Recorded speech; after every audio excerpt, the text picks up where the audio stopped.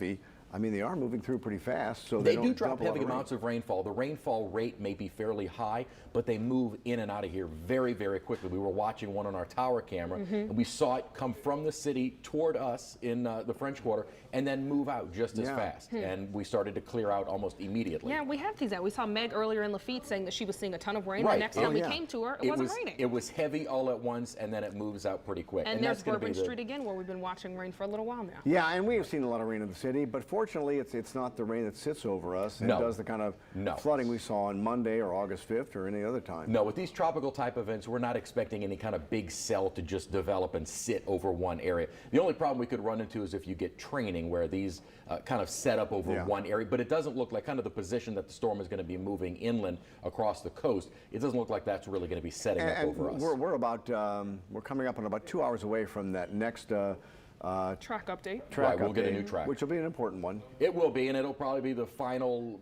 adjustment from the Hurricane Center. I don't think we're going to see a great deal of movement from their 4 o'clock to their 10 o'clock, because by the 10 o'clock update, it'll already be nearing land. So this 4 o'clock update will probably be a good indicator of where this thing is finally going to make landfall. Right, and something to note is we're expecting that kind of northeasterly turn, moving it more toward Mississippi, and that hasn't happened quite yet. And I've had some people tweeting me and texting me, you know, what makes it turn? What'll make it turn? Because they say their fear is it looks like it's going straight toward the city. And it's tough to do that, because if you kind of follow a straight line of where it's moving right now, it looks like it would take it right over the city.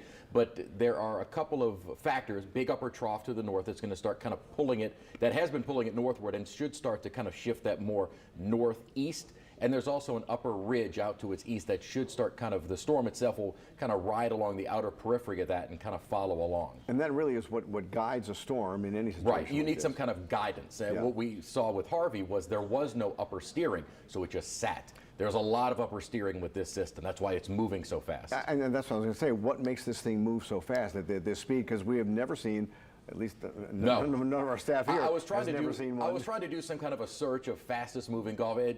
They're not really classified that way, but in my career, I've never seen a storm, and growing up on the Gulf Coast, ever move this fast in the Gulf of Mexico. But it means good for the impacts once it actually reaches us. It is, because it's not sitting, because the environment it's in right now is kind of allowing it to continue growing and getting stronger. It's just not going to have a whole lot of time to do that. Although that fast movement does increase the wind speed on the It does side, on the eastern side of it. So as it is making landfall, that will increase the wind speed across the Mississippi and Alabama Gulf Coast. All right. Take us through this. All right, let's take a look at what's going on right now. This is a look at our visible satellite, and what we've been watching for are those outer bands, those initial outer bands beginning to move into the area. Now, the first one has kind of pushed through the city now, and we still have some lingering rain behind it, but that's the first of probably several that we will see throughout the course of the day today and through the night tonight. So at the moment, we had that one band moving on through. The center of the storm is not too far away from the mouth of the river, and we're going to continue to see that more northwesterly track, and we are expecting that turn later in the day today and as we get into overnight tonight, and that will begin that more track toward the Mississippi coast. Somewhere along the central Mississippi coast, we're expecting landfall late tonight and into early tomorrow morning. Look at the rainfall right now. I've got it wider just to give you an idea of where the eye is. There is the center of the storm. Now, what we don't have is an eye wall developing completely around that center. So we have not ever really developed a clean center of I shouldn't say center of circulation, but a clean eye wall that developed around that center. Hurricane hunters went into it. They were never able to find a perfect circular area around the eye, so it's always looked a little bit more on the ragged side. But here come those bands. We've had the first one moving across the city, and again, you get kind of that initial band of heavier rainfall. You do have some pockets of heavier rainfall, and then kind of light to moderate rain. A few more pockets of heavy rain moving into Lake Borgne towards Slidell at the moment. Those will move through pretty quick. Also, some pop-up showers on the Mississippi coastline. Jacqueline Quinn was texting me a bit. She's up in the Mississippi coast. She said, are these showers that are moving through associated with Nate? And I said, yep, that's kind of that initial, not exactly a band of rain, but kind of the scattered showers associated with Nate moving through. First band has pushed on in. Again, it's not a real clean-cut, narrow band. You kind of get that initial line, that initial surge of the heavier rainfall, and now some more moderate rain that is lingering in behind it. Also from Raceland, Des Allemands, Raceland, Houma, Gray, Thibodaux, Morgan City, getting on the first of the bands from Nate, and we will see more throughout the day today. So again, if you're just kind of joining us and trying to get an update, these are the coordinates. Winds are at 90 miles an hour with forward motion north-northwest at 25 miles an hour. Still have that north-northwesterly track. What we want to start seeing is more of a north and then northeast. We should start to see that during the course of the next several hours as we get later into the afternoon and into the evening. Doesn't have much more time to strengthen, and I kind of took off our hurricane icon to show you what is happening with the convection. Watch this. As the center of the storm moves closer to the mouth of the river, you see those pink colors. Those are the tallest cloud tops. Those are your coldest cloud tops, your larger storms. A lot of those have started to kind of fall apart. Maybe that they're trying to regenerate around a center, but I tell you what, it's going to struggle to do that just because it's been moving so rapidly. No change in the track. Again, we're not going to get a new track for another 2 hours. At the 4 o'clock advisory, we'll have new coordinates, new forward motion probably, new wind speed, as well as a new track. I don't think we're going to see a great deal of adjustment from the track currently issued by the Hurricane Center. Again, once inland, it's going to be moving very, very rapidly up toward kind of central and then north Alabama by early tomorrow morning. Daybreak tomorrow morning. You sleep overnight tonight, wake up by about 7 a.m. tomorrow. The storm will have already moved inland, and the center will already be north of Hattiesburg. So this is going to be moving very quickly. By Sunday evening, 7 o'clock, the center of the storm is already over eastern Tennessee and moving toward West Virginia, Kentucky, and then continuing up toward the northeast. Computer models, this is about as good as the agreement has ever been, and they are now clustered and have been clustering a little bit more across coastal Mississippi. That's why I don't think we're going to see a great deal of movement from the forecast track from the Hurricane Center. We've also been talking about the fact that Nate is a very small storm. The wind field does not go very far out away from the center. You're going to find the strongest winds and the greater wind field, the greater distance away from the center, on the eastern side. Hurricane force winds are basically going to be confined to just near the center. So wherever this makes landfall, and likely right along the Mississippi coast, maybe as close as the Mississippi-Alabama line, would experience some hurricane force winds, but not really beyond that as it starts to move inland. Once inland, it quickly starts to weaken, begins to fall apart, and then those winds start to subside. However, notice north of Mobile into central Alabama, they may still feel some tropical storm force winds, even as far north as parts of Tennessee, just because the storm is moving so rapidly.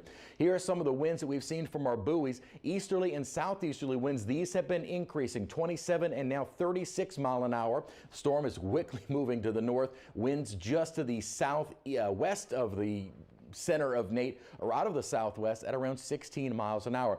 Inland winds have been picking up. Sometimes the winds have picked up more associated with those storms, that initial feeder band that moved on through, that outer band that pushed through. Winds out Lakefront Airport, 18 miles an hour with a wind gust of 24. We've had a wind gust up at Slidell of 20 miles an hour. This has been kind of an interesting graphic just to show you what the winds are going to be doing steadily again through the day, piling up that water, sending the surge northward into the Mississippi coast, along the Louisiana coastline. Mostly, or the greatest, at least for Louisiana, will be on our eastern facing shoreline. We are getting a surge on our southern facing shoreline, west of the mouth of the river, west of Grand Isle, but the surge there is expected to be far less than what we're anticipating in southern Plaquemines, coastal St. Bernard, and the Mississippi coast. As we get later into the overnight hours and early tomorrow morning, winds are already starting to shift direction, and that starts taking that water and pushing it out of the lake and away from the coastline. Wave heights getting near. One of our buoys is very near the center of Nate,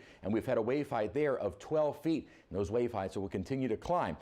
Now, wave heights, but storm surge is anticipated to get upwards near 12 feet. Right now, I believe the Weather Service is going with an kind of an extreme total of 11 feet. So we could see very high total storm surges, again, along the Mississippi coast. And then it's very complex trying to forecast storm surge, because here's Bay St. Louis, the bay itself, and then some of the inland waterways will get a little bit of a surge as well, kind of inland from Biloxi. Not anticipating a great deal of surge in especially the western part of Lake Pontchartrain, but more so on the eastern side of Lake Pontchartrain. However, storm surge warnings are in effect, anticipating 7 to 11 feet above ground level for areas outside of the levee protection system for our eastern facing shorelines, as well as along the Mississippi coast. Again, western part of Lake Pontchartrain 3 to 5 feet, eastern part of the lake 4 to 7, the same for areas west of the mouth of the river.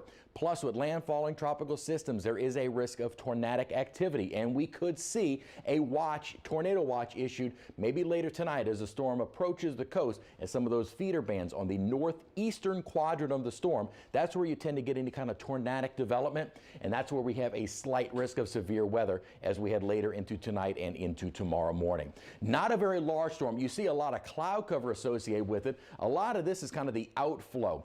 I tell you what, it's in a very good environment for further strengthening. The positive is that it's been moving so fast, it just doesn't have a whole lot of time. We've had this big upper level trough off to its southwest. That has been one of the causes and one of the reasons for that fast motion toward the north.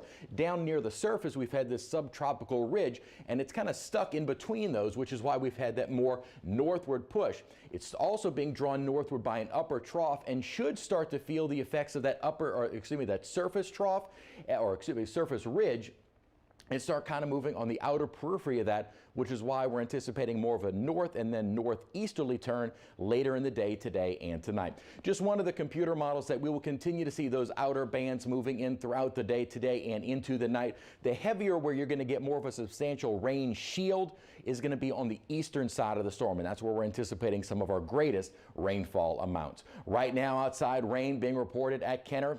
Temperatures dropped quite a bit by about 10 degrees because of clouds and rainfall. They're now at 76. 89 though at Bogalusa. Maybe some sunshine, but it looks like mostly cloudy skies there. But we haven't had any rainfall moving toward Bogalusa, so temperatures have started to come up. And because of these rain bands now moving in, temperatures are going to stay on the cooler side throughout the rest of the day today. But a mild night as temperatures only drop into the 70s. Really not a great deal cooler than we are right now.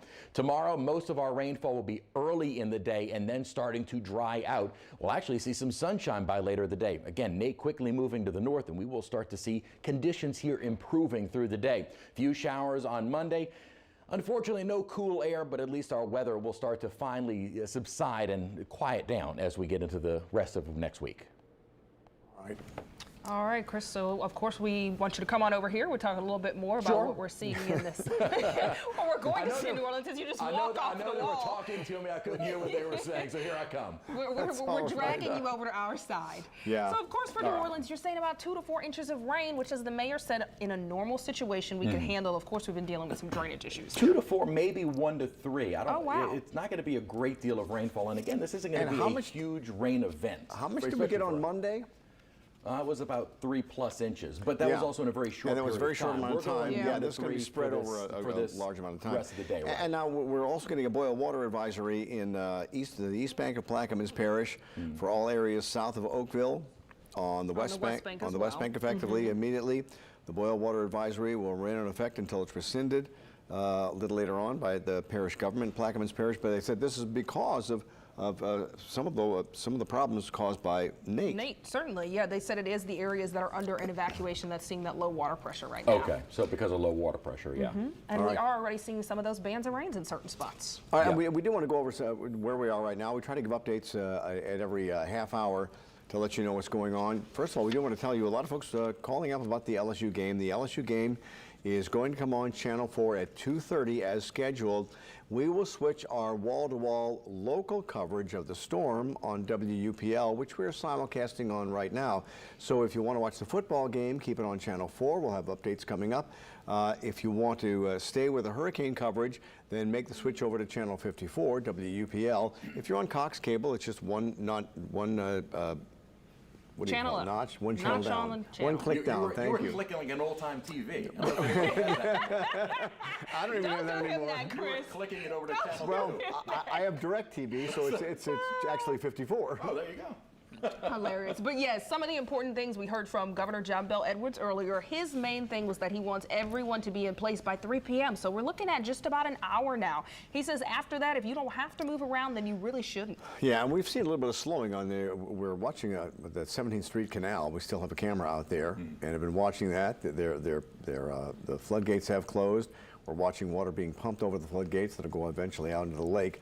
And really, this is very important to the hurricane protection of the entire metro area as far as Jefferson and Orleans goes. Right. I mean, if we had had these during Hurricane Katrina, much of the East Bank of Orleans Parish on this side of the industrial canal would not have flooded. We wouldn't have put the stress on the canal walls like we did with Katrina. Well, and 2 of them breached, and Well, yeah. one of them over top. So it was a lot of stress, and we didn't realize how badly those were built in the first place. Right. So a lot of things that, from Katrina have led to where we are now with probably one of the best hurricane protection systems in the country. Oh, absolutely. I mean, we're such a unique terrain, and we always kind of compare ourselves with the Netherlands, where you have an entire country that's almost all entirely below sea level. And if you've been out fishing anytime and you go by that, what they call the Great Wall out there, Yes. It's pretty amazing to see the work they've It's done impressive. over the It's years. an engineering marvel to go and Yeah. see that. It's Really, all also- of our pumping stations and these machines that keep us dry are amazing. Yeah, Oh, and so many very flood, reassuring and so at many, this so many floodgates that really do protect this city. Since about half the city is under sea level, Right. is below sea level. About half is not, and it just depends. And we've been talking about this. There's been an argument about this. How we do? Should we fight water or should we try and manage water? Right. Because we are a lot of the areas we have, especially like Lakeview, Kenner, Metairie, things like that, are built on reclaimed lake property. Right. That we've reclaimed over the years. And if that water table starts to sink a little, well, then we have sinkage. And you notice we have sinkage all over the place here. I mean, how many of us have had to put loads dirt, of yeah. dirt in their yard Yeah. and spread it out? I've spent many summers doing that for my parents' house and my own house. Yeah, and again, the Dutch system is one where they try to work with the water. They have canals, things like Right. that, and it keeps a lot of the water table replenished. Right. And that's the argument we've been going over for years in this area. But as far as what the Corps has done on the hurricane protection system, it has been masterful. And it's, so far, it's worked. Yeah, we Yeah. hope that it certainly is. Yeah. All right, well, now we want to check in with Plaquemines Parish. Doug Mouton is there. Doug?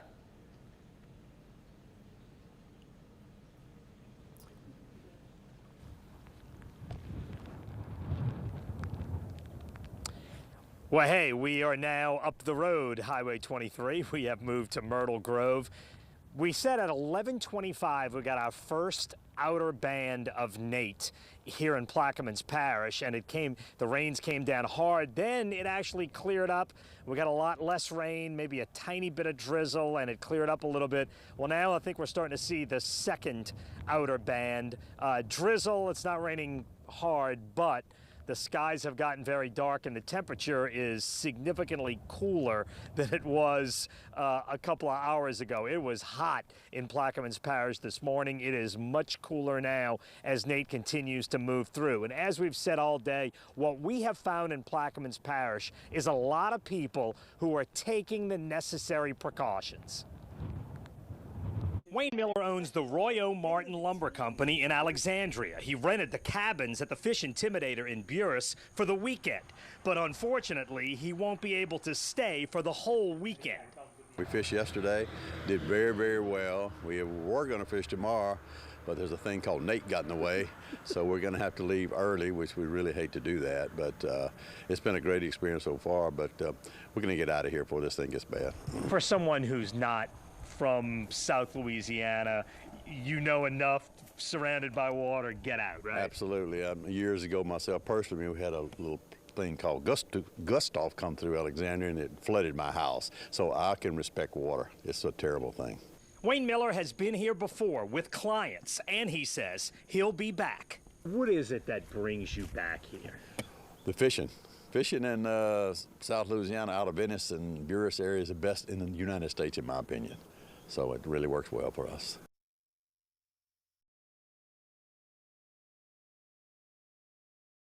A lot of fishermen today. As we said, we saw shrimp boats and oyster boats. Those cannot come out of the water. They were being locked down, strapped down. A lot of commercial fishermen were going to spend the nights on their boats, so if there was a problem, they could jump out and take care of it.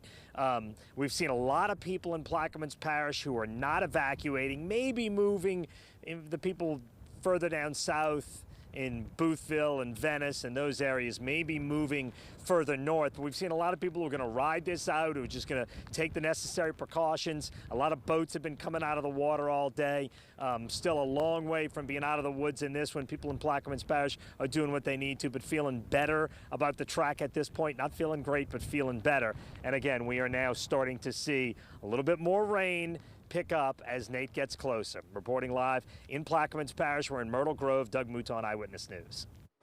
Much and Doug was talking about that track because people do wonder about it, but Certainly. It does appear, according to Chris and our weather staff, that it will be making that turn and heading a bit toward the east and maybe miss Louisiana altogether, at least the center of the storm. And we are already seeing some bands of rains in some areas, including the French Quarter and out in Lafitte. I know, Meg, you've experienced some rain already there. That's right, we have. We had a nice day to begin with, then we had the skies getting darker, and then a massive feeder band came through with heavy, heavy rain, high winds, and then it passed, and then we got the clearing, little break in the sky, but we're just starting to see a few more float in. But what we've been talking about the whole time is that the surge is what they're very concerned with here in Lafitte. And there are about 10 people who just showed up, people who live here in Lafitte and do charter boats and all that type of thing. And I asked them, because they've been rotting around, have they seen any surge anywhere causing any problems? And they say not yet. Now, of course, our meteorologists have been saying that the worst of the weather comes in later on this evening and overnight. So we won't know until then. But lots of sandbags up around town and HESCO baskets and that type of thing to protect some of the vulnerable areas. So what they've been saying is when we say on the air 4 to 7 feet, they say 4 will be fine, but 7 feet could mean water in people's homes, and the mayor was very concerned about having to go through that. But so far there are some people who are driving around making sure their property's okay, and even though there was a mandatory evacuation, we are seeing people around here who said that they would not evacuate. Most of the people. There were some. We did see some leaving, but some of the people saw when it made that little turn that they didn't feel they needed to and wanted to make sure their property was secure. Reporting live from Lafitte, back to you. All right, Meg, thank you very much. And we were asking about the casinos over in Mississippi. That's right. The newspaper over there is saying they are going to be closing. We're hearing that 12 casinos in South Mississippi will close at 5 p.m. This applies to the casino floors. For now, the casino hotels will remain open. That depends on the management, really, for each hotel. We're also hearing of a shelter location. This is in St. Bernard Parish. They have a mandatory evacuation there for residents outside of the levee protection system. So this shelter location on your screen is only for residents who live outside of the levee protection system. That will be opening at 4 p.m. And again, LSU is playing Florida at Florida today. It's a big game for the SEC. We are going to carry that live here in about 17 minutes from now at 2:30. Channel 4 will be carrying that game. We, of course, will have updates on the hurricane on your screen all throughout the game. But we will be switching over to Channel 54, WUPL, on our full hurricane coverage. If you've got Cox, that's on Channel 2, Charter Channel 16. If you're on DirecTV or watching on an antenna, it's Channel 54. That's right. All right. Well, we saw, which was pretty amazing earlier, the temporary floodgate over at the 17th Street Canal closed. Katie Steiner is still there. She is joining us now. Katie? And it looks like a little weather out there, too. Hey, guys. Yeah, we did. Just about 45 minutes ago, the rain really started coming. So you heard Meg talk about that intense rain band. Well, that's what we saw about 45 minutes ago, and it's just continued to rain. through the 45 minutes, and it's going to continue to rain. So you can see those pumps are activated. So the water that you are seeing right now are from the outflow canals. So the city will pump that water into the lake here. These floodgates have been closed. As you saw earlier in the show, they closed them live with us. So since the water can't drain out into the lake, they have to pump that water over the floodgate, and then so that's the water that you are looking at right now. That is from the city of New Orleans. And the reason that they closed this floodgate is because the lake has risen, and because of that storm surge that we're worried about. So right now it is just a little bit under 3 feet, which is the trigger. So they closed it because they knew that that storm was coming. So that's kind of what we're looking at right now here at the 17th Street Canal. But we've been seeing we saw really heavy rain for probably about 15 minutes. About 45 minutes ago, and then the last half hour has just been a solid stream of rain. It's not that bad, but it is just raining kind of consistently, and that's what we're going to be seeing here. It looks like for the next couple of minutes here for a while. It doesn't look like it's lighting up at all anytime soon here in the city of New Orleans. Now, as you heard the mayor say, he said if we do get 2 to 4 inches of rain, the city should be able to handle it. Of course, we've all been worried about the pumps with the situation with the Sewerage and Water Board. They do tell us that the city is prepared for the amount of rain that Nate is supposed to be bringing. So we're just going to have to watch that storm, see if it stays on its current track. Of course, you never know what happens, but as of right now, it does look like it is going to be staying east of us as opposed to west. But you can see the Army Corps of Engineers has prepared. That gate is down, and you can see that water is pumping out from the city of New Orleans. So they say they don't close these floodgates too often. They said they've only really done it 11 times since they've installed these floodgates here back in 2006. But we're going to be here throughout the day. Of course, we're going to be live all over the place. We are here in New Orleans. You also have coverage in Lafitte, all the way in Mississippi as well. So we're keeping a close eye here on Hurricane Nate as it makes its first really impact here on New Orleans with just a steady stream of rain. Guys, back to you. Thank you, Katie. And that 17th Street Canal is vital for both, excuse me, Orleans and Jefferson parishes. So it's just good to see that working very well. All right, Carl is joining us now. And Carl, what do you have for us?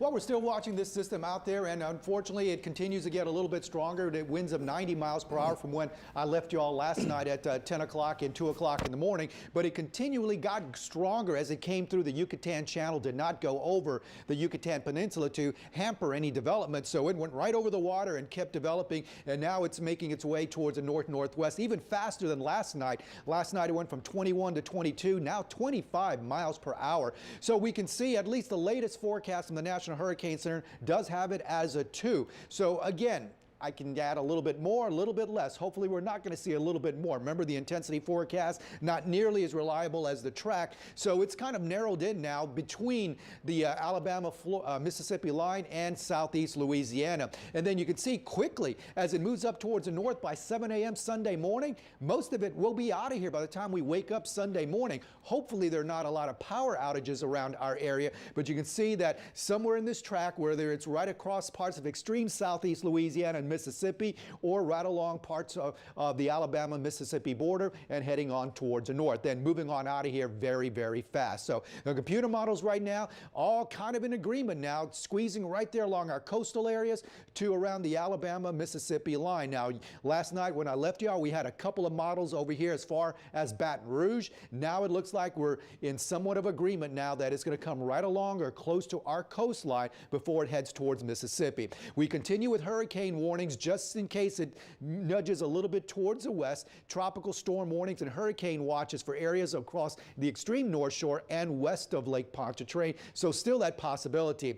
The storm surge, they've increased it since last night, 7 to 11 feet from east of the river along the Mississippi coast. In the eastern lake, 4 to 7 foot storm surge. Western lake, 3 to 5 feet. As that water level rises in the lake, rivers may start to back up. So if you're along rivers on the North Shore, you'll have to watch that closely as the lake waters will start to rise west of the river along the coast, 4 to 7 feet. Again, as we look at the computer progression of the storm surge, you can see the highest are right along the coastal areas of Shell Beach, Mississippi, and over towards Alabama. In the lake, about 2, 3, 4, 5 foot storm surge. So we are seeing the highest east of the river, of course, and that was the expectation from the National Hurricane Center. Flash flood watch, Mississippi counties could see as much as 4 to 7 inches, as you've heard, about 2 to 4 inches around our area.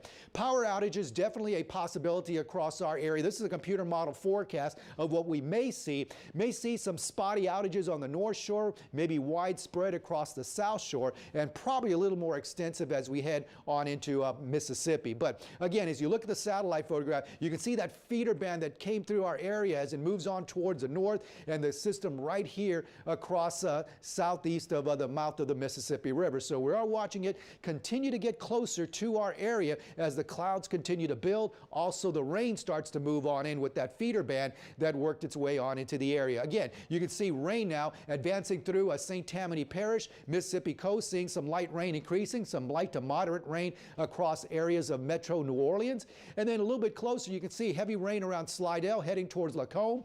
Over towards Laplace, you see some rain there. Also across St. Bernard Parish, some rain. And then down south, rain not nearly as heavy around Grand Isle, lower Plaquemines Parish. But again, right here, we're seeing the eye starting to churn out here. Not yet very impressive yet, but as it continues to move northward, it's really not that far from our area, so we'll have to continue to watch this. And then with Nate, that makes it the 9th hurricane of the season. And we've had 14 named storms so far, so you can see we are above average and in that forecast range of NOAA, and getting close to that forecast by Colorado State University. Here's the Saffir-Simpson scale. We're at 90 miles per hour, or I should say, you can see the Saffir-Simpson scale. Hopefully we don't get to that category 2. We're at 90 right now, so 96 is the threshold for Category 2 hurricane, and it's expected to be 105 at landfall, so getting close to a strong 2, hopefully not a 3.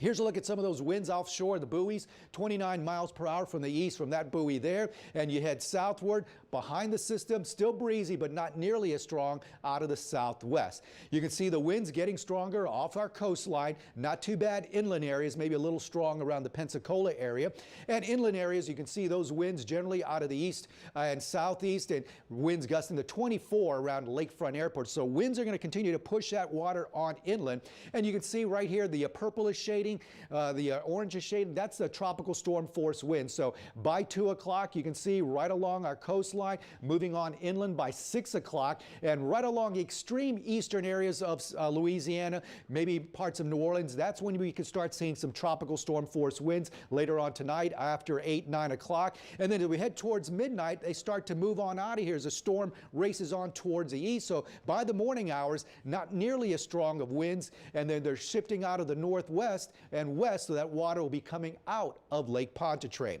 As we look at the wind field, the yellow is a tropical storm force winds. As you can see, by 5:30, spreading on into parts of Plaquemines Parish and extreme eastern areas of southeast Louisiana. You can see around New Orleans east by 9:30 is what the other model showed you. The strongest winds now beginning to move on into the Biloxi area, hurricane force winds right down towards the south. And then you can see even by midnight, 12:30, the tropical storm force winds are leaving our area. And then by the morning hours, just some windy conditions, but far below tropical storm strength. So as we look at what's happening outside right now, it's 76 degrees at the airport. With some rain going on there with an east wind at 9 miles per hour. Dew point high at 75. It was up a little bit more than that earlier this morning. So as we look at the next several hours, we're going to stay pretty much in the low 80s, and that rain chance will stay high for feeder bands coming on through. But as we get past midnight, we may start to see that rain chance start to diminish. And even tomorrow afternoon, we're not looking at a lot of rain across our area. So about a 70-80% chance for showers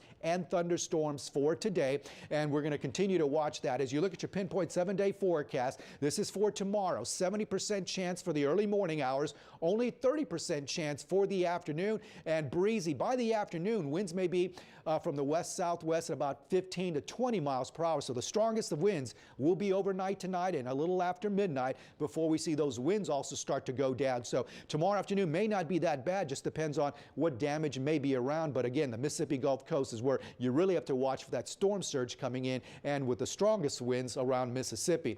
And then for Monday, about a 40% chance for showers and storms even into Tuesday.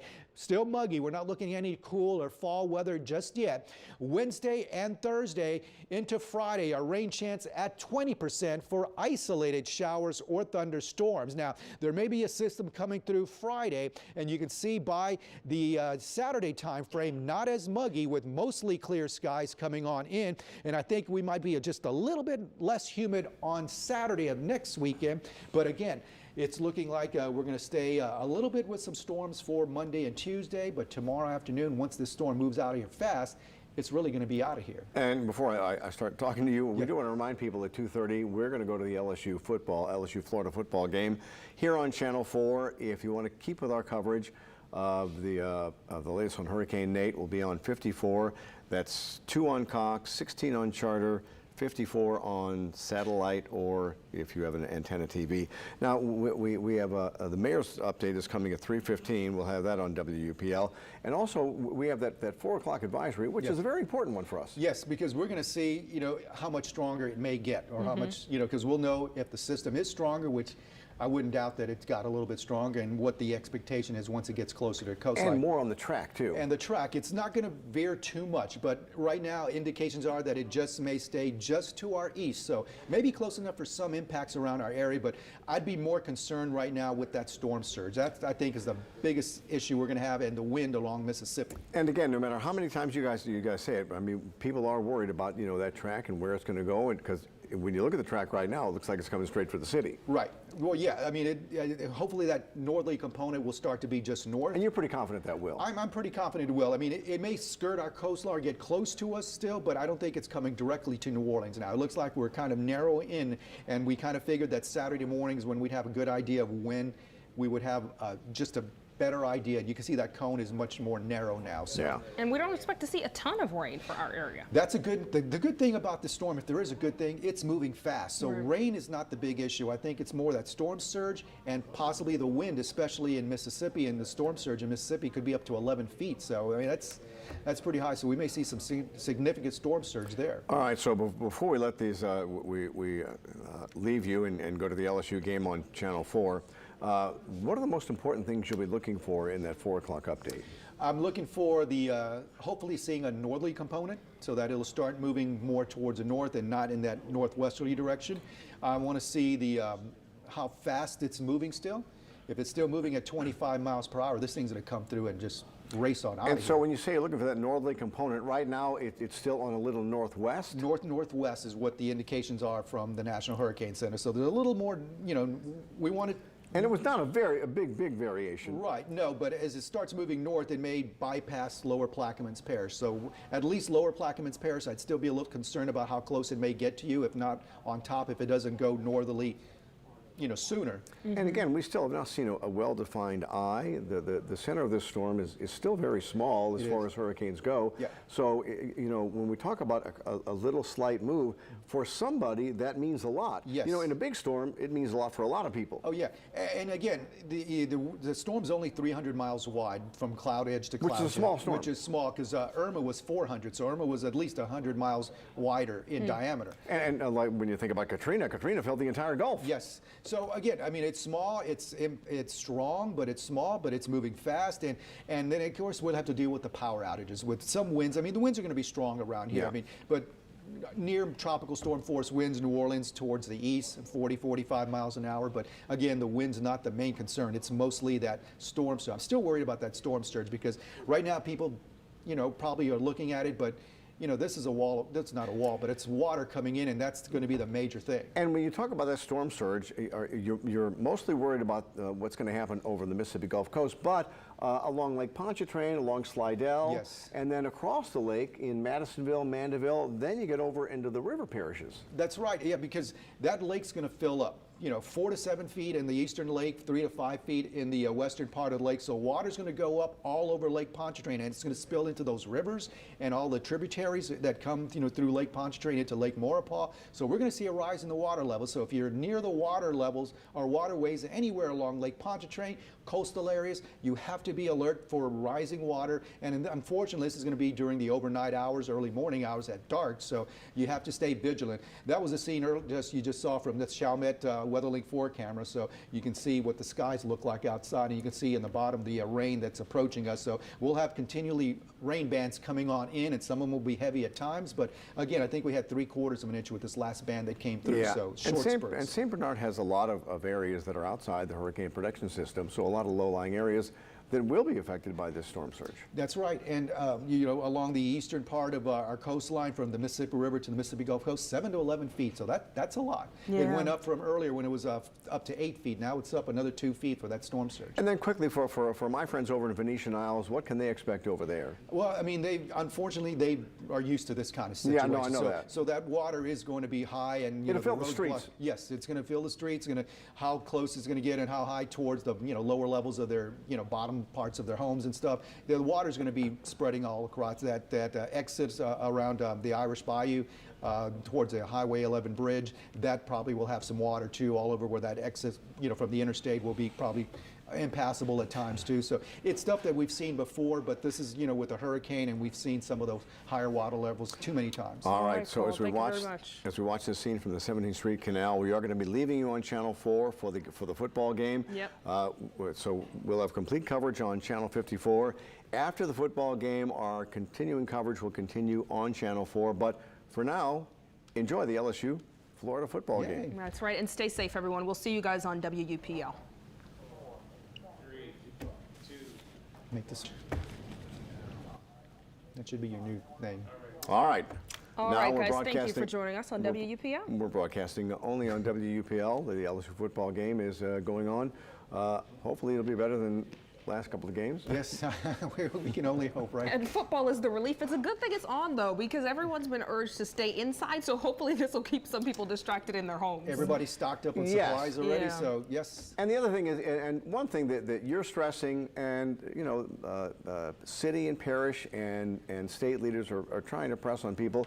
Look, even though it looks like that we will be on the weak side of this storm, and maybe we've dodged another bullet, you just can't let your guard down, and that's why we're waiting on that 4 o'clock update. Right, and so many times, people say we're overhyping and overdoing this, but the possibility that it could be right on top of us was there for a little while. Yeah. And we don't know about the tracks, how much they shift east or west. And right now, as we get close to less than 12 hours of landfall, it's probably not going to do a lot more shifting. So now we just want to see the track, the movement it's going to be doing. Talk about that landfall. What are we going to see in Biloxi and the Mississippi coastal areas? Unfortunately, they're going to have the strongest of winds. So whether it gets to 105, 110, they're going to have the strongest winds right along the center of the eye and just to the right of the eye. And also the highest storm surge coming in could be as high as 11 feet along the Mississippi Gulf Coast. So again, the residents there are so familiar with Yeah. storm surge. This one not as bad as Katrina and past major hurricanes, but at least 11 feet is still nothing to take lightly. All right, right. we try to give everybody an update at the half hour and the top of the hour, and this is our 2:30 update. That's right. We are looking at a boil water advisory in Plaquemines Parish, and this is due to Hurricane Nate. It is causing some low water pressure in areas there, so this is going to be for the east bank of Plaquemines Parish and then south of Oakville for the west bank. And then we've got shelters opening up in every parish where there is a mandatory evacuation. There will be evacuation centers set up. We have those in St. Bernard, St. Tammany, and here in New Orleans, there is a mandatory evacuation over in Venetian Isles and Lake Catherine. I'm not sure where they have an evacuation center for those folks. No, if they have I'm not sure announced where one. they're supposed to go, but just out of that area. And of course, for New Orleans, we've got a curfew Yeah. coming in place from 7 p.m. to 7 a.m. But now we want to take it to Biloxi. We've been talking about the Mississippi coast, going to be the direct hit of this storm from the track we're watching right now. We want to go to Brett Buffington with KHOU, who's in Biloxi. Hi, Brett. Hey, good afternoon. How are you? From a very wet and windy Biloxi. We just watched as one of those first bands of Nate pass through here, and boy, it was wet and windy. The visibility across the bay here, you couldn't see the other side. It certainly slacked off a little bit now, enough for us to come out here. If you're familiar with the area, we're at the Biloxi Yacht Club, and there's quite an interesting effort going on right now. This is Mr. Otto. He's sitting back here. He is the Commodore of the Biloxi Yacht Club, and he's been that for the last 30 years. He's ridden out a couple of storms here along the Mississippi coast. This is his boat. It's the Flirt. He's been trying to sell it, He's certainly been sailing on it plenty of times too. He's gone to the Bahamas, tried to go to Cuba once, but he got turned around. Anyway, he and some of his friends are out here. They didn't expect Nate to be quite so strong as it was coming to shore. Now, as you just heard, forecasted to bring those winds between 95 to 110 miles an hour. They're trying to secure this boat. As you can see, a lot of the slips here at the yacht club are empty. Those people were able to get their boats out of the water. Mr. Otto, he is 82, so he didn't have the opportunity to do that. And again, some of his friends here at the yacht club have been out. They've been securing this boat, tightening the moorings, getting the bilge pump back working, certainly preparing for Nate to make landfall here. We're expecting that around 8:30 tonight to bring those intense conditions with this Category 2 storm here. Not so much concerned about the rainfall here tonight, but it will be the wind and the storm surge. Here in Biloxi, they're expecting that storm surge to be between 9 and 11 feet. And photographer Eric Darius with me, you can see the beach over there. There's nothing really to protect from the bay to Highway 90, and that's where you see those cars there. We've just learned here in Biloxi, they have issued a mandatory evacuation along Highway 90. That means the hotels here are being forced to close. As you zoom there across the bay, down Highway 90 from where we are, there's the sign that tells it all here in Biloxi tonight. That's the Hard Rock. Right below the sign that says Hard Rock, it says we're closed. Biloxi certainly shutting down here along the low-lying areas. They're also asking people, if you live in a mobile home, that you leave your home now before 8:30 tonight. That way you're able to get somewhere safe. Again, as in any storm like this, there is a certain point that if you need help, emergency workers cannot get to you because it would be too dangerous for them, and that is at a certain wind speed as this storm, as Nate makes its way here to the Mississippi coast. Again, we're expecting that right as the sun starts to go down here. We'll certainly see deteriorating conditions here. Again, back to the bay here, you can see everything has calmed back down. It's pretty flat now, but just 5 minutes ago, we watched as that band came through here. It certainly chopped things up. And we're expecting, of course, as you cover any storm, you see the first band and the second band. As they pass through, you get these lulls just like we're in right now, but as that eye certainly gets a lot closer to the coastline here, you'll see heavy rain, heavy wind, and of course, the dangerous thing we're watching tonight is that storm surge, making it more dangerous. The storm will make landfall in the nighttime hours as it's dark outside. A lot of people in these low-lying areas, if they don't leave, it's likely they won't notice that the water is coming up. Again, emergency officials here in this county and in Biloxi asking people, if you live along Highway 90, if you live in low-lying areas, and if you live in a mobile home, right now is the time to leave. We're live in Biloxi this afternoon. I'm Brett Buffington, Eyewitness News. And Brett, for boat owners, it always is a hard time to watch a storm like this. And the dock you're standing on, give it a few hours, that dock will be totally underwater. And that's exactly what they're expecting here at this yacht club. They've already shut the power off here to this building. They are preparing for the water to come over this dock. They're certainly very worried about this sailboat. In fact, Otto, the owner, I just told you, 83 years old, wasn't able to get it out on his own. He's certainly kind of concerned about his boat. He told me just a little bit ago as I was chatting with him, he said, if it sinks, Brett, it sinks. And that is just his mindset tonight, as he knows that Nate is on its way here. He is on its way here to Biloxi this afternoon. Certainly going to bring that high water with it. You think 11 feet of water. We're certainly not 11 feet off the water right now. So as that water continues to rise, it is likely, as you just said, this dock will be underwater, Highway 90 will be underwater, and homes just across Highway 90 here will certainly get water inside of them. That is, if it comes as forecasted with that 11-foot surge. Well, that bimini cover was still up, so the winds will probably shred that. I mean, it's going to be a tough time. So, but Brett, thank you for the coverage. We appreciate that. Very complete story, and our sympathies go to that poor boat owner. Oh, yes, certainly. And for everybody there who's going to be dealing with this, and it's going to happen during the middle of the night. So hopefully they're going to do just what we're doing, just kind of stay in place. All right, we're going on to St. Bernard now, and Parish President Guy McGinnis is joining us on the phone right now. Good afternoon, Eric and Sheila. Hi there. Yeah, I understand you guys have opened a shelter for your residents who are outside of the levee protection system. We have, after some consultation with representatives from GOSEP and representatives of the governor's office, we decided to open up a shelter at Gautier Gym, Bobolink, and Porges. We felt it was imperative if there was one family or 20, and we have about 20 families in that area, to make sure that we had shelter for a mandatory evacuation area. So we did that. Do you have anybody there now, Guy? We are in the process Eric, in opening that up. Okay. As you can see, officially, we have it opening at 4 p.m. But, you know, right now it's almost 3 o'clock. So we're going to have representatives of the fire department. We're going to have representatives from Acadian Ambulance and representatives from parish government. We're going to make sure that, you know, we have a safe place for those residents who need it to ride out the storm. We don't anticipate many. Like I said, Yeah. we have about 20 families. Most of them, we know where they're at. They have family on the inside of the protection system. But we just felt, since we did a mandatory evacuation, that if we had one person that lived outside that needed a place, that we needed to open it up.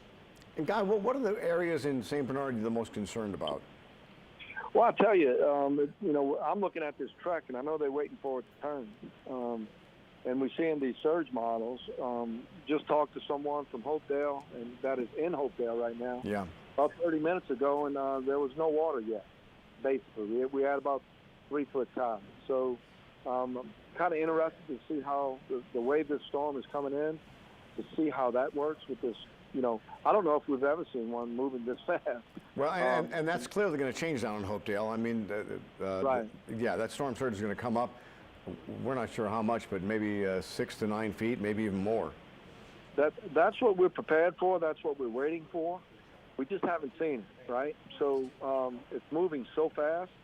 It seems like this surge is going to come very, very fast, and it's going to come high. So we're prepared for it. We have people in place, and we're actually looking at this track. You know, we're staying vigilant and alert. If this thing doesn't turn, it could be a lot worse than if it does, obviously, right? Certainly, yeah. And of course, as a parish, you guys are getting prepared. Are you hearing from most of your residents that they're feeling prepared? You know, we're getting a few phone calls of people being concerned about medical needs. So we're making a list, and we will attend to anyone who has needs during this storm, before, during, and after. The Sheriff's Department has been alerted. Our Director of Homeland Security, John Ram, is on top of all of those operations. We feel comfortable. We feel ready. We have equipment staged throughout the parish. We still have some crews out right now monitoring some drainage situations. All of our pumps are operational. We have 25 of 28 on the Lake Borgne Levee District side, and all 17 of the parish pumps are operational. So we're just kind of sitting here waiting. We figured it would come later on tonight, but it looks like it's going to be a little sooner in the evening. We're watching rain on this Shellmet camera right now. Where are you now, Guy, and is it raining there? It's basically drizzling right here, Sheba. I'm at the parish government complex. It's not raining very hard. We had that one band that came through, which was very windy, and a lot of rain poured in a short period of time. But we've already pumped our drainage canals down a little bit based on that. Yeah. But go ahead, Eric. And Guy, what are you telling your residents? Because here in New Orleans, the mayor is called for a 7 o'clock curfew. Over in Jefferson Parish, they haven't called a curfew, but they're telling people, you know, if you don't have to be, or please try not to be on the streets after 7 o'clock.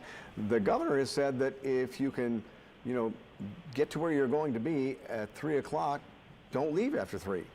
What are you telling your folks? Well, you know, that's some good advice, Eric. We have asked people early on today that if you have anything to do today, please get it done early in the morning and shelter in place and wait for this storm to pass. So that's some great advice, and that's the same advice we've been given to our residents. As I'm watching the highway right now, we still have some residents, you know, on the highway, as I can see at Chalmette. You know, that's Judge Perez right there. So, yeah. You know, as much as you try to advise people, this storm is moving faster than everyone thought. But as far as right now, the rain total is manageable. We are just waiting to see this, to see Nate turn, so that we can deal with a lot less than what we might have to if it stays on its current track. And that's why we're watching and waiting for this 4 o'clock update that will tell us hopefully a lot more about this storm, its intensity, and where it'll finally wind up going. Yeah, we're just waiting for it to make that turn. It doesn't look like it wants to make it. And are you guys in touch with the Hurricane Center, the Weather Service? like hourly or so? Yes, Eric, we just got off of a call. It was a 2 p.m. call with the Weather Service. I think they're going to do another one this afternoon at 4. So we constantly are talking to Ken and Frank and those guys and seeing what's going to happen. But right now, like you said earlier, we're looking for a 6 to 10 foot surge. We don't see it yet in St. Bernard Parish, and we're monitoring it very closely. And what's the Weather Service telling you guys? Well, they're saying the same thing. You Yeah. know, 7 to 11 storm surge. They're looking like it. You know, they're saying it's going to turn and go to Tip of Clackamas and go to Biloxi or Gulfport. So everyone's saying that, Eric, and we're just waiting to see it happen. And I can hear a little skepticism in your voice. I mean, a lot of people are still skeptical about if this actually, will make that little turn. I mean, it won't make a huge difference, but it'll make a subtle difference because the center of this storm is actually so small that little turn does make a difference for, a bunch of people. Especially, Eric. I mean, you look at the track. It's whether you're going to be on the west side or the east side Yeah. for us in St. Paul. So, I don't know. I'm just I'm not a weather guy. I just know things that are moving faster rather than slow. It's harder for it to turn. So that's just a simple thing that I'm looking at right here. But we are preparing for the worst. All right. We're asking our residents to stay indoors. We're asking them to report any problems that may exist in their neighborhood or with their home. And if anyone has medical needs, please call 504-271-1681, and we will make sure that we get them on the list and make sure that they're taken care of. And Guy, go ahead and give that number again, just for folks who may have not been able to grab a pen that fast. 504-271-1681. We have a phone bank here at Parish Government, and our employees are ready to take their phone call and take care of their needs. All right, Guy McGinnis, Parish President in St. Bernard, thank you very much. Yeah, we understand your concerns. We appreciate the update. And joining us on the set now is David Hammer, part of our investigative team. You guys have been looking at the whole sewage and water board system and the work the Department of Public Works apparently has not done on those catch basins. Yeah. Right, it's part of our down the drain project that we're working on, and I was out at about noon today in Lakeview, and they were out there with the vacuum trucks that have been such a big problem. They were working, they got 56 catch basins cleaned. I just got word. Today, just today, before they suspended operations because of, the outer bands of Nate coming in. And how many catch basins needed to be vacuumed out like that? Because we're not talking about just, pushing leaves and debris away. We're talking about, years and years of gunk in there. Right. Well, the number targeted by the mayor was 15,000, you may recall. There's 68,000 catch basins in the city. Okay. They only get, in the last several years, they've only been getting to about 3,000 of them per year. Wow. So at that rate, it would take 20 years to get them all clean. Many are sitting there for decades. And it doesn't matter how well the pumps are working or the generators are working, if you have those clogged pipes, it's not going to drain. It's a combination of those issues. There's the pumps, there's the power, and there's the catch basins at the front end, because if the water doesn't get there to be pumped out, it's moot point, right? Because I've always said, the pumps like the heart, and if your arteries are clogged, you're in trouble. Absolutely, and it's not just the catch basins. As we've pointed out several times, there's those lateral pipes that connect under the street, under the sidewalk area, that connect all the catch basins, and you can have a cleaned out catch basin, and if it can't get to the next one down the line, get to the canals, then you're in trouble. Yeah, we're looking at that video there of them suctioning that stuff out. Right. I think for people, even if you've lived here your entire life, you've never seen the inside of that. We knew there was trash and stuff blocking the outside. I don't think people had any idea the stuff that was just gunked up in there. Right. Mardi Gras beads have been in there for years and things like and all that. kinds of stuff. And it's surprising now, can those suction hoses that go in there, can they get in there and clean out those pipes all the way? They can, and part of the contract that they had in place was to do CCTV work and actually like the Roto-Rooter kind of thing, get the camera to give you an image down the line. But we found that they weren't really doing that on a regular basis, even though they had a contract in place, and that was with CES. Now CES has the contract to do this work, but they went through some problems with that for several weeks after the August 5th flooding event, where they brought in a contractor and they were putting the sludge in the wrong landfills and things like that, and they had to suspend operations for a week. So they're really behind. Now they've done a lot more in these last several weeks than they did in any of the previous years. Right. So now they're, even at the last minute here, they're trying to catch up, get stuff done, and they did 56 today alone using 14 trucks.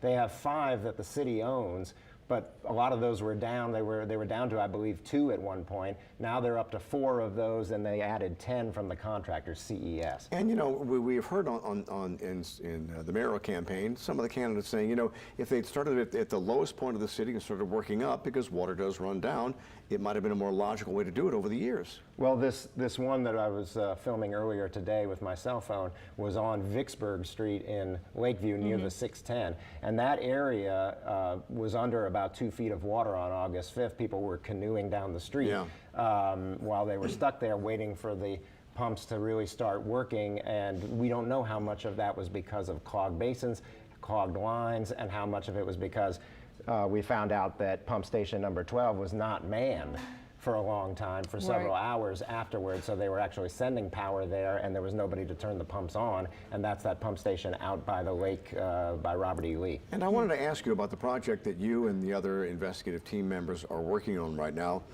If you're a New Orleanian sitting at home, how worried should you be about heavy rains or flooding and the capacity of this system to handle any kind of heavy rainfall or flooding? Well, I think there's definitely a lot of concern right now about the heavy rainfall and not so much about the winds and the storm surge because of the protection that we have. What I'm talking about is for any time when there's a buildup of rain, and we're not talking about now because this may not be as bad a rain event as we thought, but let's go back to Monday. Monday was a heavy rain event, and we saw the results.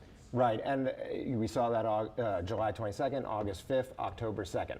So they are making some incremental improvements, and a lot of that goes to the power generation because they don't trust Entergy, even though in those cases Entergy was up. They don't trust that Entergy will be able to stay up in a storm if it is accompanied by heavy rain. And so they got to make sure that they have their own power operation that runs the pumps working. And they are in a better position now on that with 3 turbines operating and potentially making 36 megawatts of power than they've been in about 6 years. And all those extra generators too, that helps well, too. that's what's part of creating that All right, power. David, thank you very much. We appreciate I that. know you're always on top of this, and this is so important right now. Well, we're working hard on it with our Down the Drain series, so keep an eye on that. It is darn Thank you, important. David. All right, let's go down to Grand Isle now. But first, we are seeing some power outages in St. John Parish. We're already starting to see some impacts here. We've got 1,500 people without power. We're showing you the outages there on the map. So, of course, we'll keep you guys updated as we get more word of power outages around the area. And this is just the beginning. This is before we get into any of the real winds that are coming with Hurricane Nate. All right, let's go down to Grand Isle now. And the mayor there, David Carmondale. Hi, David. How are you? Hey, can you hear me, Eric? Yes. Yes, hey. Yeah, I'm right here on the Caminada side taking a ride. Just got out and checking the tires on LA1. It's starting to come up pretty good, but something is changing here. It looks like it's a little northeast wind. It's coming out of the northeast, so that means that storm will be passing more to the east of us, which it is, but it's blowing. But we got a feeder band just coming across in the Gulf right now toward us. It's getting black out and coming our way. You can see that coming, but the wind's mostly out the east northeast, so that means it's to me, it's more to the east of us, to so far, it looks like. And that is a good thing, although you will still see a lot of storm surge. Exactly, yes, sir. Yes, sir. It's coming in. I'm watching Louisiana Highway 1 right now, and like I said, the wind's picking up as we speak, gradually coming in, and you can see it creeping up the water on the backside. And I know you guys had issues there a lot. Do you anticipate that will stay open?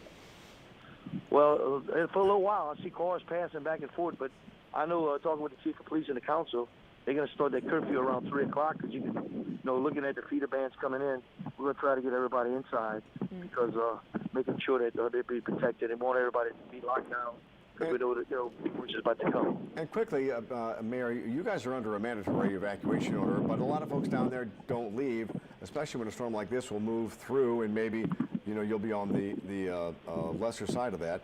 Are a lot of folks staying down there? Yes, believe it or not. We've been talking to the families and keeping an eye on them and You know, most of them are gone, but you still have a good bit of, you know, like a good bit of them scattered.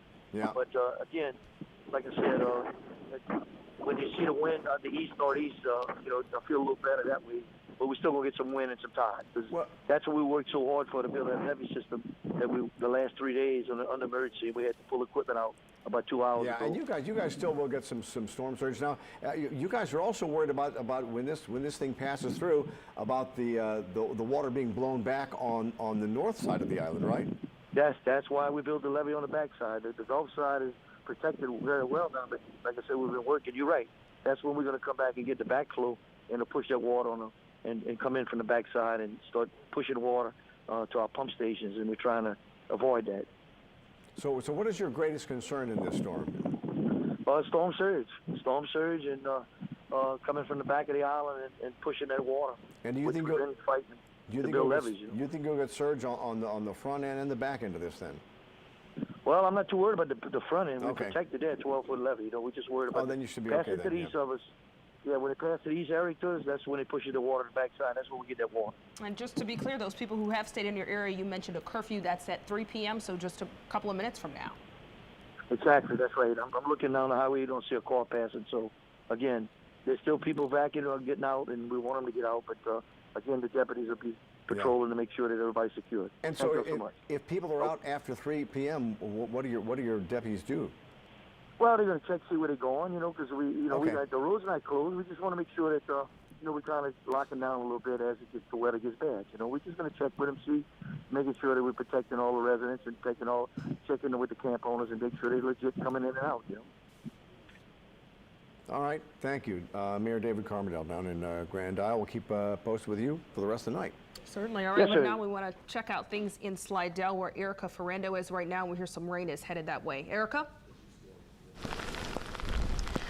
Well, I would say the rain probably started here about 20 or 30 minutes ago, and once it started, it's been pretty much a downpour ever since. Give you a good look behind me. This is Lake Pontchartrain. We're on the north side in Slidell of Lake Pontchartrain, and you can see those waves are definitely coming in. You can see on the water how hard this is coming down, and over to my right is the St. Tammany Parish Fishing Pier, and of course that's one of the locations that the parish closed down at about 2 o'clock today, as they're encouraging people to get everything they need to get inside. And what everyone in the Slidell area has been saying that they're concerned with is that storm surge, which is why we've seen so many people filling up their sandbags here in Slidell. We were at the location where they started filling them up at about 8 this morning, and it was pretty much a non-stop flow of people since then, just going there, filling up about 15 sandbags just in preparation in case they do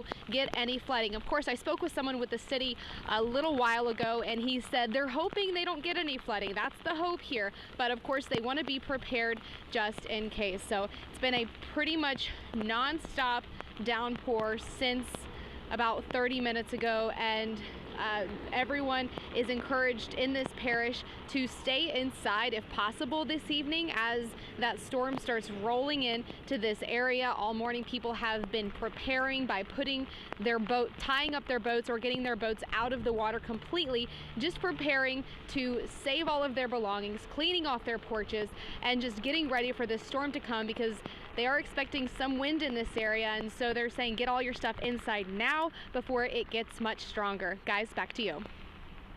Thank you very much. And you know, that's why they're saying, because the weather is going to be inclement, you know, if you don't have to be outside, don't be outside. Yes, certainly. We've been hearing that from all of the officials we've spoken to. Even in Grand Isle, we just heard their curfew goes into effect in about 3 minutes now, really urging people to stay off the roadways. Yeah, and they're not going to, it's not going to be, you know, enforced. They're not going to take you to jail if you're out or anything like that. Right. They just want to know what people are doing. And the mayor did say that down in Grand Isle, not a whole lot of people did stay, but a handful of people are still on the island. Which you'll have in any area, even if you have a mandatory evacuation. But we are seeing impacts. We saw some rain there in Slidell. We're seeing about 1,500 people right now without power in the St. John area, so we are watching that. You can see that map of power outages on your screen, and please let us know if you guys are experiencing any other outages in other areas. And you know, and we've already seen a boil water advisory out in parts of Plaquemines. Plaquemines Parish. And they said that was related to Nate. That's right. St. Tammany Parish has opened 2 shelters there. Those were set to open at 4 p.m. So about an hour from now. Pets are not allowed in those shelters, and they do ask that you bring food, bedding, and necessary medications. Those are at Creekside Junior High. You have to go to that one if you have special needs.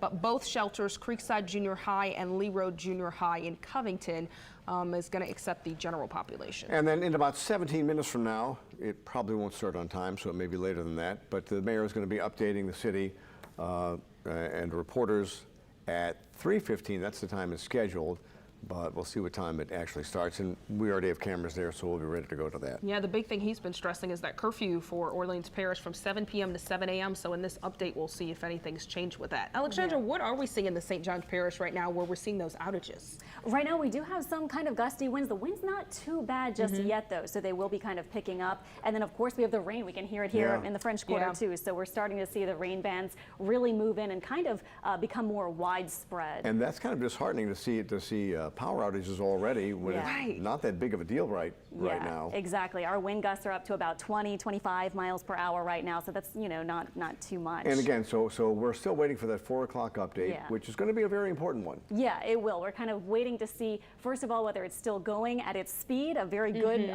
speed, of course, very fast. And then also we'll be looking for that little bit of a turn. We've been seeing a bit of it, and then we're looking for more to the north, and then eventually a little more to the northeast. And, you know, we keep on getting, we heard the doubt in Parish President Guy McGinnis' voice, and we're getting tweets and information from people all around the area who are watching that track, and it does look like it's coming straight here.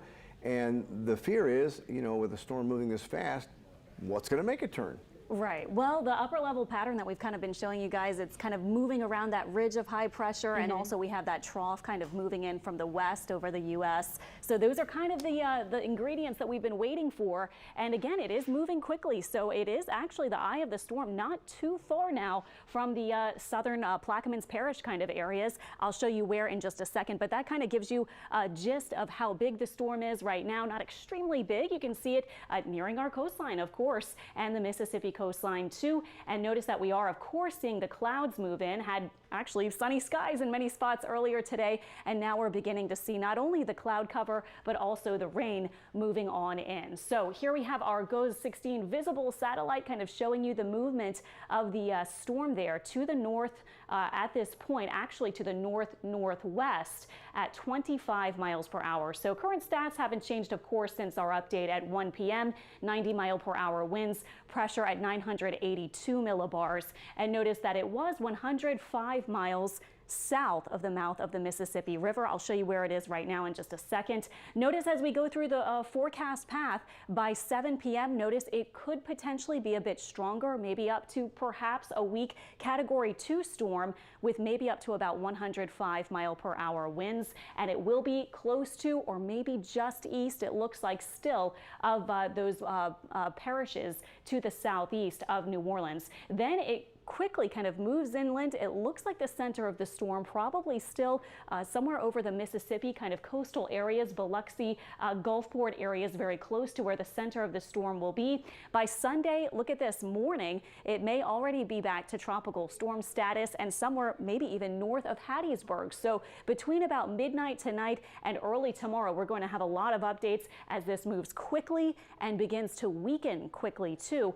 as it moves over land. Then 40 mile per hour winds as we move into the rest of Sunday, and it nears Tennessee and will actually bring some rain way far to the north and northeast of, you know, where we're watching it right now and where it will eventually make landfall. And then by Monday morning, eventually will dissipate and become a remnant low. So our computer models, again, are ranging now in a pretty good cluster from just outside of kind of Chalmette for the most western track, and then over toward almost Dauphin Island and Mobile Bay for the easternmost track. So it does look like the landfall for the storm will probably be right there along our coastal Mississippi areas. As we look at our warnings, we have storm surge warnings, of course, and kind of we've been showing you this graphic.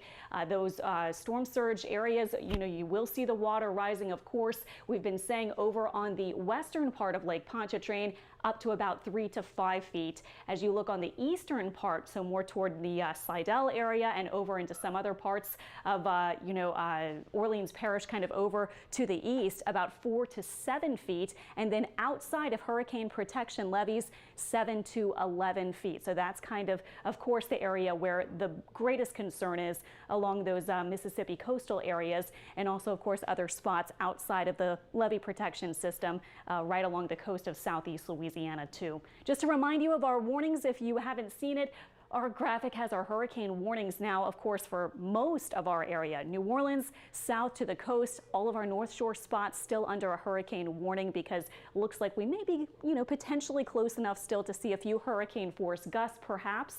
And then, of course, Mississippi over into the Alabama coastline under that hurricane warning because it looks like that's the spot where the actual center of the storm with the highest winds will make landfall tonight. As we look at our flood watches and warnings, we really, of course, have been saying for a while now that it's not going to be all that much of a rain event for many locations. The heaviest rains and flooding rains are actually going to be over in coastal Mississippi to Alabama. So our Hancock County folks and those of you over in Harrison County are under the flash flood watch that will go until tomorrow afternoon, but most of our area is looking for about 1 to 3 or so inches of rain, possibly a bit more than that. As we look at our slight risk of severe weather in the yellow, this is the area where the potential for those really high wind gusts and tornadic storms is going to be. Notice that it is mostly removed off to the east of our area. Even our Hancock County and Pearl River County folks are in the marginal risk of severe weather. So at least that is good if the center,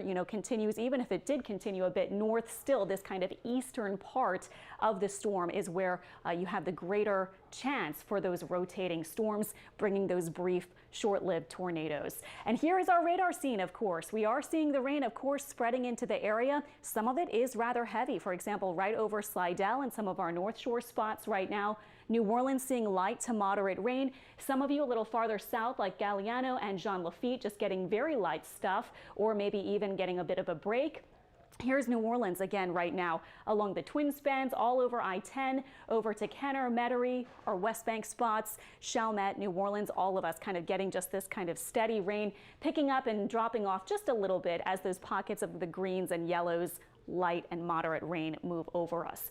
North of the lake, here we are, Picayune, getting some light rain at this point. Notice there is a band of some heavier rain. This will be moving in probably within the next 15 minutes or so, so about 3:15, 3:20. If you're in Picayune, Pearl River, you'll be seeing your rain gradually picking up with this next kind of band of some heavier downpours here. If you're in Slidell, you are getting some heavy rain around White Kitchen and Pearlington and Diamond Head, Mississippi. We're seeing some heavy downpours. Again, the movement, of course, off to the northwest, circulating around that low pressure area. Covington and Mandeville, a bit of rain at this point. Of course, it's lightened up a bit after a little band of heavier rain moved through Mandeville and Madisonville and is now pushing on to Covington. So that will be a bit heavier for a few minutes here, and then will subside. And farther north, Bogalusa getting a heavy downpour right now, but notice you have kind of greens coming shortly as this band passes you by, and Folsom too, kind of getting that increase in the rain, getting a little bit heavier pockets here and there, and then calming down for some other locations. Notice that along our coastline around Plaquemines Parish, right now we do have just kind of that lighter rain that we were seeing from some of our live reports, and over toward Thibodaux and Houma, still kind of just spotty pockets of the lighter showers moving on through. Our coastal areas, again, along Mississippi, from Biloxi to Waveland and almost to Long Beach and Lyman, Mississippi, starting to see this pocket of rain move through as well. So not too bad just yet. Our rain totals from our WeatherLink 4 sites around the area have been up to about 1 to 1.5 inches thus far. So we are going to be adding on to that, but we are certainly beginning to see some of those heavier bands. And as you know, when you see those pockets of red, that's when you get those really heavy downpours. Often if you're driving in a pocket that we would see corresponding with red on radar, you have almost zero visibility. That's when you're on the interstate and you can barely see anything with that heavy rain. So needless to say, with these pockets of rain kind of moving in and out, not a great idea to be out driving, especially as we get into later tonight too. Here is the eye that we're kind of seeing here. Notice that as I kind of put our ruler here from New Orleans all the way south, it's about 120 miles per hour or so southeast of New Orleans. And then also as we check out the area from our kind of Plaquemines Parish most southeasterly point farther south toward the eye, it's about 45 miles now, so not too far at all. Cloudy for sure in New Orleans right now. We can actually see the skyline here, so the rain not too bad at this point. 75 for our temperature at this point. And winds are from the east up to about 13 miles per hour. Notice around the area, they are mainly from the east. And notice they're not all that breezy just yet. So up to about 15 to 20 miles per hour for some of our coastal areas. But notice those gusts, that's the little yellow areas, the little yellow numbers just to the right of the wind direction arrow, indicating up to about 30 mile per hour gusts at Boothville. 41 though now over at Gulfport, Mississippi. So as we move gradually through the evening hours and into tonight, we will be seeing more of those higher gusts in those little yellow pockets. Tracking it on Precision Cast as you kind of gear up for the night ahead. 7 p.m. Notice some of the heavy pockets really still moving in, just kind of wrapping around that low pressure area, the center, of course, of the storm. This is 9 p.m. If you're kind of just looking at where the rain might be at this point, not set in stone, of course, but we will have the scattered pockets of rain here and there. And again, as we've been saying, notice where the heaviest bands are showing up on our model, our Precision Cast model here. That is the area that is under the flash flood watch at this point. So they will be looking more for a kind of a flash flooding event threat as you look at Mississippi over toward Alabama, and our model is kind of showing that too, with a heavier precipitation just off to the east of some of our St. Tammany Parish areas and even Hancock County in Mississippi. This is 3 a.m. Notice our Precision Cast model has a lot of the rain finished at that point for some locations, especially out to the west. And then as we fast forward to 7 a.m., our Precision Cast model has no rain over us. Now, I think we will still probably be wrapping up with a few showers, but as you wake up tomorrow, see the sunrise, we'll still have clouds, of course, but as it starts to turn toward daylight, we really may not have all that much rain in place even then. For the afternoon, 3 p.m., notice a few showers showing up. So we do have a 30% chance for rain tomorrow afternoon.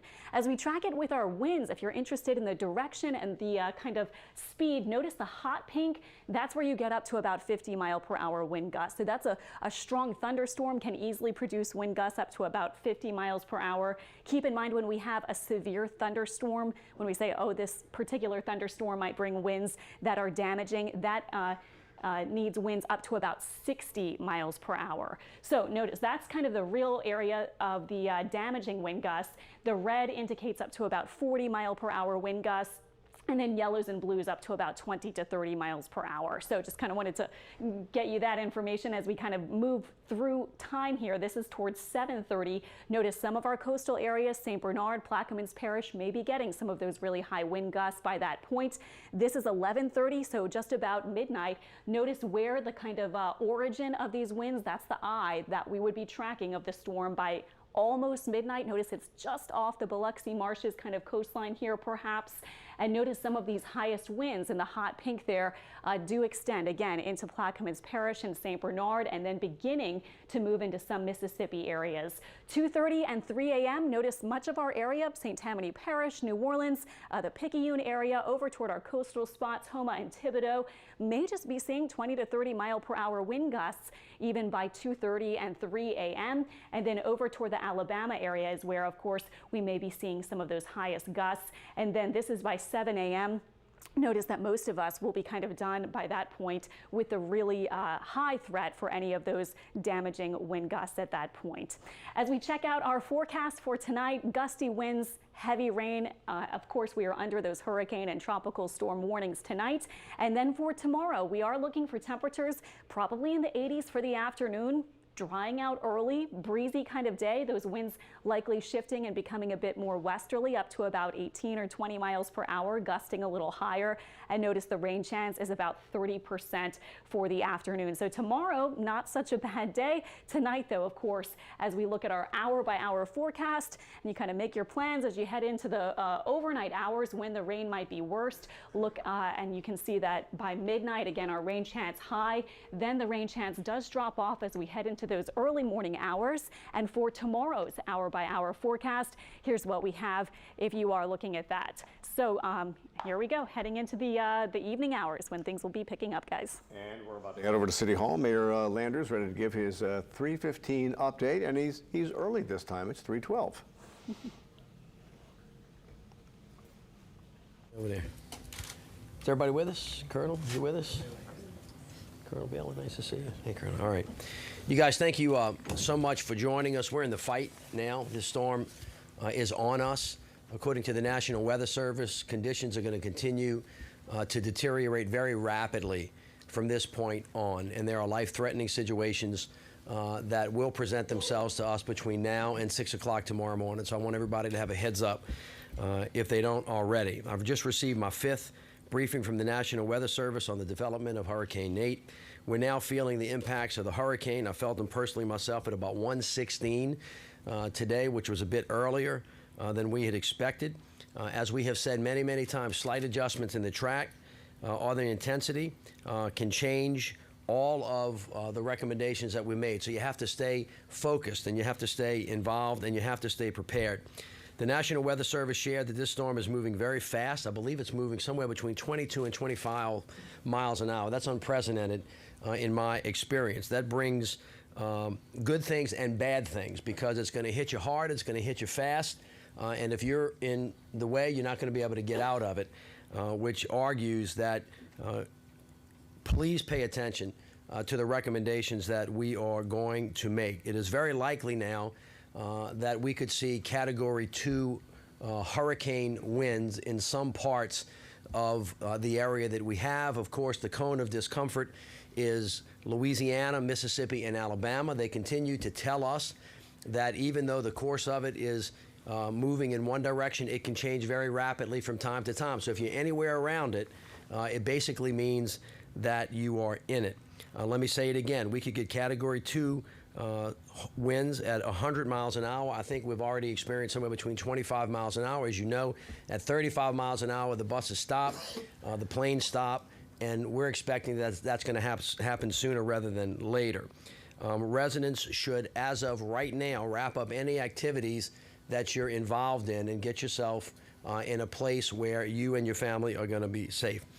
Today, I visited a number of our drainage pump stations, met with some of our pump operators. They are in a good place. They're working very hard. Paul Rainwater will give us a more detailed update on the activities at the Surge and Water Board in a minute. Councilmember James Gray and I also visited with residents and first responders in Venetian Isles to highlight the need for evacuation and preparations for areas outside of levee protection. Councilmember at Large Williams was about the city today, meeting with residents as well, trying to keep them informed and in communication with work that we are doing. At the New Orleans Fire Department engine number 31, where we were today, which is outside of the levee system, it remains fully staffed, and they will throughout the night to respond to life-threatening emergencies for those individuals that did not heed the mandatory evacuation order of the city. I met with some of those individuals today. I admonished them. I asked them to please leave. Some of them insisted on staying. Our firefighters will be out there all night, and I want to thank our USAR team because they do great work. They're equipped, they're manned. That new fire station that we have out there is hurricane ready, and I'm sure that they will perform as they always do, leaning forward and heroically, and I want to thank them, as well as all the other first responders, by the way, from the police department, EMS, the National Guard, the Coast Guard, all of the Entergy workers, 1,800 strong, ready to kind of put themselves in a place to help respond. It does not help them, though, for the citizens not to cooperate and to get themselves in a situation where the first responders have to go rescue them in places where they should not go. That threatens everybody else. So this is the moment that I've now been talking about for 3 days, where in order to get this right, the residents have to really work with us as we move forward, because outside of the levee system, there could be, this is a could be, 7 to 11 feet of storm surge near the Wrigley's and areas such as Lake Catherine and the Irish Bayou. We're planning for 3 to 5 feet storm surge around Lake Pontchartrain as we speak. The National Weather Service continues to stress that the majority of serious impact and storm surge will likely occur this afternoon, this evening, and overnight, which argues again that it's really time to get off of the street and to get wherever you're going to get and just hunker down and hope that by tomorrow morning when you wake up, this storm, which as you know is moving very rapidly, will be through us. So given this challenge, that is why I've instituted a mandatory curfew that is going to begin at 7 o'clock tonight and end tomorrow morning at 7 o'clock. I want to repeat something. The National Weather Service just said from this moment on, because this storm is moving so quickly at an unprecedented speed, that conditions are going to deteriorate rapidly. So although the mandatory is in place at 7 o'clock, now would be a good time to go ahead and get yourself wherever you think you're going to be.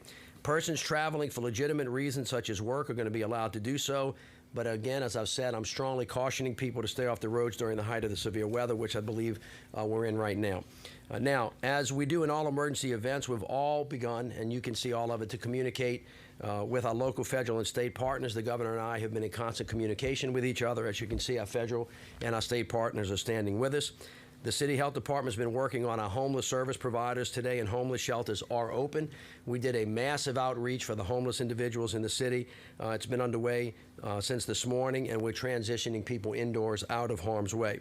We're also mindful that we have 40,000 visitors in town. We are working with the CVB and the hospitality leaders to make sure that they have all the information they need to stay safe in New Orleans.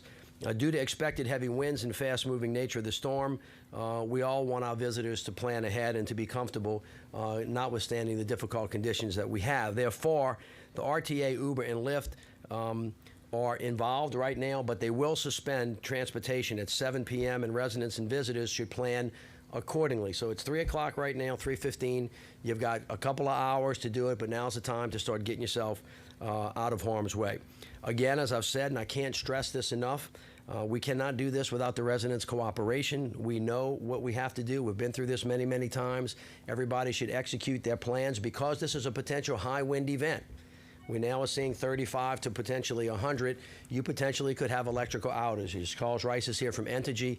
He will address those issues. They're well prepared. I'm proud of them. They have 1,800 strong standing ready. However, from 0 to 7 days, we don't know what's coming our way. People have to be prepared.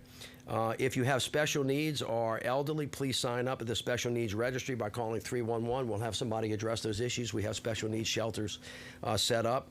And the next steps are going to be pretty simple. As the system develops, we're going to continue to monitor work with the National Weather Service and provide regular updates. Be sure to follow us at NOLA Ready. I would just say to the people, we've been through these many, many times. This storm's not going to bring us anything that we haven't seen before. It is really a matter of cooperation and execution, and hopefully we will come out of this. I have every confidence that our team is very well prepared, very well experienced, and we are ready to respond to whatever Nate brings us. So I thank all of you. The whole point is life safety. Our property can be replaced, but life safety is the most important thing. And out of the abundance of caution, I don't think I've ever said this before, but don't drive through standing water in the city. If there is water in an underpass, which will be blocked, please don't drive under the water. Something bad is going to happen to you. And please don't go out to the lakefront tonight. It's just going to be a bunch of waves bumping up and down. There's going to be a lot of wind. You've seen it before. But if you go out there and you happen to get dragged into the lake, bad things are going to happen. Nothing good can happen for you being out on the streets of New Orleans tonight. So I would caution you just to stay inside and hunker down, and let's ride this out together. And I'll wake up tomorrow morning safe, happy, and healthy. Thank you so much. Now, Aaron Miller with NOSEP. Thank you. Thank you, Mayor. New Orleans Office of Homeland Security and Emergency Preparedness continues to urge all of our residents and visitors and businesses to stay prepared and informed as this event progresses. Stay tuned to your local media stations as well as at NOLA Ready. The city is committed to ensuring the safety of all of our residents and visitors, and the public is encouraged to help spread the word and pass around information to help keep the community better prepared. Throughout this event, the Emergency Operations Center will work with our local, state, federal partners such as FEMA, GOSEP, the National Guard, and the Army Corps of Engineers to continue to look at the changing risks, any vulnerabilities as they develop, and how we can keep residents safe. As was mentioned, National Weather Service expects Hurricane Nate to make landfall as a Category 2. Out of an abundance of caution, emergency operational departments have continued to make haste in preparation for this event.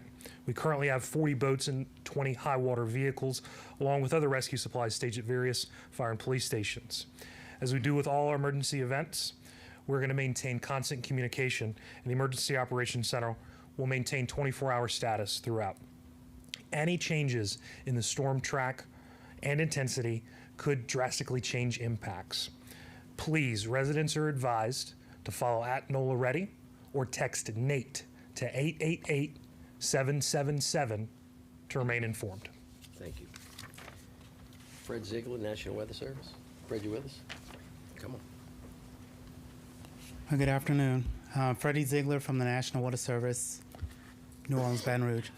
I want to reiterate what the mayor has said today, that the conditions are deteriorating and will continue to deteriorate in the evening hours and the overnight hours. The worst conditions are expected between 7 p.m. and 3 a.m. with possible hurricane force gust winds across New Orleans east, and that's the extreme eastern portions of Orleans Parish. Again, I want to reiterate the threats that we're expecting are winds and surge. This has been a kind of a rapidly changing condition as far as the hurricane approaching the Gulf Coast. And each update, we've been kind of catching up as far as getting with the issuing a hurricane warning, and also upgrading the storm surge warning, and upgrading the values. And so this is because the storm has intensified, and also the fast rate of speed approaching the coast. Those are the two things I want to get across, and that's all I have today. Thank you, Freddie. Chief Harrison, followed by Chief McConnell. Thank you, Mayor, and good afternoon. Since 7 a.m., the New Orleans Police Department has been at 100% staffing. We're working around the clock, split up into two 12-hour shifts, and we will continue normal operations until conditions are as such where we cannot patrol, which means that it will be even more dangerous for citizens to be out during those conditions. And so we will be out monitoring all calls, answering citizens' calls for service. We are prepared to do any type of land or water rescue should the need arise.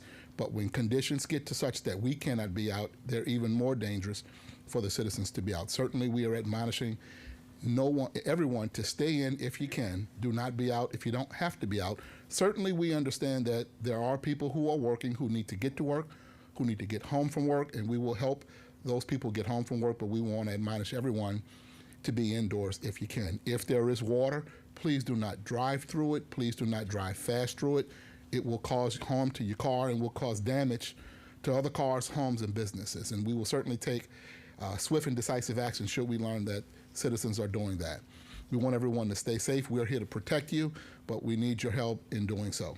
So thank you, and let's make smart decisions tonight. Thank you. Chief McConnell. I'd like to reiterate what the mayor said and thank the men and women in New Orleans Fire Department for their efforts. We called in our additional members at 7 o'clock this morning. We're prepared. We have our high water vehicles, our boats prepared to respond, to help people. But the biggest thing I want to say to folks is help us, help to keep you safe by listening to all the warnings. As the mayor said, it's time to hunker down and keep yourself safe. I said it yesterday, and I'd like to reiterate about generators. Generators are very dangerous. They kill in two ways. One, they start fires. People put them, they start them, they put them next to their homes, and the exhaust is very hot, catch the house on fire. We had that with the last major storm that came through. And then the carbon monoxide. They place them in such a way that the carbon monoxide enters the residence, and people become overcome with the carbon monoxide, and it will kill you. So please be safe, help us to keep you safe, and everybody will be back to normal tomorrow, hopefully. All right, Jeff Elder, then Paul Rainwater, followed by Jerry Gillen. Good afternoon. This morning at 6 a.m., New Orleans EMS started our emergency staffing for hurricane operations. We'll continue that through the duration. We have ambulances, sprint SUVs, as well as high water vehicles and boats ready to respond as needed. I just want to remind everyone, again, as has been said, it's time to stay home. It is not time to go out. It is not time to do anything else except to stay home and stay safe. If you have any medical special needs and you feel like you may need something, please call 311 to register. We're continuing to do that all night, and there'll be somebody to answer your questions and get you on the registry. Thank you. Paul? Thank you, Mayor. First, I want to talk a little bit about power, then pumps, and then manpower. On the power side, right now we're operating turbine 1, turbine 3, and turbine 6, and 3 frequency changers are currently up. That's the 2 at the Carrollton plant and the 1 at Pump Station D. The mayor and I went out to pump stations 3, 6, and 7. Those are pump stations where we obviously work closely with the Corps of Engineers. There's really great cooperation between our operators and the Corps of Engineer operators, and the mayor and I the mayor did introduce who was going to be doing what, when, how, why, and also we talked about shift changes to make sure there's coordination there as well. We also made sure that everyone had the standing operating procedures that we've been talking about and understanding how things are supposed to transition when those things occur. Right now we're operating pumps at pump stations 2, 3, 4, 5, 10, 12, 17, 19, and the Dwyer pumps. That's basically 6 25 cycle pumps and 9 60 cycle pumps. We'll continue to talk to our team. As I said yesterday, Central Control has there are 3 ways of communication right now. There's the monitor that we have up in Central Control and at our major pump stations. There are handheld radios for each one of the supervisors so they can communicate back, and then the regular radio system that was there before. Our National Guardsmen, the 15 National Guardsmen, are rotating through to look at what we consider to be vulnerable areas. Also working closely with the pump stations themselves to communicate any issues. Our contractors are out as well, looking at mechanical issues as they come up, and we are troubleshooting that on a minute-by-minute basis. And so we'll stay in close contact with the mayor and our team and keep you up to date. Thank you, sir. Paul. All right, Jerry Gillen, the Flood Protection Authority, followed by Lieutenant Colonel Ken Bailey of the National Guard, and then Charles Rice, Entergy. Our employees have been working very hard the last 2 days, closing floodgates, valves, and all the complex marine structures. The entire hurricane and storm damage risk reduction system is closed except for 1 valve out at the Lakefront Airport, and that will be closed later today. The system is sealed, and we're ready for the storm surge. Great, thank you, Jerry. Colonel Bailey. Good evening, Mr. Mayor. Thank you. Thank you. The Louisiana National Guard continues to stage personnel and equipment throughout New Orleans in preparation for Hurricane Nate. We have over 250 soldiers and airmen of the National Guard in the city of New Orleans, along with 39 high water vehicles, 26 boat teams, 60 school buses, and pre-positioned commodities. The National Guard is ready. We're prepared to react to this situation, and we're here to protect what matters. Thank you, sir. Charles Rice. Good afternoon. We encourage everyone to continue with your personal hurricane plans as Nate rapidly prepares to touch this area. Despite the updated forecast, we continue to take the storm very seriously and we are currently preparing for a Category 2 storm. Keep in mind that it may take up to 7 days for storm restoration. And also, as the mayor stated, we currently have about 1,800 workers prepared to restore power here in Louisiana. So again, we urge everyone to be safe. If you see a down power line, please do not go near the line, but please call 1-800-ENERGY. Our teams will be responding until the winds hit about 30 miles an hour. After it hit about 30 miles an hour, we will cease operations and then respond after the storm passes through the area. Again, if you do have an outage or see a down power line, please call 1-800-ENERGY. Thank you. Great, thank you. Colonel Clancy, Kevin, and then Mark. Good afternoon. I'm Colonel Mike Clancy, Commander of New Orleans District of the Army Corps of Engineers. Over the last several days, the Corps, in conjunction with our state and local partners throughout the region, have been preparing for Nate, and we are ready. Particularly here in the New Orleans area this afternoon, we closed the interim closure structures at 17th Street and London Avenue outfall canals. We are prepared to close the interim control structure at Orleans if the 5-foot trigger on Lake Pontchartrain is met. Partnership with the Coast Guard, we've also cleared out the industrial Algiers and Harvey Canal of all vessels, so there'll be no vessels that could break free and cause damage interior to the system. we are ready to go. Happy to report the great teamwork with Sewer and Water Board, the city, the flood protection authorities. We are ready. I just want to reiterate everything you've heard up here. Individual citizens are also part of this emergency response team. You have to play your part on the team and listen to everything you just heard, particularly obey the curfew and stay off the road. Thank you. Thank you, Colonel. Kevin Dolio, Armstrong Airport, and then Mark Romick, New Orleans Tourism and Marketing Corporation. Good afternoon, Kevin Dolio, Aviation Director. The airport for the past few days has been preparing the facilities to withstand or get through this event. Our EOC is open and active. Our essential personnel have reported that we'll ride out through the duration of the event. And we prepared the terminal facilities. The NARC Terminal project site has been secured and is ready to go through the event. We're also communicating regularly with all of our tenants and airlines. And I would note that the airlines have begun announcing cancellations. So I would suggest that if anyone is traveling over the next couple days, that they call their airline before coming to the airport. Thank you, Kevin. All right, Mark Romick, Tourism. Thank you, Mr. Mayor. I just want to underscore what the mayor said earlier. We have approximately 40,000 guests in town this weekend, a number of groups and individuals. We ask them to remain vigilant. We have a lot of hospitality workers who are taking care of those individuals as well, and we ask them to be mindful of the schedule of transportation, particularly with RTA and the taxis and Uber and Lyft.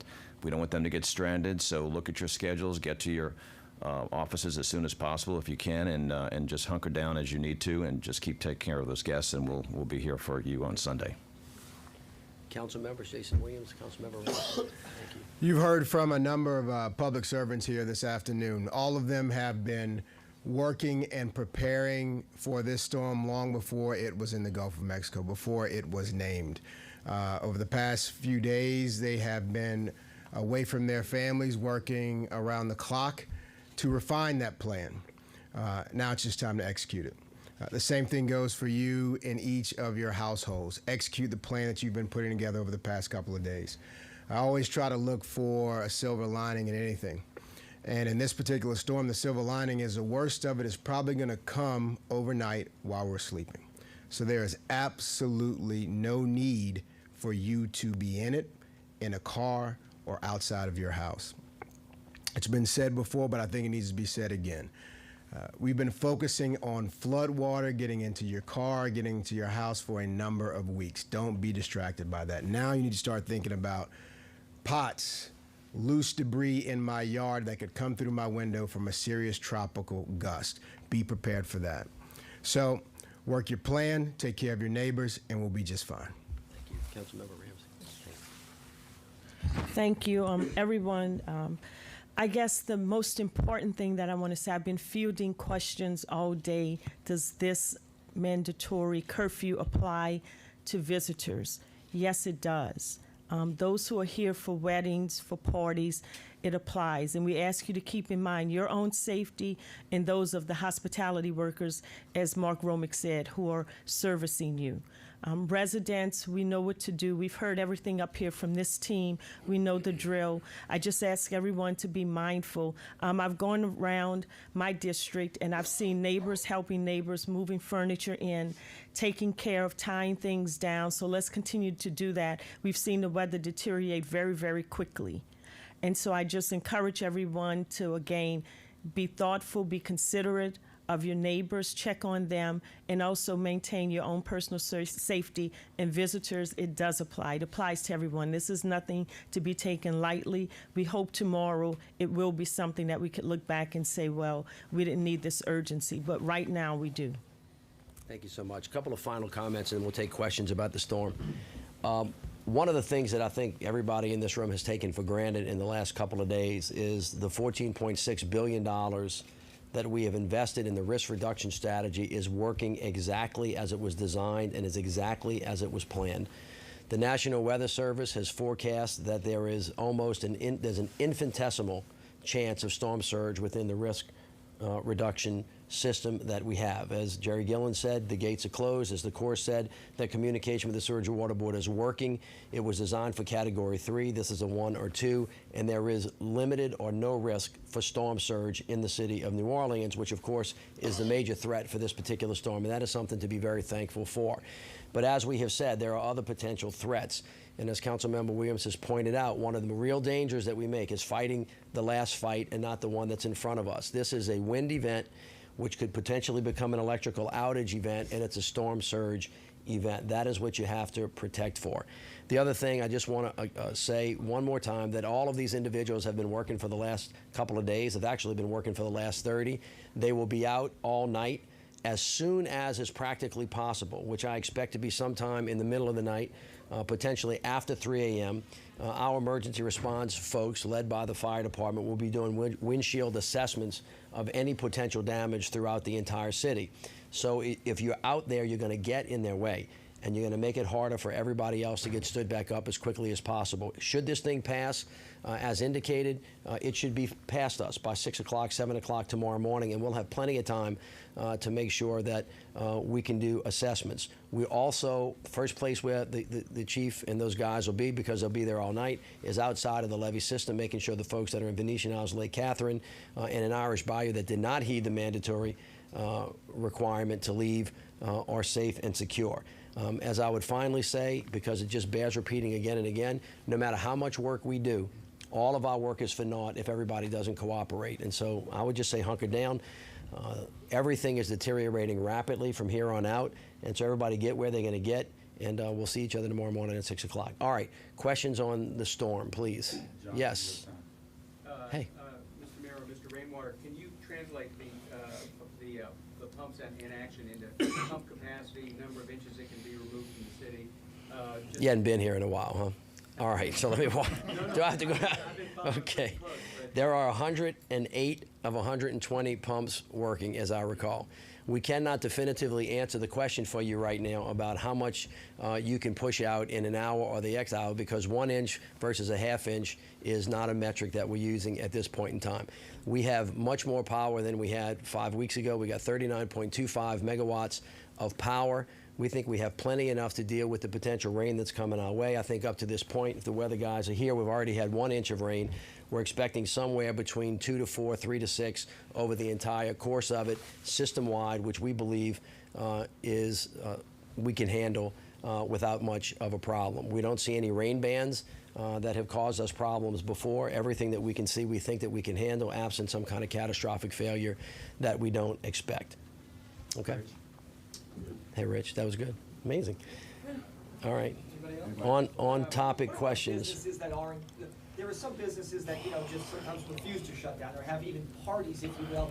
What about businesses like that in the city of New Orleans that are essentially doing hurricane parties? Well, that troubles me. They're putting themselves and they're putting their customers and they're putting first responders in harm's way. I would ask them to reconsider their position. We're not in a position where we're going to go, put people in handcuffs and throw them away. But that's not good.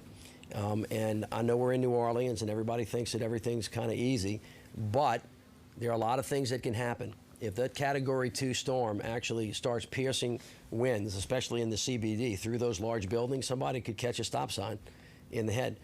Something that's loose in the quarter could bust through one of the windows of folks that think that they're just having a good time, and people can get hurt. And of course, when that happens, the first responders then have to go out in difficult conditions, and then their lives are threatened as well. So as I've said many, many times, I can only tell people what I think they should. All right, and there you have the mayor at his news conference over at City Hall, making a lot of warnings. And we don't want to contradict the mayor. However, Carl is here right now, and he was inferring that we could see possible wind gusts of up to 100 miles an hour, inferring maybe here in some parts of the city. Where would the storm have to be to actually have that happen? That would have to be a lot closer to us than where it's projected or even the cone has it. So we may have some gusts to 75, 80 mile per hour in the city. if we have tropical storm If it's a force. little farther if further it's west. a little farther, but we may still have some high gusts around our area. But look at the graphic on Max 1. I'm going to show you this. This is the wind field that's based out of the National Hurricane Center's wind plot of the wind field. As we go to the graphics, let's show you what that looks like. As you can see, this is based on the earlier advisory. We have to wait for the 4 o'clock advisory to go, but this is at its closest point to New Orleans, and you can see the yellow is tropical storm force winds, and it's just reaching parts of New Orleans. The orange shading is stronger tropical storm force winds. The hurricane force winds of 74 miles per hour or greater is the darker shading well away from us. So we may see 40, 45 mile per hour sustained winds. They may gust to 60, 70, 75, but that 100, it would have to be a lot closer, and maybe with the next advisory, if it does get stronger, that wind field may spread out a little more, and then that's a different subject there. And that's why it's so important for this 4 o'clock advisory to find out where the storm is going, because, you know, we keep on hearing from so many people on social media, even some parish leaders who are saying, you know, I'm watching this track, right, and because it's moving so fast, there's no guarantee it's going to move a little more east. No, because the cone of error still is over our coastline, so it could still move more towards Louisiana coastline than the Mississippi coast. So as long But as not likely over the city. No, it's not. It's outside the cone, the city right now. So no, it's not going to come directly to New Orleans. It doesn't look like that. It looks like it may get closer to our coastline, maybe upper middle Plaquemines Parish, if it stays along the western edge of that cone. A lot of times people focus on just that center line, and you can't focus just on that center line. And right now, most of the models and the National Hurricane Center and the Weather Service are saying they believe that there is enough to make this thing veer a little more east rather than west. Right. So, I mean, but it still can do a little wiggling back and forth, but not clearly that far where it's going to be right over southeast Louisiana like that. The extreme eastern side of our coastline would be the far more western part. And so the mayor is correct in saying, you know, it's probably best not to be out. Right. After 7 o'clock. Absolutely. Because there are going to be winds, and you know, there could be something that could fly in a gust of wind and do some damage. Power lines, there might be some glass breaking. Sure. We had numerous, you know, when we left for Katrina, tires blowing out with glass and debris on the roads. I mean, hopefully it's not going to be that case, but you know, there may be some spots where glass breaks and you know, you have debris on the road, but you know, the winds are going to pick up. I mean, they're going to be strong overnight, and the bands will be coming in, and there's always an isolated tornado possible. Right now, it appears a tornado watch may be to our east for tonight, is what I'm looking at from the Storm Prediction Center, but we'll still have to watch that. With the 4 o'clock update, sometimes it comes in a little early. Sometimes it's a little early. Sometimes it's right before 4 o'clock. And so that's we're the waiting. last major update we get before we start seeing the main effects here. Yeah, the 10 o'clock one, we'll see this storm much closer to us by 10 o'clock. So this is the one before it's getting real close to us. So yeah, so and we'll watch this one. Then by 10 o'clock, 10, 11 o'clock, 12 o'clock, it's just we're just watching where it's going then, because by that point it's on top of somewhere around us. All right, Carl. We do want to do we usually do these updates every half hour. We're a little late because of the mayor's news conference. Yeah, we've already started to see some power outages throughout the region. Our first reports were about 1,500 people without power in St. John. The good news is we did hear that power was restored. And Washington Parish has now opened 2 shelters, are opening at 5 p.m. rather, they've announced that. St. Tammany, St. Bernard, all opening at 4 o'clock, which is about 15 minutes from now. That's right, and early voting was cut off early here in Orleans Parish and 3 other parishes. That stopped at 3 p.m. It was supposed to stop at 6 p.m., but of course they cut it off early because of Hurricane Nate. And now we do want to, we've got the folks from CLECO on the line with us right now. Hi, good afternoon. Hi, it's Eric and Sheba. Hi, how are you guys? What do you guys have over there across the lake? Well, right now we're reporting about 120 customers out of power, so so far so good. We're doing well. But this afternoon we had over 500 CLECO workers and contractors arrive in St. Tammany Parish, so they're joining the already 100 CLECO employees that we have stationed in the area. And as you guys have been talking about, we're expecting conditions to deteriorate as the excuse me, the evening goes on. But you know, our crews are ready to respond to any possible weather-related outages. And Jennifer, how many customers do you guys have over with CLECO, and how many parishes do you go across the lake? We across the lake, we just have St. Tammany parishes. Across the state, we have 24 parishes, but in the area that would be impacted by Hurricane Nate would just be St. Tammany Parish. So we're looking at about 95,000 customers. All right. And what do you tell people as we start seeing things possibly like down power lines about safety with that issue? Well, certainly. With down power lines, stay away. Stay away from fallen trees or debris where power lines may be hidden. Don't attempt to move any limbs or anything else touching a power line. But, what we see more and more is that a lot of customers have portable generators to keep their appliances running during power outages. So we really want our customers to exercise caution when using generators. Make sure that you read and follow the manufacturer's instructions. And only use them outside. Do Right, not use those exactly. inside. Not even in a garage or anything like that. Right. Make sure that it's outside in a well-ventilated area. Don't plug in a portable generator into the wall outlet. So, just, look at the manufacturer's instructions and just pay attention to that. So, we advocate for safety indoors as well as outdoors. So watch for those down power lines and make sure that you're using caution when using any portable generators. And depending on how strong these winds are tonight and which part of St. Tammany we're talking about, that's, it's hard to tell where you'll get these power outages, but, the closer you are to that eastern end of the parish, the more power outages we're likely to see.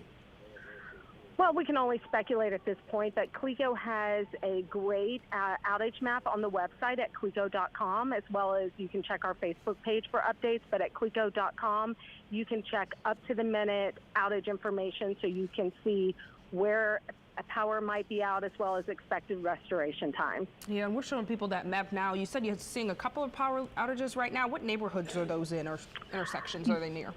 I'd have to look more closely at the outage map, but we're just showing only 120 customers at this point. Which is not many. And, right. And that may be a foreshadow of what we could see as these winds do pick up over the night.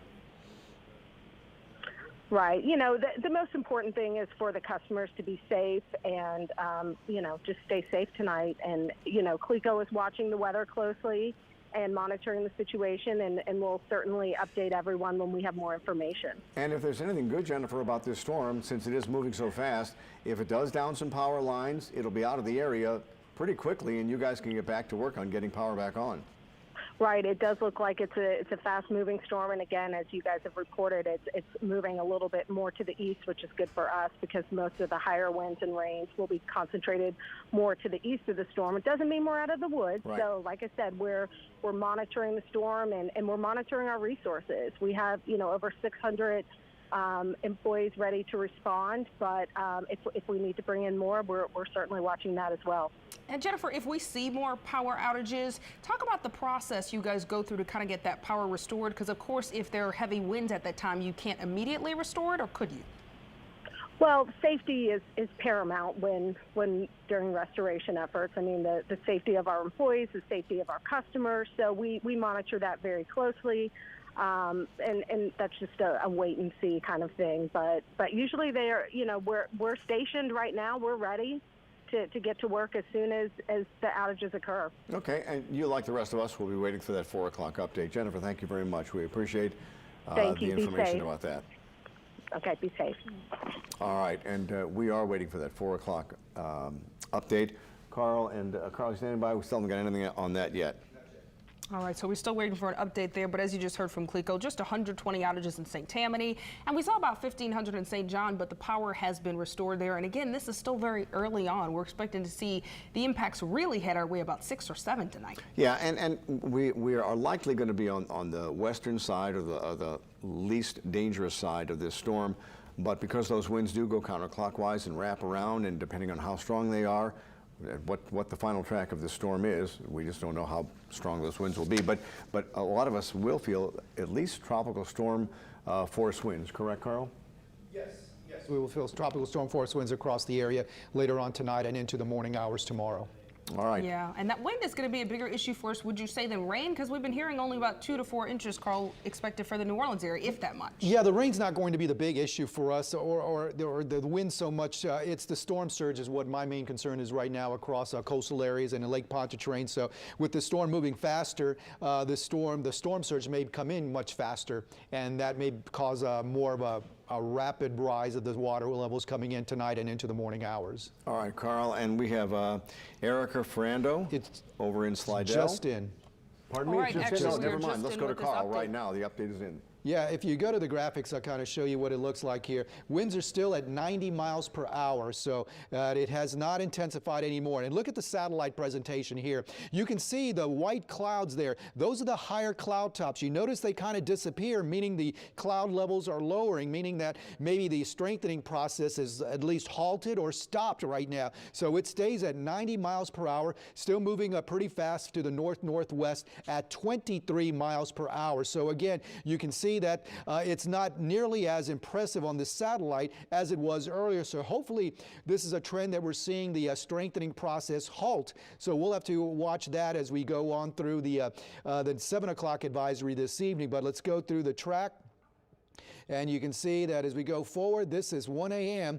and it has it as a 85 mile per hour sustained hurricane. So it still has it maybe clipping the mouth of the lower Plaquemines Parish, the mouth of the river. But you can see that cone of error is still right over central Plaquemines Parish, parts of St. Bernard Parish, the mouth of the Pearl River on northward along the Pearl River. So there's still a margin of error that could get close to our coastline, as we talked about just a few minutes ago, but it keeps it as a Category 1. So the trend is that maybe it's not strengthening anymore, and we may see it halt or even start to weaken a little bit once it moves on land at 1 a.m. overnight. So it may clip Plaquemines Parish or just stay right off the mouth of the river, maybe not even make landfall there, but then move towards the Mississippi Gulf Coast. So you can see somewhere around Bay St. Louis, past Christiane, towards Gulfport, and then it's going to race on out of here. As you can see, by 1 o'clock Sunday afternoon, winds up 50 miles per hour, so it's going to race well out of here. So by the afternoon hours, by noon, 1 o'clock, our conditions may be pretty nice around here. So again, we're seeing that this system is now at 90 miles per hour and may not reach Category 1. Of course, that's by this latest prediction. We'll have to keep an eye on what's happening, but that satellite presentation is what tells the tale here with the white cloud tops, the higher cloud tops kind of disappearing, meaning that it's starting to weaken quite a bit across our area. So, yeah. You were talking about the changes. Now, it had been predicted that this could go to a Category 2 or maybe even a Category 3 by the time it hit landfall. Clearly, that may not happen now. Well, I mean, if you look at the satellite presentation, it would be kind of hard to see that happening. And with the forecast of it remaining in Category 1, the thinking is now that maybe it stopped its strengthening process. And that's why I've said, and you've heard me say this like a broken record, those intensity forecasts really are hard, are less accurate than the track forecast. And do we have a firm grasp on the track now? Do we think it's going to go more to the east than west? Well, it looks like it may stay east of New Orleans, so that is what very apparent. Yeah, east of New Orleans. So will it clip Plaquemines Parish there? It still remains to be seen, but again, it looks like more towards Mississippi as a landfall is what it's starting to look like more and more. And if it stays a Category 1, how much does that change the storm surge and maybe the wind gusts that we'll be seeing here in the city? It may adjust the storm surge here. We'll have to see when the Hurricane Center puts it out. They may lower it back down to the 8, 9 that they had earlier. Let me see. I'm going to the wind field now to see what that looks like here. Let's see. This will probably have been updated too. So let's see what that looks like. Yeah, you look at the tropical storm force winds now. They're more to the west over New Orleans. So more than likely we will see tropical storm force winds. And what does that mean, Carl? That's 39 miles. See the yellow shading there? You look at the top of the legend. That's 39 to 58 mile per hour sustained wind. So we're looking at tropical storm force winds, say, of 40 to 58 miles per hour. And then the orange is tropical storm force winds of 59 to just below hurricane force. So right along parts of eastern St. Bernard Parish, lower Plaquemines Parish, you're going to get those stronger tropical storm force winds. This is 5:30 this evening around lower Plaquemines Parish, and then around eastern St. Bernard Parish around 8 o'clock, seeing those stronger tropical storm force winds. And in that orange shading, you're probably going to see hurricane force gust. In the yellow shading, the tropical storm force winds that'll be reaching eastern Orleans Parish at about 5 o'clock this evening. Then across Jefferson over towards St. Charles Parish, during the evening hours, you're going to have gusts that may approach hurricane force conditions. So those hurricane force winds you see are expanding a little bit towards the western side of the hurricane as a new wind field has been measured by the Hurricane Center. And then you can see hurricane force winds are coming on to the Mississippi Gulf Coast from, say, Bay St. Louis to Biloxi. This is about 10 o'clock tonight, making a landfall right about 9:30, 10 o'clock, and then moving on through. Then hurricane force winds should be out of the Mississippi coast about midnight and moving away as we go through the overnight hours. So again, the wind fields change a little bit, so tropical storm force winds are expected around our area. So if this does hold true throughout the remainder of this storm passing through our area, this bodes well for New Orleans as far as those really strong winds, those hurricane force winds, and it does bode well for I guess Eastern St. Tammany Parish and all along the area here. Correct. Now, remember, this was a strong hurricane right now. Remember the case with Katrina. Katrina was very strong before it made landfall, then kind of weakened, but the storm surge didn't come down still like enough. a 4, yeah. Yeah, it didn't come down enough, so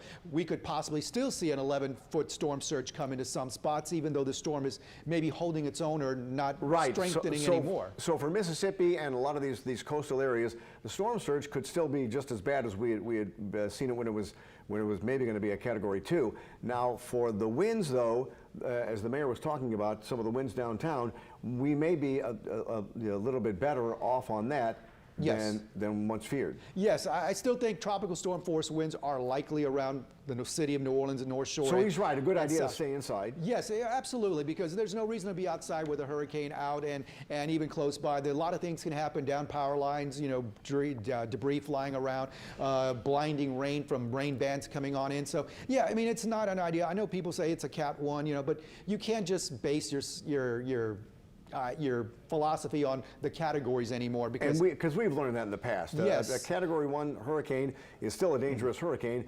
When it was a tropical storm, it caused death and destruction when it was in Central America. Sure, we have to look at just the impacts instead of just the categories now. And we'll wait to see what the impact is going to be. But right now, it does seem to be a little more positive for the New Orleans metropolitan area. It's been nothing but pain for the Gulf Coast. That's correct, yes. And unfortunately, it does look like the Gulf Coast is going to get the worst of it, not only wind, but also storm surge and even rain. And the rainfall amounts could be 4 to 7 inches of rain. That could cause some flash flooding there. That's why they have a flash flood watch in effect for their area as well. All right, we're going to go to Slidell in a second, but what would this mean for Slidell with this new track?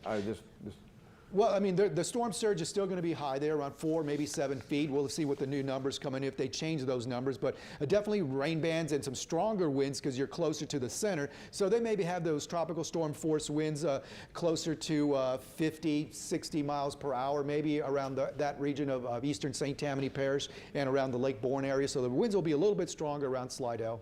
All right, Carl, thank you very much. Appreciate that. Glad we got that update in. Certainly, and we do want to check in with Slidell now. Alicia Niava with Ken's is there for us. Alicia, are you with us?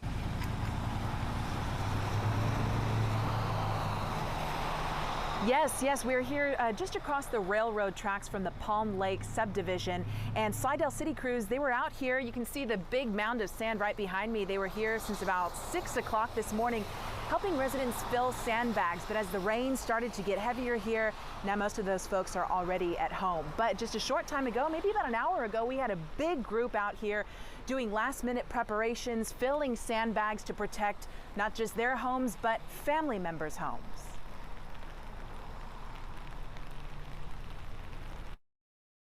And my father-in-law actually lives on the corner from me, 3 houses down, and my grandmother-in-law lives 3 houses down on the next corner. So we're actually getting bags for her too. Only thing I think we got to worry about is, like I said, the storm surge coming out of Palm Lake and maybe some wind, which I'm crossing my fingers that it's going to turn, but it hasn't turned yet. So here we go. It's not Katrina. I mean, at least, you know. So this is a 15-bag limit per person, but again, most people, they're now at home. We're not seeing too many cars out on the roads either.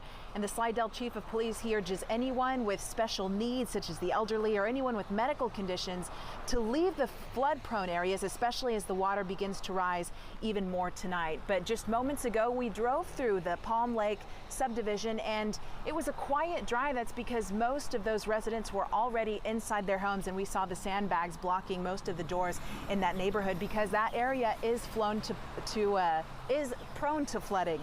The police chief also says double the manpower will be out here patrolling the streets. They will have the high water rescue vehicles and boats ready should any residents out here need them. For now, live in Slidell, Alicia Nieves, Eyewitness News. All right, Alicia, thank you very much. And you can see the rain coming down there. And that's some of those feeder bands still coming in. And let's go back to Carl, if you don't mind. Carl, we're still waiting to see if the storm surge is going to change any with this latest update from the Hurricane Center.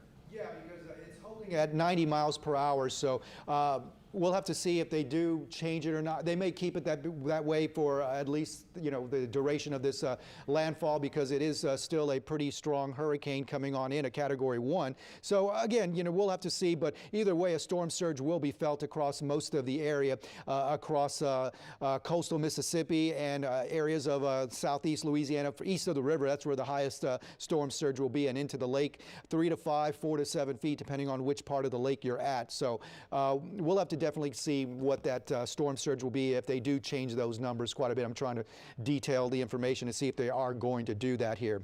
But you can see the satellite here showing the storm system as it continues to move on towards the north-northwest, still pretty fast at about 23 miles per hour. And as you see the system moving on into the coastal areas of Mississippi later on tonight, 1 o'clock already well inland across areas of Mississippi. And you can see the track there. So again, it might be a little to the east, a little to the west, but you get the general idea now. It may come right near the mouth of the river, eclipse southern Plaquemines Parish, and move towards Mississippi. So how close will it get to our coast? We'll just have to watch and see, but you got the idea now that we have a pretty general idea now where it's going to go towards Mississippi, maybe clipping parts of the eastern areas of southeast Louisiana. And this is 1 o'clock in the morning, so overnight it's going to be coming through tonight into the early morning hours, and then way out here by 1 o'clock on Sunday into parts of northern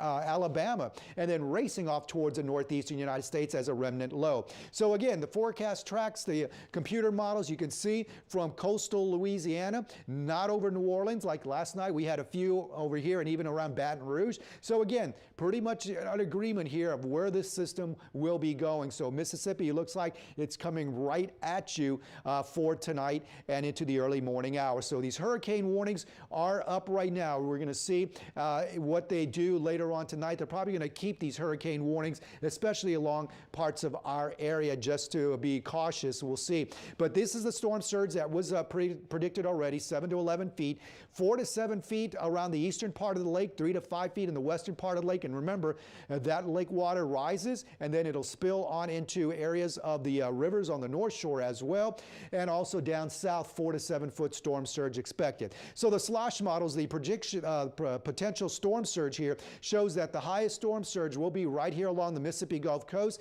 east of the river as well. So you can see the color shadings as we go higher towards the 9-11 foot storm surge. You can see that's basically in this area here, and then over towards Lake Pontchartrain, you're looking at the blue colors to the lighter colors. You're looking at 1, 3, up to 5 feet around parts of Lake Pontchartrain, and of course down south you're also looking at some higher 4 to 7 foot amount storm surge. Okay, so the flash flood watch is here. This is where the heaviest rain is going to be, with the center coming on shore. About 2 to 4 inches for the rest of us, so definitely we can handle that. Right now our highest rain amount is about 1.5 inches around Houma. So we've seen a band of rain that brought a quick inch to 1.5 inches of rain towards our area. So that's what we've seen right now across our region. So as we look what's going on here, let me see, I think my computer froze up here. Let me go see if I can get it going again. Let's see. Did it freeze up? Yep, it froze up. Yeah.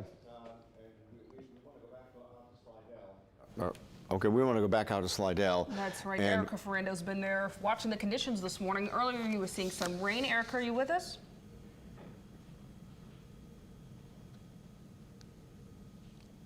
there she Rain is. behind me, and we're actually getting a little bit of a break of the rain. We've had quite a downpour over the last hour and a half or so, I would say, and now we're just getting a few sprinkles. But I've been out here since early this morning, and right now I'm on Lakeview Drive, and that's right between Highway 11 and I-10, right north of Lake Pontchartrain. And I can tell you that some of these roads we drove out earlier this morning, the water was already high from previous weather, but I can tell you that it's gone up a little bit more because this road that we just drove on was partly covered with water that was completely clear earlier this morning. And we've been in Slidell all day, and mostly people here have just been preparing for this weather and this potential heavy rain and potential wind that we're already seeing. You can see this Lake Pontchartrain, the water has started to come up on the land here, and a lot of these homes do not have vehicles at them anymore. It looks like some people have decided to leave. Some people did stay home and have moved their vehicles to higher ground. When we were actually driving over to this area, there were a lot of vehicles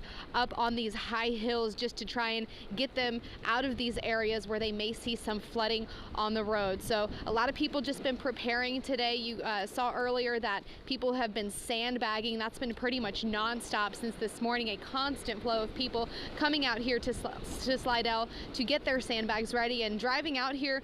Not most of the houses, but we did see quite a few homes that did already have those sandbags laid out as they're getting ready for more of this storm to come up this way. But as of now, we're starting to feel it. It just stopped raining completely, so we're getting a small break of the rain, but we're still feeling those winds, and that the water has started to come up to the land here. So people in Slidell still preparing a little bit, still few people driving out, restaurants still open, people are still out and about. I think trying to prepare. The city is asking people not to drive out tonight if they don't have to. There's no curfew in order, but they're just saying once you get all your necessities, just stay inside for the night and try and ride this thing out so they can keep as many people off the streets as possible. Reporting live in Slidell, I'm Erica Ferrando. Guys, back to you.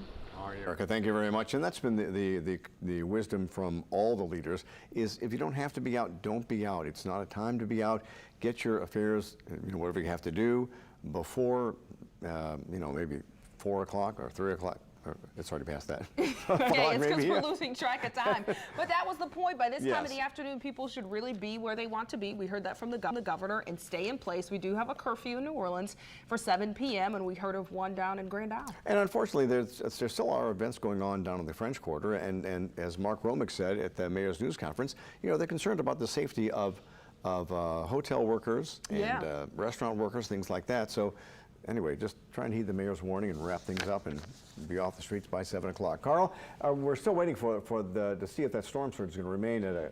Yeah, we're still waiting to see that, but right now the new advisory did come in and winds are at 90 miles per hour, so we're still seeing a pretty strong hurricane. Now the cloud tops have warmed quite a bit, so that's indicating maybe it's not going to strengthen much more, but we have to watch that to see. You see how the cloud tops were in white and now they're in red. So the cloud tops with the whiter color were the higher cloud tops, the colder ones, the taller ones, and now they've warmed, meaning they lowered quite a bit. So we've seen at least the strengthening process maybe starting to slow down a bit, so as it gets closer to land. So hopefully it's not going to strengthen any more than this. It's still moving about 23 miles per hour to the north-northwest. Here's the latest forecast from the National Hurricane Center showing that from this point now to 1 o'clock in the morning, it's going to be inland somewhere around maybe South Mississippi. Again, you can see the cone of error, not very wide, so there's not going to be too much wiggle room. It's going to be somewhere in this general area as it works its way towards the Mississippi Gulf Coast. Big question is, will it clip parts of Lower Plaquemines Parish?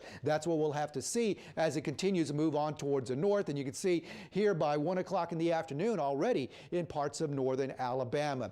And again, the computer models are pretty much agreeing right in this general area. So there's pretty much no doubt that it's not going to move well to the west or well to the east, as we have the hurricane warning still in effect across most of the area. Okay, storm surge, this is what we're going to have to watch. Right now, 7 to 11 feet east of the river, 4 to 7 feet eastern lake, 3 to 5 feet along the western part of the lake, and 4 to 7 feet along our coastline. And that's indicated by the forecast from the models here showing the brighter colors getting up into the 5, 7, 9, 11 feet east of the Mississippi River. So again, that's the way it looks right now. Flash flood watch continues until parts of tonight through tomorrow afternoon for Mississippi. And of course, power outages are a possibility. This looks like a little less now widespread. There you go, to widespread to spotty power outage, maybe even some extensive power outages to our west. We'll have to keep an eye on this, but this is a computer model forecast of some of the power outages. As you look at the satellite, the visible satellite, you can see it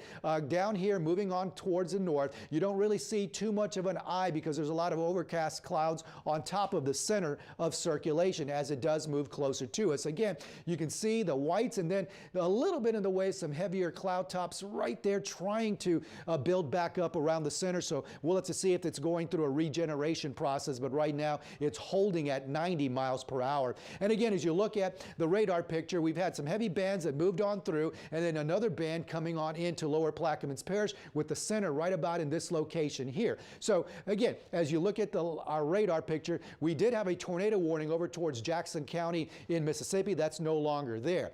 As far as the rain goes, you can see some heavier bands did move through north of I-10 along the Mississippi coastal areas. Across I-12, you can see some moderate to heavy rain, Mandeville over towards Covington. And then farther north, a couple of heavier cells just went through Kentwood and northern Tangipahoa Parish, Poplarville over towards Picayune. You can see some bands of rain coming on through your region.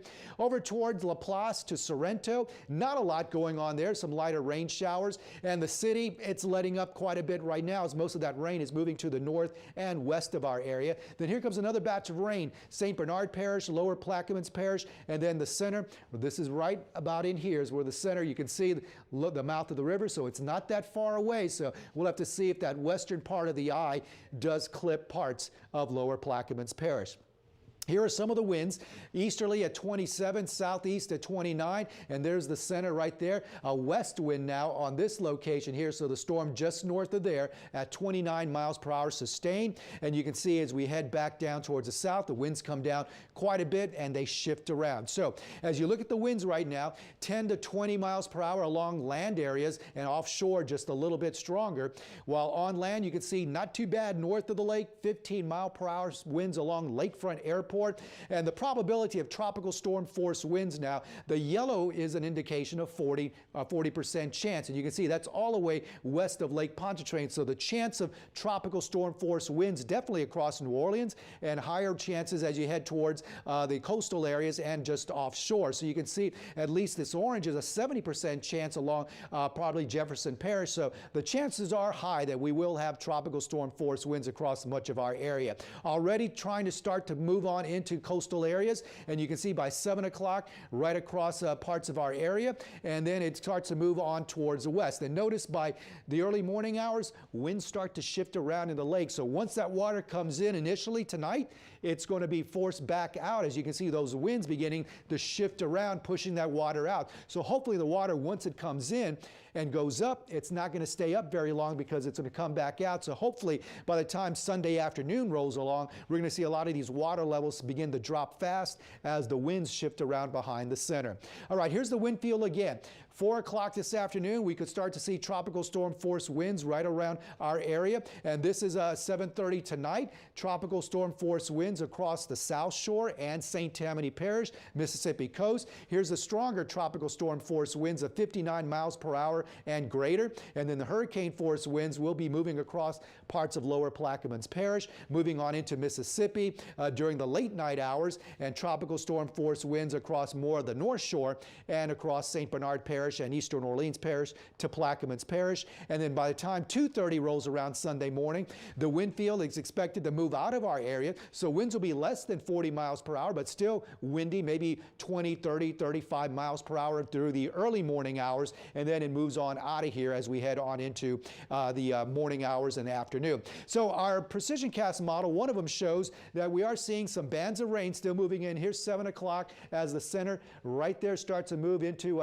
the marsh flashes of St. Bernard Parish, and you can see some bands of rain, but most of the heavier rain you can see on this model tonight from St. Tammany Parish on eastward, and then continuing to move towards Mississippi, while not a lot around the rest of our area. So we'll have to see how that model pans out. Our precision cast model shows by 7 o'clock tonight some bands of rain moving on in. Here's the center down here, maybe some heavy storms across parts of New Orleans. So the threat of rain will be heaviest tonight, and then continue to parts of southern Mississippi, and then moving away as we head through the day tomorrow. Right now you can see 75 degrees at the airport, and right now your your forecast shows that rain chance will stay high through most of the nighttime hours, and you can see by tomorrow that certainly starts to go down. So the highest rain chance tomorrow will be in the morning hours, and maybe only a 30% chance for the afternoon, 40% chance for Monday and Tuesday, and then maybe by Saturday we'll get a little drier air moving on in. So, but that's not until next Saturday. Talk about what a difference a week makes. Yes. Right. Almost a difference 2 days makes. If there's any saving grace, it's that this system is moving so fast that it's not going to be here very long. We just have to see what the storm surge does for tonight. Yeah, and we're going to get into we're going to rejoin our Channel 4 audience in a few minutes for the halftime of the LSU football game. So some of this for our Channel 54 viewers will be a bit repetitive, but we do want to get everybody up to speed once we rejoin Channel 4 on the coverage of the hurricane. But we do have that latest track, and that's the thing we're going to hit on as soon as we rejoin Channel 4. So we'll be doing that in about 20 seconds. But again, we're on the easy side of this storm, so that's the good news for here in New Orleans. But our poor friends over on the Gulf Coast, it's going to be tough for those folks. Absolutely, they have to be ready for this coming tonight. That's right, and that's what we're preparing for. All right, so we now want to welcome our Channel 4 viewers who have been watching the LSU-Florida game.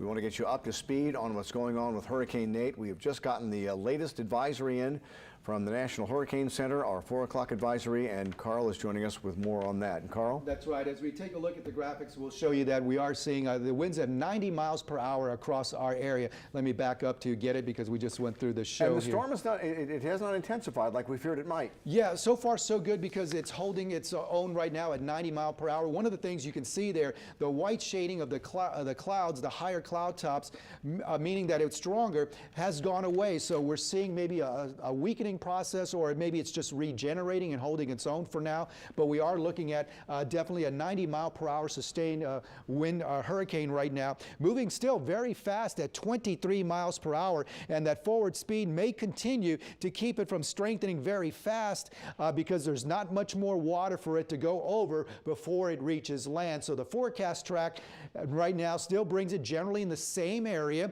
as an 85 mile per hour hurricane. So there may be some weakening. Of course, this is 85 when it's on land now. So we'll have to see if it weakens or strengthens as it goes through this small area of water from the mouth of the river on over towards the Mississippi Gulf Coast. So 90 mile per hour right now. Will it stay at 90 all the way making landfall? Will it strengthen a little bit more? But right now the Hurricane Center believes it may not reach Category 2 strength. We'll have to continue to watch that just to make sure.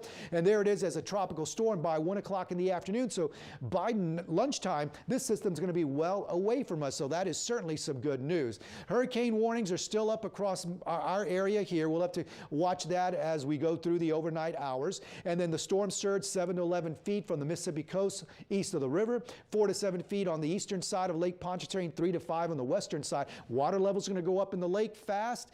Watch out along the rivers along the north shore. Some of that water spills back up into the rivers. And then west of the river, we're looking at about 4 to 7 feet. The model shows the highest storm surge will be east of the river, as expected by the National Hurricane Center. And you can see down to the south, not as high as east of the river. Flash flood watch for the Mississippi counties, 4 to 7 inches of rainfall with the center coming on shore. So that certainly is where the heaviest of rain will be. As far as the power outages go, this is a computer model for forecast, and that's showing where exactly they're going to be. But because of the system and the strong winds, you can see that we're looking at spotty to widespread across southeast Louisiana, and there's even a little area of extensive right along the Mississippi Gulf Coast, probably where landfall will take shape. So we'll have to certainly watch the widespread power outages that we'll have across our area. Here's our visible satellite. You can see the storm there getting closer to us. It's not far from the mouth of the river, and you can see there's that last explosion of thunderstorms there. I'll show you that in just a second on the satellite, but you can see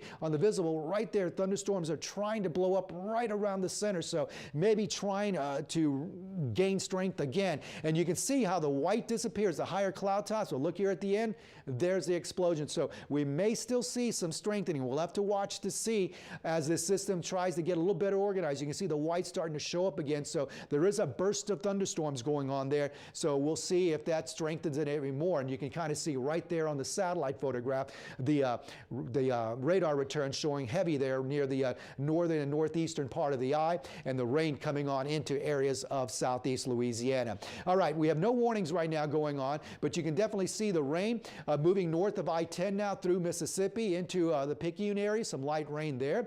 And then you look closer to Lacombe, Mandeville, light to moderate rain over the causeway as well. And also north of the lakes, a burst of heavier thunderstorms going through Kentwood and towards Franklinton, coming through Poplarville, some heavier rain there. And down south, you can see towards Sorrento and Laplace, just some lighter showers there, and the rain's lifting out of the metro New Orleans area. So right now we've had about an inch and a half of rain in some spots. So hopefully we're not going to get too much more. Remember, it's about 2 to 4 inches for most of southeast Louisiana. Here comes the rain, heavy now around Pilot Town and the mouth of the river. And then you can kind of see right there's the center, the eye right there, southeast of the mouth of the river. So that's continuing to move towards the north, and we'll have to see if that western eye wall clips parts of Lower Plaquemines Parish.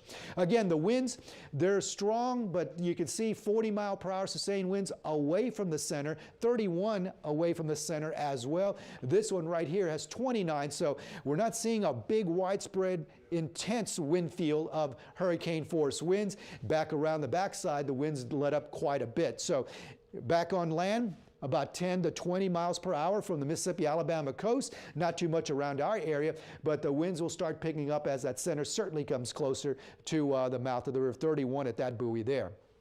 As you look around Boothville, 24 mile per hour gusts around our area. So we're seeing those winds starting to pick up, and the threat for tropical storm force winds are higher right along our area now. So we're definitely going to see tropical storm force winds across our region as we head on in through the overnight hours and into the morning time frame.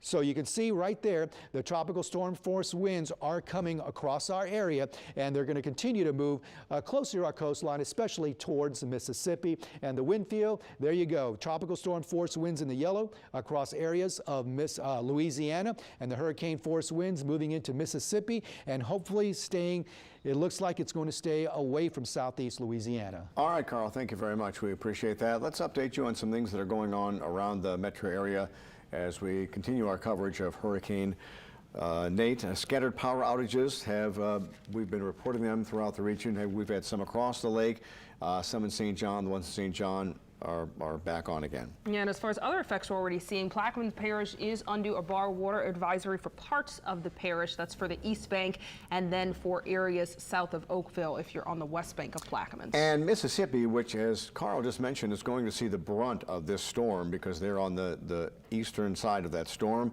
They'll see a big storm surge. The Mississippi coast casinos are closing at 5 o'clock. That's about 35 minutes from right now.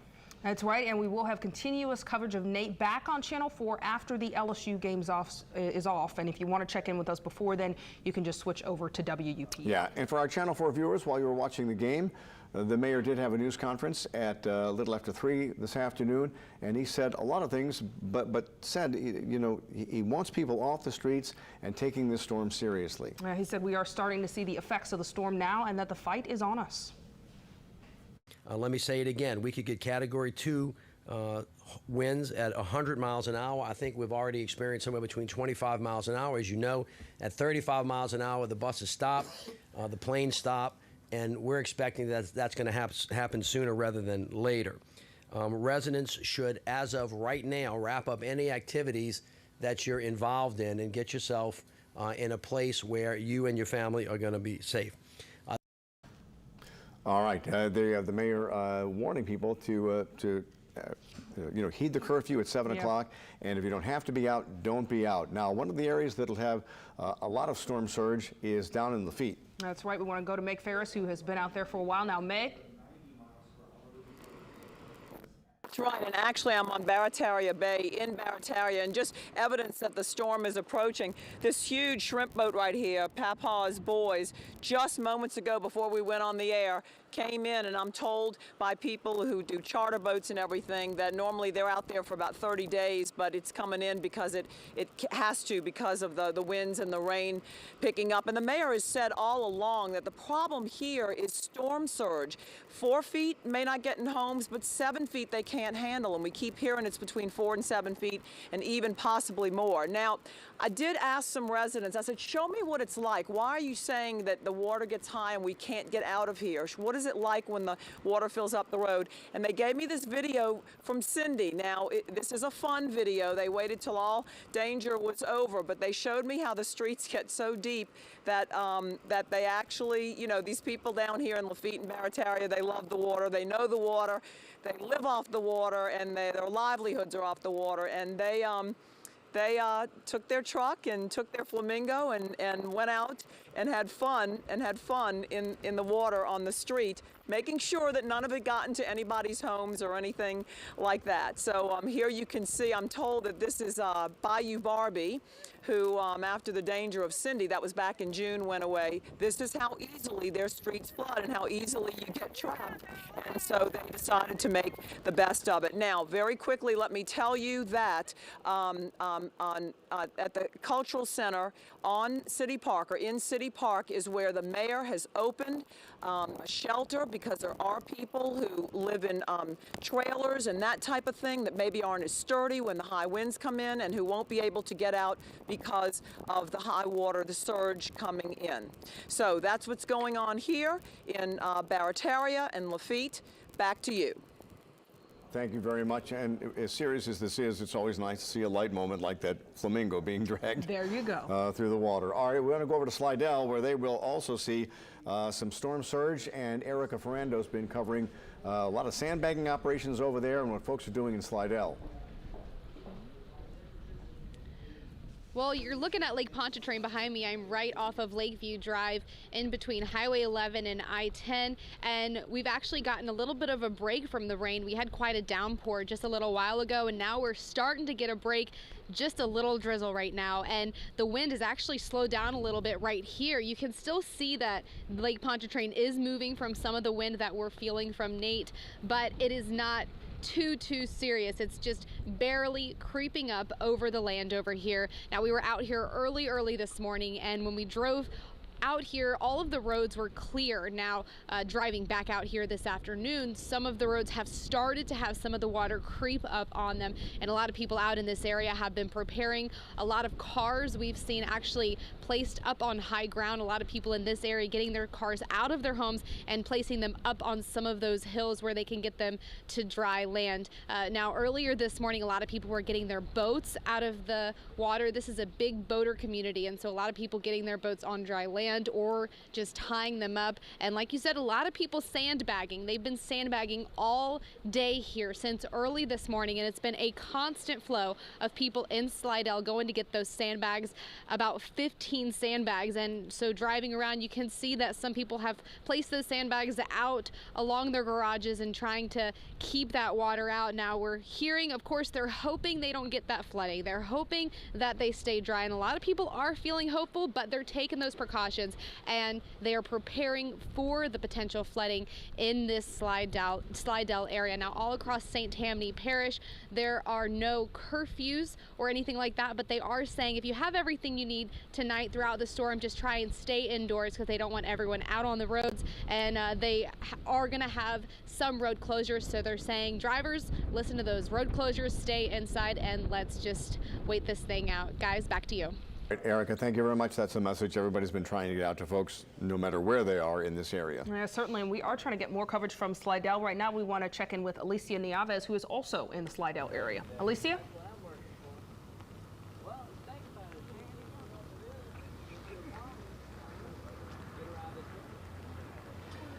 So it seems like the game plan is pretty much universal. You can see the big mound of sand right behind me. Slidell City crews were out here since about 6 o'clock this morning, helping residents fill those sandbags and just prepare, doing last-minute storm preparations. We drove around the Palm Lake subdivision, prone to flooding in this area, and it was pretty quiet. When we drove around, everyone was already inside, and we saw some sandbags by the doors. So right now I want to bring in resident Tamika. Tamika lives right by where we're standing, and as a Slidell resident, how are you preparing? How have you prepared for Nate? We prepared. We got waters. We got candles, and we doing pretty much staying inside, you know, waiting on the storm. You were telling me, Tamika, you still have to go to work tonight. But I Yes. mean, what happens? I mean, they know Nate's coming. You still have to report to work, you said. I still have to go to work at 6 o'clock. 6 o'clock this evening, 6 to 12. So if you're going to work, then I guess you have to come back and your friends are just going to kind of hold down the fort for you. Or have you just been kind of staying up to date with the news and just Yes, trying to see what ma'am. happens? The news been on all day for me, and I've been looking at the news. It looks like it's not pretty bad right now, but I don't know what's going to happen or whatever. You know.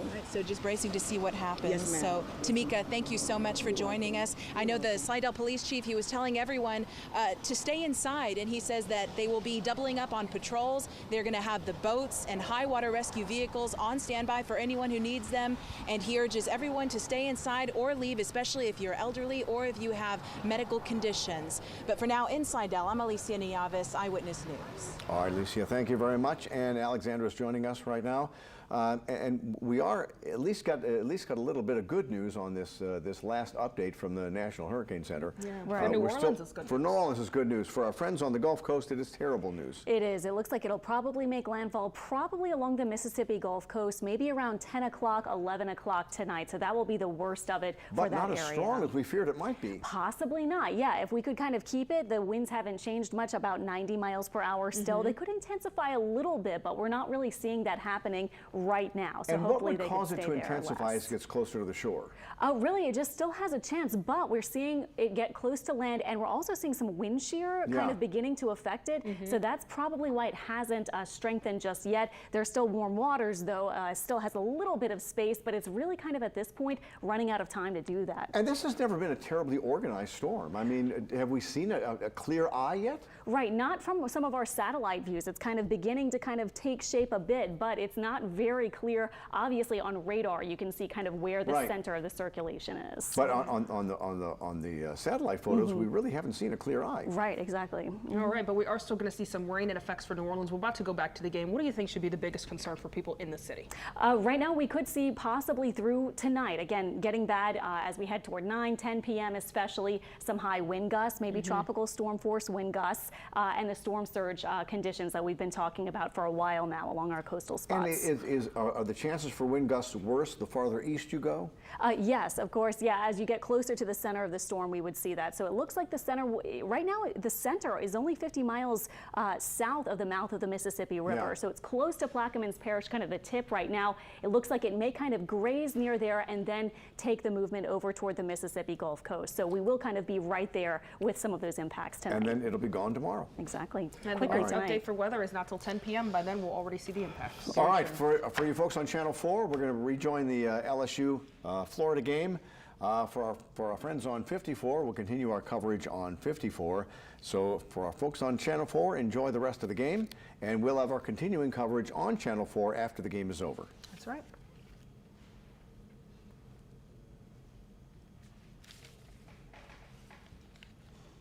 All right, that was our pause for changing For over us from, to take a from quick Channel break, 4 guys. to 54. And we're going to take a break right now, and Natalie and Tom will be joining you to finish the rest of our coverage. With a diminished pumping capacity and a threat of severe weather from Hurricane Nate, trust the Eyewitness News team to keep your family safe. On air, on our app, and on social media. WWL-TV, Louisiana's severe weather leader. Lace up New Orleans and come out to the 30th annual UNCF Walk for Education on Saturday, October 14th at the Audubon Zoo Riverview. To register, visit our website at uncf.org/New Orleans Walk. We'll see you there. Carl is so credible. He brings a measured perspective to his coverage. He's been doing this for a while. If Carl tells me I have to take something seriously, I trust him. Lace up New Orleans and come out to the 30th annual UNCF Walk for Education on Saturday, October 14th at the Audubon Zoo Riverview. To register, visit our website at uncf.org/New Orleans Walk. We'll see you there. We're getting ready to bring a different level of conversation. Don't make me do anything that I don't want to do as a parent. Listen, what I need is a man. It's a place where we all can be inspired. I feel if you want to be heard, take it directly to the people. 8 to 2 just goes so fast. There we got no after school sports. Yeah. We can have white sisters, black sisters. Sisters is not about race. Sisters is about connection. Weekdays at 10 on WUPL 54. Have you ever dreamed of singing on TV? Get ready for Sing Like a Star, the all-new singing competition that invites you to audition for a chance to perform on TV. Just download the Star Maker app, go to the Sing Like a Star page, post your audition, and if you get enough votes, you could be on TV. I'll be your sunshine on a cloudy day. Your dreams could come true on Sing Like a Star.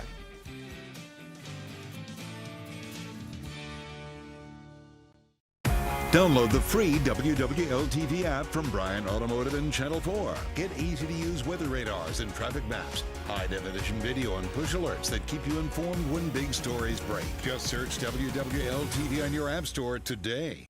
Be bold. Be strong. Be more than pink. It's time for the 21st annual Susan G. Komen New Orleans Race for the Cure. Saturday, October 21st in City Park. Join me and thousands of supporters helping to raise funds to find the cures for breast cancer and provide screening and treatment right here in our community. Register or donate online at ColemanNewOrleans.org. I'll see you at the race. You've messed up your son's haircut. Do you try to fix it? Work with what you've got? Or show solidarity? Thank you, babe. You don't have to be perfect to be a perfect parent. Thousands of teens in foster care will love you just the same.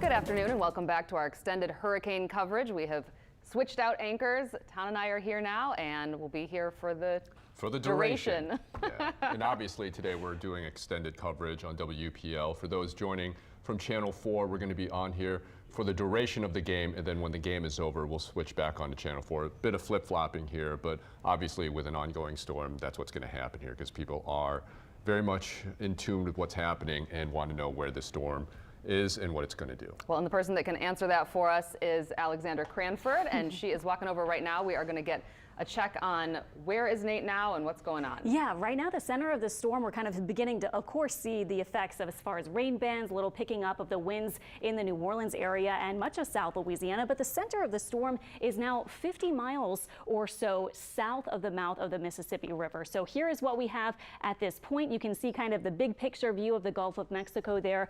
Zooming in a little closer on Nate, we've been saying the eye a little bit hard to find, a little bit not so well defined. But when we change it over to radar, which I will in a moment, you can see where that is. I wanted to get you the updated numbers on everything that we're seeing right now from the National Hurricane Center. At 4 p.m. they issued the new advisory. And so it is still a Category 1, strong Category 1 storm with 90-mile-per-hour winds at this point. So we were saying looked like it could have intensified a bit more, but now it's kind of running out of time a bit for that to happen. It's close to land now. It's beginning to get some shear working in. And notice some of the more intense kind of grays and whites here that you're seeing have kind of gone away and moved a little bit farther out from the center of the storm. So it hasn't really strengthened much in the past few hours, and again, is running out of time to do so. Right now, the official forecast from the National Hurricane Center has it moving north-northwest at this point at 23, still that really good clip, miles per hour, and looks like it will be close to, again, our Mississippi counties, kind of around perhaps Harrison County or Jackson County, Mississippi, or really could potentially be close to Hancock County too as we head into about the 10 o'clock time frame. It looks like that may be around when the landfall is about to happen. And again, notice that the cone of uncertainty, the kind of cone of error here, doesn't include New Orleans, doesn't include much of the North Shore. So again, it's looking a bit more and more like it could be our coastal Mississippi areas and even outside of our area where the center of the storm happens. Of course, as you know, effects will be felt even where the center of the storm is not. But notice that it is going to be probably moving quite quickly. We've been saying maybe even by 2 or 3 a.m. it may be near Hattiesburg and to the north of Hattiesburg, Mississippi, and then by tomorrow afternoon could be a tropical storm somewhere in northern Alabama for the center of the storm. So this will be a quick progression from tonight landfall, again 10, 11 o'clock, maybe toward midnight. Right over some of those coastal areas, and then by tomorrow morning and afternoon will rapidly be moving out and may actually be a remnant low, so no longer even a named storm as we head into maybe the next 2 days. So that progression may happen very quickly. As far as our watches and warnings go, notice that our hurricane warnings have changed a little bit. Actually, they have left out a couple of these areas just off to the southwest of the city. So notice the Houma area, Thibodaux, our Lafourche and Terrebonne Parish areas from Grand Isle over to the west are now under a tropical storm warning. These red shaded areas, it's kind of pinkish red color that you see, that's where the hurricane warning is still in effect, and that will be the case, of course, until the storm leaves our area. So again, maybe not the center of the storm, of course, making its way all the way over to these western areas that are under the hurricane warning, but some hurricane force gusts are not totally out of the question for some of these areas, even a little bit removed from where the center of the storm may be eventually over South Mississippi. As far as the storm surge watches and warnings have gone, it still looks similar. There are just a few kind of subtle changes for some of these areas. Again, Terrebonne and Lafourche Parish from Grand Isle to the west have been dropped from some of that storm surge warning areas. So about 2 to 4 feet, potentially right along the coastline there. 3 to 5 feet or so over for the western portions of Lake Pontchartrain, 4 to 7 feet or so for the Slidell area and eastern Lake Pontchartrain spot. So that hasn't changed. And then if you're outside for our Mississippi areas and so forth of the hurricane protection levees, 7 to 11 feet still looks like what we're looking at. As we look at our computer models, again, they range really from about St. Bernard Parish over toward almost Dauphin Island in Alabama. And so you can see that there is a pretty good consensus here. And unfortunately, it looks like it will be bearing down right over the Mississippi coast. So just a little bit to the east of most of our southeast Louisiana spots for the center of the storm, it looks like. Let's get to radar now, where we are seeing rain. We've had plentiful heavy rain bands all over the place pretty much, but we are seeing breaks. So New Orleans not seeing as much at this point. Many of our North Shore spots seeing either a break or maybe just some light sprinkles or a light shower. And then right now, some of the heaviest that I'm seeing on radar is actually over closer to Mobile Bay and Dauphin Island over there in southern Alabama and just north of Biloxi in Mississippi, heading toward Wiggins and eventually toward Hattiesburg. We'll probably get a bit more rain by that point. So Estelle, Jean Lafitte, many of our South Shore spots south of the city, again, getting a bit of a break at this point. This is how our tropical kind of rains go, of course, as you know. Right now, we do have a couple of showers near Lake Bourne and approaching almost the kind of Chalmette, Poydras areas. So these showers, you'll notice the rain picking up just a little bit as they press on to the northwest. And then in New Orleans, again, we had kind of a big band of shower activity, now getting a bit of a break. We will have more coming later on this evening, of course. North of Lake Pontchartrain, as we look from Poplarville to Picayune, over toward Bogalusa, Folsom, Hammond, and Ponchatoula, getting mainly light rain at this point, so you may notice it pretty light, picking up perhaps a bit here and there outside of Covington, say around Robert, and then probably slacking off at times as well. So that's kind of the scene that we're seeing right now. A few showers approaching the tip of Plaquemines Parish there too. And then again for our Mississippi areas, Waveland, Kill, Mississippi, getting a break at this point. As we zoom out a little bit, you can see on radar where kind of the spin, where the circulation is here,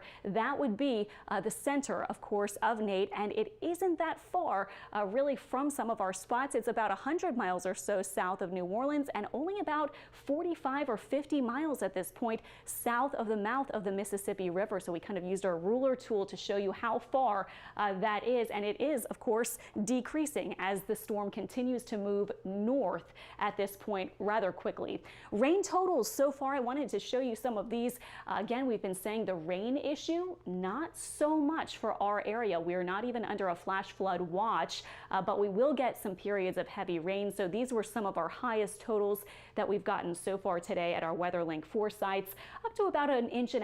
Metairie about 1 1/3 inches. New Orleans over 1 inch now. Slidell about 3/4 inch, and other spots around kind of those levels or a little bit below. Those were actually some of the highest that I picked out to put there. Cloudy right now, again, getting a bit of a break in New Orleans, 75 degrees, winds from the east-northeast at 9 miles per hour. And notice that our winds all over the area, a little bit breezy, but they're really not too bad just yet. Boothville recording over the past few minutes 31 mile per hour wind gust. Bogalusa about 20 mile per hour wind gust. That will be increasing later on tonight as we start to see those winds kind of getting closer to us. So again, here are your warnings, and we are going to be looking eventually for those conditions to kind of increase as we head again toward about 9-10 o'clock. It looks like that may be some of the worst time for the impacts in southeast Louisiana and Mississippi. So the flash flood warning, or flash flood watch, is for Mississippi and over to the east. The severe weather risk, notice, is really from Mississippi and maybe the fringes of the Biloxi marshes over to the east. So really the eastern side of the storm, of course, looking like it will have more of that chance for some of that severe weather and those tornadic storms, which typically happen off to the northeast and east of the center.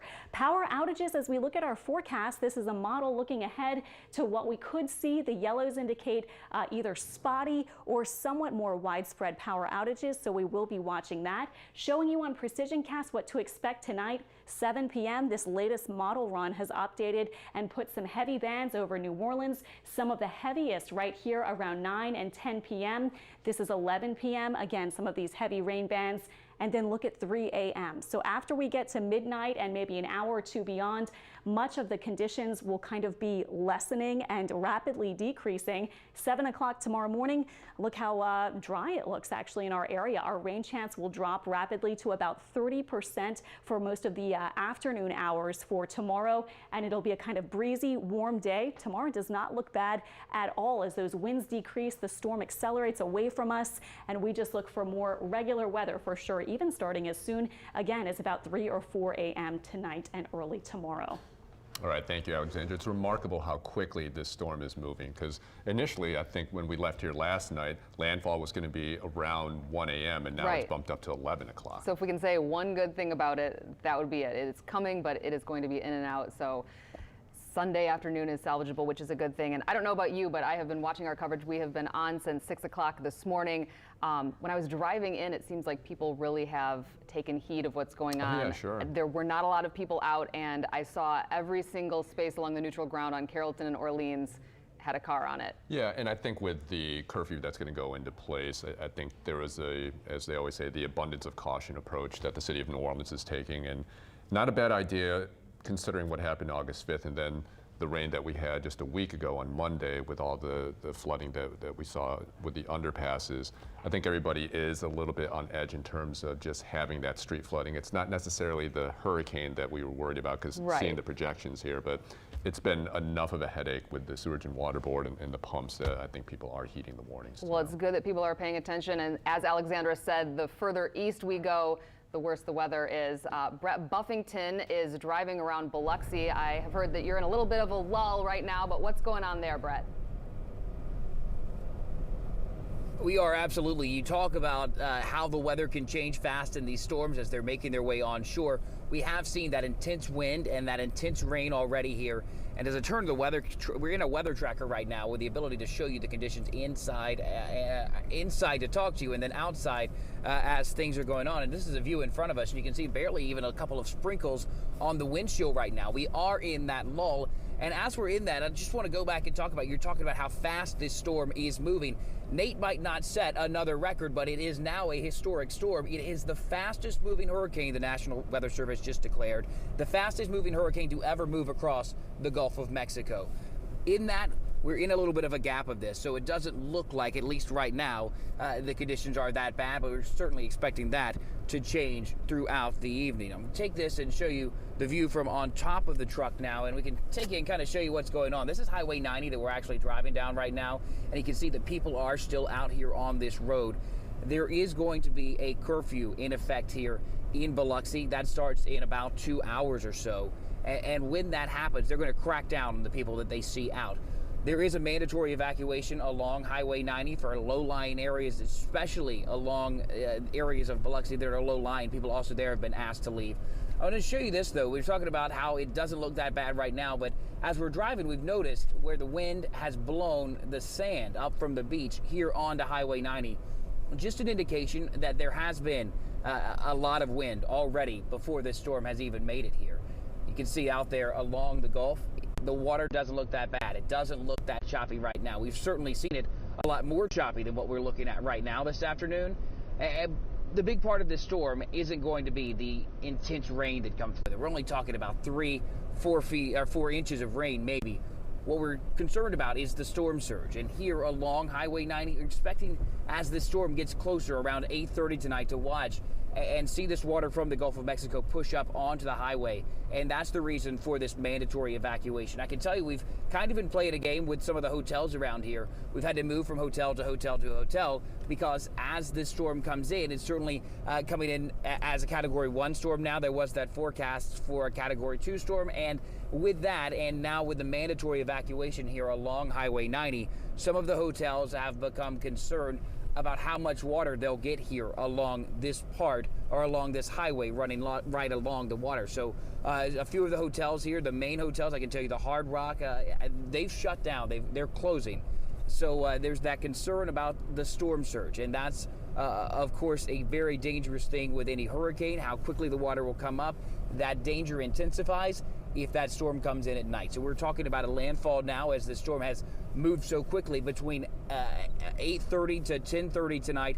That's when we'll expect to see the eye of Nate make its way on shore here in Mississippi. Of course, we're going to be here for that, certainly watching these conditions as they are expected to go downhill in that time. We've got a couple of hours here in this lull, so we're going to take care of securing a couple of things on our end. Certainly we'll be back with you guys to chat as we watch the conditions deteriorate here in Biloxi this evening.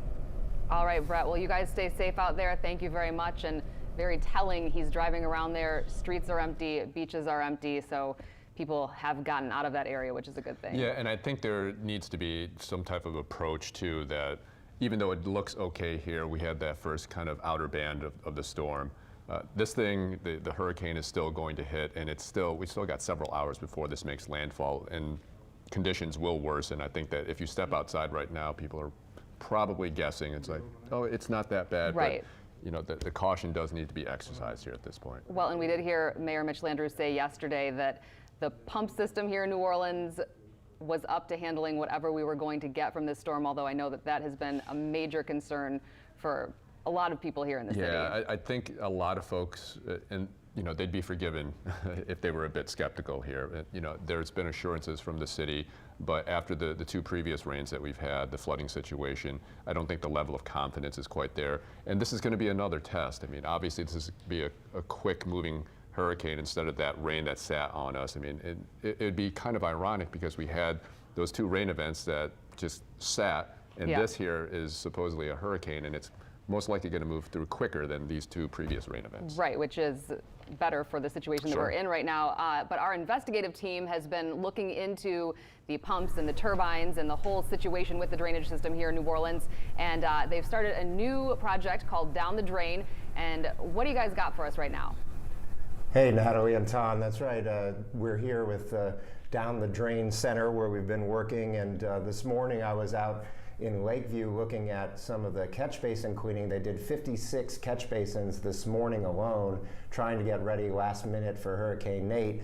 And as you were saying, we seem to have escaped the worst of it as it relates to rain, which is really the biggest problem that we have now because of the problems with the pumps and the power to the pumps and the catch basin. So I've been on the Facebook page Down the Drain that we've set up, and I've been talking to residents, and the big concern that they're expressing when I talked about the catch basin cleaning is that they feel like they've been paying a lot more on their sewerage and water board bills, and they don't understand why now there's talk about an increasing bill for drainage.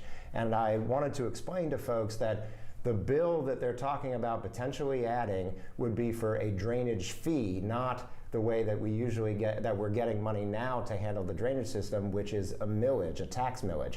And what's happened is that a lot of folks don't pay taxes. Some of the biggest landowners in town are nonprofits, non-taxable entities that don't pay taxes and therefore don't support the drainage system.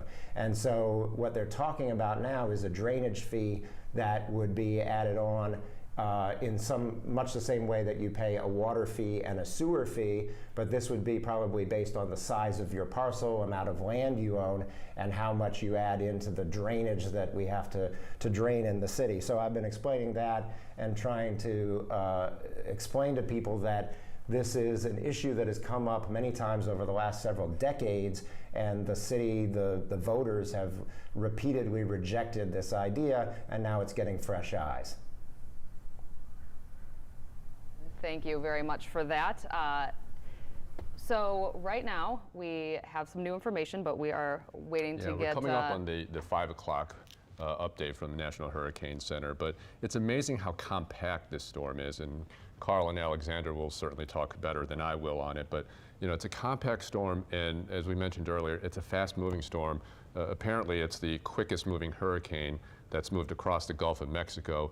And at least for this late in the season, in the hurricane season, I guess we're counting our blessings now, because at least for New Orleans, and I know that we're very New Orleans centric, obviously we're broadcasting from New Orleans, but to stay on the western side of the storm, you know, we feel for our neighbors to the east of us, but you know, we're very fortunate that this storm is now compact, fast moving.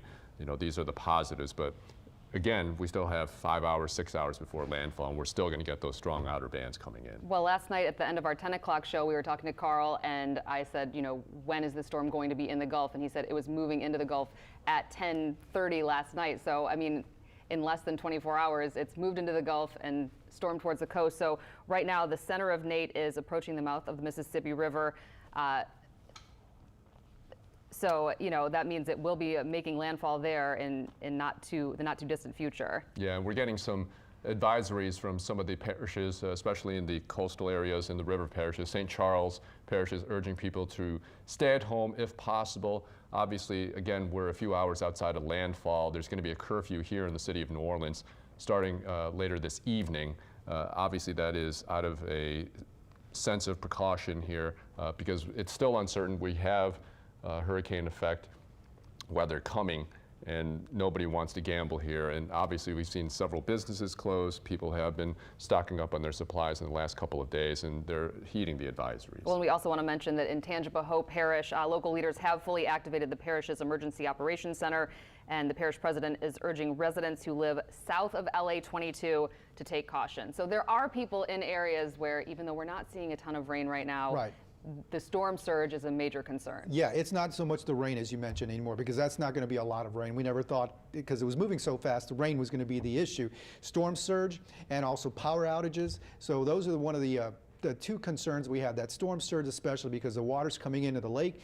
East of the river along coastal areas of Mississippi is still looking at up to 11 feet of storm surge. Well, we started seeing some of that flooding just from a couple of days earlier, just from the winds blowing the surges in. You're right. Unfortunately, water levels are high because we've had that easterly wind over the past week and a half that's kept the water levels up.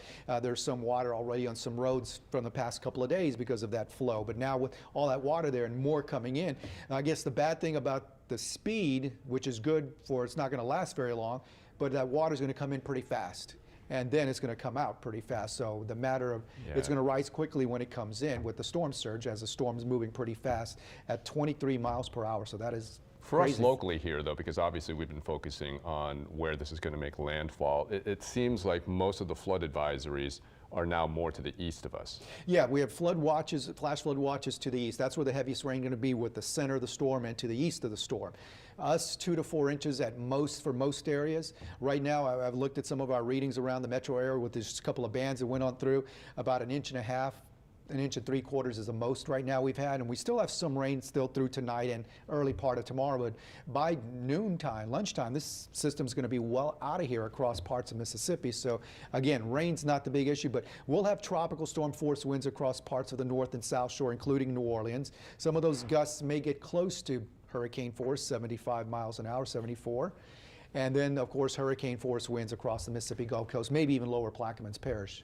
And Carl, is that going to be sporadic? I mean, are we going to start seeing that burst? So we had one earlier today. We had, probably 20 to 30 minutes, and then it kind of went into a lull. Yeah. Are we going to see that throughout the evening? That was one of the fringe feeder bands coming on through. As the center gets closer to us in the next, 6 hours, we're going to see maybe more of a steady rain band. But again, most of it's going to be from the center eastward. We may still see some wraparound bands around it, and they may be a little more persistent. So we'll have to watch those on the radar presentation later. Well, and this storm is hitting at night. Yes. We've heard the governor say you need to be in place where you want to weather the storm by 8 p.m. What are some of the concerns or dangers with a nighttime event? Well, I mean, you don't necessarily see the water rising sometimes if you're driving around. So, I mean, being out and about, flying debris is going to be a big issue. That's why we've said for a past day or so to secure all loose items, all those Halloween decorations that are out there. They're out there. Oh my gosh, I saw a picture of one house where they just had probably 20 skeletons, and I'm thinking, oh, yes. But you got to bring that stuff in. You have to, because the winds will be strong tonight and into the early morning hours, and then with some rain bands coming on through, the winds may be a little bit stronger. So yeah, secure all your items right now while you still have a chance before the winds do pick up more so for tonight and tomorrow morning. So as you see that satellite presentation, one of the things to notice on that is you see before all those white clouds, now they're gone, that those are the higher cloud tops. So that showed that there was some weakening of the storm or some steadiness where it didn't intensify very much. So, and now we're starting to see the white cloud tops starting to redevelop. So we might have been going through some regeneration stage. So we hope to not see it intensify anymore between now and landfall, which could be about 9 to midnight tonight along the Mississippi Gulf Coast. But again, at 90 miles per hour, that's still pretty strong. And with that storm surge of 11 feet, we're still looking at quite a bit of damage coming in with the center of the storm. Carl, talk about some of the factors and the elements that kind of bumped up the landfall, because initially last night we were projecting, or at least the National Hurricane Center was projecting, that landfall would come around 1 a.m. on Sunday, but now we're kind of looking at the maybe 9:30, 10 o'clock, 11 o'clock. What we saw starting at 10 o'clock last night and even overnight, it got faster. It was moving faster. It started at 21, 22. Now you can see what it is right now. What's driving that? Well, the thing is, it's steered around the upper level wind currents. So normally you see it steered around an upper level high, like Irma was around an upper level high. And as it got away from that remember people were saying that it's moving too fast to slow down, it's moving too fast.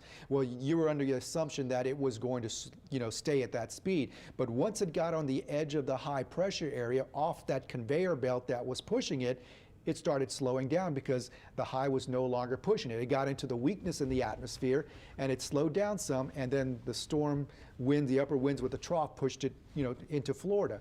Here right now, it's driving along the conveyor belt around the upper level high, but we also had the upper level low in the western Gulf also pushing it, so it had two conveyor belts that were kind of driving it, so it had two forces pushing it, so it kept at a pretty strong speed. Is this pretty unusual to see that? Usually it is, because sometimes you see that upper level low add some wind shear and kind of keep it from strengthening, but this upper level low was far enough away, but the steering currents were still strong enough that you were able to see the speed actually speed up during the overnight hours. So definitely we saw that going on. So let's go through this graphics and we're going to show you what's happening now. As you can see, the landfall could be around 9, 10 o'clock tonight, 11 o'clock towards the Mississippi Gulf Coast. And you can see by 1 o'clock in the morning, it is well away from the coastal areas. So this system will continue to move very fast, but notice the cone of error. It's not very wide. So we're fairly sure now it may either clip the mouth of the river, Lower Plaquemines Parish, or stay just offshore,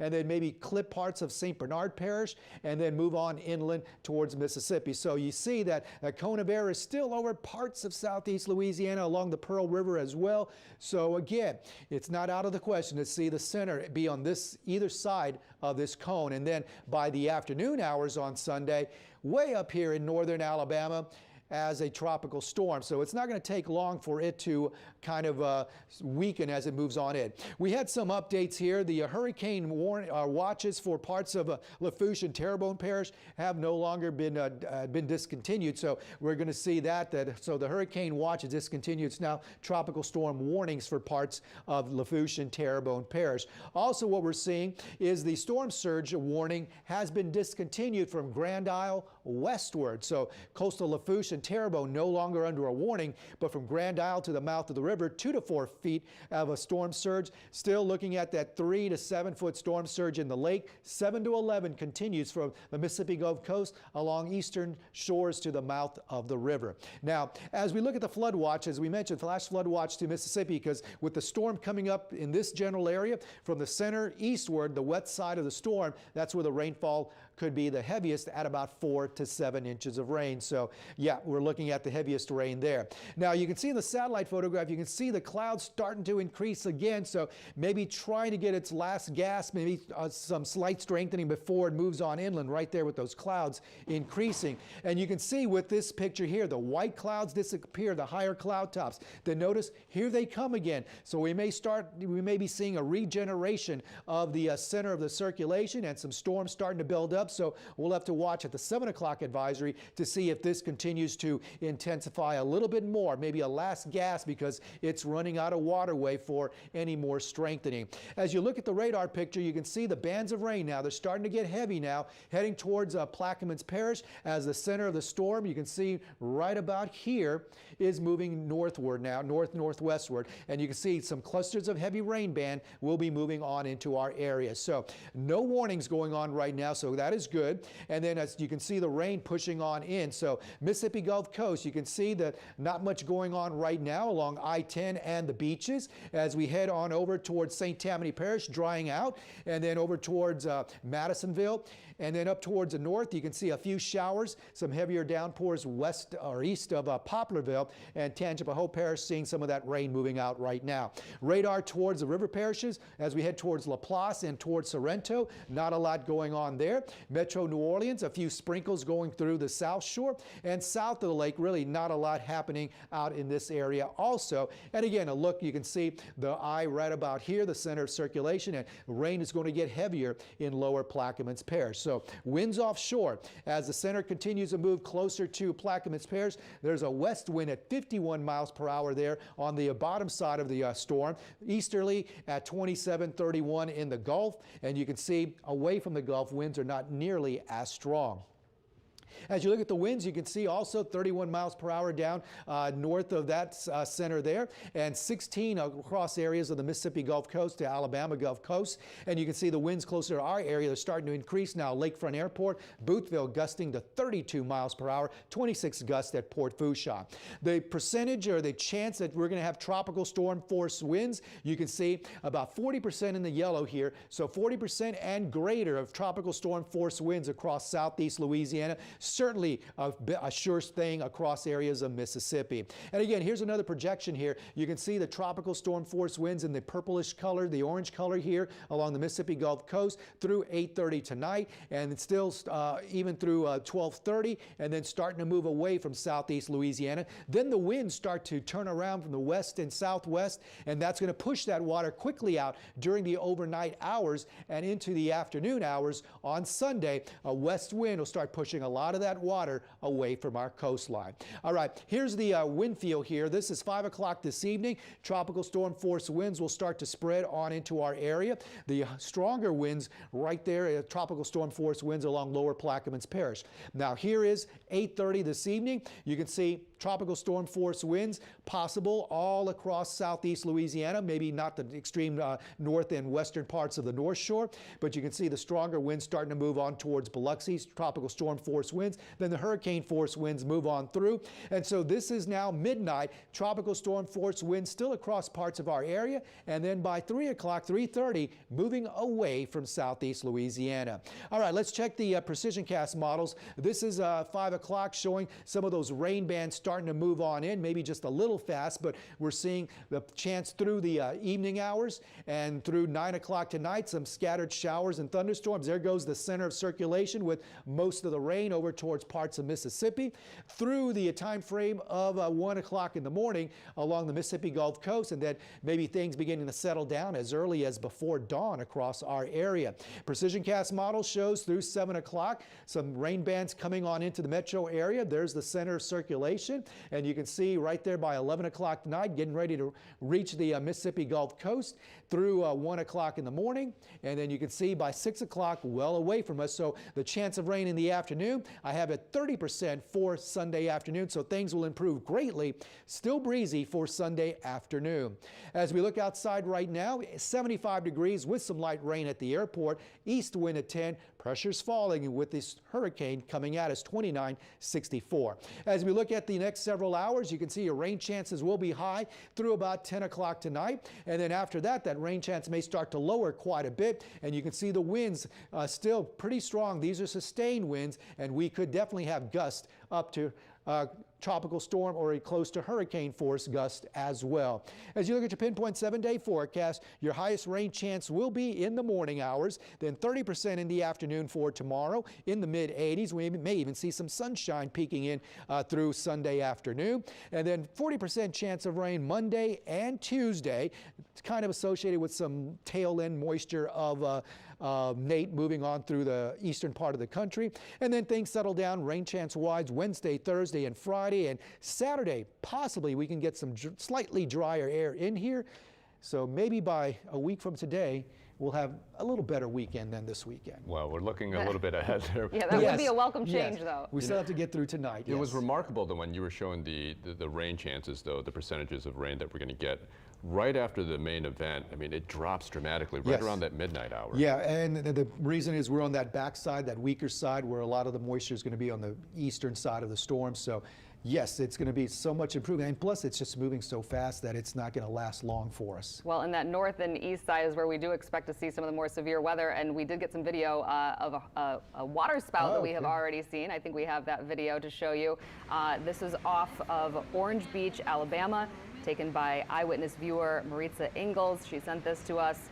And they have issued in Gulf Shores nearby there an evacuation order for all of those beachfront properties. So this is the kind of thing that you are expecting to see out there. Yeah, because there's going to be rotation many times with some of these storms and these feeder bands.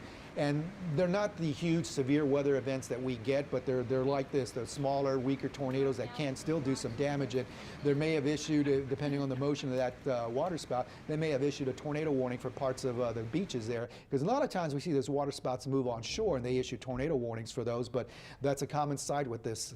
And a lot of folks here certainly know that area. I mean, vacationing in Orange Beach and Gulf Shores, those areas, people know that very well. And how does the high tide timing play in with all of the storm surge coming on shore? Well, with the high tides, you're going to have that storm surge coming in. I have to look and see what the high tide times are for tonight to see if they are tonight. So if the storm surge comes at high tides, that just aggravates the situation with the higher tides already there, and then the storm surge on top of that. So again, it's going to be an issue depending on the exact times of the high tide. And we've been mentioning Mississippi, but I mean Alabama, that Mississippi-Alabama line, that's going to be on the eastern side of the storm. They're going to get a good amount of rain as well because they're on the supposed dirty side of the storm. Yes, they're going to get a lot of rain. That's why that flash flood watch is in effect, and flooding could be an issue for them on top of the winds and on top of the isolated tornadoes, because they were talking about issuing a tornado watch. They haven't done it yet for areas to our east. So again, that'll be an issue along with storm surge and just the winds. Yeah, maybe that water spout's a preview of what's to come there for Orange Beach. Well, sure. And all day long we've seen video of people filling up the sandbags and getting ready, because there is the threat here for people to experience some of that. And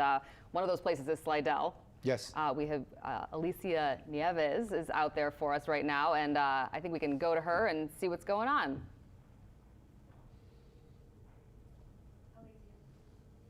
Maybe. Or, Maybe not. or we might not Okay. have her. Well, Carl, let's take a look here of what we're seeing there. Why did we see that kind of that dramatic drop in terms of the landfall timing? I mean, because again, we were anticipating that it was going to be 1 o'clock, and now we're kind of looking at 11 o'clock hour. Yeah. Is it just because of the sheer speed of this? Just because this it got even faster overnight last night and early this morning. So again, as we left you at the 10 o'clock show, it was 21 miles per hour, and then a little after that it was 22, and then overnight it became 23, and so it increased its forward speed. So that just sped up the time it was going to reach the coast. That's like you running faster on the court. If you run faster on the court, which you normally do in the basketball court, you're going to get to the hoop much faster than somebody else that's slower than you. That's positive thinking too. And how wide across is Nate? I mean, we saw Irma, and that Yeah. storm was just massive. This is a much smaller storm. Why is that? Yeah, we measured it a little earlier, and it was about 300 miles from one side of the clouds to the other side. So that was a lot less than Irma, where Irma was 400. So hurricanes are just different. Everyone can be a different size. They can be small and compact and very strong. They can be wide and weak, but you know, they're their own entity, and this one just stayed small and then started to speed up and then gain some strength. Now, the fortunate thing for us is it was increasing in intensity, but if it was a slower moving storm, it might have been a lot stronger because it was just feeding off the water so much more. So even though it did intensify, and that was a expectation that it would slowly get stronger, but the expectation was it wasn't going to happen until it got into the Gulf, because it was going to move over the Yucatan Peninsula. And then that would not allow it to strengthen very much or keep it disorganized before it got back into the Gulf. This one did like a kicker. It went right through the uprights of Cuba and the Yucatan Peninsula, went right through the channel and stayed over water and just continued to intensify during the overnight hours. That's two sports analogies in like the last 3 minutes. Good job. Yeah. And for those of you joining us, we are now in extended coverage of Hurricane Nate on WPL. For those of you joining us from Channel 4 from the football game, you heard a football analogy there. Carl is talking about the impacts of Hurricane Nate. And I know that some of the coastal parishes, we're hearing from Plaquemines Parish, parts of coastal St. Bernard as well, they had mandatory evacuation orders. Now that this is pretty solid that it's going to make landfall on the Gulf Coast of Mississippi, what should the coastal areas of southeast Louisiana expect? I mean, were those mandatory evacuations probably justified? Oh yeah, because the storm surge still outside the protected levee areas. They're still going to be high. It's 7 to 11 feet along the coastal areas east of the river. So that includes eastern Plaquemines Parish, eastern St. Bernard Parish, parts of Lake Pontchartrain. It's going to see 4 to 7 feet on the eastern side of Lake Pontchartrain, Venetian Isles, and that area there. So, and along the Mississippi Gulf Coast could be up to 11 feet. So mandatory evacuations definitely outside the protected levee areas, because those are unprotected from that storm surge coming on in. And where is Nate right now in relation to Grand Isle? It's east of Grand Isle, so it's about 45 miles away from the mouth of the river. So it's not that far away from Grand Isle, but again, they're on the weaker side of the storm. So we haven't seen the winds really start picking up yet along a lot of our land areas. So offshore, they're picking up. So I would suspect that here we are close to 5:15. I would suspect after 7 o'clock we may start to see these winds start to increase, more so inland areas around parts of our area as well. Yeah, we have Mayor David Carmidel from Grand Isle on the phone right now, one of the most, and arguably the most, vulnerable area of southeast Louisiana during hurricanes and storms. Mayor Carmidel, how are you doing down there? What are you seeing? What are you hearing? Well, I'd say the last hour and a half, the tide's coming in like a bullet. We got about 6 inches before it gets into the Sand Island Marina on the eastern side, talking to the owner a few minutes ago. And then where we built our earthen levees and our bags that we put out is protecting a good bit of the east, but it's coming in the middle part of the island on the backside. So we went ahead and fixed 1,500 feet, but we still got a I'd say about 2 miles to go on the backside that we didn't get to do, but it's coming in like crazy. So I think high tide's around 12, 1 o'clock, and, you know, it looked like the wind's picking up a little bit. So I'm assuming this thing's about, 50, 60 miles away from us, you know, the eye of the storm, or the push of the water. So we expected more water to come in. And what have you seen so far as people deciding to evacuate and leave the island? Oh, we got a lot of residents here. We rode the island from one end to the other. We just surveying it as we speak, but I'm standing here right here in the middle of the town, right here by the fire station on LA1, and all you see is cop cars. Very seldom. There's a curfew at 3 o'clock. If it's a resident going to his home or check on his boats, it's okay, but it's a ghost town right now in Grand Isle. Mayor Carmidel, you mentioned LA1. Usually LA1 in a good rain, it'll flood. How's the road doing right now? And when you ordered evacuations, where did most folks go? Well, most of them go up north, Thibodaux. We got a bunch of rooms rented in Thibodaux and for the council, and most of the council is here. But like Grand Isle people go in that area, and like I said, they move further north. Most of the people go up there. Some of them go to their families in different areas. Thibodaux, Donaldsonville, Baton Rouge, Lafayette. But again, like I said, the surge is coming up.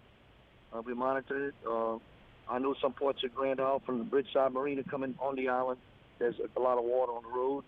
As far as in Grand Cheniere, Caminada, there's more water going on the road. We're getting ready to go take a ride in that area to check it out, but it's coming in like a bullet. And again, it's any time in the next, like I said, it's only 5 o'clock and you got another 6-7 hours of high tide coming. It's gonna definitely get over the road. Well, and you have been dealing with this a lot. This summer we've been down for Cindy. The outer parts of Harvey have impacted Grand Isle. And now this. How has this hurricane season been for you? Well, it's kept us on our toes. The good thing, it's not good about a storm, but we have no rain. There's hardly no rain on this storm here. And we, with a lot of rain and a lot of flooding, that's where it does some severe damages. So all our pumps are ready to go. Our manpower is ready to go. And we got Councilman Ricky Templet here. Councilman Ricky, Chris Roberts was here yesterday and last night with us. But again, we got everything to go to work with. But the good thing about it is hardly no rain on this side of the storm. But I'm just worried about the surge. He's predicting to come in. Like right now, the wind's picking up as we're speaking. But we got to finish the rock job on the south side. I'm looking at the levee in the Gulf right now. I'm about 200 feet from it. And, you can see that we're protected with a 12-foot levee with the rocks that we just finished. Thank God we did that. But now we're worried about the people, the north side, because when the storm passes to the east, it's going to push that water to us. And the wind's going to pick up on the northeast and whip it around. Whatever's water's coming through all these passes through the Gulf, the 5 passes, Caminada, Barataria, Obias, all these, it's going to fill up that water toward the feet, and then it's going to come back toward us. And it's really going to push some water in. All right, Mayor Carmidel, thank you very much. Grand Isle usually has a front row seat to every hurricane and every storm that passes through southeast Louisiana. And Carl mentioned that the coastal and tidal flooding is going to be the main concern. You hear it from Mayor Carmidel. Not a lot of rain, but that tide's coming in, the winds are going to push it in, and that's the big concern, especially for coastal Louisiana. Well, and he said it looks like a ghost town down there, so clearly people prepared and aware of the situation. Yeah, certainly down there, they know when to get out, and arguably they're very hardy people. I mean, when we're talking about Plaquemines Parish, Lower Plaquemines, and St. Bernard. But when folks there evacuate, you know that they're making the right call, and certainly we defer to them on those judgment calls. They've seen their fair share of storms. For sure. And I know a lot of people have had a ton of questions about the weather, what they can expect, that kind of thing. So tonight we are here for your questions about Nate. You can see there, Eyewitness News has put together a telephone hotline, staff with volunteers who are ready to help you through the approaching storm. If you have any questions, looking for information, or need any other kind of help, call 504-529-6450. That's 504-529-6450. Our volunteers are here. And obviously, if with questions that we couldn't have or couldn't answer for you, they will try to connect you with the right people to get your get your questions answered. I think everybody right now is just kind of in home, relaxing, because there is a lull in what we're seeing in terms of the activity. But again, there could be a false sense of security because we do have a few more hours before this makes landfall, and we will, as Carl mentioned, we will be getting some of those bands of Hurricane Nate. Well, and it's a good idea to have a phone bank, because I know the newsroom phone and the phone here in the Weather Center has been ringing off the hook during the 6 o'clock show last night. Carl got a phone call when we were reading some news, and I heard him say, no, it's not going to fizzle out. So clearly people do have some questions and concerns, so be sure to call, and we'll see if we can help you out on that. Yeah, and keep in mind, we can't personalize every answer here. I mean, we can't predict exactly what's going to happen in your neighborhood. I live near the Chifuncta. Should I get out? Exactly. Like, but in terms of sandbags and school closures, power outages, we'll have those updates. obviously here on Eyewitness News. But if you have any other specific questions that the volunteers can help, they'll do their best to answer those questions. If not, they'll connect you with the right people to get those questions answered. Well, in Lower Plaquemines, certainly an area that will be feeling the impacts of Hurricane Nate. Paul Murphy is in Plaquemines Parish and has the update from there. Plaquemines Parish is one of those areas expected to take a glancing blow from Nate early this evening, and joining us right now is the head of the Emergency Operations Department here in Plaquemines Parish, Patrick Harvey. What are your expectations? Right now, I think, as you said, we'd probably get a glancing blow of Hurricane Nate. Currently, the surge is on the east bank and lower portion of the parish, between 2 to 3 feet above, the tide right now. So it's not that bad. We're getting a little bit of rain. Some areas, about an inch or so. Winds down on the lower end of the parish are between 20, 30, some gusts maybe up to 40 miles an hour. You did have a gust at about 54 miles an hour, right? 52 miles an hour. We had a gust here at the EOC around 1 o'clock whenever a squall came through. But it's really nothing major. We're getting a little wind and rain right now, but that's about it that we can see. And you did have a mandatory evacuation on both banks. Yes, sir. You had the evacuation here on the west bank beginning this morning. That's correct. Any idea on how the residents heeded that order? Currently in our shelter, we accepted between 230, 240 people in the shelter at the Belle Chase Auditorium. They had to overflow into the Belle Chase High School gymnasium.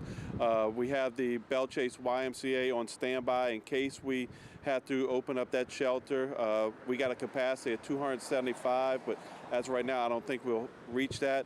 I think our residents, either they evacuated or some of them, quite a few are probably sheltering in place down on the lower end and on the east bank of the parish.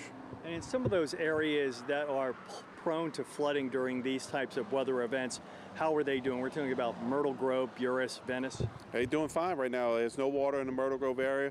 We spoke to a resident in the Happy Jack area, and right now they're sitting on their dock watching the LSU football game, and the water hasn't risen much there in Happy Jack. The Empire Floodgate, we checked with the flood master, and the range is right over 2 feet at the floodgate right now. But as we've learned in the past with these storms, is things can change on a dime. Things can get really bad really fast, correct? That's correct, and we monitor the situation all, and we're hoping for the best, and I think we'll be okay with this. And you've activated your operations center? That's correct. We activated 24/7 right now at 6 o'clock this morning. We was partial activation yesterday, but starting at 6 o'clock this morning, we activated fully. And we received some phone calls early this morning for people needing transportation to the shelter, and we received, got other calls and stuff, but we're doing okay. And so what are you telling your residents tonight? Go ahead and monitor the weather. Don't get out on the highways, in case we get some squalls that come through. Just be prepared. There's possibly you'll be losing electricity sometime this evening with the winds and everything. So just keep in touch with us and the weather, and stay safe. Thank you very much, Patrick Harvey, the head of emergency preparedness here in Plaquemines Parish. There is no curfew here in the parish this evening, but as you heard Patrick say, they're urging everyone to just please stay off the roads tonight. And it's going to be messy, it's going to be sloppy, there's going to be rain there, and spots there's going to be possible street flooding, so it's best to stay off the roads tonight. In Belle Chase, Paul Murphy, Eyewitness News. All right. Both of those, both the East Bank and West Bank of the parishes had several evacuation orders. Certainly Plaquemines, because of its location and its proximity to where the storm's going to be, certainly going to start feeling those effects in the coming hours. Well, and there are shelters open for people who do need to leave their homes and find a safe place to stay. So I'm sure we have a list of that on our website, WWLTV.com. A little while ago, we saw reporter Brett Buffington from our sister station driving around Biloxi, streets empty, beaches empty. But Ashley Rodrigue is also there, and it sounds like it's been a very eventful day, Ashley. Yes, we actually have been to Biloxi, and now we're actually in Gulfport. We drove along Beach Boulevard where we are now from Biloxi to Gulfport here just to kind of get an idea of, you know, the water level and sort of the feel of the people. And the good news is that there are not a lot of people on the road. We can actually show you from where we're at here. The roadway there, that's Beach Boulevard, very, very light traffic, a car here or there. However, there are some looky-loos going to the beaches. We've seen them in groups going to take video or pictures of, you know, what's going on with the Gulf. And actually there's not a lot going on with the Gulf right now, and there's no rain at the moment. Now, of course, as we know with hurricanes, the bands will come through, you know, at their leisure. Some of them will be light, some of them will be heavy. We did have a couple of heavy bands that we went through when we were driving from St. Tammany over this way, but nothing too crazy. Interestingly, with those bands, there wasn't a lot of wind. So that sort of goes along lines with what our meteorologists have been saying about how the wind is really going to be close to the center of the storm. And obviously we've been talking about how the center of the storm is supposed to be coming this way, somewhere between Gulfport and Biloxi. So at the moment, it seems people are heeding the warning to stay off of the roads. A lot of these casinos and hotels along the beach have been closing and asking people to leave because of mandatory evacuations due to their proximity to the water, low-lying areas because of this storm surge they're talking about coming in. We've kind of placed ourselves in a high location, safe location where we can keep an eye on how that surge will be coming in. Where we are specifically is, as I mentioned, along Beach Boulevard, near 33rd Street or Avenue, if you will, and it's a really good spot to be able to get an idea of some of the neighborhoods. There's a lot of trees around this area, so we can get an idea how the wind is handling some of these old, beautiful oak trees, but also how the water is going to be coming up. So that's really what we've been able to see so far on our sort of drive here from St. Tammany over to Biloxi and then down Beach Boulevard here to Gulfport. So right now, calm, quiet. As we always know, the calm before the storm, and we're absolutely experiencing that right now. All right, thank you, Ashley. And certainly we have several hours before landfall does hit that area right now. But you know, as we saw yesterday, it's amazing to me because within a couple of stories that we showed last night, there was one lady in Plaquemines Parish that said that she was praying, and then on the other side in Mississippi, people were drinking beer and having a hurricane party. So somewhere in between, that's where our pulse is. Yeah, well, people handle these hurricane situations in their own way. We are coming up on 5:30 right now, so we do want to get you caught up on the latest regarding Hurricane Nate. Yeah, Entergy is reporting some scattered power outages with just a few hundred right now in St. Charles, Jefferson, and Orleans. No major outages at this time, but obviously we're still several hours before landfall. I did run my dishwasher and did laundry today just in case the power goes out, so thinking ahead to that. Plaquemines Parish has issued a precautionary boil water advisory, so that is important to take note of. And this is for the entire east bank of Plaquemines and for all areas south of Oakville on the west bank. So the parish says it will be experiencing lower than normal parish water pressure because of Nate. And we saw some of the starkness in the bare streets there in the Mississippi Gulf Coast. The casinos there will be closed at 5 tonight. The governor earlier told us that the coast could feel the brunt of the hurricane, and I think with all the projections in the forecast, that's going to be true. Officials in Alabama say their state is starting to see some of the impacts. On Alabama's Dauphin Island, the mayor reports that water had already started washing over the road on the island's low-lying west end. All right, and Alexandra is here now with us with an update on Nate. Yeah. What is going on now at 5:30? Yeah, right now we're still just watching it. The center of the storm really not far right now from Plaquemines Parish. So it is nearing our coastline, and it is expected to keep moving to the north. I wanted to kind of let you know, if you're, say, hunkered down, you're in your house, you're ready to go, what do I expect tonight? Here's kind of a rough outline of what to expect. First of all, things will probably be the worst. We'll say starting maybe around 7 or 8 o'clock or so maybe around sunset on through about midnight. So landfall is expected along our Mississippi coastal areas just outside of our area in Mississippi around 10 p.m. So that will probably be the worst of it, 9, 10 o'clock and so. What to expect? You'll probably hear the bands of heavy rain kind of moving through with plentiful lulls like we're seeing right now, but it will probably get a bit steadier as we get toward that main time frame.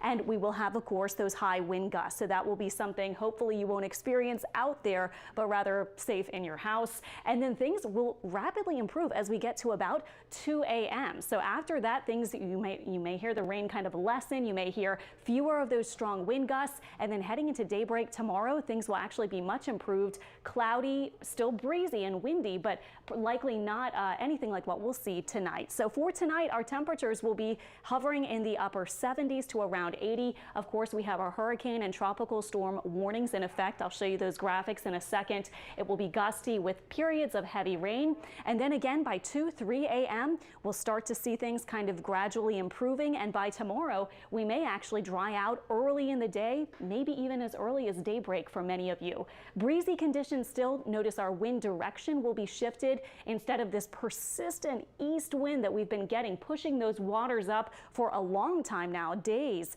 along those coastal areas. Instead, we'll finally see our winds shift to the northwest and then west and maybe even southwest through the day tomorrow. And our rain chance tomorrow will be about 30%. So we will still have a chance for a few showers tomorrow, but of course not as much as what we're expecting tonight. Here's your hour-by-hour planner. If you are kind of making your plans to hunker down and stay safe, notice the rain chance does let up after about 2 or 3 a.m.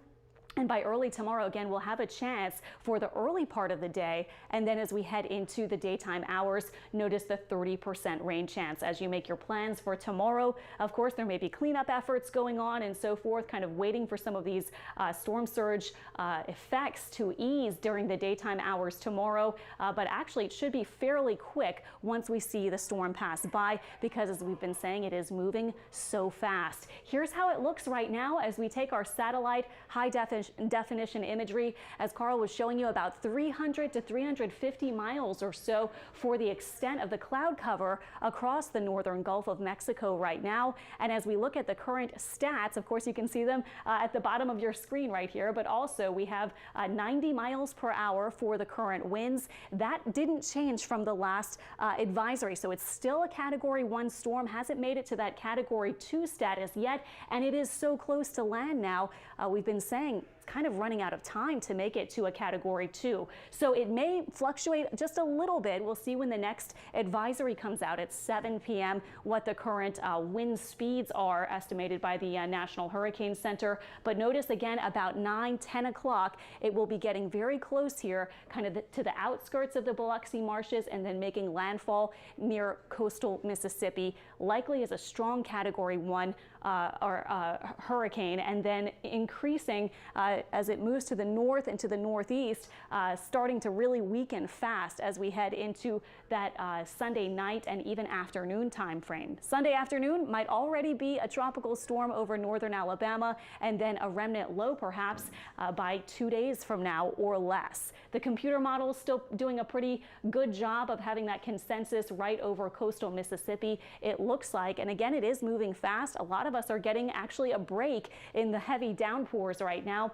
We do have more heavy rain, kind of moderate rain, I should say, off to the east of Plaquemines Parish and St. Bernard Parish, south of our Mississippi areas, but inland, we're not seeing that much at this hour. New Orleans, dry right now, and many of our South Shore spots may be just seeing a little bit of sprinkle activity or very light pockets of rain, but really not a lot is showing up at all on radar right now. So that'll probably last maybe another hour or so. We could see more downpours, though, becoming a bit more widespread and probably a bit more regular as we head into the rest of this evening and the center of that storm begins to continue moving north toward us. Again, north of the lake, our Mississippi counties from Picayune over into Pearlington and Kill, Mississippi, and Bay St. Louis, all of you getting a bit of a break too. We have a little patch of some light rain here, so another shower may be coming for Pearlington, Slidell, and around Lake Catherine and the Twin Spans in maybe the next 15 minutes to a half hour or so. As we broaden it out, here is where the circulation center is. Notice again, here's Plaquemines Parish, here's Grand Isle, and it is right there, really just off the coast. So about less than 100 miles from New Orleans, and then about 30 miles off the coast of Plaquemines Parish, where the center of this rotation is. And so notice that we are seeing the rain bands a little bit heavier kind of toward the center, but there is plenty of kind of breaks here and there as we're kind of seeing these bands swirling into that low pressure center. Right now, 76 degrees, a bit breezy, east-northeast winds at 13 miles per hour. But again, you can clearly see off in the distance, if you were driving earlier or out and about when we had that really heavy downpour, you could barely see anything. The visibility drops so quickly, as you know, in those heavy downpours. Now we're doing okay, just kind of a gray day, and certainly seeing our breezy conditions. Boothville now reporting a gust up to 41 miles per hour, and Port Fourchon up to about 26 miles per hour. Sustained winds are now up to about 20, or even at Boothville, close to 30 miles per hour, as we were expecting. Not as breezy over near Houma and on toward Baton Rouge, of course, as expected, farther to the west of the center of the storm. Our rain totals today, again, we are getting a lull right now, but we've gotten up to about 1.5 inches. And as we track things with our PrecisionCast model, notice it's not initializing perfectly, so just kind of take the gist of it with some heavy rain bands, probably still expected working into the North Shore and South Shore spots, not continuous, but kind of just seeing some of those as we head into about 7 or 8 o'clock. This is 9 o'clock. Notice some bands of heavy rain mixed with some of you getting lesser amounts of rain and kind of lighter stuff. 11 p.m. we're still seeing the rain, but as Carl has been showing you too, it will mostly be on the eastern side of the system by this point as it kind of makes landfall. And then, as we've been saying, 2, 3 a.m., maybe just a few showers kind of wrapping up. And then this is 7 a.m. for daybreak tomorrow. So starting to look much improved for the area. So in the early morning hours, still a chance for rain. That will diminish quickly as we see the system continuing to really speed up and work away from our area into the kind of late morning and afternoon hours. 3 p.m. our PrecisionCast model doesn't have a lot of rain at all. And then as we head toward the afternoon, again, we'll keep about a 30% chance for tomorrow. This is 7 p.m. tomorrow, but notice there are breaks in the cloud cover at this point. It may actually be just a fine day for tomorrow, about a 30% rain chance. And again, a little bit of a breezy situation, but not as windy, of course, as what we'll see tonight. As we head into Monday and Tuesday, we still will have a chance for a few downpours, and our temperatures will probably be climbing into the upper 80s by that point. Looks kind of hot for the end of this week, a little bit muggy too Wednesday, Thursday, and Friday. And then it looks right now like we may see a bit of drier air working in perhaps by Saturday. So we'll kind of keep our eye on that. But right now it looks like our temperatures may only be down perhaps just a couple of degrees with a little cool front kind of moving in by that point. All right, Alexandra, thank you very much for that update, and waiting to get to the end of next week then. Sure. Little relief. Obviously, we're still waiting for the main event here with landfall projected to be coming on land in the Mississippi Gulf Coast around 11 o'clock tonight. Certainly everybody's taking their precautions, but there is this lull that I think that everybody is sort of taking advantage of right now. So if you need to walk your dogs, hint to my wife, this is probably the time to do it because it's going to go downhill pretty quickly in the coming hours. Well, and also a reminder, the city of New Orleans does have that curfew that they have planned on putting in place at 7 o'clock tonight, so that's only an hour and 20 minutes from there. And they've also mentioned the possibility of closing those underpasses if it does start raining quite a bit here, those places that normally flood, because we have seen a lot of cars flooded out in the last 2 months or so, getting trapped in those areas where they now do have the rain gauges, so you can see when the water is rising, but people don't always take caution of that. No, it's hard to break bad habits here, for sure. I think and we do have losing multiple, your car would probably teach you that lesson. Yes. We've got multiple teams fanned out along the Gulf Coast, including the North Shore and Slidell. Alicia Nieves is live in Slidell, and there might be a slight delay because of the technology that we're dealing with here. But Alicia, what are you seeing up there? And I understand you're with Slidell Police tonight.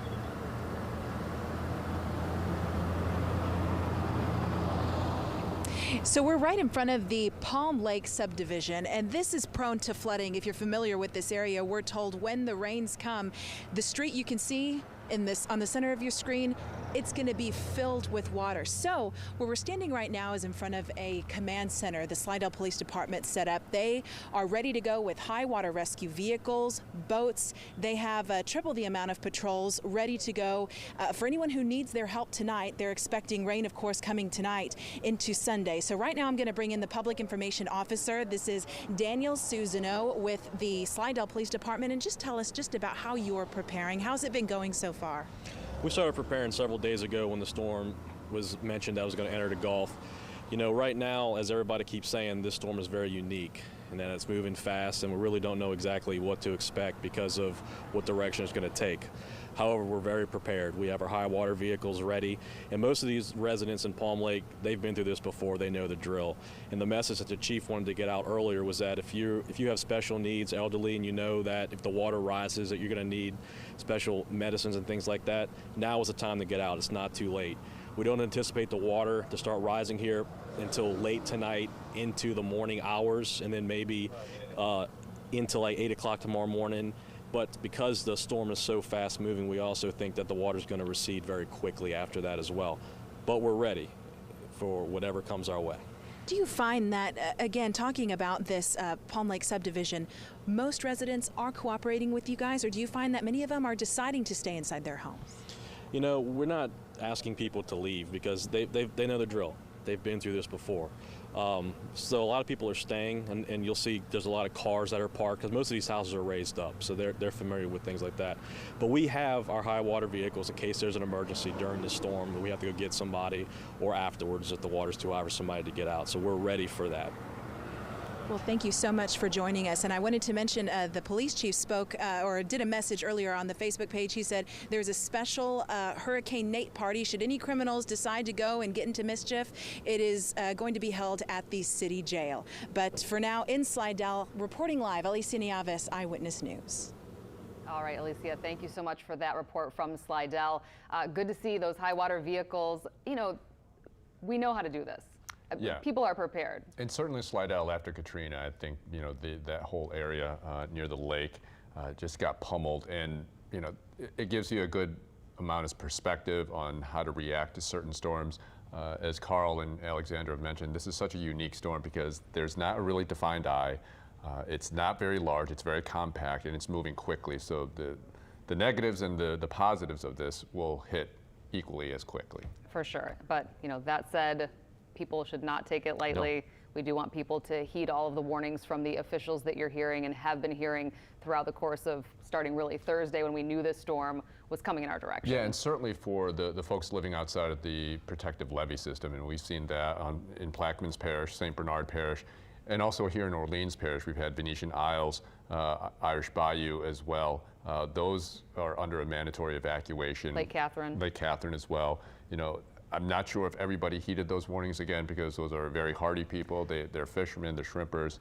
They've been through a lot of the storms, but you know, especially for something like this, because it can move in so quickly, it is unpredictable. Well, and we have been hearing that from some people that they feel like they know when to go and when to stay, and the storm, you know, hasn't gotten to Category 2 strength yet, but you know, it still could cause some problems. But then on the other side of that, I was talking to some people in Lakeview today, and they were talking about going out to Metairie, you know, for their cars and just to not be stuck in their homes in case we did end up getting more rain than we're anticipating. Yeah, I think, you know, the August 5th flood kind of exposed some of the weaknesses, especially with our pumping and drainage system here.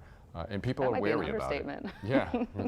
Yes, it I'm did. the king of understatement. I'm trying to couch it conservatively here, but you know, those events really kind of brought to light some of the deficiencies that the city has in terms of the drainage system, you know, and for people wanting to kind of get around and maintain the drainage system and their flood control systems here.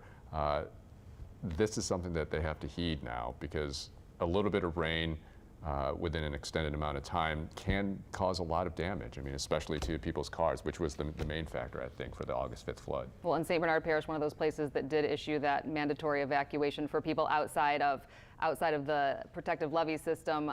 So we have Mike Perlstein there. We're going to try to get to him in just a little bit. But some of the things that we updated you on about 15 minutes ago, Plaquemines Parish has issued a precautionary boil water advisory. So that is important to note. That's for the east bank of Plaquemines and then on the west bank for the areas south of Oakville. So just another thing to be aware of. It's the water pressure issue that they're concerned about. And, you know, water and power, I think, are going to be the major concerns here for this. And you know, especially for us, we're fortunate that we're on the western side. It's going to be a bit of a nuisance, and hopefully we don't get the amount of street flooding that we did before. But I think people are concerned about extended power outages because it's miserable to be in a home without air conditioning, especially at this time of year. And certainly for the coastal communities now dealing with the tidal surge and the tidal flooding. We heard Mayor Carmidel in Grand Isle already talking about that, some of the tides are coming in like a bullet. They're not getting the rain, but they're certainly getting the tidal surges right now. Well, and we're still waiting for the strongest of the storm gusts and the wind that we'll be seeing. And already we're seeing some scattered power outages in St. Charles, Jefferson, and Orleans. So Entergy, we've heard from them over the past couple days. They do have a plan in place. They have contractors on standby. So hopefully we won't see widespread power outages, but if so, there is a plan in place to get that power turned back on. Yeah, and certainly, the city officials, the parish officials, they've laid out their preparations and their precautionary measures. There's going to be a curfew in the city of New Orleans around 7 o'clock. That's going to start around 7 o'clock tonight, and the mayor is urging people that if you don't have to be out in the roads, and from the 7 to 10 o'clock hour, that is when the conditions, that's when it's going to be going downhill fairly quickly. Again, Carl has emphasized and Alexandra has emphasized it's going to come in quickly, so we won't be dealing with it with that much, but you certainly don't want to be on the streets and the roads at that time. Well, and even if it turns out to not be that dangerous of a situation, you aren't going to be poorly served by just staying home. Right. I've heard tell of these things called hurricane parties, I guess. People do that. It is a thing here. It is a thing, and certainly they had their fair share on the Mississippi Gulf Coast, which is where this is going to make landfall. It's still projected to come on as a hurricane, as a Category 1 hurricane. That hasn't changed. Certainly we're having this lull right now that we're kind of anticipating what's going to happen, but I think that is going to pull people into a false sense of security that this is the worst of it and this thing isn't going to hit. We still have several hours before this makes landfall. Well, and we heard from Ashley Rodrigue just a little while ago. She is in Mississippi, so clearly the further east you go, the worse the conditions are going to be. And she's been driving from Biloxi to Gulf Shores today. They have seen a water rescue. They have seen street closures already. So, there are areas that are getting some serious impacts from this storm, and it's something that for the next 5, 6, 7, 8 hours we're going to have to be watching. It's already affected, it's already affected the Tulane game. Schools in Grand Isle and in Lafitte as well, in some of the lower areas of Lower Jefferson Parish. They're closed for Friday. They were closed on Friday. They'll be closed on Monday as well in anticipation of the storm. So even ahead of the storm, we're already seeing some of the effects here. But clearly, we're at almost 5:50 right now in the evening. Landfall is going to be around 11 o'clock tonight. Category 1 hurricane along the Mississippi Gulf Coast. We're still waiting for the big event to happen, and this is going to be unfolding right in front of us. Eyewitness News will be with you throughout the whole time. We're going to have extended coverage of Hurricane Nate. All right, and I made the decision yesterday, like thousands of other people, to go to Costco. And people have been stocking up on the things that you come to know you need: the water, some food, the hurricane party supplies. Yes. People have been getting gas. Lauren Bale showed us yesterday that there were lines in Mississippi, gas stations, people making the smart decision to fill up their tanks and, stock up on all of those supplies. Look, I filled up my bathtub just as a precautionary measure today before I left, just in case, look, it never hurts. I think that many people living in New Orleans have gone through enough that, you put extra ice in the fridge, or the ice chest as we call it, and leave those things there, move things that have to be frozen into the freezer side, fill up your tub just in case that, look, if you need to flush, you'll have to flush, and the tub's right there. These are the precautions that we do have to take. I did make the decision to run the dishwasher and do the laundry because I was worried that the power might go out, but I saw our story yesterday on how to save the things in your refrigerator by packing the ice around it, and I did not take our own advice. Should have done that. That's smart on you. That's your own fault. There isn't a lot in the refrigerator actually, so if I do lose some things, I guess it'll probably be okay. Well, and also make sure to stay with us on WWLTV.com, on Facebook, and on Twitter throughout the storm here. We're going to rely heavily on eyewitness viewers on what you're going to be seeing during the storm.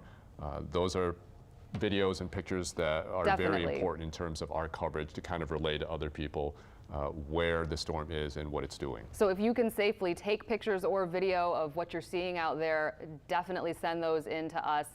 You can tag them at WWL-TV or for WWL, and those are things that we'll be interested in seeing. And we earlier just in the last hour or so did have some video from Orange Beach of a water spout that one of our eyewitness viewers saw. So, you know, there are deteriorating conditions out there. And like I said, if you could safely send us some pictures or video of what you're seeing, we'd definitely like to see that. Yeah, it's remarkable how much the weather has changed, because I think in the 2 days leading up to this storm, it was fairly comfortable. I mean, in the evenings it was cool and windy, but today, as Carl would say, it was very soupy out there. I mean, you walked out there, it was wet, it was moist, and it was just those prime conditions for what we're used to here this time of year. But for this storm, it's remarkable how within the last 2 days the conditions have drastically changed. And they're going to go down even further in the next coming hours. And when we saw those first rain bands start to come in, it was quick. I mean, just looking out my window, because you and I just started our live coverage here at 4:30, but we've been on the air at WWL TV since 6 o'clock this morning. So I did see some radar, and then I looked out the window, and the storm clouds were there. It was dark, and within the next 2 minutes, it was pouring rain. So that's how this rain works. Yeah, and the speed. I think the unique value of this storm is because of its speed. It's going to come in strong. The bands will come in quickly as well, and that's why we saw that landfall time frame go from 1 a.m. to 11 p.m. and who knows, that might even go even quicker as it approaches southeast Louisiana and now projected to make landfall on the Mississippi Gulf Coast. Certainly we saw most of the casinos in that area along Highway 90 right now, as we saw Brett Buffington driving through there. Nobody on the road. Deserted. Yeah, I mean, that's a rare sight, but certainly if people saw that area of Gulfport and Biloxi post-Katrina, it was something to remember. And I think because of those memories, it's been imprinted in people's minds that if there's any type of way to get out of harm's way during a hurricane, you should do it. Well, in this storm, just with the quickness, how fast it's moving, we saw it come into the Gulf, and there was that little window of where it was going to make landfall. But for us, fortunately, here in New Orleans, having it shift a little bit to the east is making it better for the city. Yeah, and you saw what Carl was saying there initially too, because as this storm's going to come in, we're going to get a lot of the tidal surge and the tidal flooding. But on the back side of it, once it moves out, he was showing some of the winds were coming through, and it's going to push most of that water out. But that's by 7 o'clock tomorrow morning. So, crossing our fingers that all of these conditions will hold true. It looks like it's going to come in and come out fairly quickly. Well, and as we just said, if people can send us those videos and pictures, we would appreciate seeing what you're seeing out there. We have been monitoring social media all day, and Ricardo LeCompte is joining us now. And what kinds of videos and pictures are you seeing? Well, right now what we're seeing are a lot of kind of just hurricane prep stuff. We've seen, some of our viewers with houses that are being boarded up, just kind of basic precautions getting ready for this hurricane. We're also seeing kind of what you're going to do while a hurricane is about to approach. So we're seeing a lot of posts with people just basically saying what they're doing just before this hurricane hits, whether they're cooking or preparing to watch our coverage or watch whatever they're doing, or pretty much just hanging out before this hurricane hits. Let me just show you kind of what we've had earlier in the day when the first band came in through the city in New Orleans, and this was the first one that was actually posted on Instagram. Princess Court 9-1. Hurricane Nate came to play, and you could see some of that water initially in the streets there. Dropping from that rainfall of the band. It was really that first band kind of dumping all that water. But that really didn't deter what was going on downtown as we kind of move along here with some of the other posts that we had.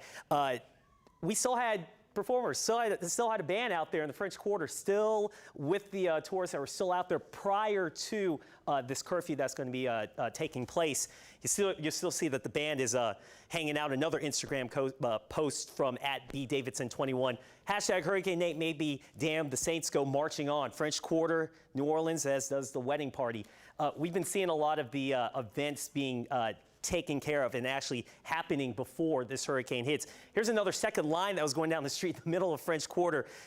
Good use of the umbrellas. You have an umbrella during the second line. You're also using it to cover yourself during the rain, as they had another wedding party. A lot of these weddings that we're seeing on these posts in New Orleans still going on earlier, but still happening. Cafe Du Monde, everybody off of that patio and indoors, but still enjoying a Saturday early afternoon before the hurricane hit. And I want to show this video, this last one right here.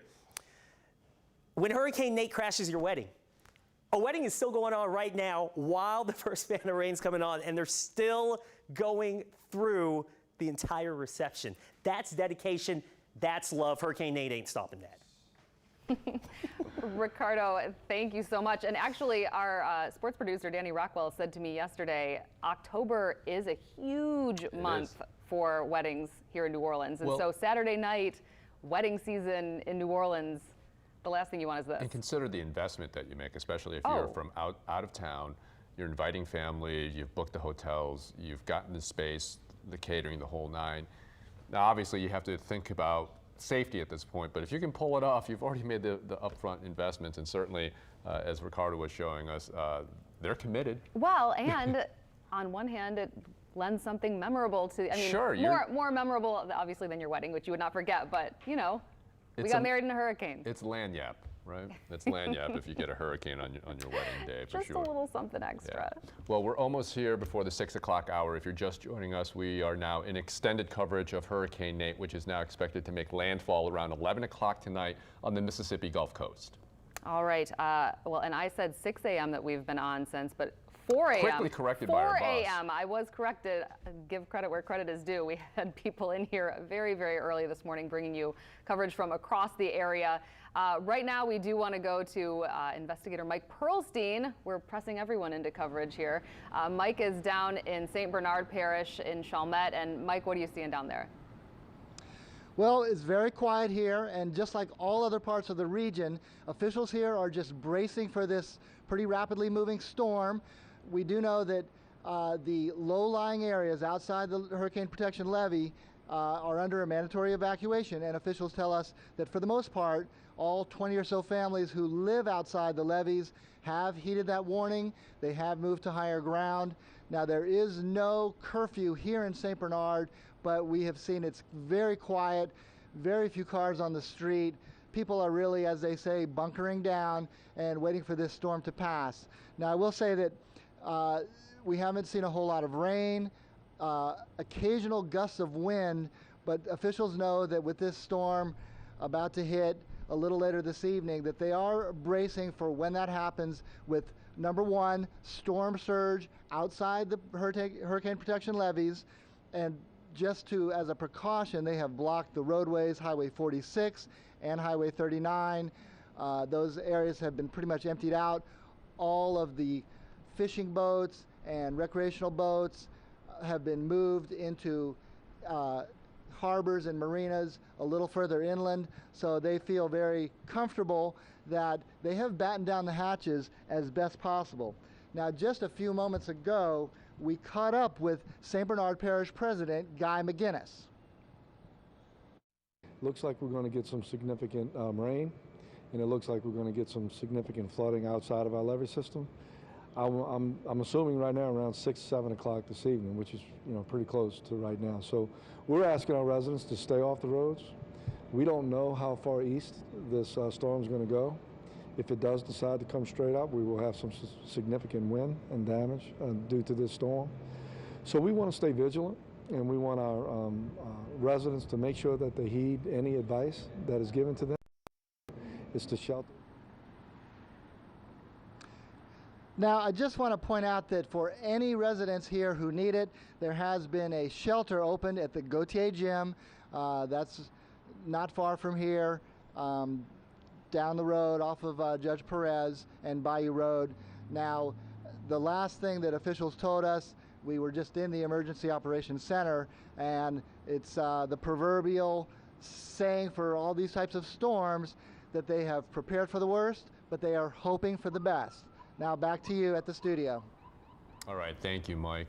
And if you're just joining us, it's now 6 o'clock. We're going to get you caught up on Hurricane Nate at this point. A curfew for the city of New Orleans is about to take effect. Officials have asked that you stay off the road starting at 7 o'clock. That's an hour from now. And so far, we have just seen some heavy bands of rain moving across southeastern Louisiana, and there hasn't been enough rain to cause any problems. So right now, we're chalking that up to a good thing. But the State National Guard has mobilized 1,300 troops, and they are positioned in high water vehicles to help with rescues if needed. And again, This is not going to be a major rain event, at least for the city of New Orleans, as Carl has been saying all afternoon. This is going to be, at least on the coastal areas, more of a tidal surge and more of a storm surge event. Yeah, it looks like those storm surge are going to be high, 7 to 11 feet along the Mississippi Gulf Coast. Parts of Lake Pontchartrain around the Wrigley, 7 to 11 feet, and then along St. Bernard to Plaquemines Parish down towards the mouth of the river, 7 to 11 feet of a storm surge. Into the eastern part of Lake Pontchartrain, 4 to 7 feet, including Slidell, and then you head towards the western part of the lake, it's 3 to 5 foot storm surge. So we're going to see those water levels rise tonight and into the early morning hours tomorrow. That's going to be one of the big concerns for most of our area. Well, and 7 to 11 feet sounds significant. It is, and folks along the Mississippi Gulf Coast are taking it seriously. Hopefully, people along the eastern part of Lake Pontchartrain, Lake Bourne, and into the Plaquemines Parish area are doing it. So, I mean, that's why we had those mandatory evacuations in St. Bernard Parish, and they said that they definitely did it. So that's why we are looking at that as a possibility.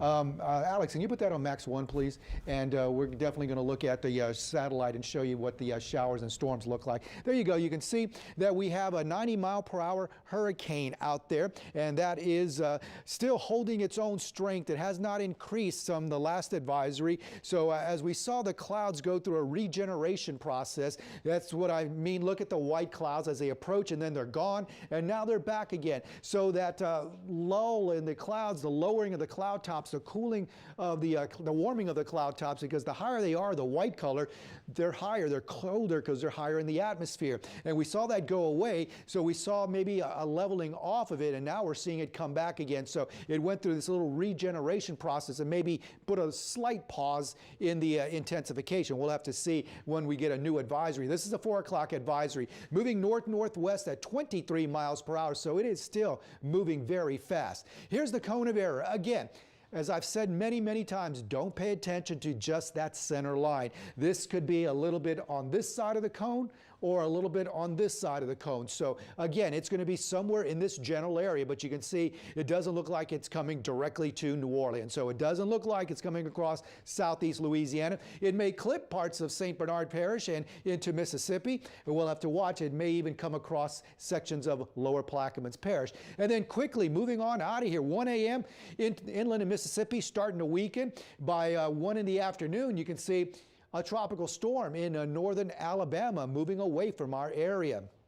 As we show you the computer models again, you get the general idea. It's right in this area where that cone of error is. So pretty much no doubt about it where it's going to go at this point. Tropical storm warnings to our west, hurricane warnings over most of our area and into Mississippi. And we also have this storm surge warning, as I told you just a little while ago, from Mississippi Gulf Coast on towards the Wrigley's, St. Bernard Parish and Plaquemines Parish, looking at a storm surge of 7 to 11 feet. From the mouth of the river to Grand Isle, 2 to 4 feet. And then 4 to 7 feet in the eastern part of Lake Pontchartrain, north and south shore. Western part of the lake, north and south shore at 3 to 5 feet. That water is going to come in. Water level is going to rise in the lake, may spill back into some of those rivers on the north shore. So you may have to watch that if you live along some of those rivers. Flash flood watch through parts of Mississippi on towards the west for 4 to 7 inches of rainfall through the afternoon hours on Sunday. As you look at the visible satellite, watch the thunderstorm start to erupt there again right towards sunset, and you can see that's the white clouds I showed you in the infrared picture here. So maybe starting to see, trying to regenerate here, and it's got just a narrow amount of water to go through before it reaches land. So again, you can see the center right here, maybe clipping parts of Plaquemines Parish. Now we may see just a brief landfall there around lower Plaquemines Parish as that starts to continue to move gently towards the Mississippi Gulf Coast. No warnings right now across our area. As we look at the radar picture, you can see from Biloxi on eastward or westward, things looking pretty good out there. No rain going on. Not much across lower St. Tammany Parish. Also towards the north, not much going on. River Parish is also just a few passing sprinkles. Also around the metro New Orleans, a few passing sprinkles down south. So we're in a big lull right now, but you can see the rain starting to advance now into St. Bernard Parish and Plaquemines Parish. And then right here you see the center right here moving on towards the north. The winds, you can see those winds are starting to pick up 40, 45 miles per hour, 47 from the west, right behind the storm. And you can see back towards the western Gulf, things looking pretty good. Again, the winds looking at the inland areas, 14, 22 over towards Mississippi and Panama City Beach, 40 in the Gulf of Mexico. And our winds are starting to pick up, gusting to 41 around Boothville, 24 around Port Fourchon, 18 gusts around Kenner. And the probability of tropical storm force winds high around parts of eastern Orleans Parish, eastern St. Tammany Parish, eastern parts of Washington Parish. So all this area, you have a pretty high chance of seeing tropical storm force winds. As we also show you the wind field here, watching the tropical storm force winds along the eastern areas of southeast Louisiana into Mississippi. Then it quickly moves on out. Winds shift around during the early morning hours, pushing all that water back out for Sunday. As you look at the wind field Saturday evening, you can see tropical storm force winds will be felt or possible along areas of southeast Louisiana. More likely, though, later on tonight as the center gets closest to New Orleans. So tropical storm force winds in the yellow all the way back towards the western part of Lake Pontchartrain. That includes Slidell, that includes East and West Bank, down towards Grand Isle. And the stronger tropical storm force winds starting to move on inland. By 1 o'clock in the morning, still tropical storm force winds across parts of southeast Louisiana and into Mississippi, and hurricane force winds moving on northward. Then by 4:30 in the morning, we may be done with tropical storm force winds. As we look at one of our computer models, you can see as we head towards 7 o'clock, we might see some rain bands start to move in as the center continues to move towards the north, towards Biloxi. Again, we may not see too much rain on the backside of this storm system as we head through the overnight hours. Our precision cast model shows 7 o'clock showing storms possibly working their way along the eastern edge of southeast Louisiana into Mississippi as the center continues to move towards the north. 1 o'clock in the morning in Mississippi, and then racing on towards the north. As we look outside right now, 76 degrees at the airport, and the winds out of the east-northeast, pressure falling, and it's kind of low with that approach of the hurricane.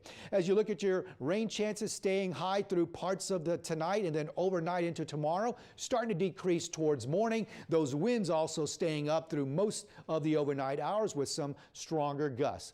As you look at your pinpoint 7-day forecast, your rain chance 70% in the morning hours, 30% in the afternoon, 40% for Monday and Tuesday, and then those rain chances will start to decrease. And by next Saturday, we may see a little bit in the way, some dry air moving into our area. All right, thanks, Carl. And we've been taking a look at the projection here and the path. Is there any chance that this actually comes in as a Category 2 at all? Well, quickly, we do want to welcome viewers back after the football game. We are in extended coverage for Hurricane Nate.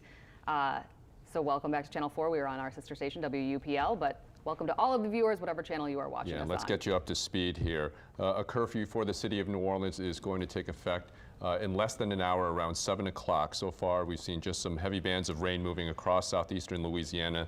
There hasn't been enough rain to cause any flooding problems. Not yet, though. Yes. So the National Guard, though, has been mobilized with 1,300 troops and positioned high water vehicles for rescues if those do end up being needed. Yeah, and certainly the city of New Orleans is taking the precautions for the anticipation of this landfall. Obviously, it's going to make landfall east of us here, but Mayor Mitch Landrieu spoke a little while ago to update the citizens about some of the preparations the city has taken ahead of this storm.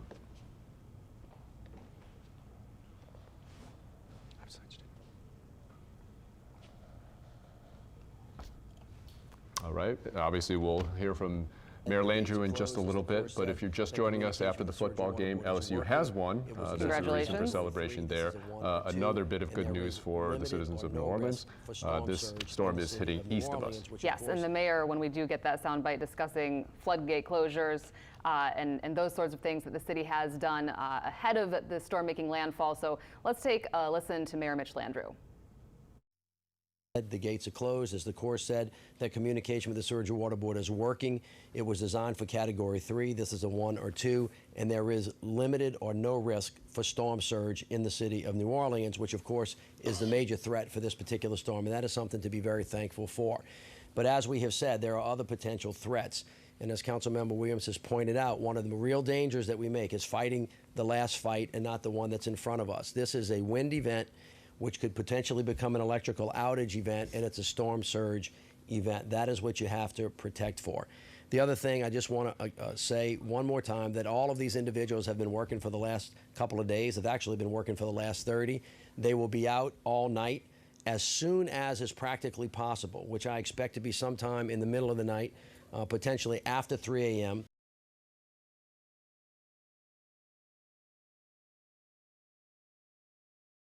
All right, that was Mayor Mitch Landrieu updating some of the preparations that the city of New Orleans has taken.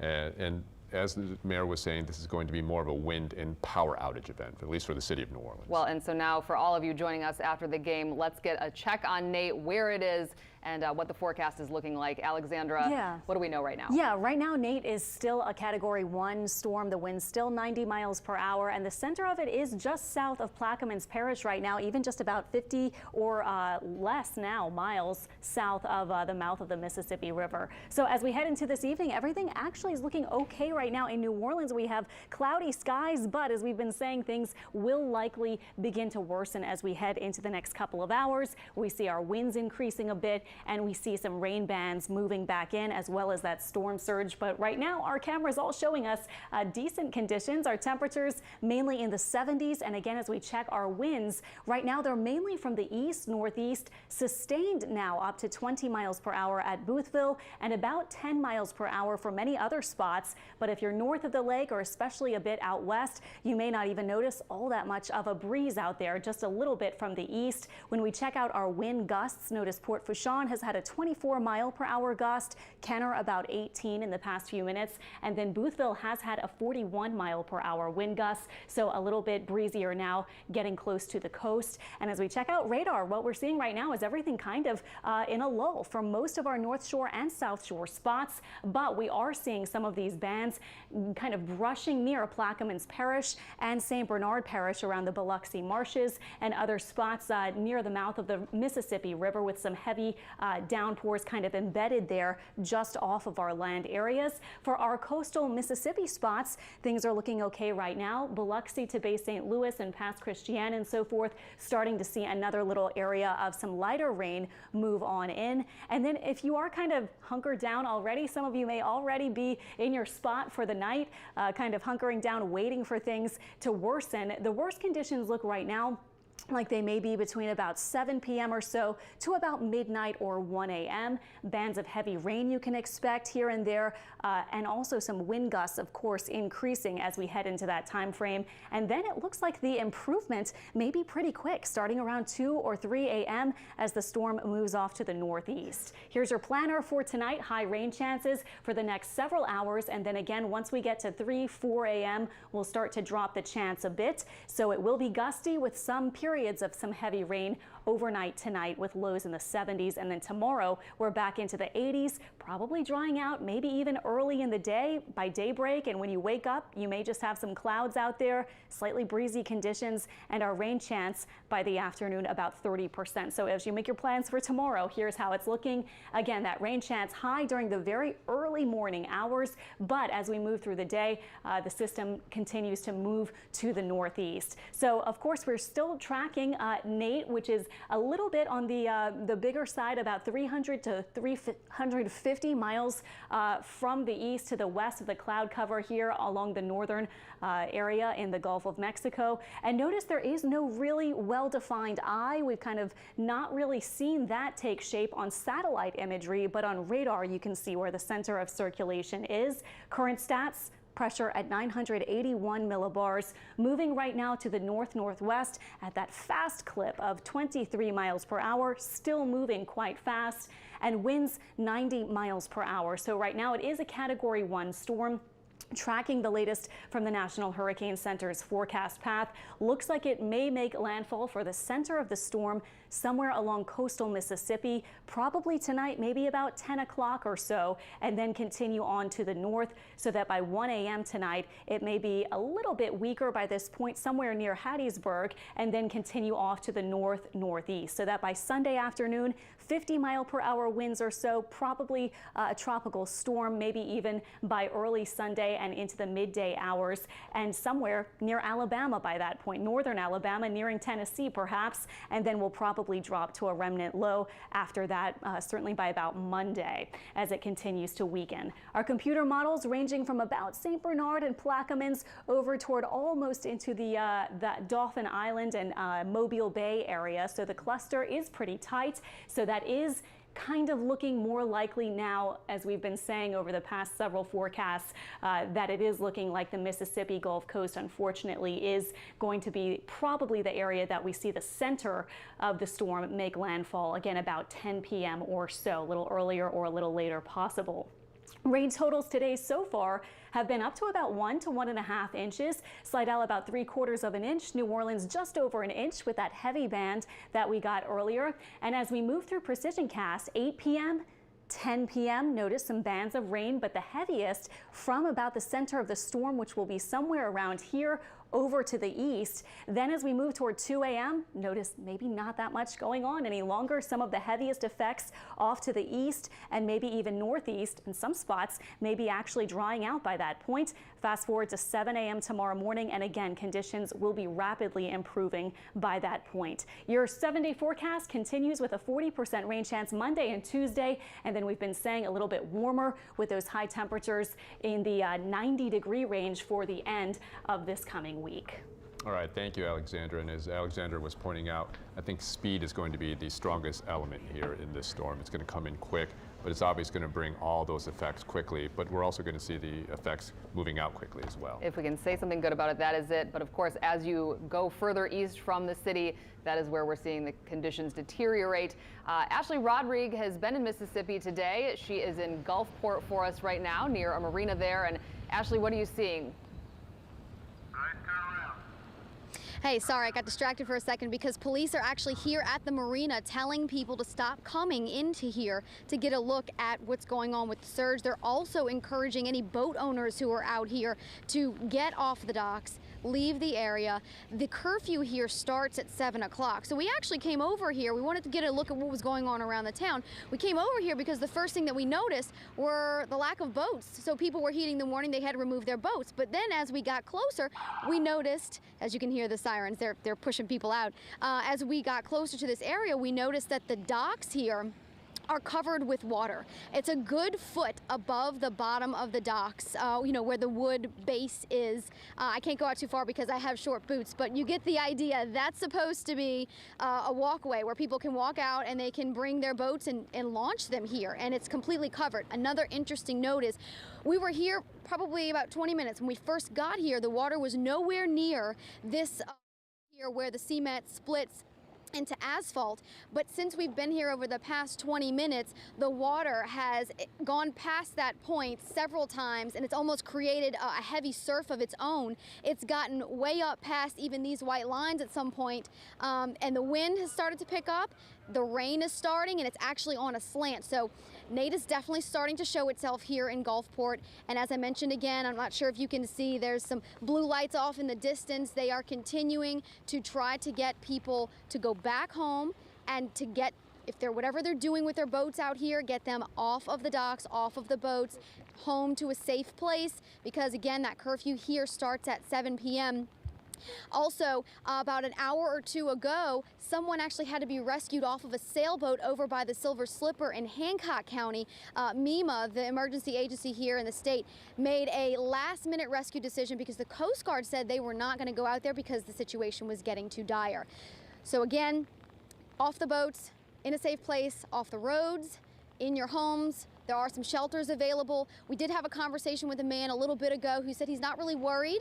He's been here since Betsy, so he's seen a lot. He said that he felt that the surge was only going to essentially get across the main beach boulevard. He didn't think it was going to get too far into any of the homes or into the neighborhood. So he's kind of optimistic, and we're optimistic with him. So for right now, here we are at the Gulfport Marina. You can see that it's starting to get a little dark out here, and as I mentioned, the water continually coming up, rain's starting to fall, and it's got a little wind going to it. So I think we'll be seeing a little bit more very soon. Just before we let you go quickly, clearly the police officers are turning some people around, but in general, it looks pretty like people have gone home. Sure. And they are off the street there, I guess, we do not have Ashley anymore. Yeah, we might send Ask Ashley her, a note ask her to, a further question about that. But we might send her a note too to get taller boots here, especially if she's going to go walking well, in but the when water, she, for sure. fortunately, she explained the situation with the water covering the dock, because otherwise, without a visual clue, I didn't know that that's what that was. But I mean, her saying that that is where the wooden dock was, the water has come up quite a bit. You know, and the situation that she was explaining there before, people moving boats and people moving out as well, that's certainly a blanket statement that you Okay, can put back something happened. They across you're good. Keep going. the Gulf Coast. And I think if we have Ashley still here, Ashley, can you hear us?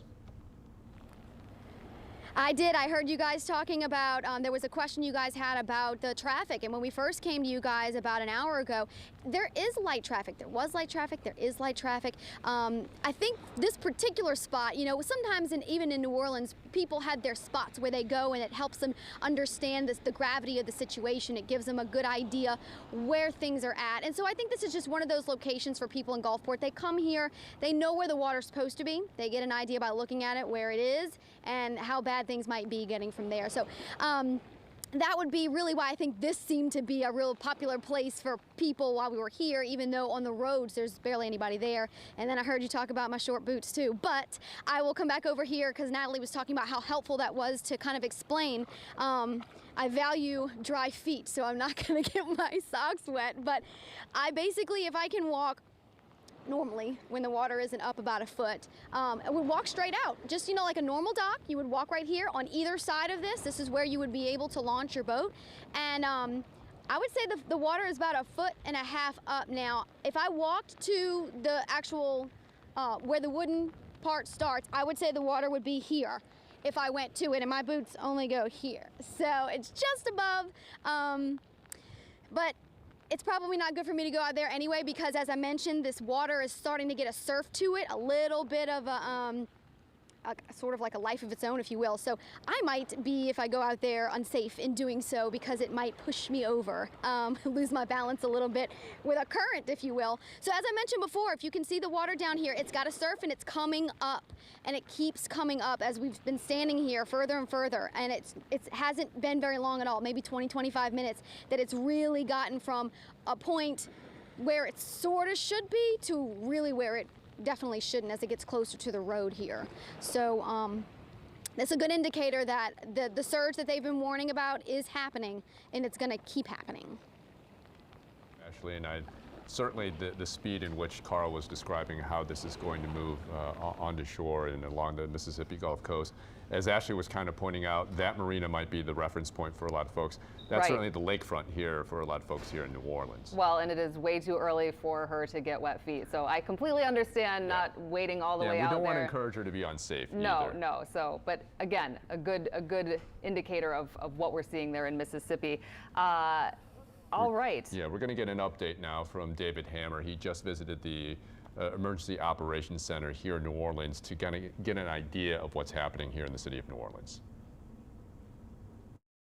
We're here at the Emergency Operations Center in New Orleans City Hall. This is actually where I was in 2008 for Hurricane Gustav. And I'm joined right now by Aaron Miller, the Director of Homeland Security and Emergency Preparedness for the city.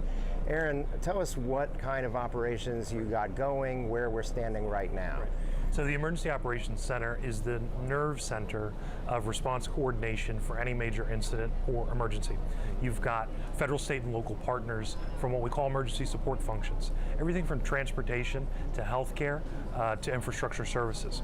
We're all here coordinating our response efforts for this particular incident. Okay, and given what we've seen, and it's not as direct of a hit as we had feared, and it's not as heavy of a rain event, what is the situation now and moving forward into the evening? Right, so as we continue to monitor Nate as it comes on shore, still very heavy winds. That wind field still fairly large outside the center of the storm.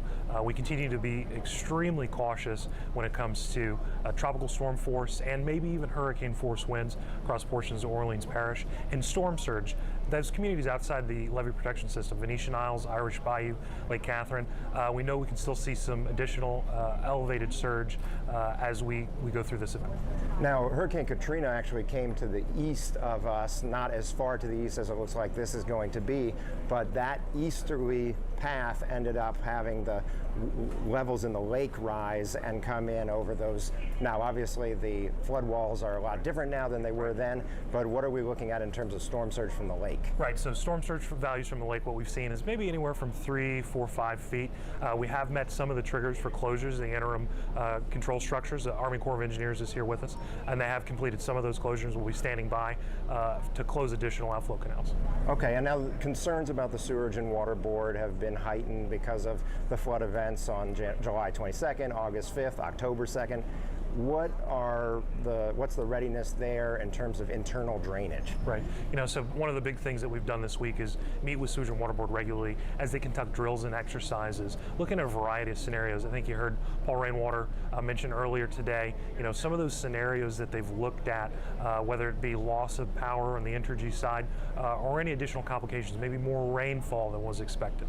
I'm very confident that the work they've done to get turbines 1, turbines 3, and 6 back up, as well as those 26 generators that we've got on site, put us in a much stronger position, put us in a good spot for this storm. It looks like we have more power now, power generation in-house at the power plant than we've had maybe in the last 5-6 years, right? Yeah, I can speak to this for one thing, is that I know that since the August event, we've got more pumps, more manpower, and sort of better coordination and a lot more stable system. Not exactly where everyone wants it to be. We made great progress, and I think the folks have been working hard over there at Sewage and Water Board and those contractors have done a great job keeping us safe.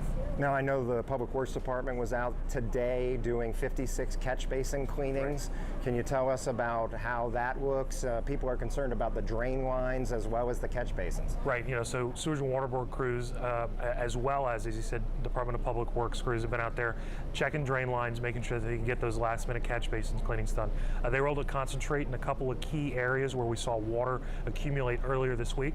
We took note of those things. We, as you've seen on streetwise.nola.gov, we track where residents report street flooding as well as accidents in these events. We're able to use that data, make good decisions, get into those communities, and try and clean up some of those catch basins. So where were those that were targeted today specifically, do you know? Yeah, I know that we've looked at areas in Gentilly, that we've looked in some of the areas in Mid-City, particularly where we saw additional problems with that drainage. Okay, and I saw them in Lakeview as well this morning. Right, absolutely. Okay, well, so you're feeling pretty confident heading into the evening hours and overnight that we're ready to go in case there's a heavier rain and we can pump out from the interior drainage, right? Right, absolutely. And one of the things that we've done too is make sure that the Sewage and Water Board is meshed up with the Army Corps of Engineers so that drainage we're putting into outflow canals, that they're able to pump out into the lake. So you've got Army Corps of Engineer personnel and Sewage and Water Board personnel working side by side in those pumping stations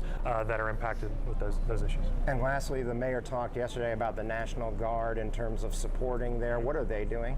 Right, so National Guard has a great role not only in the city but across the state. Provide valuable search and rescue assistance. We've got them staged and ready to do that. National Guard soldiers and airmen also assist us with commodity distribution. So you may remember post events where we have water, we have MRAs, we do those things. They also help us out in security, supplement New Orleans Police Department and our other what we call ESF 13 law enforcement roles. And then there's a variety of other missions that they can help us complete. They're very versatile and they're a great resource for the citizens of Louisiana. Okay, well, thank you very much, Aaron. That's it from the Emergency Operations Center at City Hall. David Hammer, Eyewitness News. All right, thanks, David. And taking a look here right now, we are going to get you up to date with what's happening with Hurricane Nate, which is now still a Category 1 storm. A curfew for the city of New Orleans is set to take effect in about a half hour at 7 o'clock. And the city of New Orleans is urging people to stay off the road. That is good. Yes, residents are allowed, though, to park on the neutral ground and sidewalks. I have seen a lot of people taking advantage of that today. As long as those vehicles do not block intersections, streetcar tracks, or travel lanes, and that is in effect till further notice. So you can park your car up there on the neutral ground to get it up a little bit higher. And residents should also prepare to shelter in place throughout the duration of the storm with essential supplies, including food, water, and medication. So all good things to have on hand. Yeah, certainly the advice that we're probably going to be hearing up and down the Gulf Coast here from Louisiana right through Alabama. We're taking a look at the track of the storm, as our meteorologists have been saying, this is a very fast-moving storm hitting on the east side and east of New Orleans, but certainly our neighbors to the east are going to feel the brunt of that. We saw a little bit of that with Ashley Rodriguez's live shot a short while ago. Well, and storm surge is going to be an issue here, and obviously one place when we have weather events like this that always does seem to take on water is Lafitte. Sebastian Robertson is live in Lafitte, and how is it looking down there? What are the conditions like right now?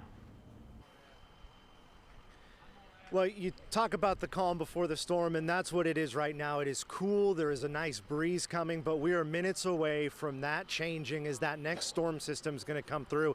Keep in mind, we're in an unincorporated part of the parish. This means that there's a voluntary evacuation under place, not like the city itself, which is a little further up the road, which is under a mandatory evacuation. But here's what residents have to consider as they make that decision. Do I leave or do I stay? See that 2-lane road right there? That is the only road out, and it goes for miles. At some portions of the road, there is water on both sides of it. We are at sea level. We are at 0-foot elevation. If water goes over that roadway, there is no way out, and these residents will have to bunker in here. This is one of the popular marinas here, and I want to show you what the clouds look like. This is looking to the east as we work our way over. So far today, there's really been just one hard rain that came very quickly. We're anticipating another one to come in just a couple of minutes. Now, this marina that's open, one of the few businesses still open. This is Ray, this is your shop. How hard is that decision? Do I stay, do I go? Well, it's a very difficult decision to make.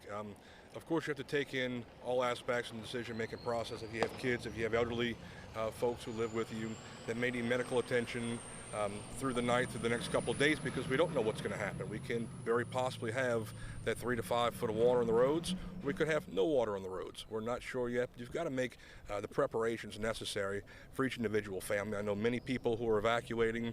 A whole lot more are staying down here in Lafitte. We're unfortunately used to these sort of rain events and hurricanes, so it's not our first rodeo. We've made the appropriate action that we think is necessary to take care of our home and families, and we'll see how things work out. So this is commonplace to you, but Greg, if we can see that car in the distance there, a lot of the residents here are doing that, and that's essentially parking your car where if the water were to come through, it's not going to get taken over. Absolutely, and there are a couple areas of the community that are a little raised up higher than others, and people utilize those locations to put their automobiles, their motorhomes, their boats, whatever they can put up there to make sure that they're high and dry. You've been here through a lot of different weather events. What does your gut tell you about this one? What kind of preparations are you making? Well, I do the same thing for every single storm. You prepare for the worst and hope and pray for the best. And that's what we have been doing for the last few years and for the last few days as well. In my storage room, I make sure I elevate everything up off the ground, pick up all the things that can be used as projectiles. The wind comes through here, anything you don't want to float away. Because when that water comes up, if it does, hopefully not, but if it does, you want to make sure you can retain your property. This is your business. This is your livelihood. You have the bar here, and then you said you have about 100 boats that you care for. What is the concern for the boats? Well, most people come down and make sure that their boats are anchored in the appropriate manner.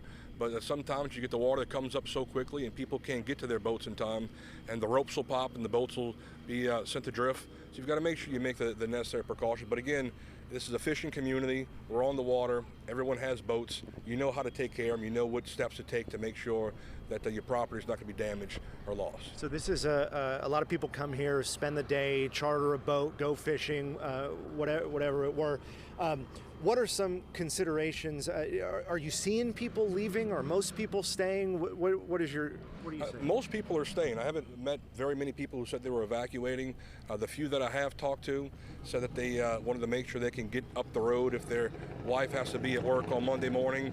If you work in Metairie or Kenner or New Orleans, your boss doesn't really care very much if you're flooded down here in Lafitte and you can't get to work. You've got to make precautions to make sure you can get your kids to school, make sure you can get to work. So everyone knows how to do it. We've done it for unfortunately too many times. So just another day at it. You said that you weren't going to evacuate, but you were going to sleep at your business. What did you mean by that? Well, again, you've got to prepare, and part of the preparation process is being prepared that if something bad happens, you can take care of it as soon as possible. And again, like we said, you don't know if we're going to get 6 inches of storm surge or 6 feet of storm surge. So if it does get that high, I've got to make myself available to respond to it as early as possible. But hopefully things aren't going to get too bad, and I'll be able to go home tonight. Now, what's interesting is you drive through this community here, you see some of the houses that are on those stilts that get them a good, 10 feet above ground level, but then others are just right at ground level. Do you know anything about that kind of discrepancy in the layout of the houses? I do. The way the process was initially laid out, as far as what I can understand, there was a process that the state and FEMA put together to raise houses that were flooded numerous times. My house up the road about a mile here is on the ground. It's not raised, but we're on sort of a mound on the crest of the property where I've thankfully never flooded. Other folks were not so lucky. So the more the houses flood, they're then eligible for elevation funds to raise these houses up, and that's why you see so many houses that are on these pylons, thanks to the local officials helping out to make sure that some of this grant money was available for families to raise their houses. We've heard so much talk today about the pump system in New Orleans itself and how much money has been put into that post-Katrina and all the developments in the infrastructure. That's great if you live in New Orleans. Right. You don't live in New Orleans. You're in an unincorporated part of the parish. Is there a sense that, hey, we got to look out for ourselves here?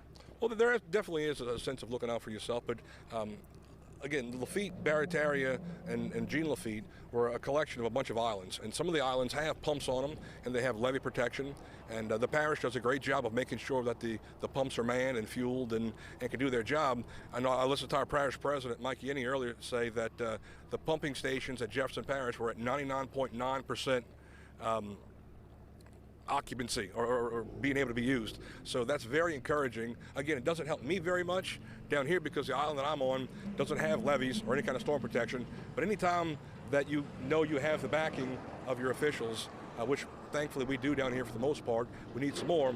We never have enough. We need some levees and some assets to do that. But the more encouraging facts you hear about projects going on in the area, definitely makes you sleep a little bit easier at night, but again, we still got to deal with all of this stuff when it comes in for the time being. Give me the name of your marina. It's Caceres Marina. Okay, Caceres Marina. Ray, thank you so much. Yeah, a lot of knowledge. I'll let you get back to work, to preparing to staying open. Yeah. Thank you, brother. I appreciate it. Thank you, sir. We're in Lafitte.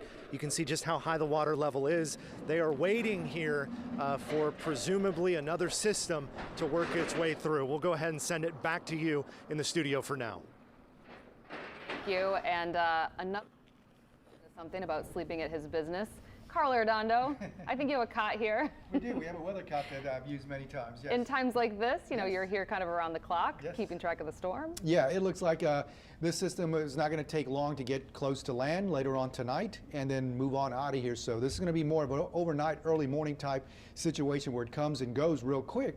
And then by tomorrow afternoon, things are going to be getting a lot better around here, at least as far as the storms. The aftermath will be what remains to be seen, how bad the storm surge is, if there's any power outages, any tree limbs, wind damage around, because some of the winds that'll be strong around our area, but even stronger along the Mississippi Gulf Coast. So I think a lot of people right now, especially in New Orleans, are waiting to kind of see the effects. When do you think that we'll start seeing another round of rain, wind, so on and so forth? The rain is iffy right now, but later on, say after 9 o'clock till about midnight, 3 o'clock in the mornings, when we might see more rain come in, some bands, maybe a little more consistent, especially on the eastern side of southeast Louisiana. There's not a lot of rain on the eastern side right now, so remember, rain wasn't the big factor with this system.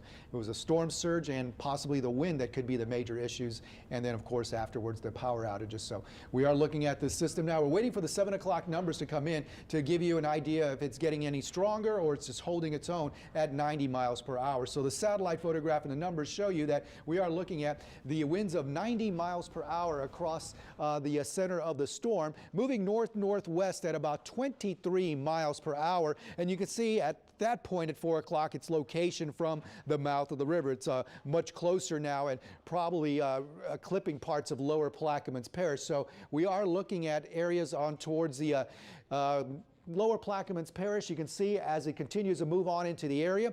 That's where we're watching more in the way of some the track. So there's not a lot of wiggle room there. So we could still see it come across lower Plaquemines Parish and then towards the Mississippi coast. You can see basically Mississippi it's coming in your direction. How close to southeast Louisiana it gets remains to be seen, but again, we know pretty much it's heading towards Mississippi. So kind of a strange hurricane season. The western part of the Gulf got hit, the eastern part of the Gulf, and now the central part of the Gulf got hit. This is Saturday, 1 o'clock, already inland, possibly weakened to 85 miles per hour. So it's 90 right now.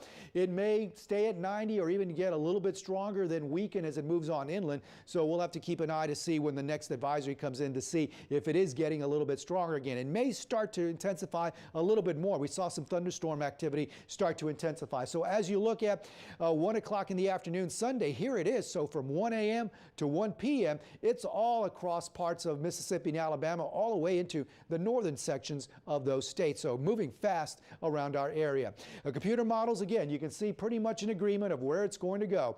We know it's going to go towards Mississippi. How close to southeast Louisiana will it clip? Will part of the eye wall be across coastal St. Bernard Parish? We still have hurricane warnings just because it might get closer to our coastline. But again, hurricane warnings are up, tropical storm warnings outside those hurricane warnings, and then the storm surge warning, that's what we're more concerned about right now. The rising water tonight and tomorrow as the storm comes on shore. 7 to 11 feet from the Mississippi coast, including the Wrigley's, on along St. Bernard Parish to the mouth of the river, 7 to 11 feet. In the lake, eastern part of the lake, including Slidell and around the Twin Spans, 4 to 7 foot storm surge. Western part of the lake, 3 to 5 foot storm surge, and that means water levels are going to rise quickly in the lake and maybe back up into some of those rivers on the North Shore. So if you live along the rivers, you do have to watch that as well. And then west of the river towards Grand Isle, 2 to 4 foot storm surge. So storm surge will be a big issue for tonight. Watches, we have a flash flood watch across many areas of Mississippi for 4 to 7 inches of rainfall through the afternoon hours. And then this is a computer model forecast of power outages. It's not going to tell you where exactly they're going to be, but power outages could be widespread to spotty across southeast Louisiana. So there may be some around, but definitely power outages are an issue. So if you haven't gotten batteries yet, there's still a little time to do that, but we're going to start to see those winds really start to increase. There's a flare-up of thunderstorms I talked about. It became weak a little, not weak, but the higher cloud tops lowered a little bit, and then now they're starting to regenerate again. So we may start seeing it trying to intensify a little bit more, or just holding its own strength as it moves on towards the north. But again, cloud cover all around us. And you can see right there, part of the western section of what may be the eye is clipping parts of the mouth of the river, and it's getting ready to move just east of the Mississippi River, the mouth there. And look at that. You don't see too much rain on the eastern or the western side of the storm, I should say, but this rain is going to continue to push a little bit towards the west. So we'll see rain increase in sections of eastern areas of southeast Louisiana. No warnings right now. We do have tornado warnings, though, in parts of Alabama. And remember earlier we showed you that water spout from Gulf Shores offshore. And then we look at what's going on with the radar. Again, rain advancing into Mississippi. Rain's going to pick up there along the coastal areas from Biloxi to Diamond Head. The rain is coming from the offshore waters. Metro New Orleans not showing a lot of rain yet, but you can see rain coming into Lake Bourne. That is spreading towards St. Bernard Parish, so rain will increase in St. Bernard Parish. And then you look down towards the south, rain across parts of St. Bernard into sections of Lower Plaquemines, and there, right there is the center. And you can see the heavy storms right there moving just to the east of the mouth of the river. So again, it's not a well-defined eye there, but we are still seeing that center circulation moving on towards the north. Winds right now offshore 43 miles per hour, 51 out of the southeast, and west over 30 right behind the storm. And then the winds on the land, you can see 14, 22, and then 23 offshore. So winds are strong offshore. And then coming in from the north now as the circulation gets more in this direction. Look at Boothville gusting to 46 miles per hour. So we're going to start to see the winds now out of the northeast coming on in. So we're going to see these winds begin to start turning more towards the north as the storm comes more towards the east. So we're going to see the winds starting to shift. Tropical storm force winds probability, they're highest across the eastern parts of the North Shore, parts of southeast Louisiana, and then across areas into the Gulf Coast. Again, this is the wind field I want to show you. We're starting to see those southeast winds start turning towards the northeast by 10 o'clock. And you can see by 2 o'clock, winds already starting to come out off the land, offshore winds, as the strongest winds start to shift on towards Mississippi and Alabama by the early morning hours. And then through the afternoon hours, those winds coming in behind it from the north and northwest and west, and pushing that water from the lake back out into the Gulf of Mexico. So we'll see that pretty quick. Tropical storm force winds will be felt across parts of southeast Louisiana through overnight tonight in the early morning hours. And you can see by 1:30 in the morning, we're going to start to see those winds retreat away from us, and then things start to improve greatly as we head on into the morning hours, daybreak for Sunday. All right, Precision Cast, you can see what's going on. A few rain bands here as the center by 9 o'clock, moving now north of Plaquemines Parish and towards the Mississippi Gulf Coast. And you can see here's right about 1 o'clock in the morning, showing most of the storm moving on inland into Mississippi. And again, you don't see too much rain around us. Rain's not going to be the big concern. It's going to be the surge and whatever wind damage we have with some of those winds we see out there. Right now at Armstrong International, it's 76 degrees. It feels like 76 because the dew point is pretty close there. We don't have a lot of feel-like temperatures going on right now with the rain-cooled air. East-northeast wind at 7, winds gusting to 18 at the airport. Here's a look at the next several hours. You can see rain chances still high, but they start to lower as we get towards the early morning hours, and those winds stay up in the 30-mile-per-hour range. So wind gusts could be over 40, 45 miles per hour as we head on into sections of the morning time frame. Once again, taking a look and recapping the system as of 4 o'clock, 90-mile-per-hour winds moving north-northwest at 23. So it's moving now right around the mouth of the river, and we'll see that new update coming up as we head on into 7 o'clock time frame. We're waiting for the new advisory. Your pinpoint 7-day forecast shows that rain chance highest tonight and early tomorrow morning, then dropping to about 30% during the afternoon. And you can see temperatures will be in the 80s. We'll have some spotty sunshine in the afternoon hours for Sunday, and Monday and Tuesday at 40%. And then by Wednesday and Thursday, rain chances drop. And next Saturday, it does look like we may see some slightly drier air move into our area. So hopefully it'll be a much different situation next week and much better for everybody. And Carl, talk about what's happening now east of us, because obviously, you know, we're situated here in New Orleans and we're anticipating and waiting for the effects here. And, you know, from the forecast that you've been giving us, we're not going to see it until well later into the evening. But what should folks on the eastern side of the storm expect right now? Well, I think for Mississippi, as the storm heads to them, the winds are going to get much stronger and the storm surge is going to come in overnight. And then also we're going to see those winds start to pick up quite a bit. Yeah, and this is a live shot from Mobile right now. Okay. And obviously, you know, Mobile and the Mississippi area. Yeah, and they're having Alabama tornado warnings near it and around the Mobile area with one of those feeder bands. So the eastern side of the storm, Mississippi, Alabama, and parts of the Florida Panhandle will have possible tornado warnings going on throughout the course of the night as the storm moves on inland. For Mississippi, that's where the worst is going to be in our general area with the wind and the storm surge. Now, for us in southeast Louisiana, we could still see tropical storm force winds across Metro New Orleans, North Shore, South Shore, but as you get west of the lake, that likelihood, that chance of tropical storm force winds, 40% or less to see that. But Metro New Orleans, North and South Shore, and especially along the coastal areas of southeast Louisiana, tropical storm force winds with higher gusts are possible after 9 o'clock tonight through about 3 o'clock in the morning, and then that starts to move on out of here. So a window there of tropical storm force winds for our immediate area. Right along the coast of St. Bernard Parish, Lower Plaquemines Parish, you can definitely see some hurricane force winds, but again, the wind field is not as wide, so we're not going to see a lot of wind that's going to be really high across our area. All right, well, we're taking a live look at Bourbon Street right now, and we just saw a patrol car go by, so obviously New Orleans police out there patrolling around, but, you know, we're just right now seeing people walking around. Yeah, so right now it still seems like we're not going to get anything, and we may not get much, but we are going to get the winds picking up still more tonight and tomorrow morning. What most of us will have to realize and see is that storm surge. That's going to be the big thing coming overnight and tomorrow morning. How much, how fast?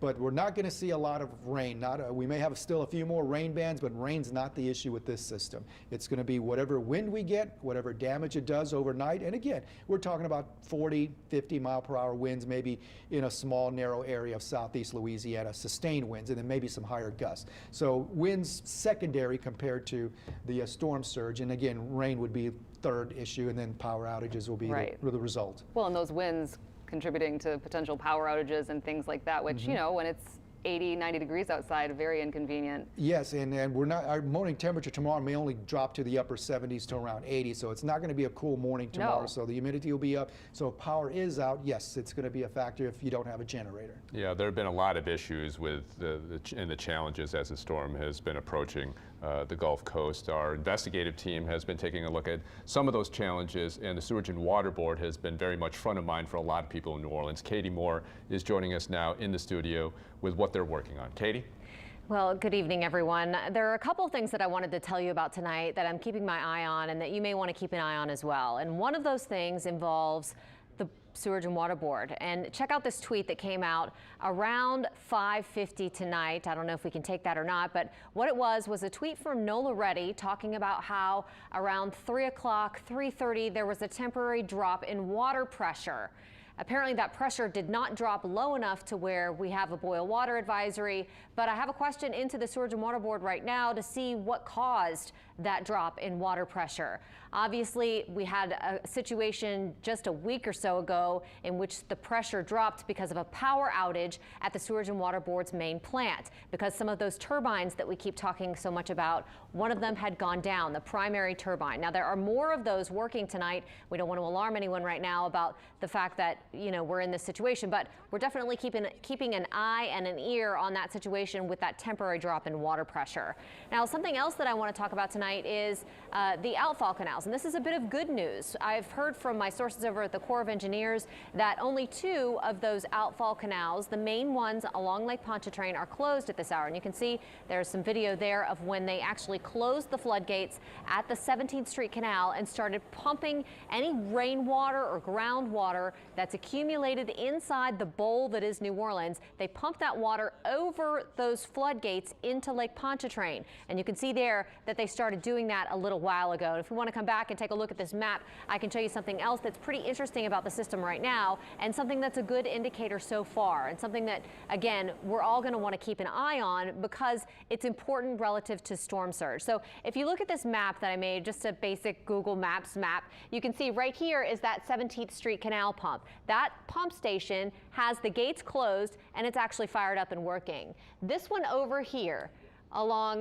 the London Avenue Canal is also closed. It's fired up and working. It's got water going into Lake Pontchartrain there as well. Now this one at the Orleans Avenue Canal is not closed. And the reason for that is the Corps says that there are different triggers and different safe water levels in each of these canals. So the triggers for these 2 floodgates was 3 feet above normal in the lake. So the level of the water in the lake was above 3 feet and rising. And that's what caused the Corps to close those floodgates earlier today. But this one has a different safe water level. It's 5 feet and rising. And at this point, talking to the Corps just a little while ago, they say they don't think that it's going to be necessary to close that floodgate. And that's a good sign in terms of the storm surge. They were having meetings as recently as 30 minutes ago to try and see what the situation is now. Of course, we'll keep a very close eye on that situation with that Orleans Avenue Canal, and that should be a good indicator of what's happening with storm surge in the lake. So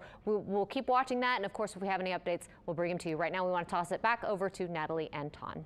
All right, thank you, Katie. Certainly the investigative team has been very busy taking a look at all the issues. And Katie, in what you've seen so far and talking to the officials at the City of New Orleans, you know, people have been concerned and very worried about whether the city can handle 3 to 5 inches, because, you know, August 5th came, we had that rush of rain that came in and just sat over the City of New Orleans. Live and TV, just come on up. earlier this week we Hi. had another round of rain. In talking to the officials, what are they saying that concerns you the most in terms of the city's readiness to handle the water that comes in here? Well, we've got a ton of people that are manning just about everything in the City of New Orleans right now. I mean, it's clear that staffing was a problem, and the mayor has admitted that back when we had those floods earlier this year. And so now we have people who've been hired by contractors who are here, who are helping to work on the system. And then we also have the National Guard that is actually stationed, 15 of them at different pump stations around the city, to relay information from those pump stations back to the main power plant.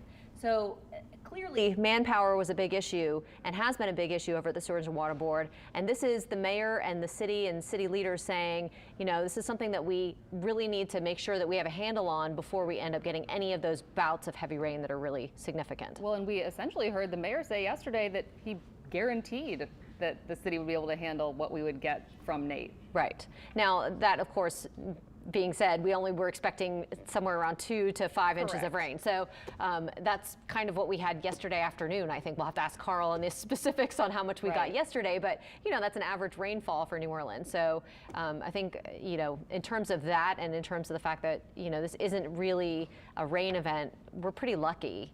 Let's hope that continues, right? Well, and we have heard some firsthand reports from several folks in the newsroom today saying that even today they saw the trucks out there cleaning the catch basins. Right. So, I mean, it has been a big push. Absolutely. And people are, you know, anytime a storm like this threatens, you know, it brings back all of that anxiety. For And sure. it's earned anxiety, right, from everyone who lives in the city of New Orleans. They, you know, it's sort of a badge of, I don't want to call it honor, but, you know, kind of brings all of that back to people. And so I think that if he didn't take those steps and if he didn't make those moves, that, you know, things could get a little crazy. For sure. All right, Katie Moore, and the investigative team has put together a Facebook page. Their investigative series on this is called Down the Drain.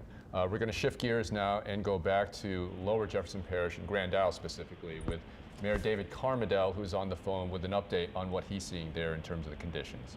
Mayor, what are you seeing? Well, we were looking at the Gulf a few minutes ago, and it was some 12-foot waves, 10 to 12 footers out in the Gulf, and the rocks where we put look like it's holding pretty good. And then the problem we're having now is that, you know, this wind is blowing out the northeast as the storm goes to the east of us. It's pushing a lot of water on the backside of the island. So we got a foot and a half from some areas, and especially when you're coming off the bridge. From Bridgeside, Marina coming toward about maybe a mile going into the island. You got about a foot and a half of water on the road on the island. The backside of the island is coming from all over the water. So hopefully it's coming in, and hopefully when it goes out, most of it will go back out. But again, that's a lot of water coming in over the backside of the whole island. Well, and parts of Trinidad too. When we talked to you an hour and a half, 2 hours ago, you said that water was coming in very quickly. Is that something that you have seen change? Is it coming in the same pace, even more quickly? Yes, it's just coming in. The wind's picking up. It's coming more quickly. Yes, ma'am, it is. And with the seas in the Gulf in the last hour, it's unbelievable. You know, it's crazy. You got wind coming from both sides of the island. You know, on the south side, you got 10 to 12 footers pounding against the south side, and then you got some 3 to 4 footers coming out the backside of the island, just pushing that water from the backside. What So, about again, rain, Mayor Carmidel? What are you seeing in terms of the rain level? No rain at all. No rain at all. Thank God for that, because we'd have more water on top of us, you know. But so far, no rain at all. What are you worried about tomorrow when this storm has pushed on through and you go and drive around and assess what's going on the island? Well, the main thing is people are calling asking, you know, if LA1's flooded. We got Sheriff Weber and Major Bud Dill and a couple of deputies from Lafourche Parish. They're following us right now, going very slow. And they just came in through LA1 and said the water was close, getting on the road. In some areas they had a little water, but eventually it's going to get worse as the night goes by. So the big worry about it tomorrow, all this water that's coming over the roads and the back of the island, wherever the highest point is going to get trapped inside. And what's going to happen, we have to pump it out, and we have the manpower to come in. So hopefully, majority of the island goes right back out on the backside. But in the middle of the island, where it comes over, if it keeps on coming until 12, 1 o'clock, you know, it's going to be trapped, and we're going to have to pump it out. So it's going to be a lot of water to pump out. And what about utilities right now, Mayor Carmidel? Obviously, you're still getting Yes, cell the service speaking electricity's with on. us. Yes, the electricity's on. We have cops, police chief's got cops, you know, patrolling the island, and we have our army deuces traveling all along the roads, and we know where our people's at. There was a curfew since 3 o'clock, so it's really like a ghost town right now, because we ask the people to stay inside, and now's not the time to be out here and just riding around, you know. So as we travel, you see more water coming up, but some spots on the road coming on the island, like I'm at Shelton Street right now, we're looking at, very little bit of water on the road. So you got some homes on the road, but all the water's coming in from the backside.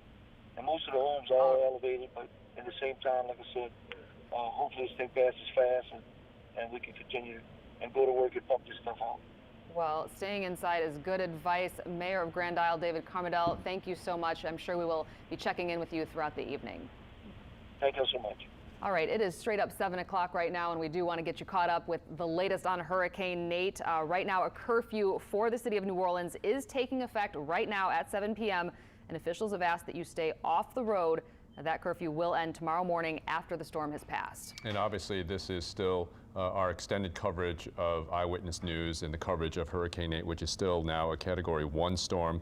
Officials say they had to rescue people from a sailboat as Hurricane Nate approached. It happened in the Mississippi Sound. A sailboat hit some rocks at Bayou Caddy, west of Waveland, and that's the situation there. Obviously, this storm is east of us right here. And you're taking a look at some of the live pictures from New Orleans East right now. We're still very much waiting for the effects of Hurricane Nate, and as Alexandra and Carl have been telling us all evening, we might not see the same effects, the traditional effects that we're anticipating that you'll see on the eastern side. Right, all of the rain. We aren't anticipating seeing a lot of that, but the storm surge and the winds, something that we are still waiting to see. Now, again, of course, it is a Saturday in October, so it is football season. And many of you made the good decision to stay home and safely watch the LSU Tigers right here on Channel 4. So happy update to that. They defeated the Florida Gators 17-16. A win is a win. I mean, I'm sure some people wanted the score to be larger there, but obviously a win is a win for LSU, and certainly coming off the last 2 weeks, it's a much welcomed victory. We're going to get an update on Hurricane Nate right now with meteorologist Alexandra Cranford. She's got the latest on the track of Hurricane Nate and where it's going and what's happening with the winds and the storm surge. Alexandra? Hey guys, thanks. Yeah, we did just get an update from the National Hurricane Center at 7 p.m. So this is just within a minute or so that we're getting you this new information from them. And notice just a couple of things have changed. The path is still the same. We'll get the new path update coming later, but notice that the winds are a little lower now. They moved from 90 miles per hour. They're now at 85 miles per hour. So just a little bit weaker, still a Category 1 storm though, and it is moving north now. We were expecting that more northward movement. It was north-northwest with the last advisory.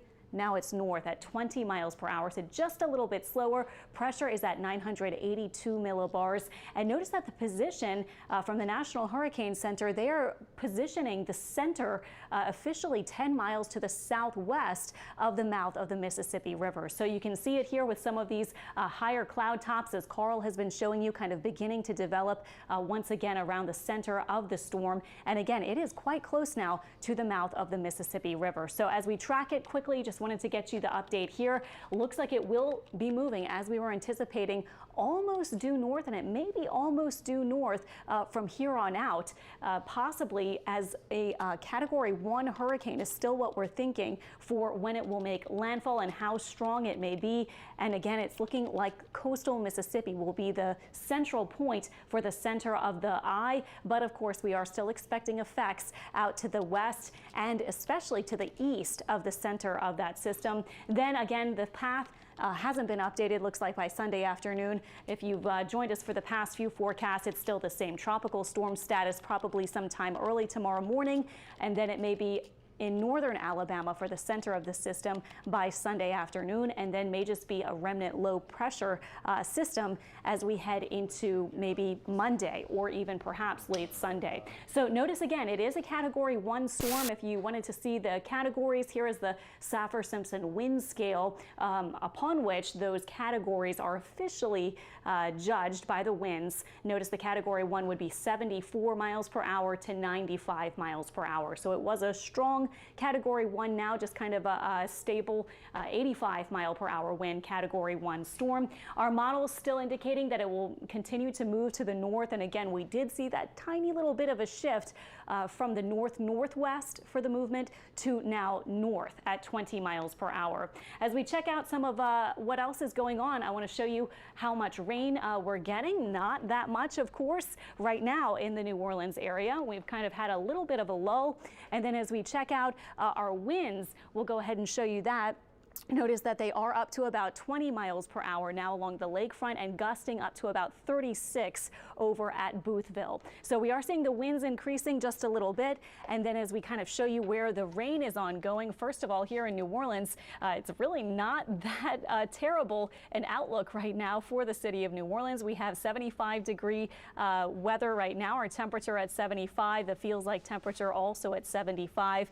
And really it has not been extremely rainy in the past hour or so. So we are anticipating the rain to probably be increasing at some point. But right now, notice that in New Orleans, there just really is not so much at this point. On radar right now, you can see where the showers are ongoing for parts of St. Bernard Parish and now edging, as we were saying, into some of our coastal Mississippi areas. And so we are still seeing some of that kind of light shower action for coastal Mississippi and parts of kind of the eastern fringes of southeast Louisiana.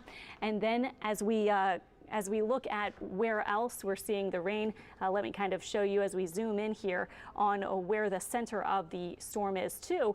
You can see it here. This is the center. You can see it kind of swirling here, again, just south of the coast of the mouth of the Mississippi River here.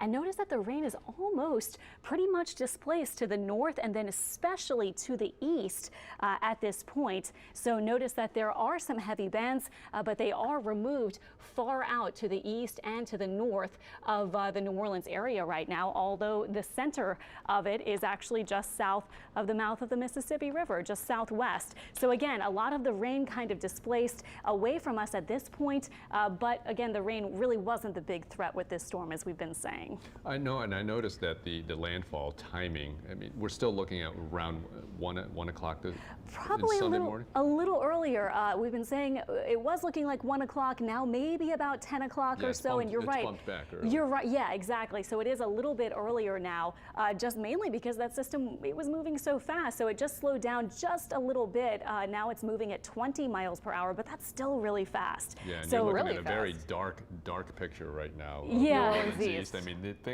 the conditions, I mean, obviously it's cloudy, the sun has set, but we are likely going to be anticipating some of the effects fairly soon here. Right, and the winds will be increasing too. We've kind of been keeping an eye on that. It's really not even that breezy for some North Shore spots. You know, you might go outside and say, not even too breezy out there. Our temperatures are okay. We have cloud cover, not that much rain. But again, as the system kind of moves to the north tonight, probably within the next 2 to 3 hours, that may kind of be the peak of our action as far as the wind gusts go. And the storm surge will be building as well, it looks like. And that would make sense. We just got off the phone with Grand Isle Mayor David Carmidel, and he said that, you know, the wind was really pushing that water. So that is what we would expect to be seeing. Right, and kind of increasing. And so we're still looking at, you know, possibly tropical storm force winds for New Orleans. We've been saying maybe 9, 10 o'clock or a little after that for that point, and maybe even some hurricane force winds here and there, especially as you get closer to Mississippi, where the eye will be. All right, thank you, Alexandra. And you know, the one thing that I did notice when Alexandra was showing all of the graphics there, it's 96% humidity. The air is heavy. And it feels it. Yeah, and I think there's that sense of lull. People are waiting for it. And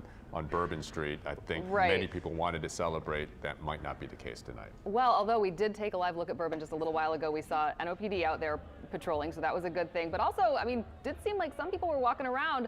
Lauren Bale is live on Bourbon Street. And Lauren, is this putting a damper on the party or no?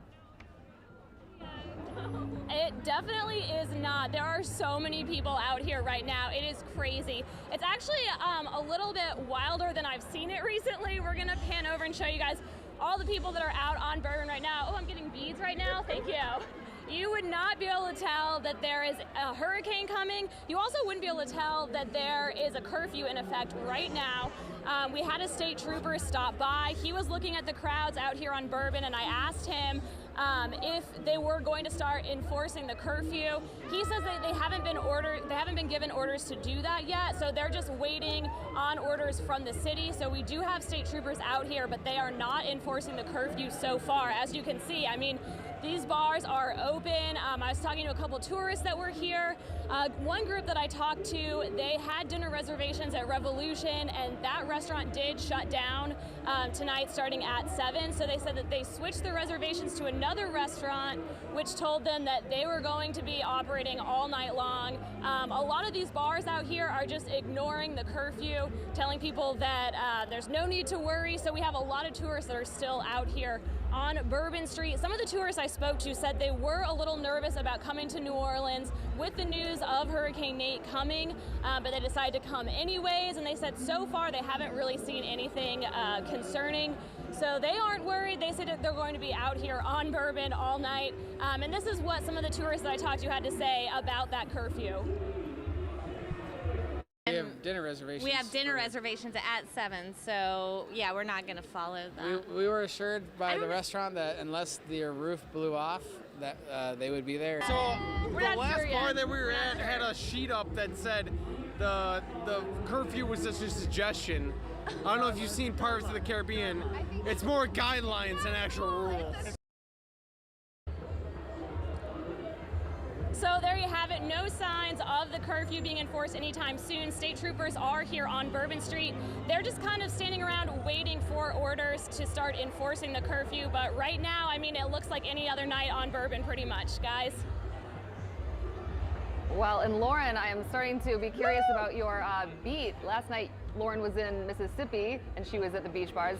She's the hurricane party reporter. The party follows Lauren, apparently. Clearly. Where she goes, that's where the party is.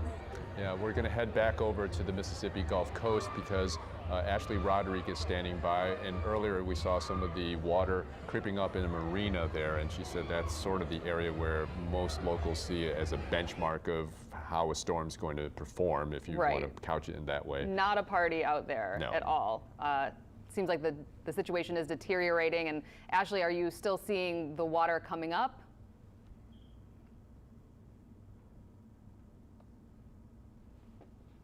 It is a party in here. We were driving down Beach Boulevard just down the way from the marina, and we happened to see a lot of people in a big, beautiful house looking like they were having a little bit of fun. So we came by to visit them. Actually, this is a really hard door to shut because they tell me that the home was built in 1901, and when a hurricane comes, that old wood starts to swell. So that's why I had to push the door. But come on in, this is the Stone residence, and they are essentially all family members here, and they are right on Beach Boulevard. And they are able to see what's going on with the storm right out of these big, beautiful windows here. And what we have been told so far, Mr. Ben, come see. This is the man of the house, Mr. Ben Stone. What we've been told so far is that you guys are really, you're calm, you're not worried about the storm. Tell me about that. Well, we're always worried about storms, yes, but not this one, not this time. We've got everything done. We've got a concrete house basically here. We've got all of our windows are hurricane-proof windows to 150, etc. And everything upstairs is the same way. So we have prepared completely, and anyone that does not prepare is going to be in real trouble. We feel like today we're doing well, and that this one is going to be, it's not going to be bad, but it's not going to be good either. So we're doing well. We're really happy. Everybody here is going to have dinner tonight, so we'll do all that. Based upon the fact that you guys can literally watch the storm come in, how do you feel about seeing where the water levels are with the conversation about the surge, where they are now compared to where they're supposed to be? Well, at this point right now, we're above 25 feet at this house. So a 10-foot surge probably will not get over even the highway. But no, we're very cautious. Now, we're having a great party. We have a great time. We do all these things. But that's not reflective of the way we feel. We're very cautious. Having lost this house almost twice, yeah. But you guys are also keeping close too, all family members. So even though you're cautious together. That's right, we are. And my daughter lives right behind me, and my other two daughters live out on the back, out behind. And so we all have done everything to prepare. And we decided to come together and have dinner. Well, I very much appreciate you allowing us to come in and bring our viewers in to show an example of what's probably happening all across Gulfport right now. Thank you so much. Yes, we sir. We really appreciate it. We appreciate y'all to being here. Yeah, well, thank you so much. And of course, we keep Gulfport and Mississippi and Louisiana in our prayers, going through Nate as he makes his way through. We're in that mass between New Orleans and But you're very important. You're very important. So that's what's going on over here, and right down the way from that marina we just brought you to. You know, as he just mentioned, a lot of fun going on, but a lot of caution too. They're able to see what's going on and make decisions from there. But they say that they're ready for Nate, and I'm pretty sure this is sort of what's going on for a lot of people tonight at this point, with the curfew now kicking into gear. Ah, okay. And what time is the curfew there? We know that the curfew in New Orleans went at 7:15, and they're not exactly enforcing that yet. But are you seeing? Do you think that they are going to enforce it there, where you are seeing the water come up more quickly? So the curfew was at 7, and remember when we visited last time when we were at the marina, the police were there trying to get people to go home. So they were very active. And on our way over here, we've been here for a little bit, we've seen maybe 1 or 2 police officers kind of go by. So they're definitely out, and they're definitely trying to let people know now is the time to go in, wait this out, no more, you know, what I call looky-loo. You can't really see anything anymore either because it's really dark. So at this point, it's really just asking people to stay inside and watch the news. Let us tell you what the situation is outside instead of going outside and checking it out yourselves. Brian's showing you outside of their door at this point, and the rain's gotten heavier. The wind doesn't, from where I'm standing, doesn't look like it's gotten too much worse than what it was earlier, but the rain has definitely picked up. And Ashley, we're several hours away from landfall, especially where you are. What are you anticipating doing, and where are you anticipating going tonight in terms of the coverage here? Obviously, we'll be checking in with you through the evening, but what's your game plan for tonight? Right, let me shut the door for them so they don't get bugs inside. But actually, you know, I am with Chief Photographer Brian Lucas, who's been around the block with these storms, so he had a great idea. Our hope and our plan is to actually go over to the Island View Casino. They have a 3- or 4-story parking garage on the beach. It's actually across the street from the beach. So it was, we checked it out earlier, it was where our first live shot was. It's high up. It's got a really great view for us to be able to watch what the surge situation is, and there's lighting in the parking lot, of course, as long as the lights, electricity stay on. We should be able to get a good idea of being able to visually see what's going on with the surge, as well as a neighborhood right there. We can kind of check out lights in homes to tell what's going on with electricity. There's a lot of, you know, regular like pine trees, but then some of those old oaks that we can really get an idea how they're handling with the wind. So that's our plan for where we're going to be able to show you guys as the conditions sort of increase and then decrease as Nate moves through here quickly. Well, and you raise a very good point in saying that you're going to find a high up, well-lit place to stay, because as you said, it is getting dark now, and this is the time when you cannot see the water on the road, and it does become more dangerous. That's right. We definitely don't want to have ourselves in any questionable situation. And more importantly, too, photographer Brian Lucas mentioned that where Island View is placed in reference to sort of an exit point. If we start to see that that water is getting past Beach Boulevard, like many people are thinking that it won't, and it will be a situation where we would have trouble getting out that direction, there is another way through the back that we can get up to the interstate and to the hotel that we've got in a safe place far from the beach. If there happens to be a much worse surge situation that we face. All right, Ashley, thank you very much. Ashley reporting from apparently a very nice hurricane party along the Mississippi Gulf Coast.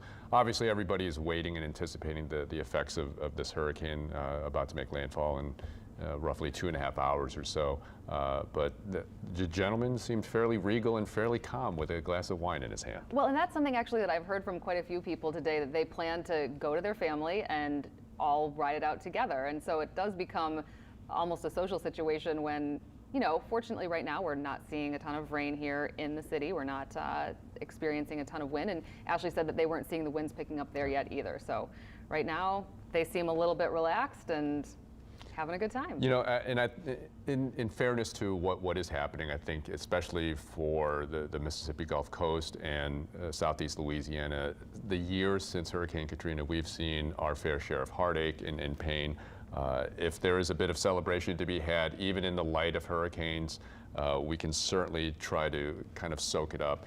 And, you know, we're fairly seasoned in terms of when things are going to be serious and when to kind of dial it up a little bit more to celebrate. But I think everybody's striking the right balance for this one. I completely agree. And, you know, we did see, we'll go back to talking about Lauren real quick, because it is 7:20 right now, and we've been talking for the last day or so about New Orleans putting a curfew in effect tonight at 7 p.m. But, you know, it's kind of confusing because we see people out there on Bourbon Street walking around, but kind of some of the caveats that we've heard from the city today is, you know, they really, if the situation gets bad, they don't want people on the street. They want people to be safe and, you know, smart in getting out there and driving around. So if you don't need to be, it's probably a good idea to stay home. Yeah, let's check in with New Orleans Fire Chief Tim McConnell right now. He joins us on the phone. And Chief, what are you seeing out there? Are you out on the streets in the city right now? And what's the update that you have for us tonight?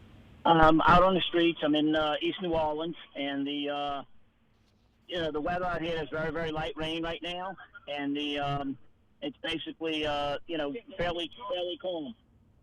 It's fairly calm. It's just we're hoping for, as they say, prepare for the worst and hope for the best. But it's actually fairly calm right now. I'm out in East New Orleans. And what is your game plan for the evening? What do you anticipate your night's going to look like?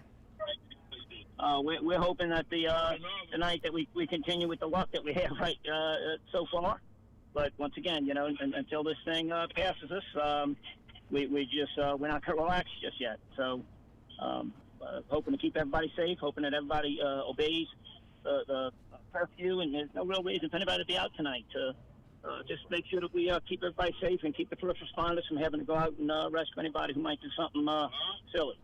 And Chief, I know that the city is staffed up for this weekend, especially for this hurricane. What do you anticipate because of the mandatory evacuations for the communities outside of the protective levee system? In terms of response, where do you have people positioned right now? Are they in their regular engines right now? Yeah, so we have folks that are at the fire station out in Venetian Isles, and but obviously their fire truck's not out there because we couldn't lose, with water coming out, we can't afford to lose a fire truck, get it flooded. But we do have an extra high water vehicle out there and several boats, 3 boats, and some staff out there to take care of the citizens who may have remained behind despite the evacuation order. Well, and I know that the mayor is the one who made this announcement yesterday, but perhaps you can clarify, because you do mention that you are hoping not to see people out there on the streets tonight. Have you been instructed as far as enforcing the curfew, or is there anything that you can kind of clarify? I know that was supposed to go into effect at 7 p.m. No, right. This is one of those things where you hope that people obey the law and the orders that are in place, and this is really about, my folks put their lives on the line every day, and this is one of those situations where if everyone just heeds the call, we don't have to put first responders in undue danger for anything. Well, piggybacking on that right now, Chief McConnell, I think a lot of folks, especially for the veterans of storms out here in New Orleans, they're most likely thinking this thing's blowing over, it's not going to be that bad, I don't see any rain out there. What's your response to them for the folks that aren't taking this seriously right now, that think that because there's no rain, not a ton of wind? My goal is simply to keep folks safe and hope that people, once again, would hunker down, stay in safe refuge, and therefore I don't have to have my folks put their lives in danger. Well, and I know you said you have been kind of driving around checking out different parts of the city. Are there any areas that you're seeing, at least at this point, that you have some concerns about? No, not at this point. We haven't seen any really, really heavy rainfall anywhere, and so we haven't had any real reports of flooding. Once again, just very, very thankful, and pray for those who may be in more danger than us. All right, Chief McConnell, thank you very much, sir. Certainly, it appears that the fire department, and much like the rest of the city, just kind of waiting and anticipating what the storm might bring. Hopefully it brings nothing. I think, I think we're best case scenario for us here. We've kind of ramped up and kind of are concerned about this, but hopefully it's all for nothing. Well, I completely agree with that. One area that is anticipated to see some of those effects shortly, Plaquemines Parish. Paul Murphy has been down in Plaquemines and has an interview with Parish President Amos Cormier. We are at the Myrtle Grove Marina in Plaquemines Parish, and Plaquemines is one of those areas in southeast Louisiana expected to be clipped by Hurricane Nate as it comes ashore here along the Louisiana coast. And with me right now is Plaquemines Parish President Amos Cormier. And what is the latest from your command center? Well, we have implemented fully our emergency plan. I'm very proud of our men and women who work for Plaquemines Parish because they've done a very good job of implementing it. And at this point, we're just hoping and praying that this storm keeps moving at a rapid pace, keeps up this 20-something mile per hour track, because we are in the process of building a lot of levees. We have levee improvements ongoing on the east bank. There's some levee work on the west bank. And we don't want this system to stall because a lot of continued rainfall will tend to deteriorate the levees and compromise them. And you were saying that your people are telling you that the storm is actually maybe weakening somewhat as it approaches the coast? I did hear on the radio forecast that there was talk about it somewhat weakening. But the big thing we're worried about right now is, as you can tell, we're here in Myrtle Grove Marina, and we've got this northeasterly northern wind, which is pushing the water out.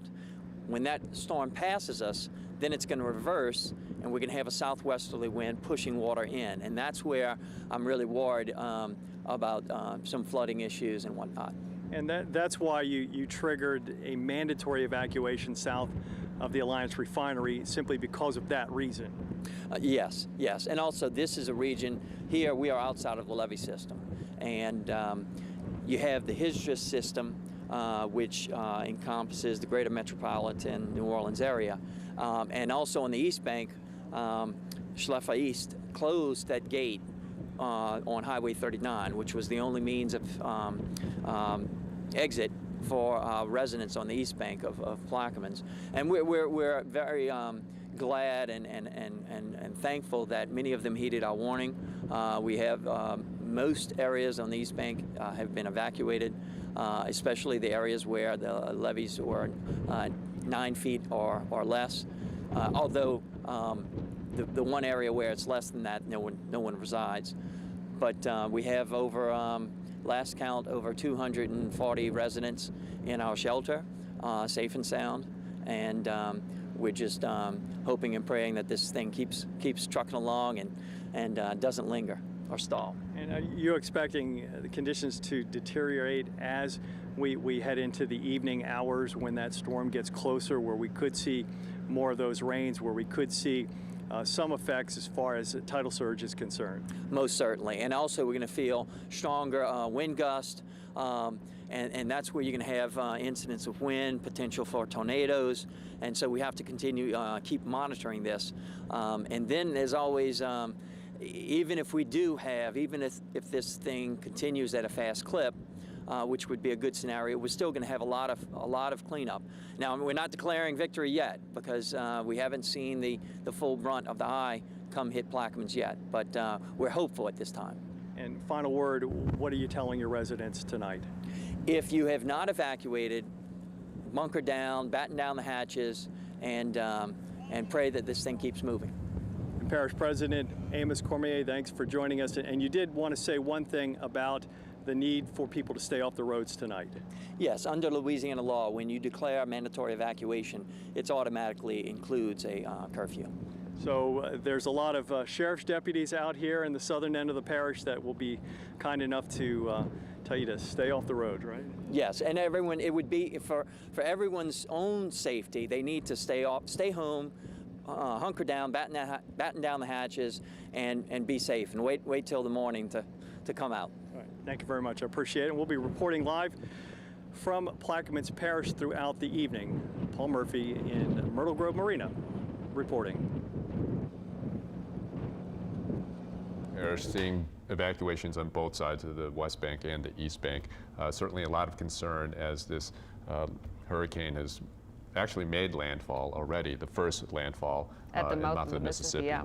Well, we want to, it's almost the bottom of the 7 o'clock hour, so we want to get you up to date on the very latest regarding Hurricane Nate. Now, as we just said, within the last half hour or so, Nate has made landfall near the mouth of the Mississippi River, and it is headed straight north now towards a second landfall at the Mississippi coast. Okay, and this is probably the biggest concern for a lot of folks, especially in the metro area. True. Power outages. We checked on the power outages a short time ago. Entergy is only reporting a couple of hundred outages in Orleans and Jefferson parishes, so no major problems yet, but again, we're still anticipating a second landfall. And we did touch on this just a little while ago, but if you have any questions, concerns about the storm preparations, we do have a phone bank set up here in our studio. So if you have those questions, the number is 504-529-6450. So give us a call, and hopefully we'll be able to help answer whatever questions people might have. Yeah, and Chief Meteorologist Carl Arredondo is joining us now. And for people joining us, we are in extended coverage of Hurricane Nate. And we just reported that the hurricane made a first landfall. Yes. The second landfall, just kind of differentiate that for us. Why is it 2 now? Well, it clipped over parts of Lower Plaquemines Parish, so it did make it across the lower end. Official landfall, so it crossed over land, and now it's going to continue to move towards Mississippi for its second landfall. So we are seeing that landfall coming later on, probably after 9 o'clock tonight, towards midnight, somewhere in that time frame.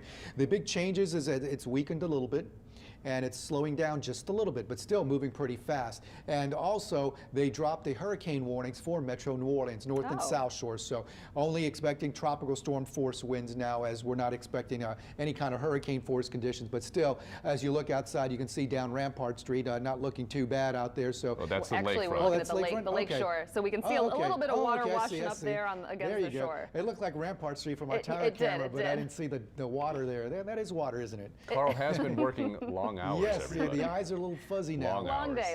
Yes, so yeah, and the water's now, we're getting a north wind now, so we're going to see that lake water being pushed across into the South Shore, so we're definitely going to see that increase. Let's show you what it looks like on the satellite photograph as we get you to those numbers in the 7 o'clock update. The winds are now down to 85 miles per hour, sustained winds, and it's moving towards the northwest, or north, I should say, I'm sorry, at 20 miles per hour, so it is moving north now at 20. It did slow down a little bit, but still, that's a pretty fast clip for a hurricane moving through the Gulf of Mexico. But yes, it is moving towards the Mississippi Gulf Coast now, and you can see the pressure is down. And officially at 7 o'clock, it was about 10 miles southwest of the mouth of the river. It did make landfall across Lower Plaquemines Parish. But as you look at the satellite, lots of clouds over our area, but the structure now is very poor. It's very small, but there are still some high cloud tops trying to redevelop as we lost those colder, higher cloud tops earlier, and now it's starting to try maybe to regenerate just a little bit.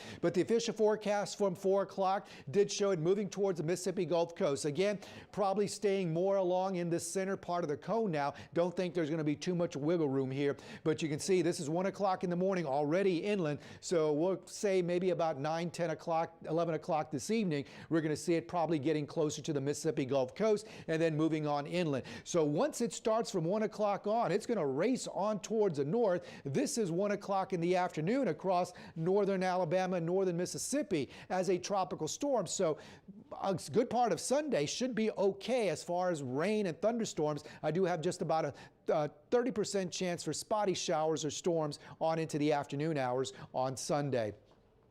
As you look at the commuter models, again, we're not going to see too much in the way of variation now as it continues to move north towards Mississippi. Here's what I'm talking about now. The hurricane warnings continue for Mississippi areas and along our extreme eastern part of southeast Louisiana, eastern St. Bernard Parish, and down towards Plaquemines Parish. Still the possibility of hurricane force winds. I just saw some wind readings. Venice had winds at 74 miles per hour, so some hurricane force winds there, of course, with the system moving on shore there.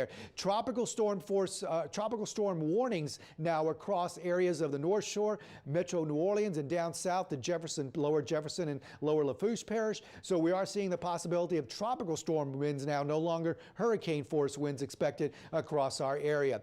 The storm surge warnings, we're looking at 7 to 11 feet along Mississippi, along the Rigolets, along coastal St. Bernard to the mouth of the river, 4 to 7 foot storm surge along the eastern part of Lake Pontchartrain. So towards the Twin Span, Slidell, up towards the North Shore, and then 3 to 5 foot storm surge on the western side of Lake Pontchartrain and west of the river towards Grand Isle, 2 to 4 feet. So the storm surge warnings are still there for tonight and tomorrow morning. As we look at your watches, we have a tornado watch until 2 o'clock in the morning for Mississippi coastal areas and towards the east. Not for us. Flash flood watch continues for that area of Mississippi as well. 4 to 7 inches of rain possible across that region. So we're not looking at much in the way of rain, but what wind we do have could cause some power outages, as you heard Ton and Natalie mention, just spotty power outages right now. But this computer model indicates that we could still have spotty to widespread outages by the time this is all done Sunday into Monday. So we'll continue to watch and update you overnight on the power outage situation. But again, you can see the flare up of the white clouds, the higher cloud tops, maybe trying to hold its own at 85-mile-per-hour sustained winds as it moves generally towards the north. As we look at the radar picture, you can see there's the center right there. If you there's not a lot of rain around most of that eye, so it's continuing to move towards the north. But notice we do see some rain starting to advance into our area.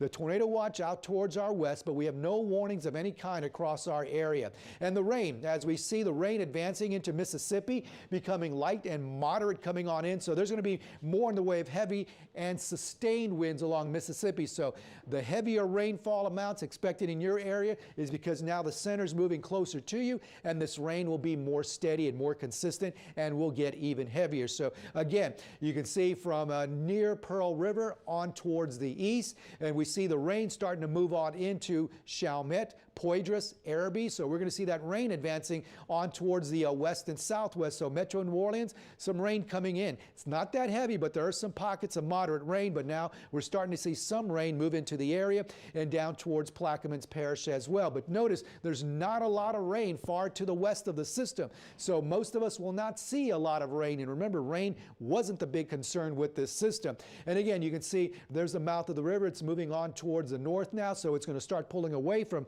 Lower Plaquemines Parish and getting closer to coastal St. Bernard Parish. So the buoys, as far as the winds are concerned, 51-mile-per-hour winds there at that buoy out towards the east of the center. And the winds are coming down a little bit more of that buoy to the south of the center of circulation. And as far as the other winds, you can see on land 23 miles per hour around the Pensacola area and around New Orleans. And we have a northerly wind now. Northerly winds gusting to 20 or gusting to 21 at the airport. And you can see the winds now around Boothville at 44-mile-per-hour gusts. So the winds are going to pick up, especially along coastal areas of southeast Louisiana. And again, we've showed you this quite a bit. The chance for tropical storm force winds highest along the north and south shore and eastward. The chance of tropical storm force winds lowers as you get closer to Baton Rouge. Again, the closer to the storm you are. So again, as we watch the circulation of the strongest winds by 11 o'clock along coastal areas of southeast Louisiana and into Mississippi, there goes the center up towards the north, and the winds start to shift around. So that water is going to start coming out of Lake Pontchartrain after midnight and towards morning. And for the rest of the day, our winds are going to be more out of the northwest to west for Sunday across southeast Louisiana.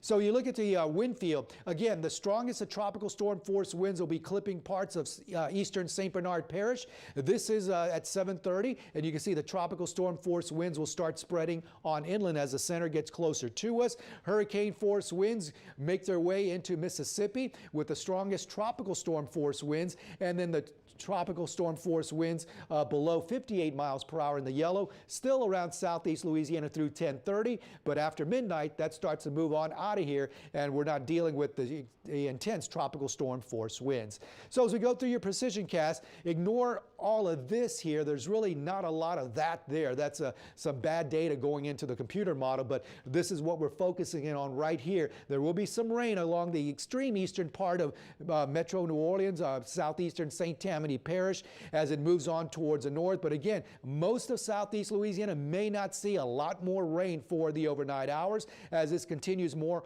on a due northerly course. So it's going to be right across parts of southeast Louisiana from, say, Washington, St. Tammany Parish, eastern Orleans, Metro New Orleans, and down towards the south and eastward. And that's going to continue on towards the north. Here you are, daybreak Sunday. Storm system already moving well away from us. And so during the afternoon on Sunday, 30% chance for spotty showers or storms are at best, with some sunshine mixed in with some clouds. As you look outside right now, it's 75 at the airport, 100% humidity. The air is saturated with some light rain out there. 75 dew point, same as the air temperature. That means the air is saturated 100%. You have clouds, rain, mist, or fog because the air is condensed and forming all that clouds and rain. North wind at 12, gusting to 21 miles per hour, and the pressure right now is holding steady. So a rain chance, about 40% for the rest of tonight, maybe a little higher east of New Orleans. And you can see those temperatures will hold around 78 to 79 degrees. And you can see the winds will still stay strong during the nighttime and into the early morning hours as we go towards 4 o'clock in the morning. Then those winds will start to come down quite a bit. Again, a recap. 85-mile-per-hour sustained winds at 7 o'clock. It made its first landfall at the mouth of the river, Lower Plaquemines Parish, moving towards the north at 20 miles per hour. Again, your pinpoint 7-day forecast shows a rain chance highest for tonight into the early morning hours, 30% for the afternoon time frame. And you can see by Monday and Tuesday, we'll have more like a summertime chance for rain of 40% for showers and thunderstorms, mid to upper 80s. We're going to stay hot this week. We could get to around 90 degrees this week, with a small chance of rain. And then a system comes in by Saturday. May see some drier air by next Saturday, a little less humidity, but it's not that real fall humidity yet, but it might be a little bit drier by Saturday. All right, well, let's get through tonight. Yes. We do have a series of different camera shots from traffic cameras. So, because I mean, really, from here to Mobile, there are a lot of different conditions that we're experiencing. This is Irish Bayou.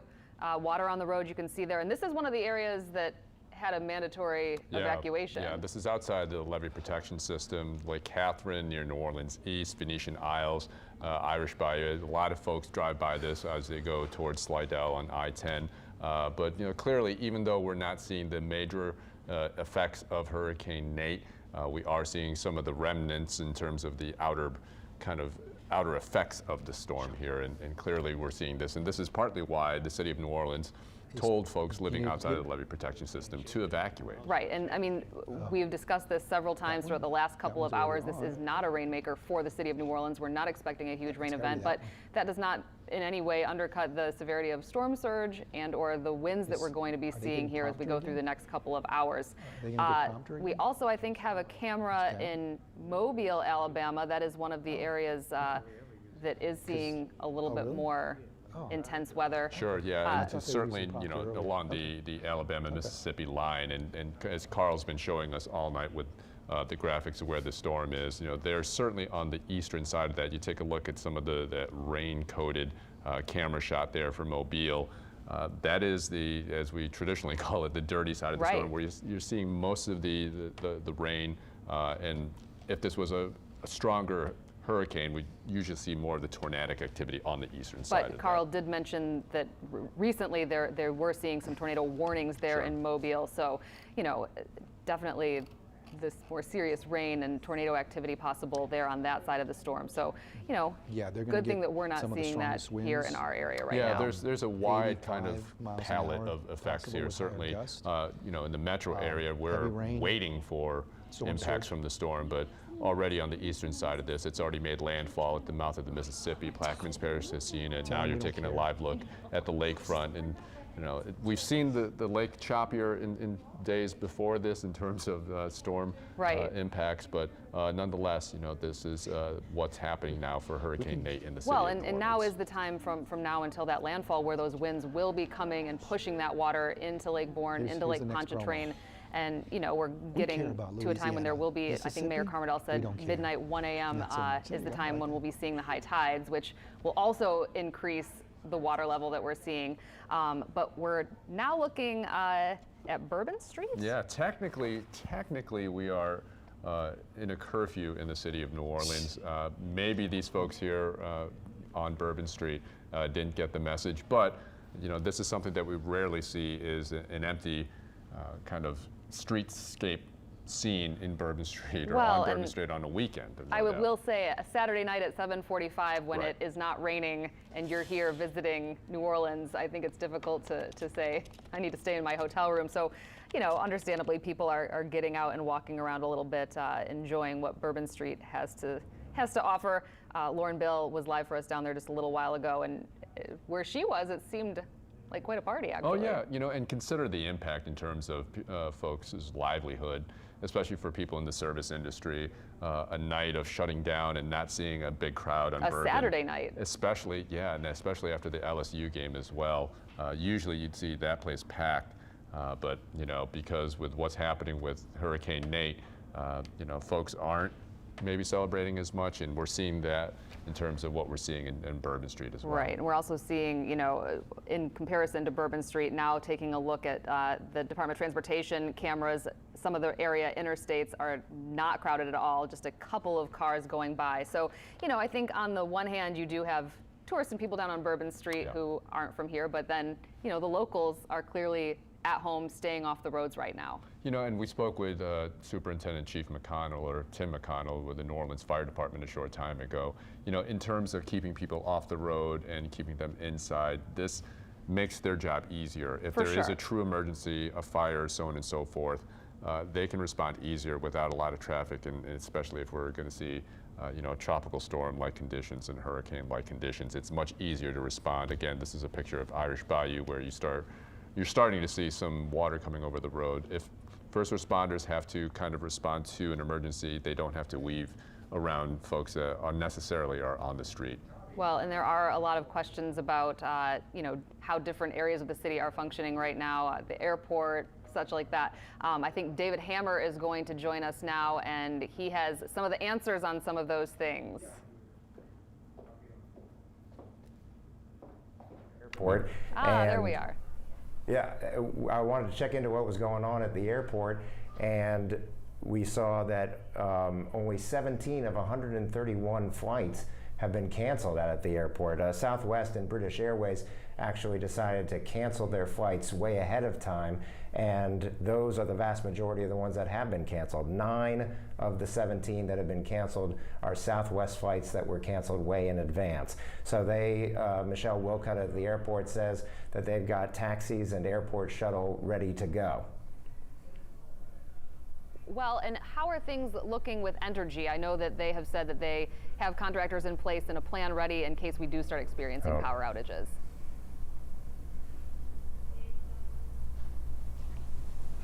I'm not getting anything.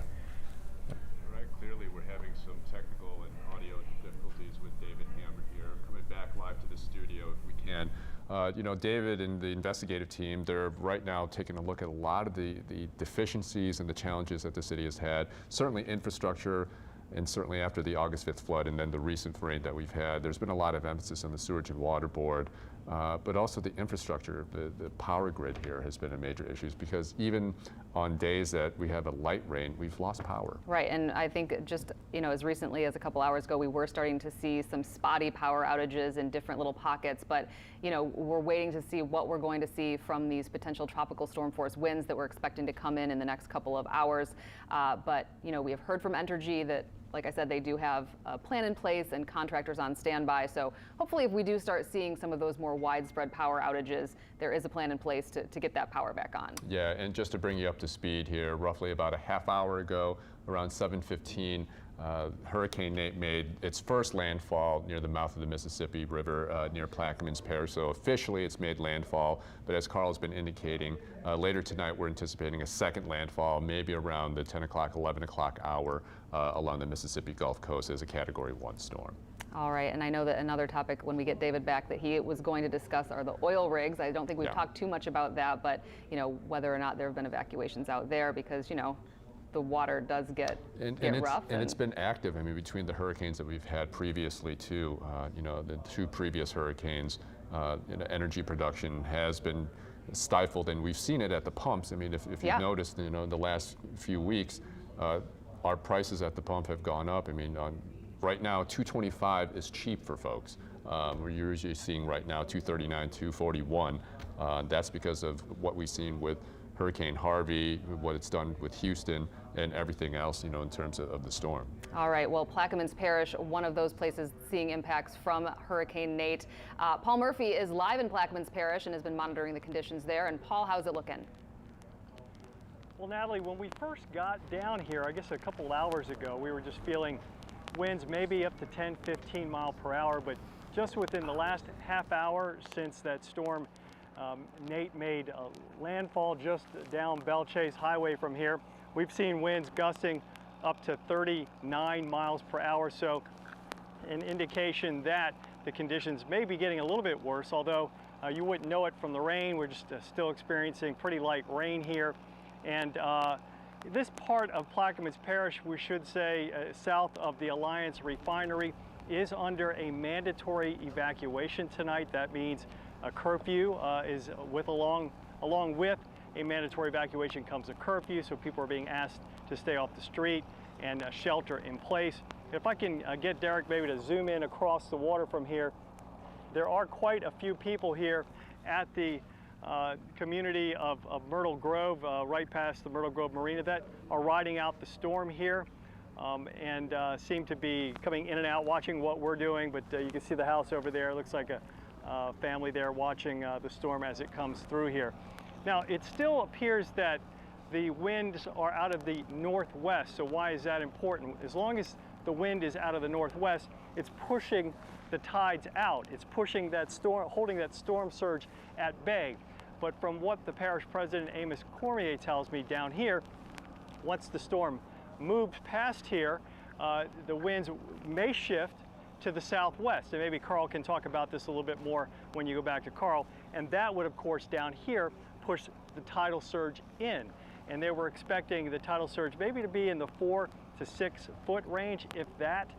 So that is certainly something to watch as the night progresses.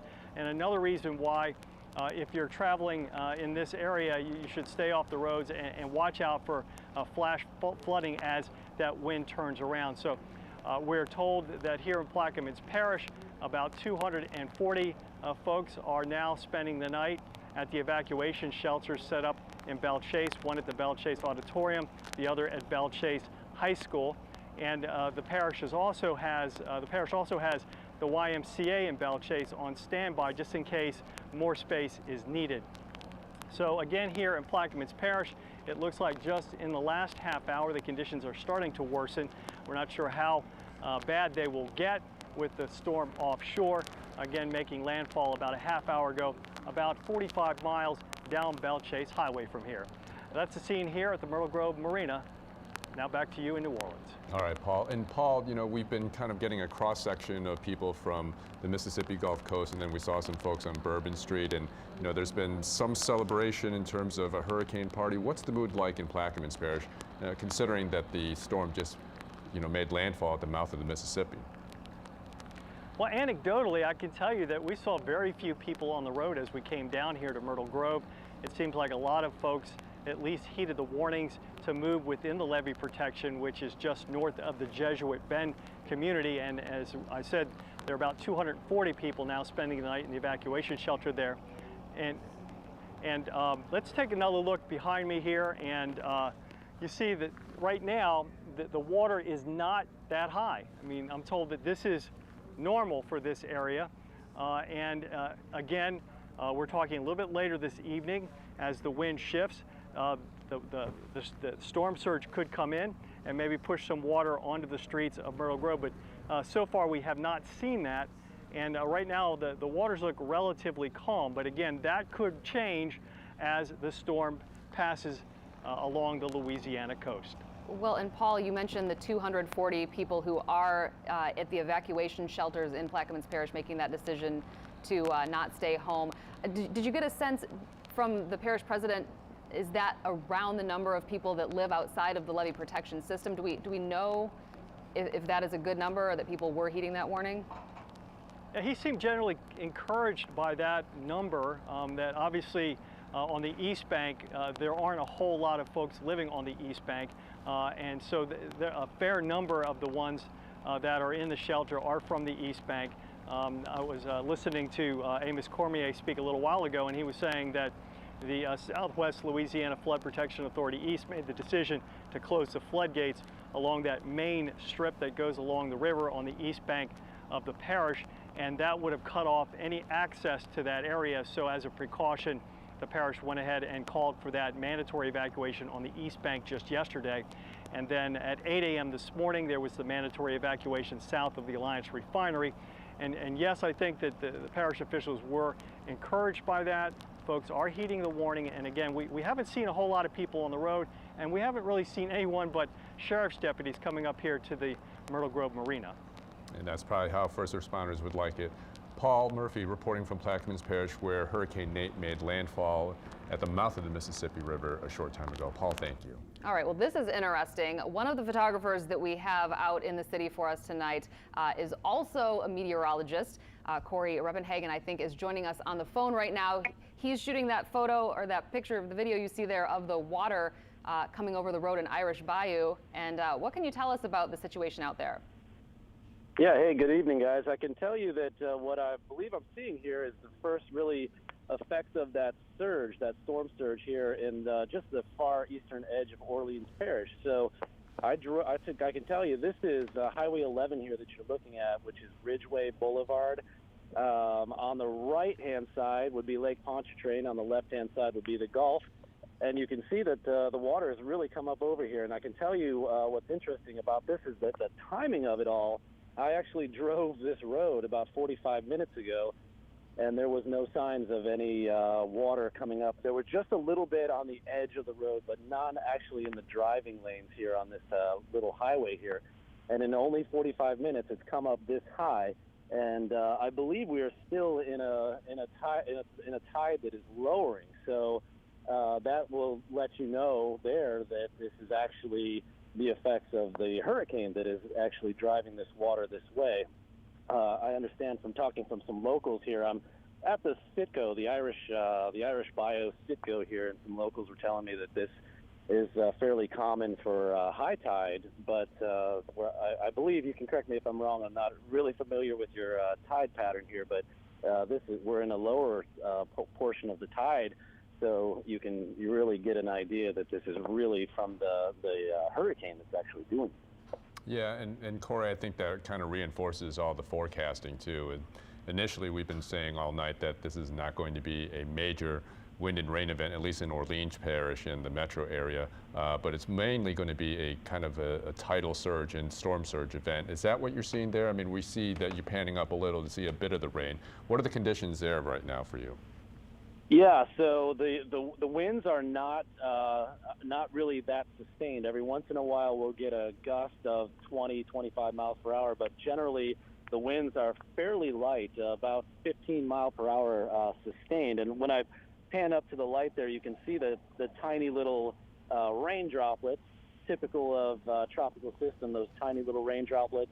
There's what they lack in size, they make up in quantity. So there's quite a bit of rain falling down, but what you notice about that is it's falling almost straight down. So at the moment there's not really much of a gust, and right there you can see the gust kind of push it.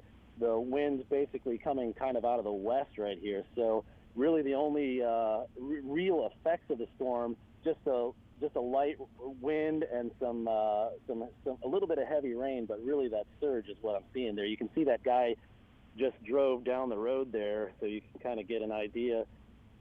Zoom in here, you can see that he's going, the water is really spewing up out of that high profile vehicle, and once he gets up onto that little bridge there, he hits an area where the water has not come up yet, but you can see that long stretch of road there, and I mean the water really is steadily rising. You can tell that just 45 minutes that's come up that much. Well, watching that driver go down the road there and kick up a lot of water, I was going to ask you that. I mean, we can clearly see in your picture the striping on the road still. Can you give us a sense of how much water? Is it getting deeper, or is it just, an inch or two there on the water, or on the road? Yeah. No, it is getting deeper. If I kind of zoom in here, you can kind of see that white stripe on the edge of the road. Looks like there might be an inch of water there now. When I pulled up here just to start shooting some video of this, it looked like the water was just barely touching the top of that white paint stripe there. So it is getting higher there. And as I pan over here, you can kind of see the water just gently surging across this road from the Gulf side, just kind of pushing water into this direction. So you can kind of see how it's rising. If I zoom out, you can kind of see where the dry road is here. This is where I'm at the Citgo, and all those lower spots are starting to really fill up, and it looks like there's another driver that's going to come down this road here. Yeah, and that's been one of the concerns here, especially for first responders. You know, the areas outside of the levee protection system, Irish Bayou, Venetian Isles, Lake Catherine, those are under a mandatory evacuation order. And we heard from the fire chief a short time ago is that if they did have to respond to a true emergency, the reason why they don't want to have people out on the roads is that they also need to get access to those folks that actually need help. But certainly some people are heeding the warnings, and we thank Corey for taking those pictures out there near Irish Bayou. And I think that driver might have been the same person going Possibly. Out and turning around and coming Realizing back. they didn't have anywhere to go. Yeah, it looked like the same car. We do have an 8 o'clock update. We are hitting the top of the hour here. So we just want to get you caught up on the very latest that we are seeing. Right now, curfew is in effect for the city of New Orleans. That went into effect at 7 p.m., but you know, because the conditions have not deteriorated, we have seen people out on the street. Yeah, people on Bourbon Street, obviously they're trying to get that last-minute celebration in. That might go for far much longer than they anticipated, actually, depending on if they're going to heed this curfew or not. And shortly and a little while ago, Nate did make its first landfall at the mouth of the Mississippi River in Plaquemines Parish. So we are anticipating a second landfall along the Mississippi Gulf Coast, and that's going to be several hours from now, roughly around 11 o'clock. Well, and we do want to mention we have seen people out on Bourbon Street, but we did show a shot of the road, so it does seem like the interstates, people are not out on the roads driving, which I think is what first responders in the city that we've talked to have said they do want to see. It's, you know, they don't want people on the road, they don't want people out making it more difficult for first responders to get where they need to be. Yeah, and again, we've been talking all night long just in the speed in which this has been moving. You know, earlier this week, it was a tropical depression, but it quickly went up to a tropical storm, and then overnight, once it went into the Gulf of Mexico, I think a lot of us woke up to it was Hurricane Nate that we're dealing with, and now it's steadily moving through, and depending on where you are, you're going to see different effects of Hurricane Nate. And we've seen the first landfall at the mouth of the Mississippi River in Plaquemines Parish. Alexander Cranford is going to join us now with the latest on the track, where it is, and what we can expect over the next few hours. We're seeing the rain kind of spreading into some of our eastern and southeastern areas. First, I wanted to show you when we do have high tide, by the way. So 1 a.m. over at Grand Isle is the high tide for tonight, and about 4 a.m. or so overnight into the early morning portion of the hours for the high tide values over at Slidell and the Wrigley's and at Shell Beach. So when we talk about those tides, by the way, of course, these are the storm surge watches and warnings that we've been talking about. The purple shaded areas are under the warnings, and we are still kind of going with the same information. If you joined us a little earlier, this really hasn't changed much. Notice around Lake Pontchartrain, 3 to 5 feet for the western edge, 4 to 7 feet, so a bit higher perhaps for the eastern edge. Outside of the levee protection, you're looking at 7 to 11 feet, especially for these Mississippi areas, and maybe about 2 to 4 for some of those spots. And of course, this is what storm surge is. You have the hurricane coming on shore. You have the level of the ground getting shallower and shallower, and it causes that kind of pushing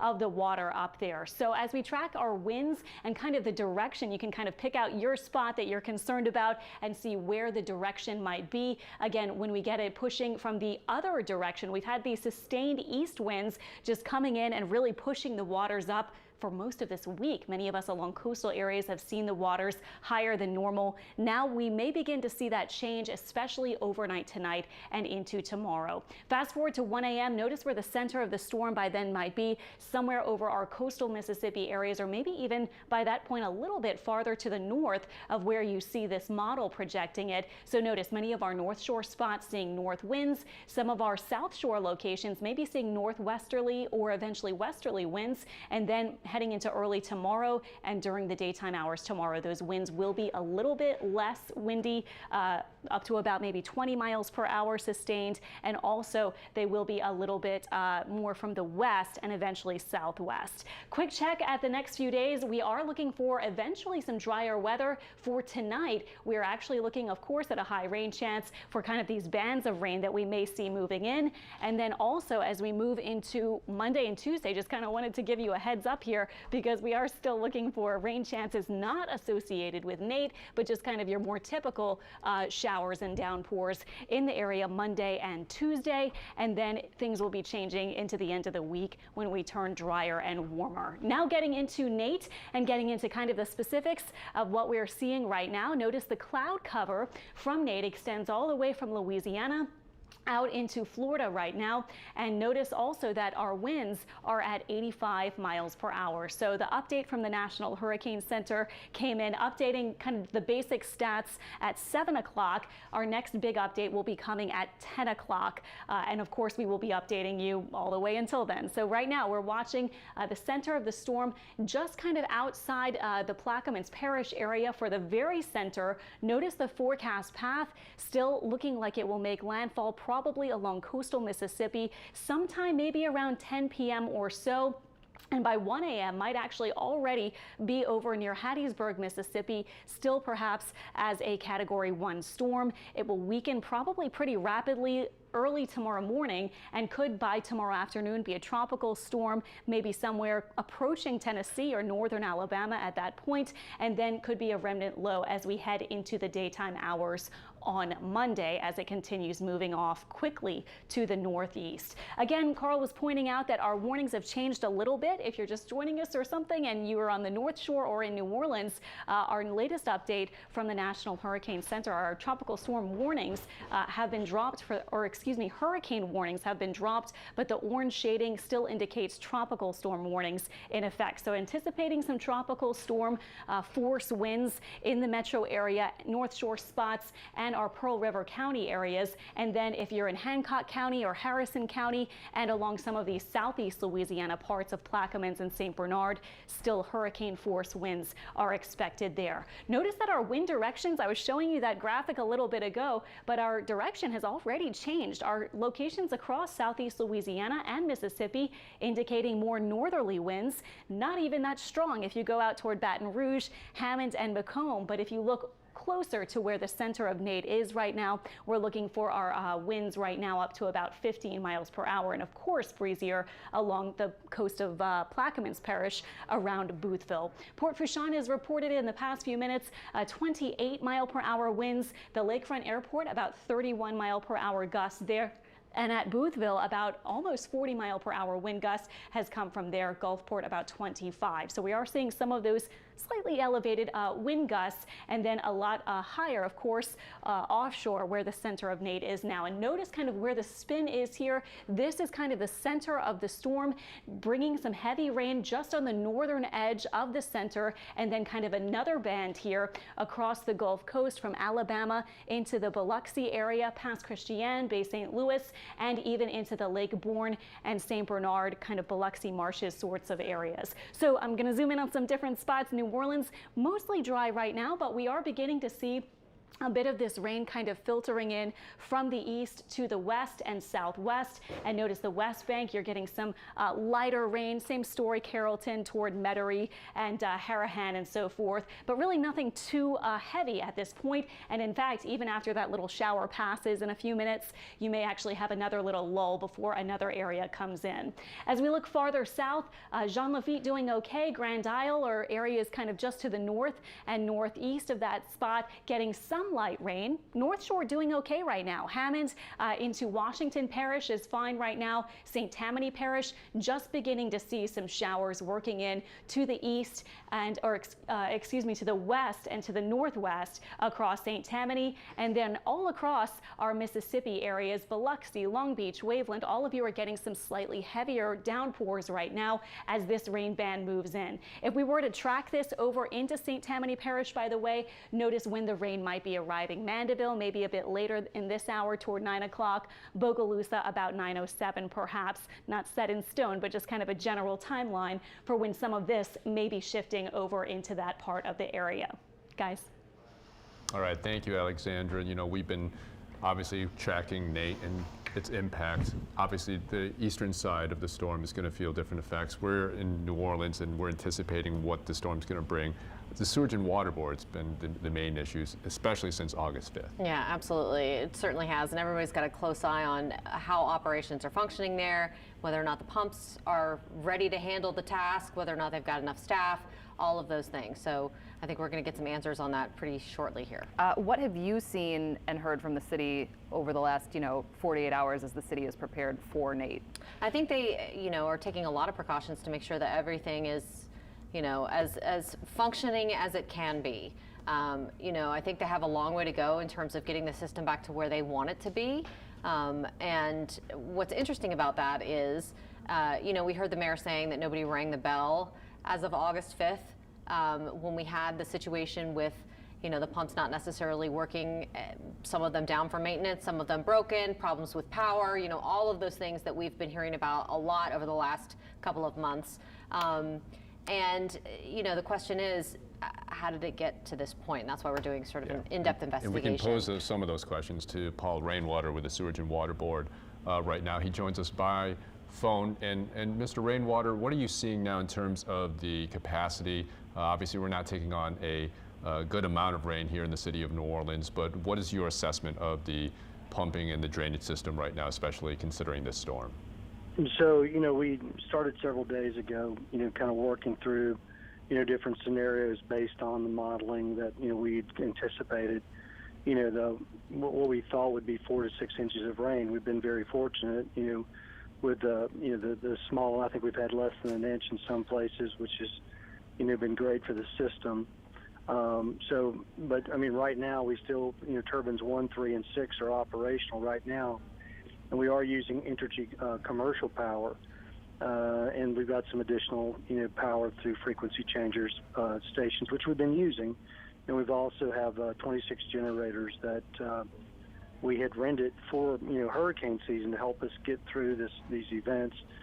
We put a lot of, when we talk about it a lot, but, one of the things that we're improving out here is just the ability for the power station to communicate with the pump operators and making sure that, we now have 3 different ways for them to communicate, which, before the folks at Central Control, there's a gentleman named Eric Labat who does a good job of, producing power for pumps and water with the, the antiquated system that we have here. It's very manually driven. That, we've put monitors in the Central Control that now they can see what's happening at the different pump stations. And, we have a number of support personnel now that help and assist in, communicating what's happening. So, but, just to give you an example, right now we're running 6 pumps on 25 cycle power and 15 pumps on 60 cycle power. And I can go through a list of, pump stations that are running and the pumps that are running at those pump stations.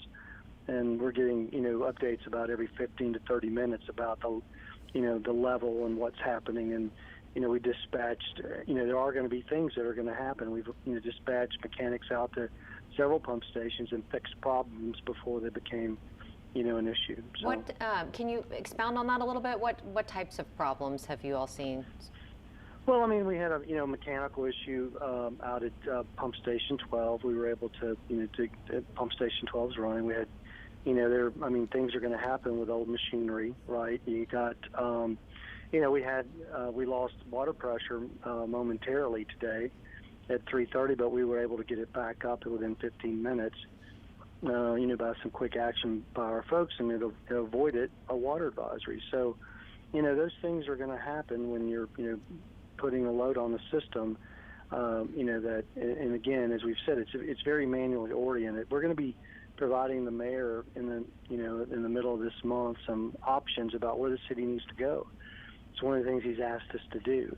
And, of course, we have to get through this event, which I have to say that, people have worked very hard and we're very prepared for it. And we built some redundancy in, with additional generators, additional pumps, like, for example, out at out at Pump Station 7.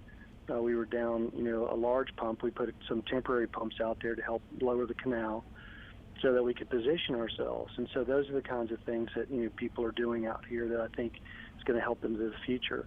But also the city needs to decide where it wants to go with, the system, and then we're going to provide that to the mayor in the near future with about 5 options looking at the future. So. What exactly happened with that loss of water pressure? Was it a problem with the power plant like we've seen in the past? So it was, we were bringing turbine 6 up. It was a low voltage issue and basically tripped a breaker.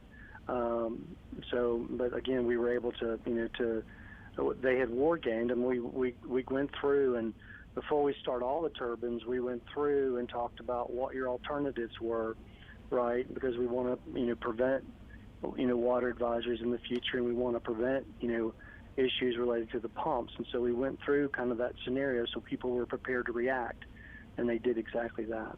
So Turbine 6 is running. I'm sorry to cut you off. Yes, ma'am, it is.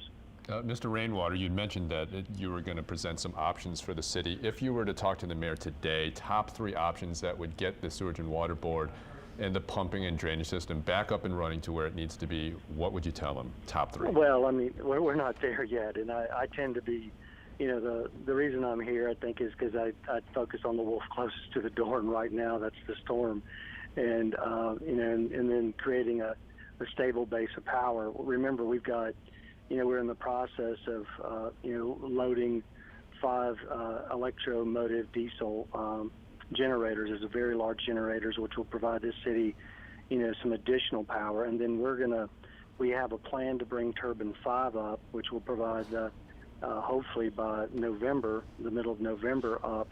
And so, that'll be 4 turbines. That'll be 5 very large generators.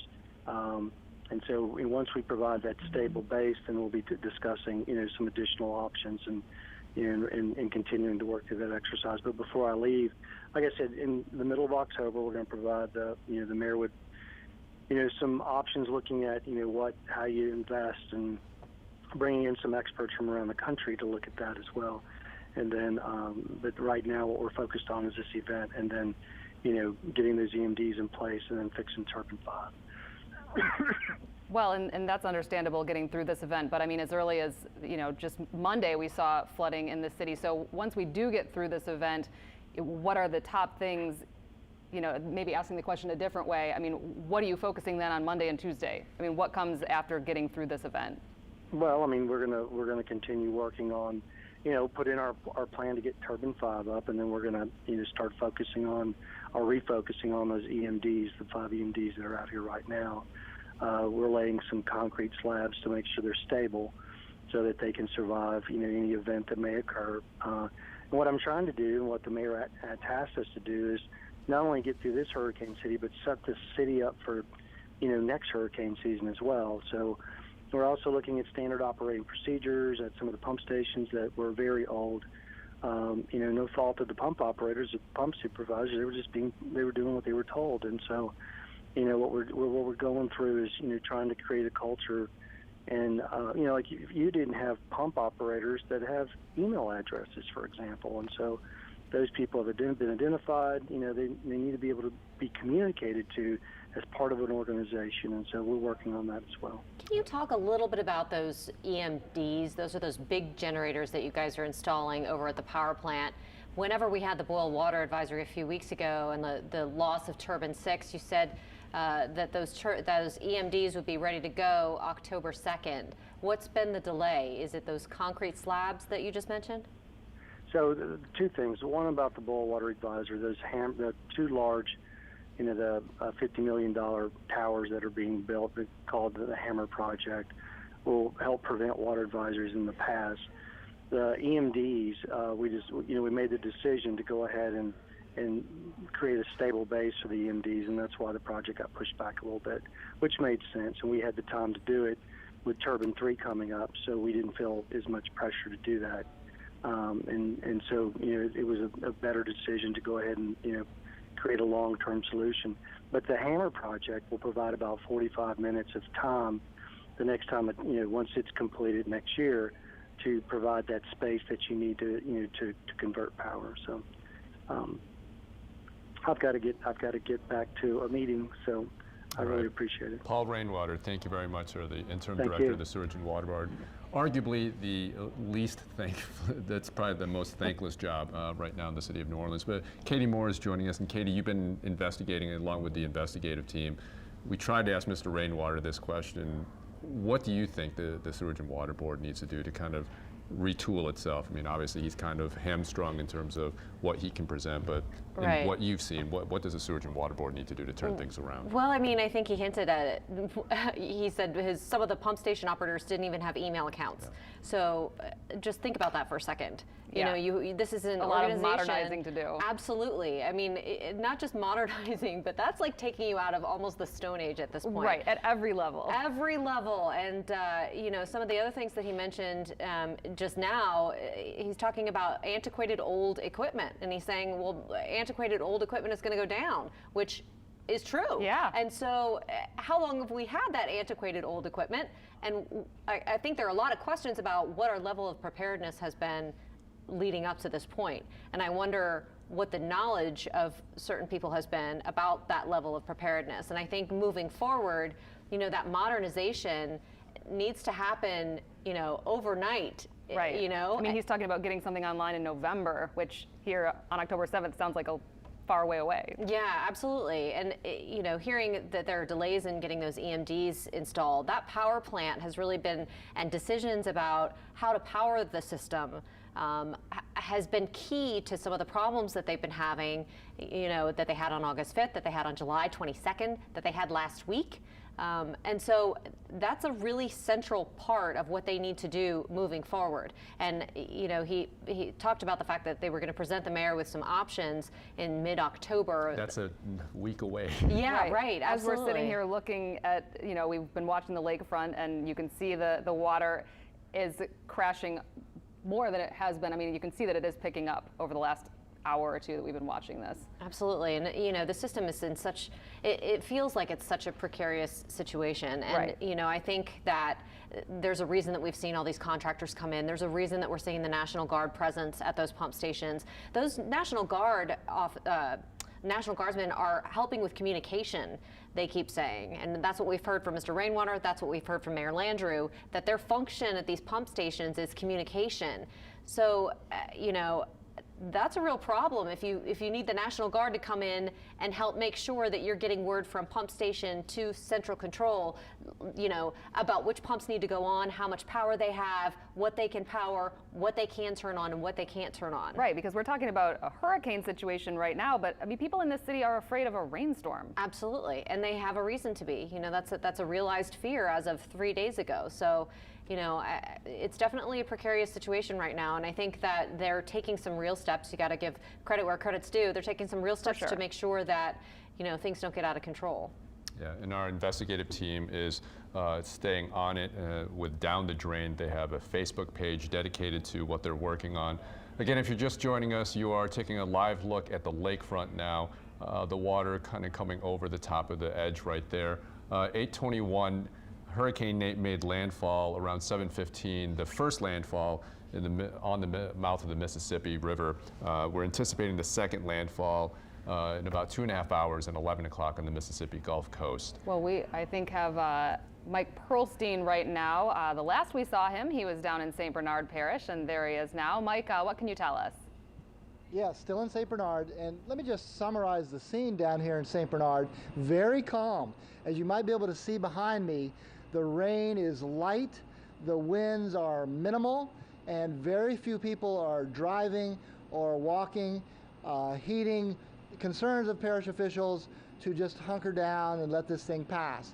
We have driven the length of the parish. We made it as far down Highway 39 to the Plaquemines Parish border, where the giant floodgate is now closed. And I can tell you that we passed the Violet boat dock, and all those boats are basically battened down the hatches. We went to the Carnarvon boat dock, the same scene there. We saw very few people out and about. We did have a few people who were riding this out in their boats at Carnarvon. Seemed to be quite safe with relatively calm conditions. So that's the general scene. I know that once we're able to get back to the parish officials, I'm sure that they will consider this, just a fortunate turn where this storm went far enough east to really avoid the worst when it came to wind, when it came to rainfall. Now there is still the storm surge, and that's in St. Bernard Parish outside of the floodgates and the hurricane protection system. So once this event is over, we will be able to check to see just how those lower end fishing villages did with storm surge. So that's about the basic scene down here in St. Bernard. We'll certainly have a little more, including some surprises.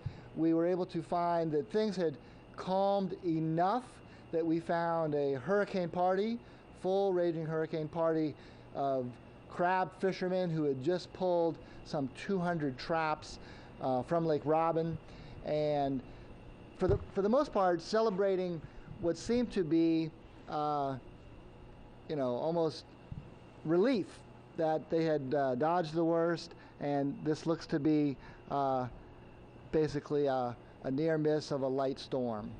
That's Mike Pearlstein reporting here in St. Bernard. Back to you at the studio.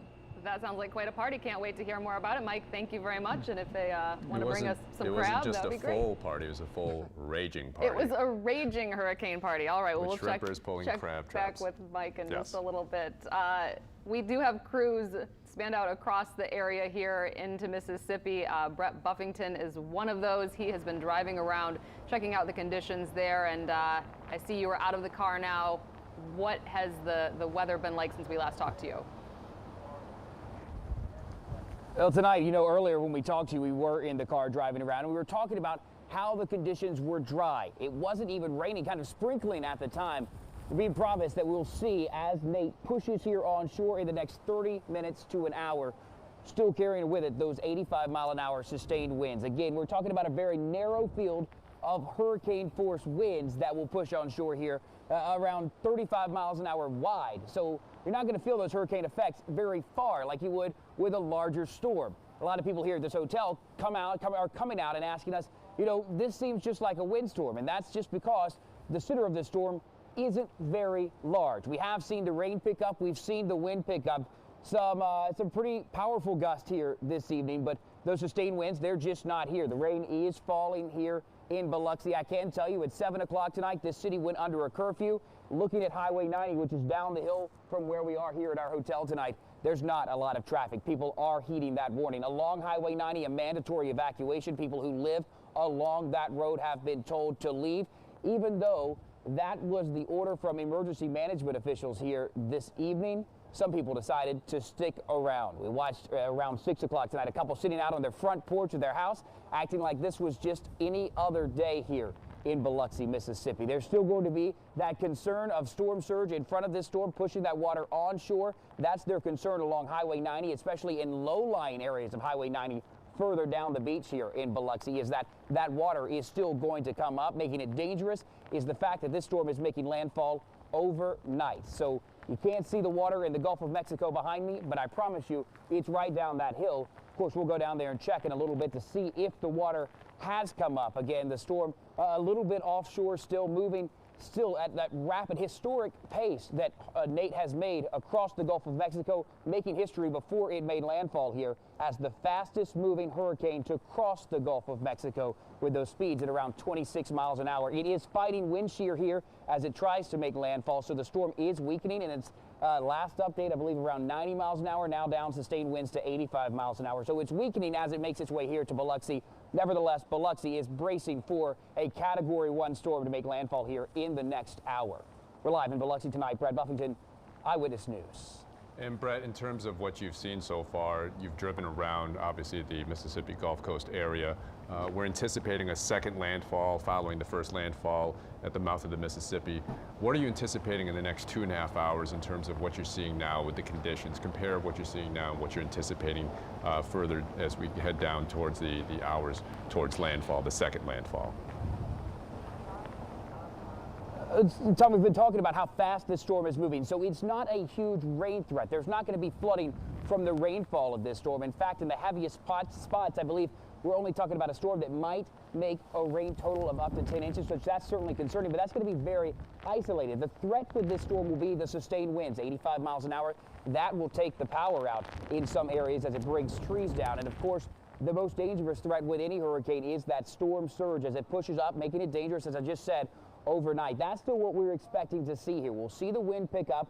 We will see the rain pick up here. Again, talking about the size of this storm, it's not a massive storm making its way onshore. It's going to be a very narrow wind field when it comes to those hurricane force winds. Expected again to see 85-mile-an-hour sustained winds for that narrow wind field as it pushes its way onshore here in Biloxi. So that's the threat for people here tonight. Tomorrow they'll likely be up trying to clean up. But again, we're talking about that curfew. That curfew went into effect here 7 o'clock tonight. People are being ordered to stay at home until 9 o'clock tomorrow morning. I was talking with a police officer down on the beach earlier. I said, what happens? What happens if you go out tonight and you don't have an excuse to be out? That police officer told me those people, they might be going to jail. So people are certainly taking that serious here tonight. I can tell you at 7 o'clock, we were down near the casinos. The main casinos here, their signs are out except for their big LED signs telling people that these casinos have been shut down. So as we were down there, we listened and you could hear this giant horn, this loud horn blowing there in the center part of Biloxi, warning people that there was danger coming, that Nate was on its way. That storm expected to make landfall here in the next little bit. All right, Brett, we will touch base with you in just a little bit. And again, as we've been talking about all night, and he's seeing it there, I mean, it is dark now. This is when we're expecting to see the water come on shore in places like Mississippi. So it is a good idea that people are inside. We also are just getting word, and I'm not surprised about this, but the city of New Orleans has lifted its curfew. Yeah, it originally went into effect around 7 o'clock, but I think as you know, all of the hurricane warnings were expiring and the conditions here were more towards the east, and especially with the speed in which a storm was moving, seems practical that, you know, obviously people will probably want to get out and kind of enjoy their time. Obviously, Bourbon Street is much more empty than we're used to, but maybe as the word trickles down that the curfew has been lifted for the city of New Orleans, we will get people back on the street. Certainly, many of the vendors and the people that work in the service industry would love to see people back into the bars and the restaurants down there. It is very much the pulse of the city. Short-lived curfew. All right, well, we want to get you up to date on the very latest. It is the bottom of the 8 o'clock hour, so here we go. Nate has made landfall at the mouth of the Mississippi River as a Category 1 storm. As we've said, that is its first landfall.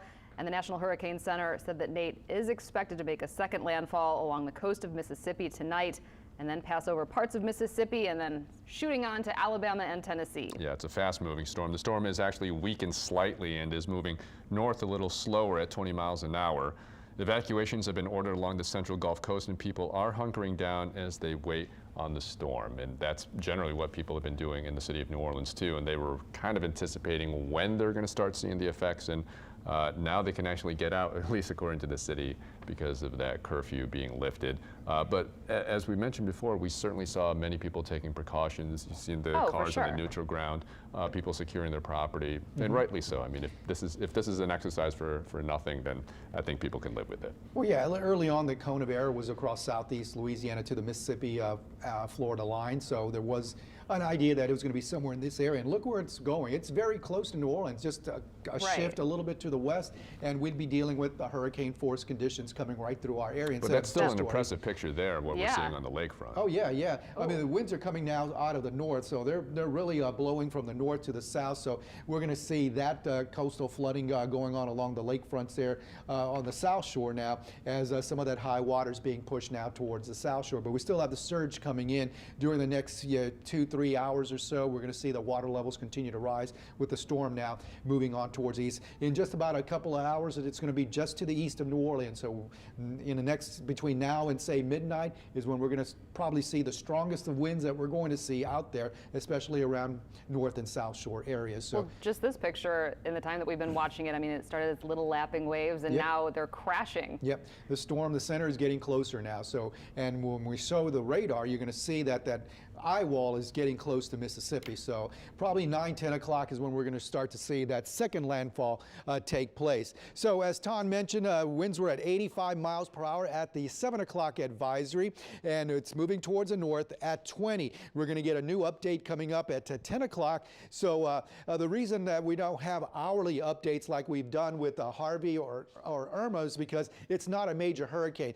They only do the hourly updates when they're close to land, when it's a major hurricane. So 7 o'clock was our last advisory. The next one will come at 10 o'clock. So as you can see, the center is actually a little north of this symbol now. So it's actually almost getting due east of New Orleans. But you can see the big clouds, the higher cloud tops are moving on towards the north. So again, as we watch the center, somewhere maybe clipping coastal St. Bernard Parish, and then right around Bay St. Louis to Gulfport past Christiane, winds of 85 miles per hour at 1 o'clock in the morning. So it may sustain its 85 mile per hour wind all the way inland and then start to weaken. So again, we are watching this moving towards the Mississippi Gulf Coast.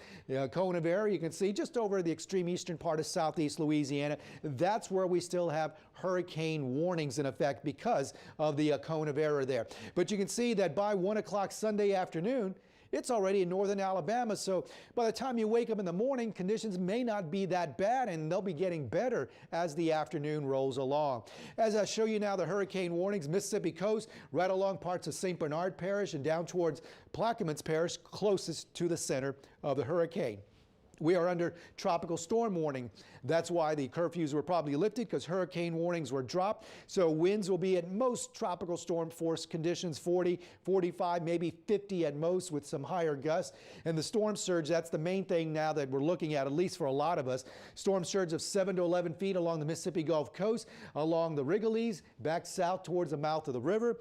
4 to 7 foot storm surge in the lake as we're seeing those high water and the water being pushed towards the south shore. 3 to 5 foot storm surge in the western part of the lake. West of the river to Grand Isle, 2 to 4 feet on that storm surge. Now we have a flash flood, or tornado watch I should say, until 2 o'clock in the morning for areas just to our east for the possibility of isolated tornadoes with some of these rain bands coming on in. Flash flood watch for Mississippi until Sunday afternoon for 4 to 7 inches of rain. That might be dropped a little sooner because the storm might be well out of here by the morning hours on Sunday.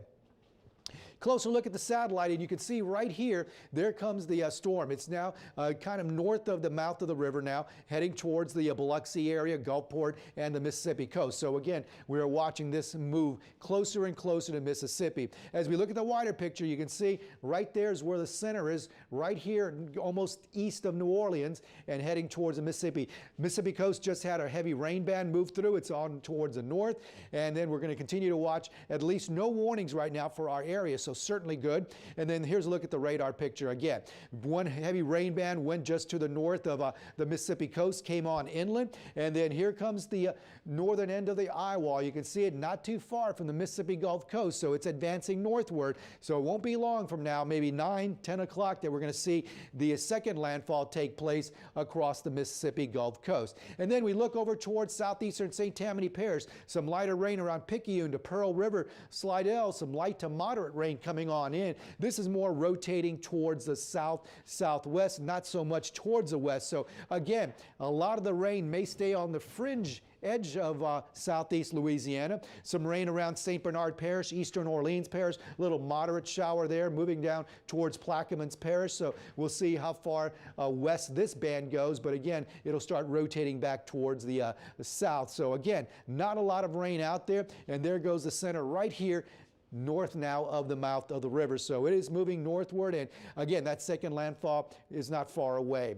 As you look at the winds now in the buoys, you can see the winds at 40 to 54 miles per hour across that part of the Gulf of Mexico. And this forecast here, or the winds I should say, you can see 14 miles per hour around Mobile, Alabama, and they're stronger of course out in the open waters. You can see winds of 40 miles per hour at this buoy here, getting closer to the eye wall. Here's a look at those northerly winds gusting to 31 at Lakefront Airport. So on the lakefront, you can see that wind is coming pretty strong across the lake, gusting to 39 at Boothville. So again, as you get closer to the center, those winds are stronger, gusting to 41 from the east at Gulfport. So again, those winds are going to be a big deal. As we look at the forecast of these tropical storm force winds moving towards Mississippi through 4 o'clock in the morning, and then our wind flow will be more out of the northwest behind the system, and that'll start pushing the water out during the morning hours on Sunday, even through the daybreak time frame, and most of the afternoon. The winds will be coming out of the lake away from our coastline, so we'll start to see those water levels start to drop. Here's a look at the wind field again. Not a huge storm, but some tropical storm force winds certainly possible along southeast Louisiana. Whether we see a lot or not remains to be seen, and you can see that the hurricane force winds right here are moving towards the Mississippi Gulf Coast. Still tropical storm force winds possible through 11:30 in the morning. Here's 1 o'clock still, but it's starting to move on out of here. So between midnight and 3 o'clock in the morning, most of the tropical storm force winds will be moving out of here, and then we're going to say goodbye to Nate as it continues to race on out towards the north and east. All right, here's a look at Precision Cast. Again, ignore a lot of this over here towards the west because that's not there. But the storm is going to continue to move towards the north. Here's 11 o'clock already. The eye wall starting to make its way on inland according to Precision Cast. And then 1 o'clock in the morning, all of South Mississippi, parts along the Pearl River also could see some heavier showers and storms. And then you can see moving towards the northeast now, past Hattiesburg by 6 o'clock in the morning, and we don't see a lot of rain around us for daybreak and into the afternoon hours. Rain chance 30%, maybe less than that, with a mixture of clouds and sunshine. Still breezy during the afternoon. Your winds on Sunday about 15 to 20 miles per hour. Outside right now, it's 76 degrees. Dew point of 74, so it's kind of sticky out there. 94% the relative humidity with that north wind at 14 miles per hour. So again, as we go through the next several hours, you can see your rain chance not that high. Through the early morning hours, 30–40% chance for showers or storms, and you can see the winds will continue to be on the strong side, 20s to 30 mile per hour winds, and then it'll start to come down a little bit more as we head towards daybreak. Again, a recap of the system: 85 mile per hour sustained winds moving towards the north at 20 miles per hour, and you can see that the center is now north of this icon here, just moving on just east of metropolitan New Orleans. As we show you your pinpoint 7-day forecast, that rain chance in the afternoon, 30% for tomorrow. It will still be breezy, and then 40% chance for Monday and Tuesday, as we'll stay on the warm side. And we're going to get maybe even hotter. Temperatures could reach 90 degrees as we get towards the latter part of the week. And then by Sunday, or Saturday, we may see some slightly drier air move on into the area. But again, over the next maybe 3 hours or so, we're going to see the strongest winds around our area because it's going to be closest to us to the east around the Marsh of St. Bernard Parish or just offshore, and then past midnight conditions should start to let up a little bit around our area. Well, and we just popped the picture up at the lake shore there. You can see the waves starting to crash over the seawall. So this has been growing in intensity over the last 2 hours. Are you expecting, so this will get worse out there? Yeah, I think at least for the next 3 hours, we're going to see those winds continue to push that water. We may stay with a northerly wind for most of the overnight hours, so some of that will still push the water to the south shore, but those winds after midnight won't be as strong as what we're seeing over the next 2 to 3 hours. And I know it might be deceptive, Carl, because we're taking a look at the radar image, and generally speaking, when we see that, we think of rain, but we're not anticipating that much rain here in the city of New Orleans. No, the western side of the storm, which is usually the lesser, the weaker side, doesn't have a lot of rain with it. So again, the rainfall that we're going to see across Louisiana will be along extreme eastern parts, eastern St. Tammany, eastern Washington Parish if they see much, eastern Orleans Parish, St. Bernard Parish, and down towards Plaquemines Parish. But it's not going to be a lot. It's not going to cause, I don't think we'll see much in the way of street flooding from this at all. Yeah, that's certainly a relief, I think, considering what's happened with the drainage system and this sewage and water board. I think a lot of folks, especially in Orleans Parish, have been waiting to just get a bit of a reprieve and a break from street flooding. And certainly I think as the word got here that we were going to get a hurricane coming up the Gulf of Mexico, there was a lot of consternation and worry about what we're going to get for flooding. But at least for now, it looks like at least we won't get it from rain, at least. Right, and the good thing about this is moving so fast that rain didn't have time to just stay over the same area for long periods of time. So a fortunate thing for Biloxi and the Mississippi Gulf Coast, this rain's going to come really fast and get out of here. So they'll have to deal with the wind and the surge. But again, this could be worse than what it is, let's say. Well, positive then, indeed. And we do want to reiterate that yesterday the city announced that they were going to put a curfew in place at 7 p.m. for New Orleans. And I think that was very precautionary. But now that we aren't seeing some of those more intense conditions, we do want to let people know that that curfew has been lifted. So New Orleans not under a curfew for the remainder of the evening. That curfew lasted all but an hour and a half. Well, that's how we do it here. And as we saw, Bourbon Street not quite as crowded as normal, but clearly people feel that it's safe enough to get out. I don't want to call it a letdown because we still have a storm surge and winds coming, but I did get a text message from someone who's watching saying this is a letdown in a good way for us, Absolutely, at least. because it could be much worse if it was just a little bit to the left, to the west, but fortunately for us, yes, it is not as bad as it could have been. Well, we've been talking about us. Let's talk about the other side of the storm and the eastern side of along the Mississippi Gulf Coast. Ashley Rodriguez joining us live now with an update on the conditions there near Gulfport. Ashley?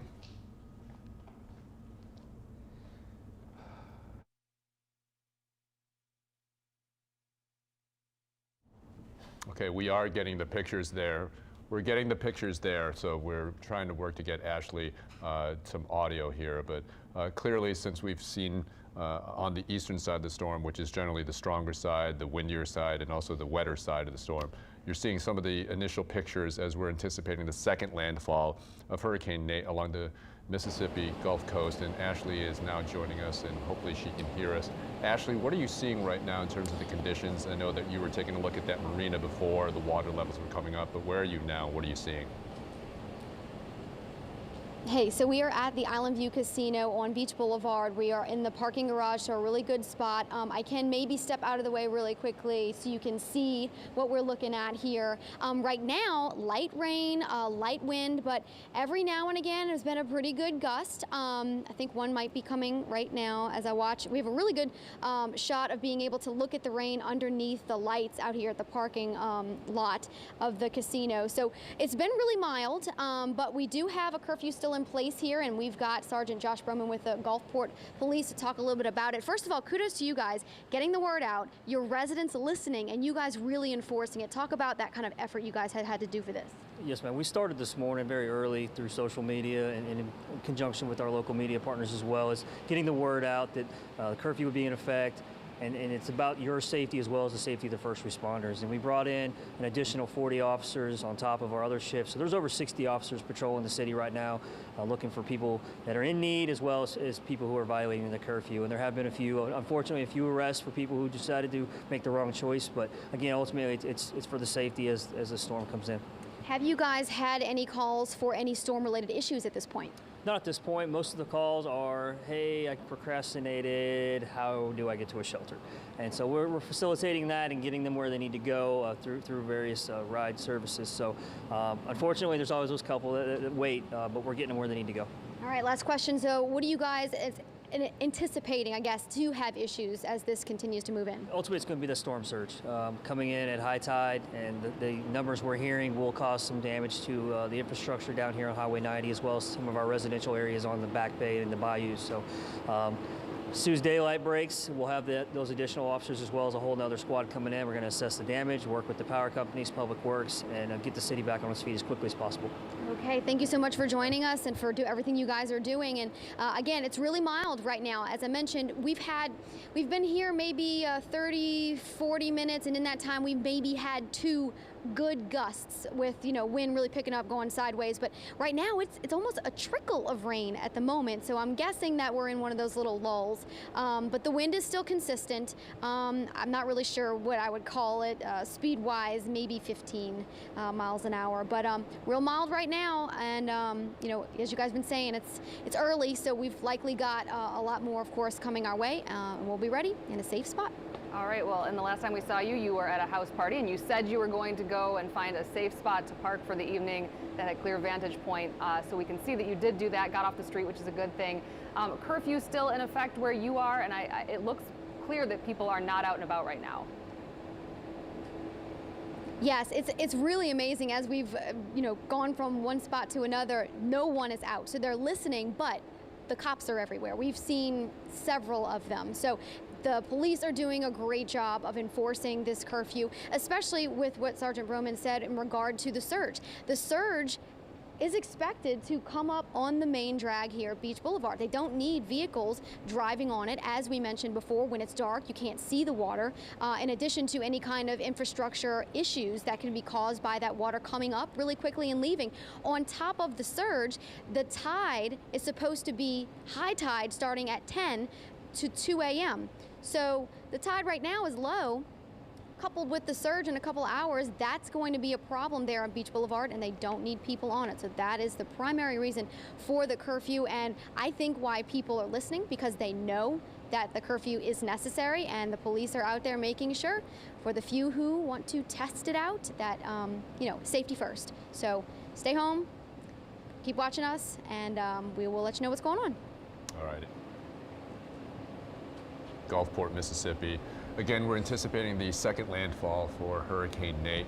Obviously, we've been taking a look at the conditions there, and I think there's a bit of a lull. I mean, we saw some of the live shots from the lakefront. That's very impressive, but you know, we're kind of wondering what was happening on the other side of the storm. And Ashley, at least for now, is saying that things are relatively calm. And we have been asking people if they can safely do so to send in their videos and pictures. So Kristen Pierce is joining us in studio right now with a look at what we're seeing on social media. Kristen? Ellie and Ton, we have crews out there in the different parishes, and we're also tracking the storm through social media, Twitter, Facebook, and Instagram. So we're going to show you what some of our viewers are seeing and what they're tweeting out. So this is New Orleans. This is actually when the curfew was in place. So you can see that people were actually sort of listening to the curfew. This was about 7:30, heading into New Orleans, a ghost town. But this, of course, in New Orleans, not as bad as what we're seeing in other areas. We are here at Orange Beach in Alabama. You can see how windy it is. If you look at like the trees, how they're blowing in the wind and just how windy it is there, you can actually see some movement too on the water, that pool there. And we also see it in Biloxi Bay Bridge. Wow, the waves really strong out there. It says the storm surge starting to rise, and you can see how high it is just based on the water and how powerful it is pounding against there. We are also seeing other videos, and this is from oh, it doesn't say, but this is a massive water spout. You can see it here. It's huge, just huge water spout. So those are some of the things that we're seeing. Of course, our curfew is lifted, but we want you to be safe. So this is kind of what we recommend. Just stay inside like this adorable baby here. Stay inside, stay safe until the storm passes. Eat junk food there too, which is I think is going to be a staple for a lot of folks. High calorie comfort food today. Well, that baby has the right idea. We had red beans and rice in the studio. They are providing a little hurricane party for us here. So I ate the red beans, delicious. Yeah, you know, and I think with what Kristen was showing us is that social media has become such an evolving part of storm coverage. Oh, definitely. It really widens people's perspective of the impacts that a storm will have. Right now, obviously, we're waiting for some of the other impacts of Hurricane Nate, but that kind of gives us a good spectrum of what's going on there, at least especially about sleeping babies. Yeah, and Alexandra is back with another update. Yeah. What are we expecting over the next couple hours? Yeah, everything is looking like it probably will intensify a little bit, but like you were saying with social media, it can be a good thing because it also confirms what we are seeing. Sure. You know, we're seeing things, not so bad, wind's not so bad just yet, and people are out there partying and posting pictures and things like that. Eyewitnesses account. Confirming, exactly. So, so right now we are still watching Nate. It is actually still a hurricane. It's a Category 1 storm as of the 7 p.m. advisory from the National Hurricane Center. And here is kind of the cloud cover extending really from around our part of southeast Louisiana. You can see the clouds extending all the way over into much of Florida at this point. And here are those current stats on Nate, 85-mile-per-hour winds. So that hasn't changed since our last advisory. But coming up on 10 o'clock, we will get new stats and a new path from the National Hurricane Center. And of course, by that point, Nate will be pretty much making landfall right now over coastal Mississippi. And the reason we're not really pinpointing it so much down to a city or a town in coastal Mississippi is because it still, has some leeway here. Somewhere around, it looks like maybe the Biloxi area is where the center could be. But as you know, the center extends out several miles, and then beyond that, you have hurricane force winds. So again, the center, notice here, almost smack dab in the middle of our Mississippi kind of coastal area. And it looks like that will be probably, as we've been saying, around 10 p.m., give or take a little bit of time. By 1 a.m., notice it may be in this position nearing Hattiesburg as a Category 1 storm perhaps. And then, as we've been saying, it will race off to the northeast and quickly weaken as we head into tomorrow and into Monday, and will be a remnant low probably in less than 2 days.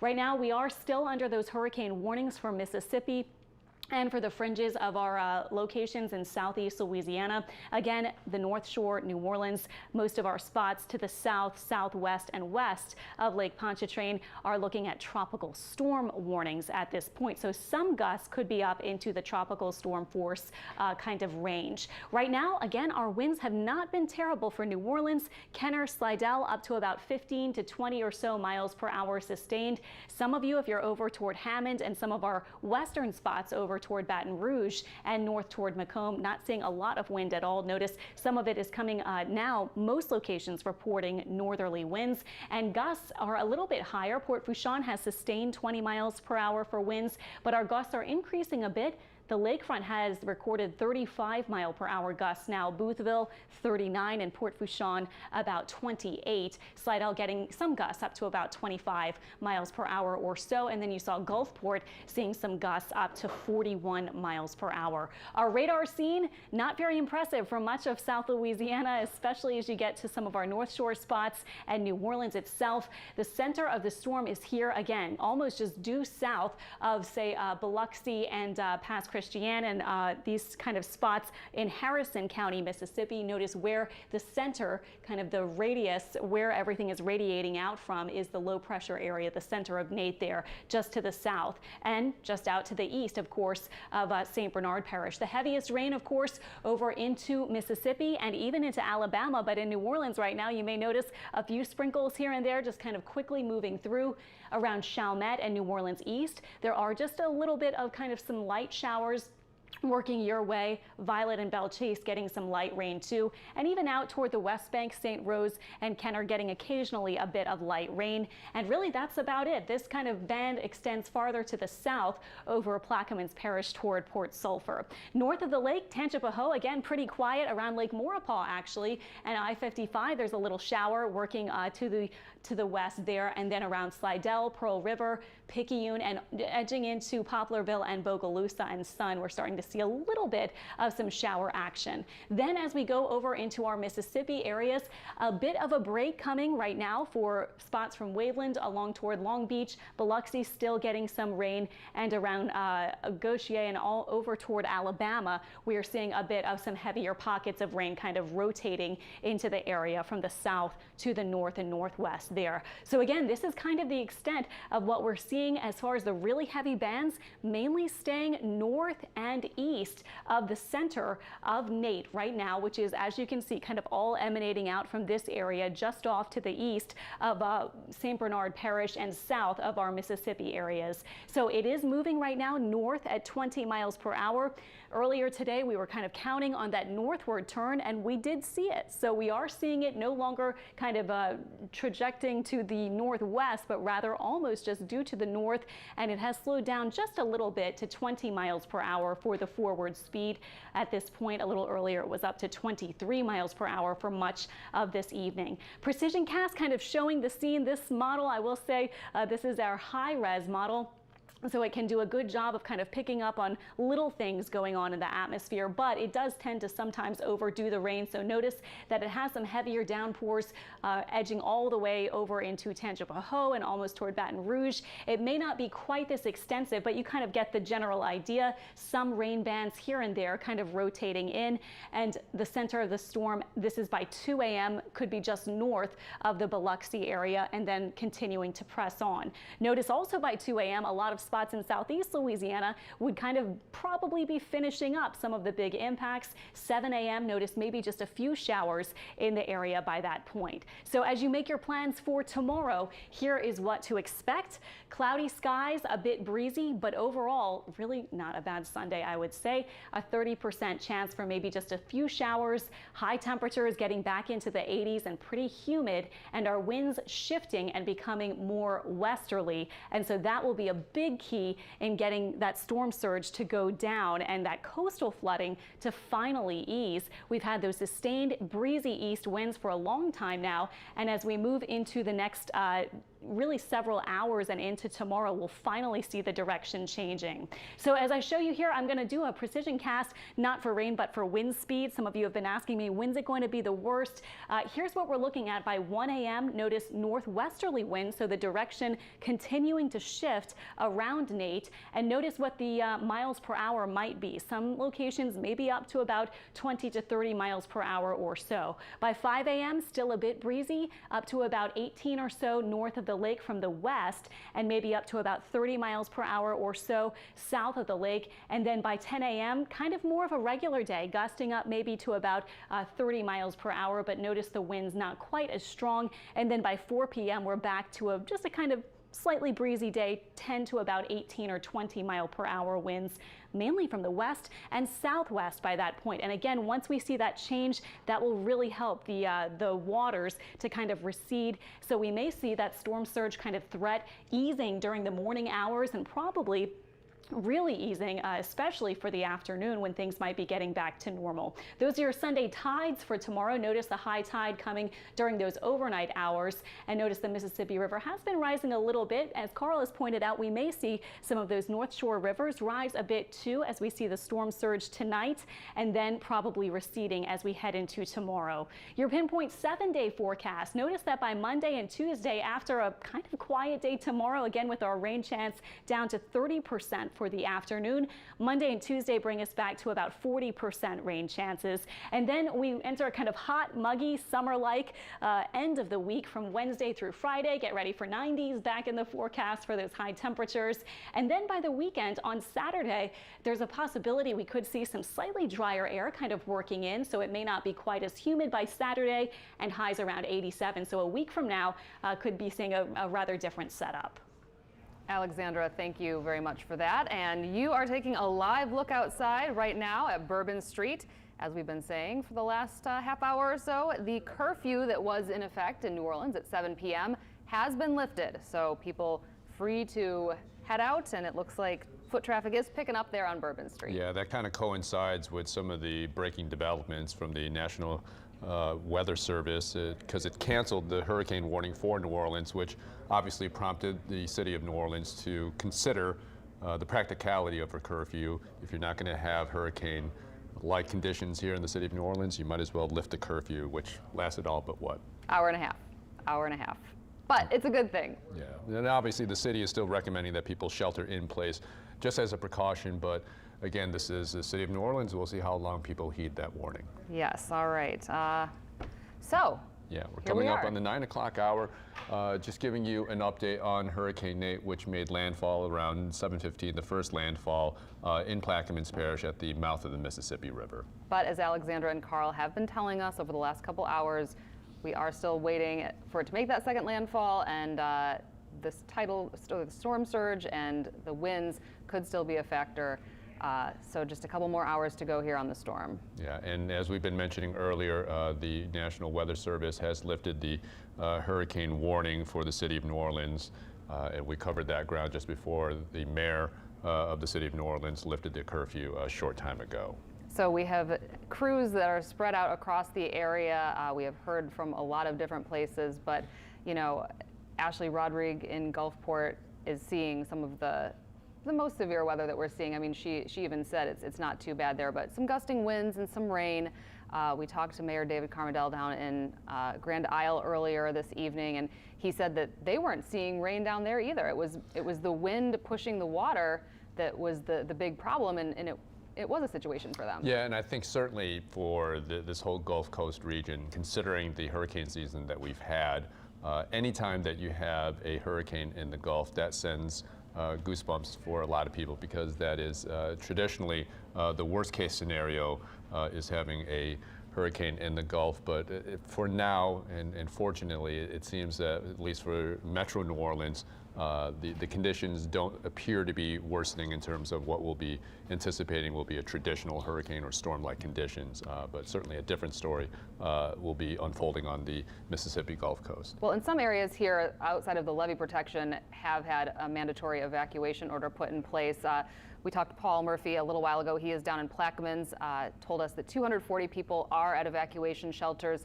We're going to head back out to Paul and see how the conditions are where he is right now. Paul?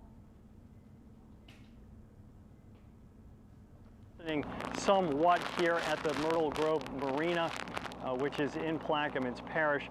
The rain is coming down pretty hard right now. And I was just speaking with Patrick Harvey, who is the head of emergency preparedness here for the parish. And he told me that right now, the winds in the parish are running anywhere between 20 and 25 miles per hour.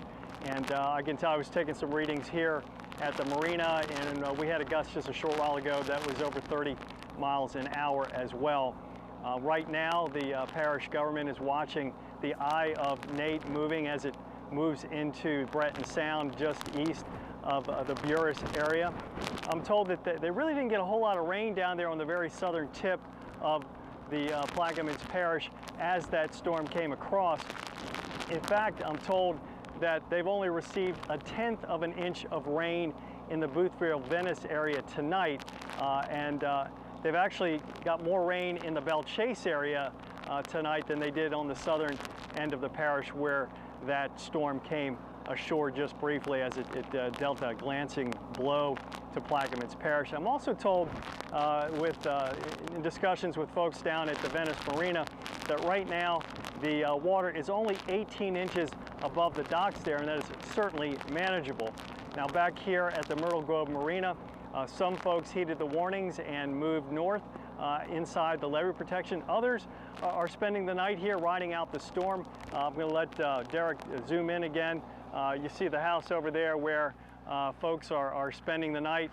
We spoke with them, actually their neighbors from there, Ann and Mike Sproul, as they were watching a football game today. Let's take a look. We have Mike and Ann Marie here that are riding out Hurricane Nate in the Myrtle Grove Marina area, watching a little football tonight. What do you think? Not much of a storm. Is that the way you want it? I don't know. You sound disappointed. Well, I was ready for it. But it does seem like you've made some precautions. You're tying up some of your loose items, and you said you moved your plants upstairs. Oh yeah, we picked up everything we could and got all ready for it. Yeah, and then just Loaded up the we were ice prepared. chests. Say that again? I said we loaded up all the ice chests with ice and soft drinks. Soft drinks, and picked up all the furniture and whatever we could, and just waiting it out. It does look like many of your neighbors heeded the warnings and did head up to higher ground within the levee protection, would you say? Yeah, most everybody left and picked up their boats on Friday and this morning. And you're doing what you're supposed to do anyway. If you're not going to go up there, you're sheltering in place, right? We stayed home all day and not planning on going anywhere. Going anywhere, I'm told, is that they parked their car way down there, a little higher ground, so that if there was a problem here at the Myrtle Grove Marina, which there doesn't appear to be, at least for now, they would be high and dry with their vehicles. So they're not going anywhere, they're staying home. And we're told about the threat of a storm surge, according to Patrick Harvey over at the Emergency Preparedness here in Plaquemines, that they may get 1 to 3 feet of a storm surge over on the east bank, but here on the west bank, they're still watching it, not thinking it'll come up too high this evening. Also should say that here, parish leaders are also encouraging people to please stay home tonight, wait for the storm to pass before you go out on the roads. There is a mandatory evacuation south of the Alliance Refinery here on the west bank. All of the east bank of Plaquemines Parish is also under a mandatory evacuation. That means there is still a curfew here, and you could get pulled over by the Sheriff's Department if you're on the road. So that's the scene here in Plaquemines Parish tonight, where conditions are somewhat not as bad as I've seen during other storms, but it is still rainy, it is still windy, and we're just watching as the storm passes us by. Again, in Plaquemines Parish, it's Paul Murphy reporting. Now back to you guys in the studio.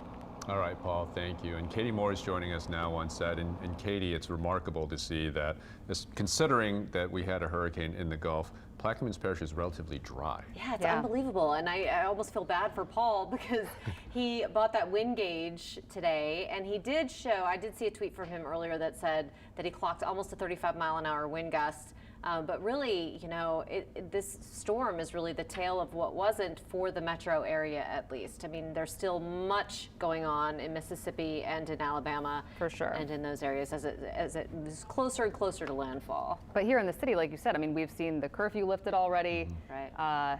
You know, the conditions here much better than anticipated. Yeah, I see. It's like there's almost like something blocking it at the Louisiana border, right?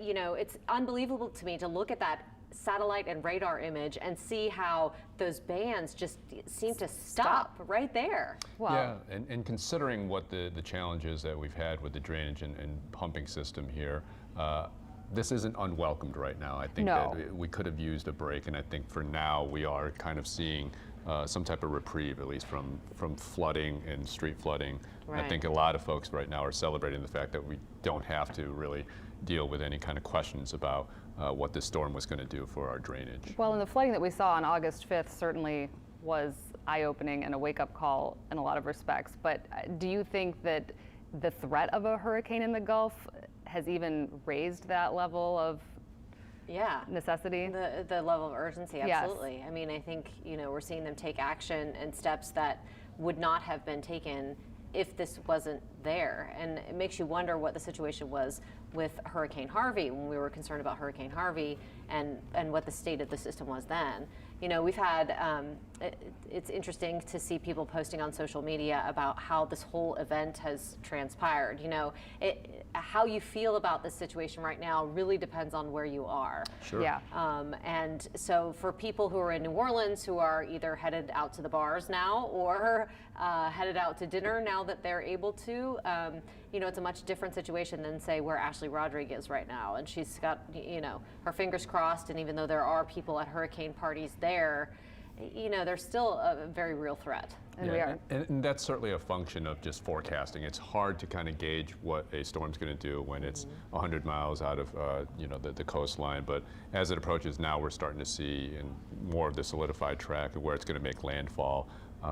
That's the prediction game, and that's part of the conundrum of forecasting a hurricane, is that you have to prepare for the worst case scenario.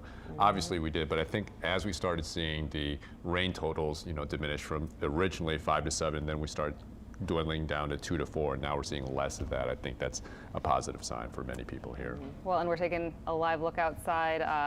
The picture before this, Bourbon Street.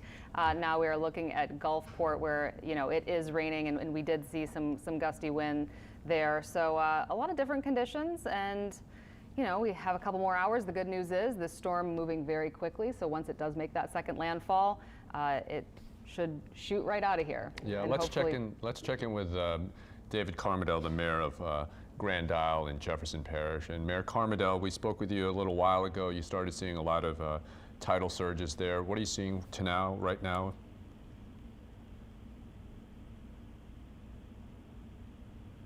Do we have Mayor Carmadel? Maybe not. Right. We'll check back with him. We don't. But earlier when we talked to him, I mean, he did say that it was not raining in Grand Isle at that point, an hour and a half ago or so, but that the water was coming in like a bullet. You know, the wind was really, really pushing that water onshore there. So I think that, you know, the storm surge cause for concern in Grand Isle. Yeah, a lot of times storm surge, you know, it's hard to really see it. Sure. Because it's just water that's rising. It's not like a tsunami that comes in. Right. You know, it's just the tides going up, and they go up quickly. And fortunately, from what we're hearing from our meteorologists, it's going to go down quickly in those areas where it actually does come up. So, but it's something that's really kind of hard to wrap your head around because you don't actually get to see it. It's a deceiving kind of description too, because you think of surge, you think of a rush of water, but it can be steady and over hours, which generally speaking is the pattern of a hurricane. Well, what we were hours and seeing in hours of Irish water. Bayou, where the water was slowly creeping up until it, was over the road. We do have Sebastian Robertson for us, and he is live right now at the Bonneville boat launch. So tell us what you're seeing there. Well, yeah, we're here in Metairie, right on the border of Lake Pontchartrain, and this is the most wind that we've seen since we've been here for this weather event. You can just feel it coming right off the water. I want to give you just a little bit of perspective of where we are. You can see right over there, that is the pump station. We're standing right here on one of these permanent flood barricades that's made out of cement right on the border of the river. And as you look out there, you can see a couple people coming to take pictures, probably doing what you're not supposed to be doing, getting down by the water, trying to get a feeling of how high these waves are, and you can kind of hear them crashing much more than you would on any given day. I want to bring in one of these looky-loos. This is Jeff. You live here. Give me your first impression. First impression, it's a moderate storm. It's not what we want to see, but it's not as high out here. The wind and waves as it has been in some previous hurricanes. Sometimes it comes half the way up the levee that we're standing on. So impressive, but not full-bore hurricane force. You all are used to this, to preparing for the big storm. Give me your gut feeling this go around. Any nerves going into it, and how is it kind of playing itself out? Nerves going into it, but as we saw the track shifted east toward the Gulf Coast, our thoughts and prayers are with the people more on the Mississippi coast. We're getting a glancing blow out of this rather than a direct hit. Now tell me about where we're standing, and this is a flood barricade to stop Pontchartrain from getting into the neighborhood. Correct. How have you seen this change over the years? This has changed a lot since Katrina. They've done a lot to anchor the levees, or armor, as I say, armor the levees, and tie in the floodgates to the armoring and the levees themselves at the same height. So the flood protection's been ramped up and reinforced a whole lot in 12 years since Katrina. Hurricane has made landfall, at least the first part of it, and knowing that it kind of missed you, what is the feeling? Relief, always, when thoughts and prayers for those more in the direct path, but a lot of relief that we're not going to get a direct hit and it's not risen above a Category 1. If it had risen to a 2, 3, or above, we'd be a lot more concerned, and I think the people on the Mississippi coast would as well. At least it's a Category 1.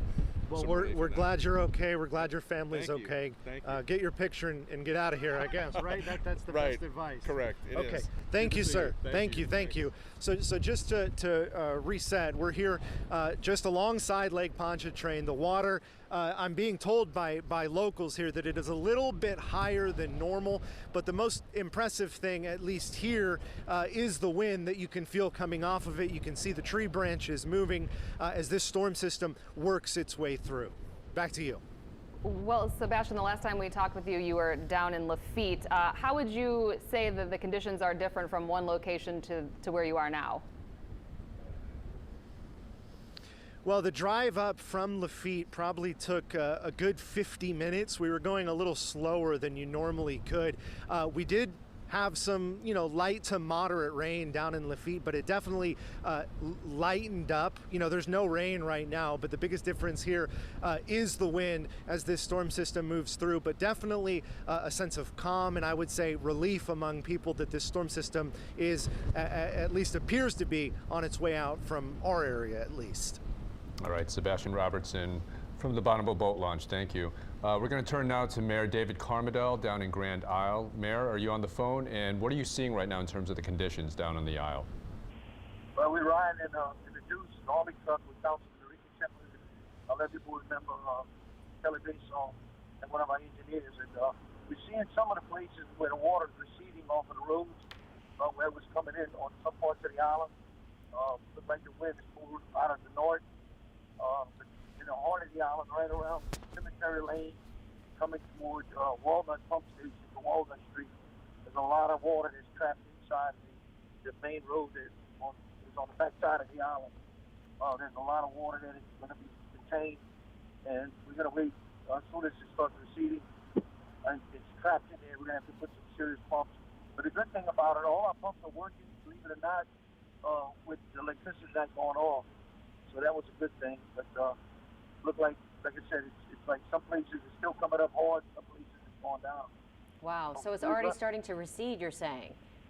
Yes, ma'am. In other words, it's some places on the road. We right now right by the Grand Isle sign where it says "Welcome to Grand Isle" at the end of the line, and we surveying the area toward Elmer's Island. And both sides of the road is flooded, but the main road is dry.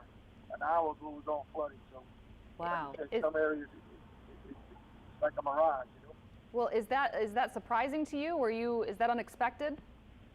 Well, we knew it was going to come sooner or later. But we thought high tide would be around midnight, but we talked about it earlier. But now, I guess as the storm's going in, it's really whipping in north winds and pushing the tide out in some areas. And like I said, I got counsel of Ricky Templet, and he passed 30 minutes on one side of the island, and we was on the other side, and he telling us right away that it was falling. So now we all riding together to evaluate. So we're going to turn around and go back from the Grand Isle side and march word back toward the end of the island again.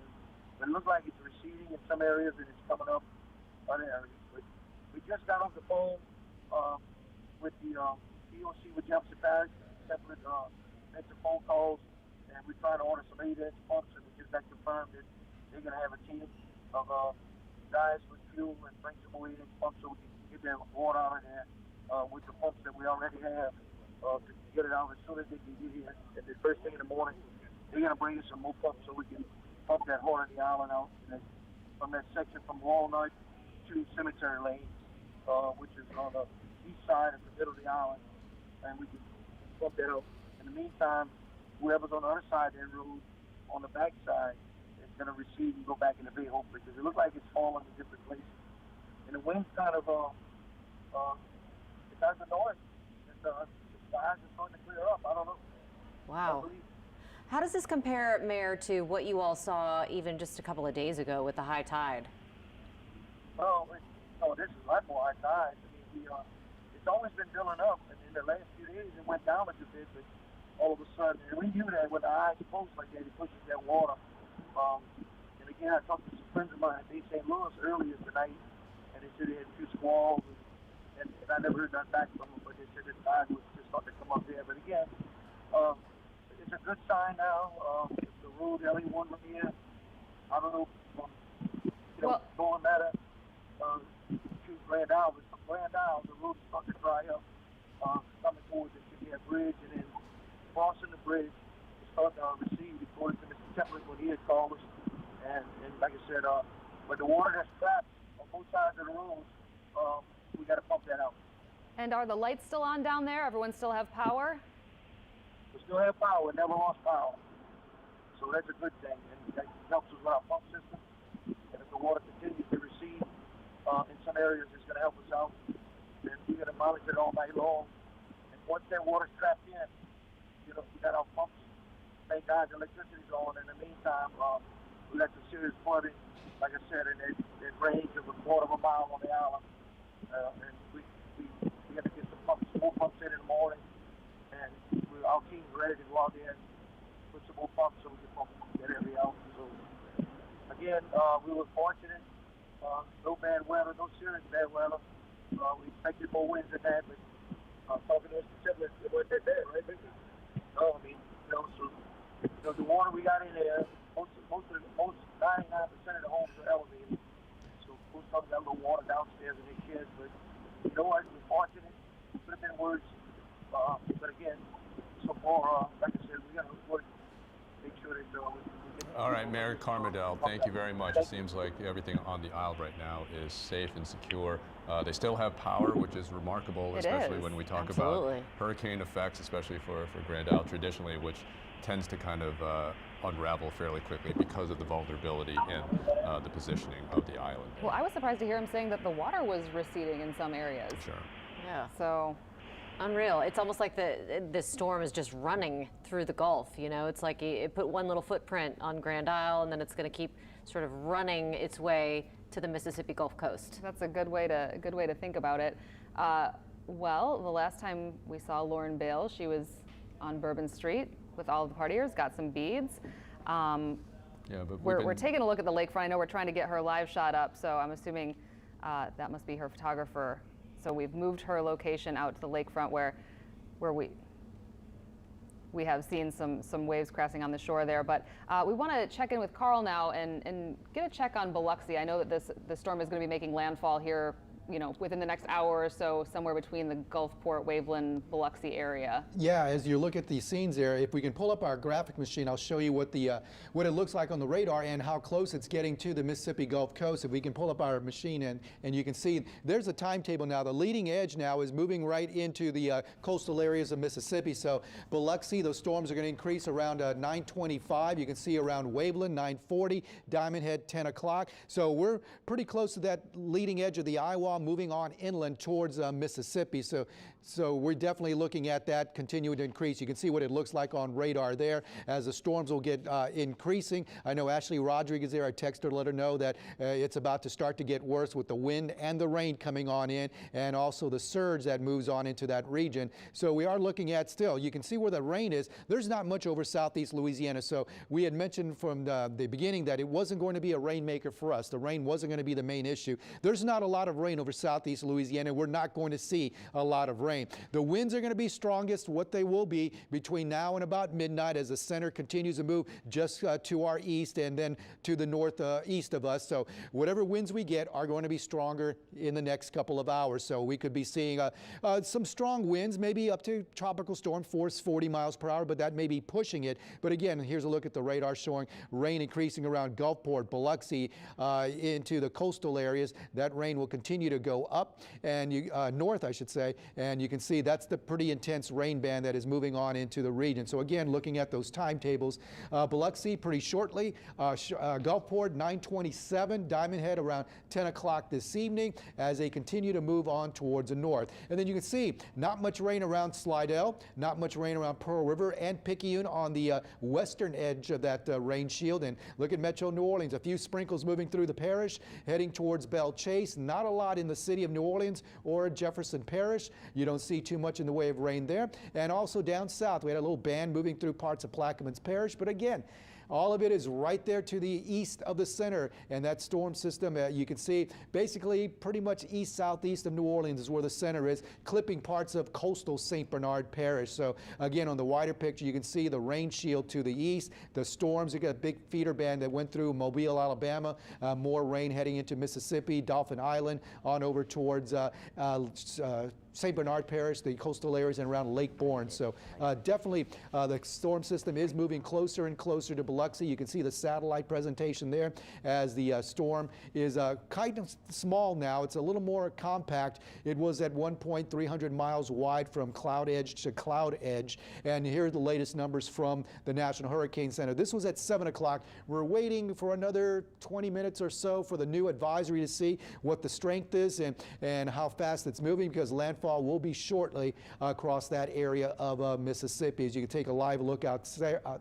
That's Biloxi right now, and you can see that the trees are blowing a little bit. It's not that bad, but the rain's going to be picking up pretty fast there. So pretty soon, you can see the rain blowing against the lights. Yeah, the rain's going to be increasing now shortly, and we're probably not going to be able to see a lot of that scenery there as the rain will come down quite hard, and you can see the winds are pretty strong, so those winds will continue to increase across the Mississippi Gulf Coast with that leading edge of the eye wall about to come on shore there. So hopefully Ashley has a safe spot there, because we're going to see that wind and rain continue to increase over the next 30 minutes to 45 minutes. Then she'll be in the center of the storm, a little calm, and then there's not much of a back end to that storm system, so there may not be a lot of rain and thunderstorms on the back edge of this eye wall as it moves on towards the north. But she'll notice the winds calming down a little bit as that eye continues to move through the Mississippi Gulf Coast over the next hour, and then continue to push northward into Mississippi. So once we get past the next 3 hours, I think our winds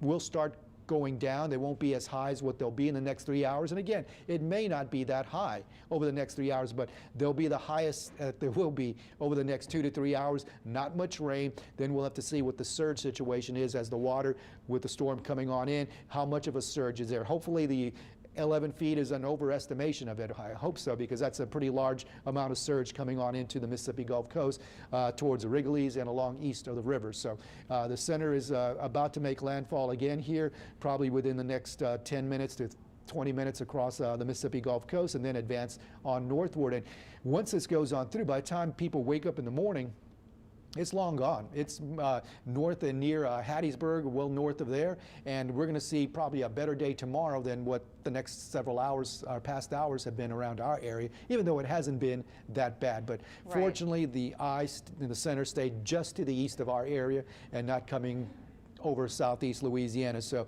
you prepare for a hurricane coming in, and many times we saw that intensity forecast change, as is quite common. So at one point we were preparing for a 2 because it was consistently getting stronger, and then all of a sudden it kind of stopped its progression of intensification. It kind of weakened a little bit and just never got back into that state of intensifying. Well, and moving just a little bit east or west on that track makes a huge difference. Oh yeah, and because we're getting almost nothing. I don't want to say nothing, but we're getting almost nothing compared to what we could get and what they're going to see along the Mississippi Gulf Coast. The only thing to be concerned about is the wind damage coming in over the next couple of hours, and also that surge coming in, because the rain's going to move fast. It's not going to be a flooding rain for them, but it's going to come fast and hard, so there may be some street flooding going on briefly before it moves on out. What's the time frame and that lag time between when it makes landfall and when people can expect that storm surge? It should be coming on in between the next 30 minutes to an hour, because it usually associates with the eye wall coming on in. So it drags it right in. It brings it right in with it. So along with the rain and storms coming in and the winds, you can see the winds are starting to pick up now. Brian's zooming in right now. This is a live look at Biloxi along the Mississippi Gulf Coast, and as you were mentioning, Carl, the storm is coming. I mean, we've been anticipating and kind of waiting to see what effects would actually evolve here, and now we're starting to see it. The good positive sign, I think, as we're taking a look at most of these live shots, most of these areas still have power. Yes. And we'll see what happens here, though. This is the main area right now that probably might have some major power outages coming in, with the strongest of winds coming in. Remember, at last report, it was 85-mile-per-hour sustained winds, so that we're looking at 85-mile-per-hour sustained winds coming on in. So I can't imagine no power outages coming out of this in Mississippi. But for our area, fortunately, we may not see too many power outages because our winds may not be as strong as what it looked like earlier. So that is another positive in this aspect, that we don't anticipate extensive power outages. Is it getting torn up at all as it's moving inward? As it gets closer to land, the land's kind of interacting with it, so it's not becoming a full circulation. So the land does affect the circulation and development. So it should slowly start to weaken, and as it loses a lot of that energy and the water that it picks up. So now it's circulating over marshland and Plaquemine, St. Bernard Parish, and now the Mississippi Gulf Coast. So now we're going to start seeing that weakening process. I wouldn't imagine that it's going to intensify at the 10 o'clock advisory. It may be at 85 miles per hour. They may keep it at that. If not, they may drop it. I can't see it going up to 90. The way it looks on presentation, we'll see. But again, it's not going to get much stronger than what it is right now. Well, we've talked. I'm sorry. We've talked about how quickly this storm is moving comparatively to other storms. How unusual is the speed of this storm? Well, it is unusual to move that fast and to intensify as fast as it did. One of the reasons why it continued to intensify was because a lot of the forecasts earlier had it moving over the Yucatan Peninsula. And again, going over land weakens it. It can't get its energy source, the warm water. And so it loses a lot of its structure and weakens some.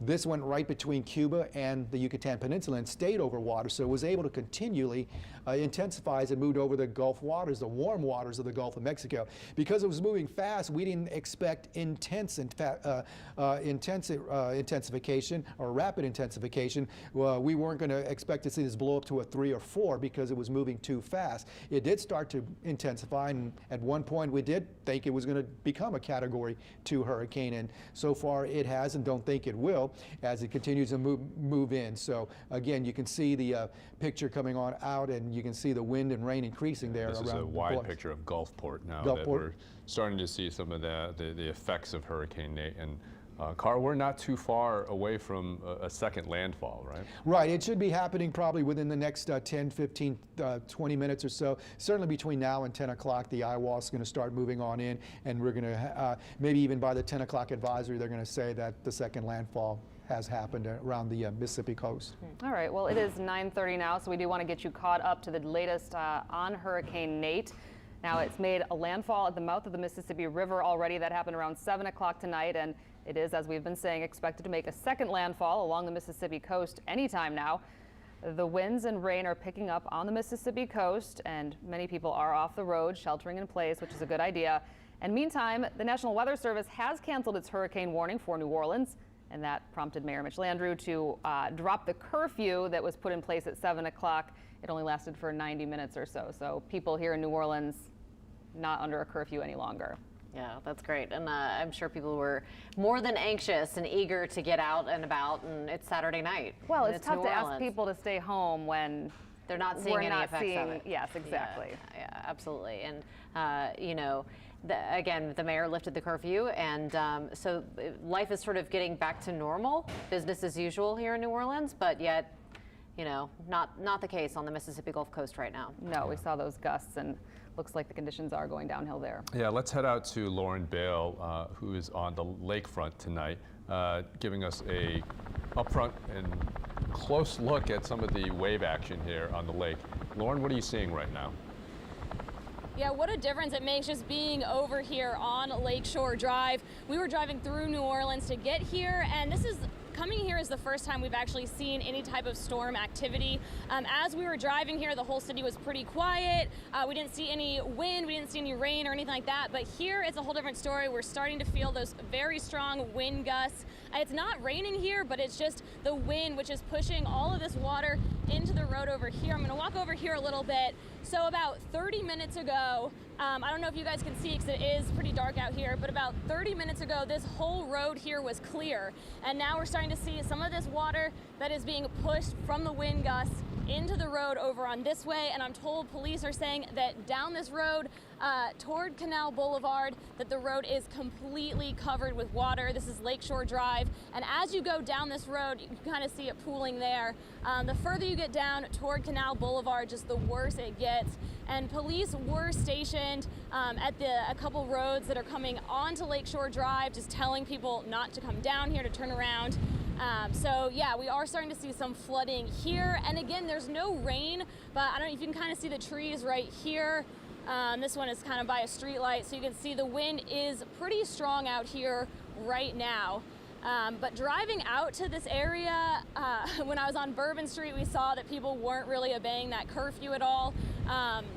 But driving here, that was a different story. We didn't really see too many people out on the road. It was pretty calm and quiet. And then out here, we're just dealing with these waves and these wind gusts. We have a second angle, if you guys can see that. We have kind of a bird's eye view, so you guys can see an overview of this area and some of the waves coming in here. And again, it's very quiet out here. Not a lot of people out. There's a heavy police presence out here right now. Police are just making sure that people don't come out to this area to see the waves. You know, we can show them to you right now. You guys don't need to come out here and put yourself at risk. So that's kind of the situation out here right now. Again, lots of wind and some street flooding that we're seeing right now. We'll keep you updated on this. So far, we haven't seen too many people out on the roads. We haven't seen any accidents or anything like that. So it is pretty calm and quiet, and we're just dealing with all of these waves and this road flooding and this heavy wind that we're seeing right now. Todd and Natalie? Dramatic pictures that we've seen. Yeah, at least locally. In the last few hours.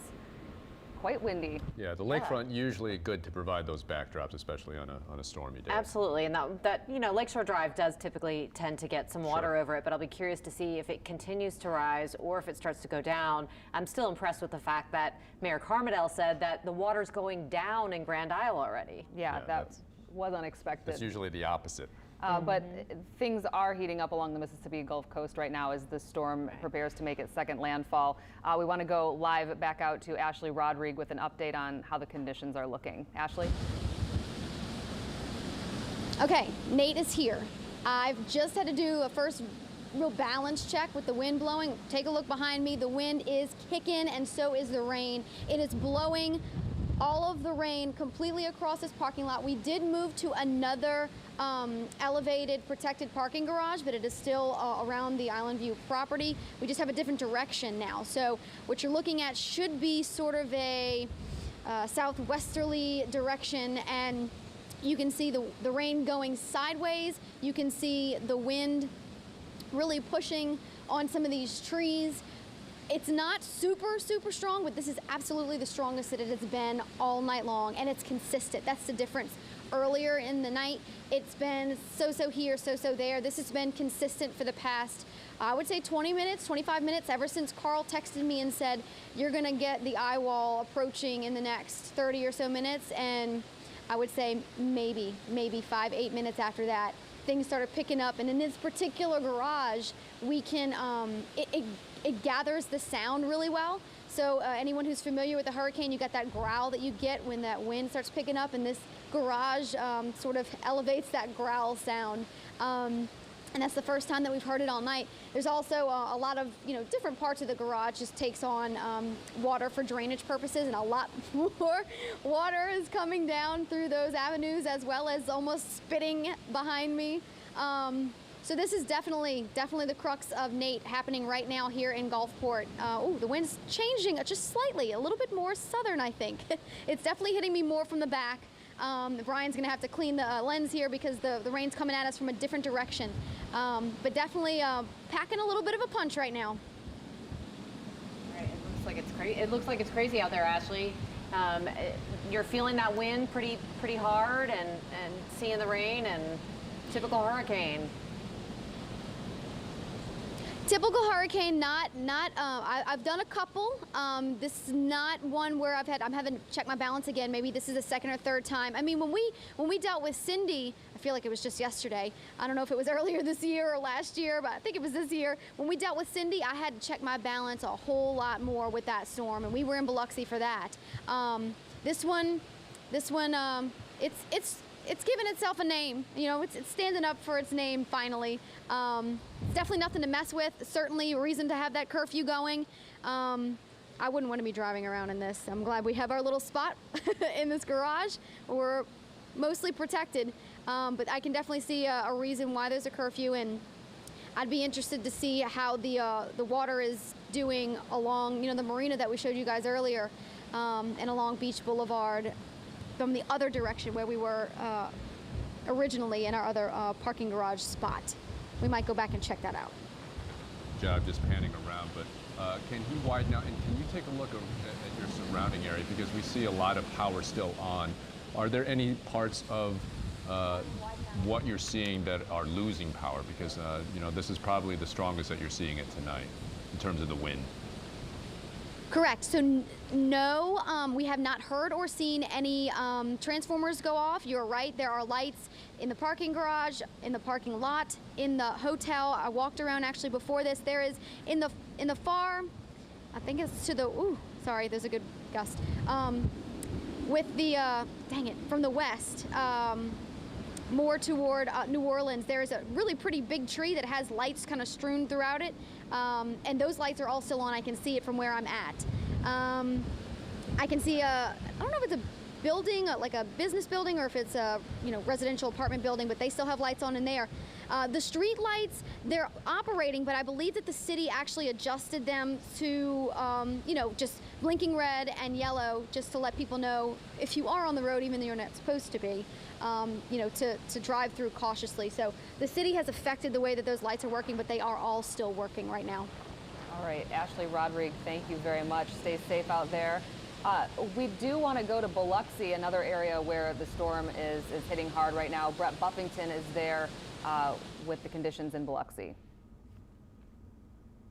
This is right now a live look at the lakefront, and we're switching back and forth now between the lakefront and the Mississippi Gulf Coast, as Ashley was showing us.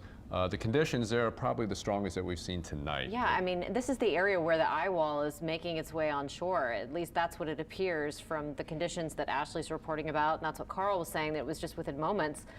So you would have, it would stand to reason that what we're seeing in these pictures in Gulfport, and then hopefully soon with Brett over in Biloxi, that this is really the brunt of this storm, because the strongest winds and things we've heard from Carl all night long, all day, are going to be on that northern eye wall. So this is where they're getting the biggest punch from Hurricane Nate. Well, and just taking a look at these live pictures, you can see the rain gusting and blowing in front of those lights and the trees there. I think we do have Brett now in Biloxi to give us a look at what the conditions are like there.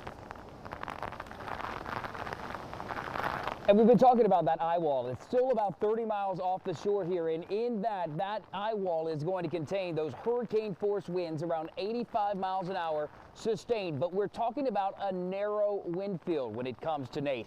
Only about 35 miles wide. Only in that 35-mile range will we see those hurricane force winds. We haven't seen them here in Biloxi yet tonight. We are starting to see the remnants of that eye wall, though, making its way here to the shore. The first a little bit of that, if you will. We're going to see those sustained winds for around an hour and a half tonight, between an hour and a half, I should say, here in Biloxi. The good news in all of this, it doesn't appear that we're going to get quite the storm surge here, at least in this part of the Mississippi Gulf Coast, as was predicted. Only about 5 feet now is what we're expecting to come on shore here. Just walked down to the beach. Highway 90 is just down the hill from me. The water is still down the beach, not even up on the road yet. Certainly something we're going to be watching for in the next little bit. The conditions here are expected to get worse in the next 30 minutes. That as the storm that's making its way here towards the Mississippi coast at about 26 miles an hour still is still fighting wind shear. So we're expecting to see some weakening when it comes to the storm as it makes its way here to Biloxi. Of course, as you can see, the rain is falling where we're standing. We are a little bit protected from the wind, but the wind is beginning to swirl here. Last check, we were getting gusts up to around 20-25 miles an hour. Again, expecting those hurricane force winds here in the next 30-45 minutes here in Biloxi. Of course, once that starts, we'll be back on to show you the conditions as they are expected to deteriorate here in Biloxi, Mississippi tonight. We are live in Biloxi. Brett Buffington, Eyewitness News. Well, you are in a stable, solid location right now. When was the last time you were on the roads, and is there ponding? Are we seeing water on the roads? What are the conditions like? So here in Biloxi, there is a curfew tonight. It started at 7 o'clock. Horn sounded to let people know that the curfew was in effect. It has been on the local media here in Biloxi. There aren't a lot of people out driving, and that is a good thing. Highway 90, as I said, just down the hill behind me. I did walk down there. People aren't driving. And where we are, we're a little bit up in elevation on this island. As you go, if you're familiar with Biloxi, as you go further down the beach, you get in a lower part, down like where the Golden Nugget is, for example. That's a very low-lying area. And looking at some video we've seen here on the local news, you can see that the water is up. Doesn't look like it's up over Highway 90 at any point along the island, at least from what we've seen. And where we walked down tonight is certainly not up there. It's not even up to the wall along the beach. But again, as this storm continues to push forward and brings those 85-mile-an-hour sustained winds, that's when we're expecting to see that storm surge. Not as intense as was forecasted, thankfully, and that is at least not here. They might still see that 11-foot storm surge further down as Nate pushes on shore in places like the Mississippi-Alabama state line, and in those areas, they might see that intense storm surge. Here tonight, talking with your meteorologist and our meteorologist across our parent company, Tegna, they're only predicting now here in Biloxi we'll see about 5 feet of storm surge. Still, that's high enough to bring the water up on Highway 90. So, thankfully, it does appear that people are staying off the roads in their homes. And again, I'll go back to the fact that here along Highway 90, of course, where those legendary casinos are, the casinos are shut down. In fact, a lot of people standing out here at our hotel were originally planning to be here for a holiday this weekend, to be here and gamble. Those casinos have shut down, forcing them to find other places to stay. Many of those hotels are closed, and people along Highway 90 were told that they needed to leave their homes to stay safe. Thankfully, the water doesn't appear that it's going to get up into those homes, many of those homes on the other side of the highway. Good news, still a very serious situation here tonight as they're expecting to see the storm surge continue to rise and those hurricane force sustained winds for around an hour to an hour and a half.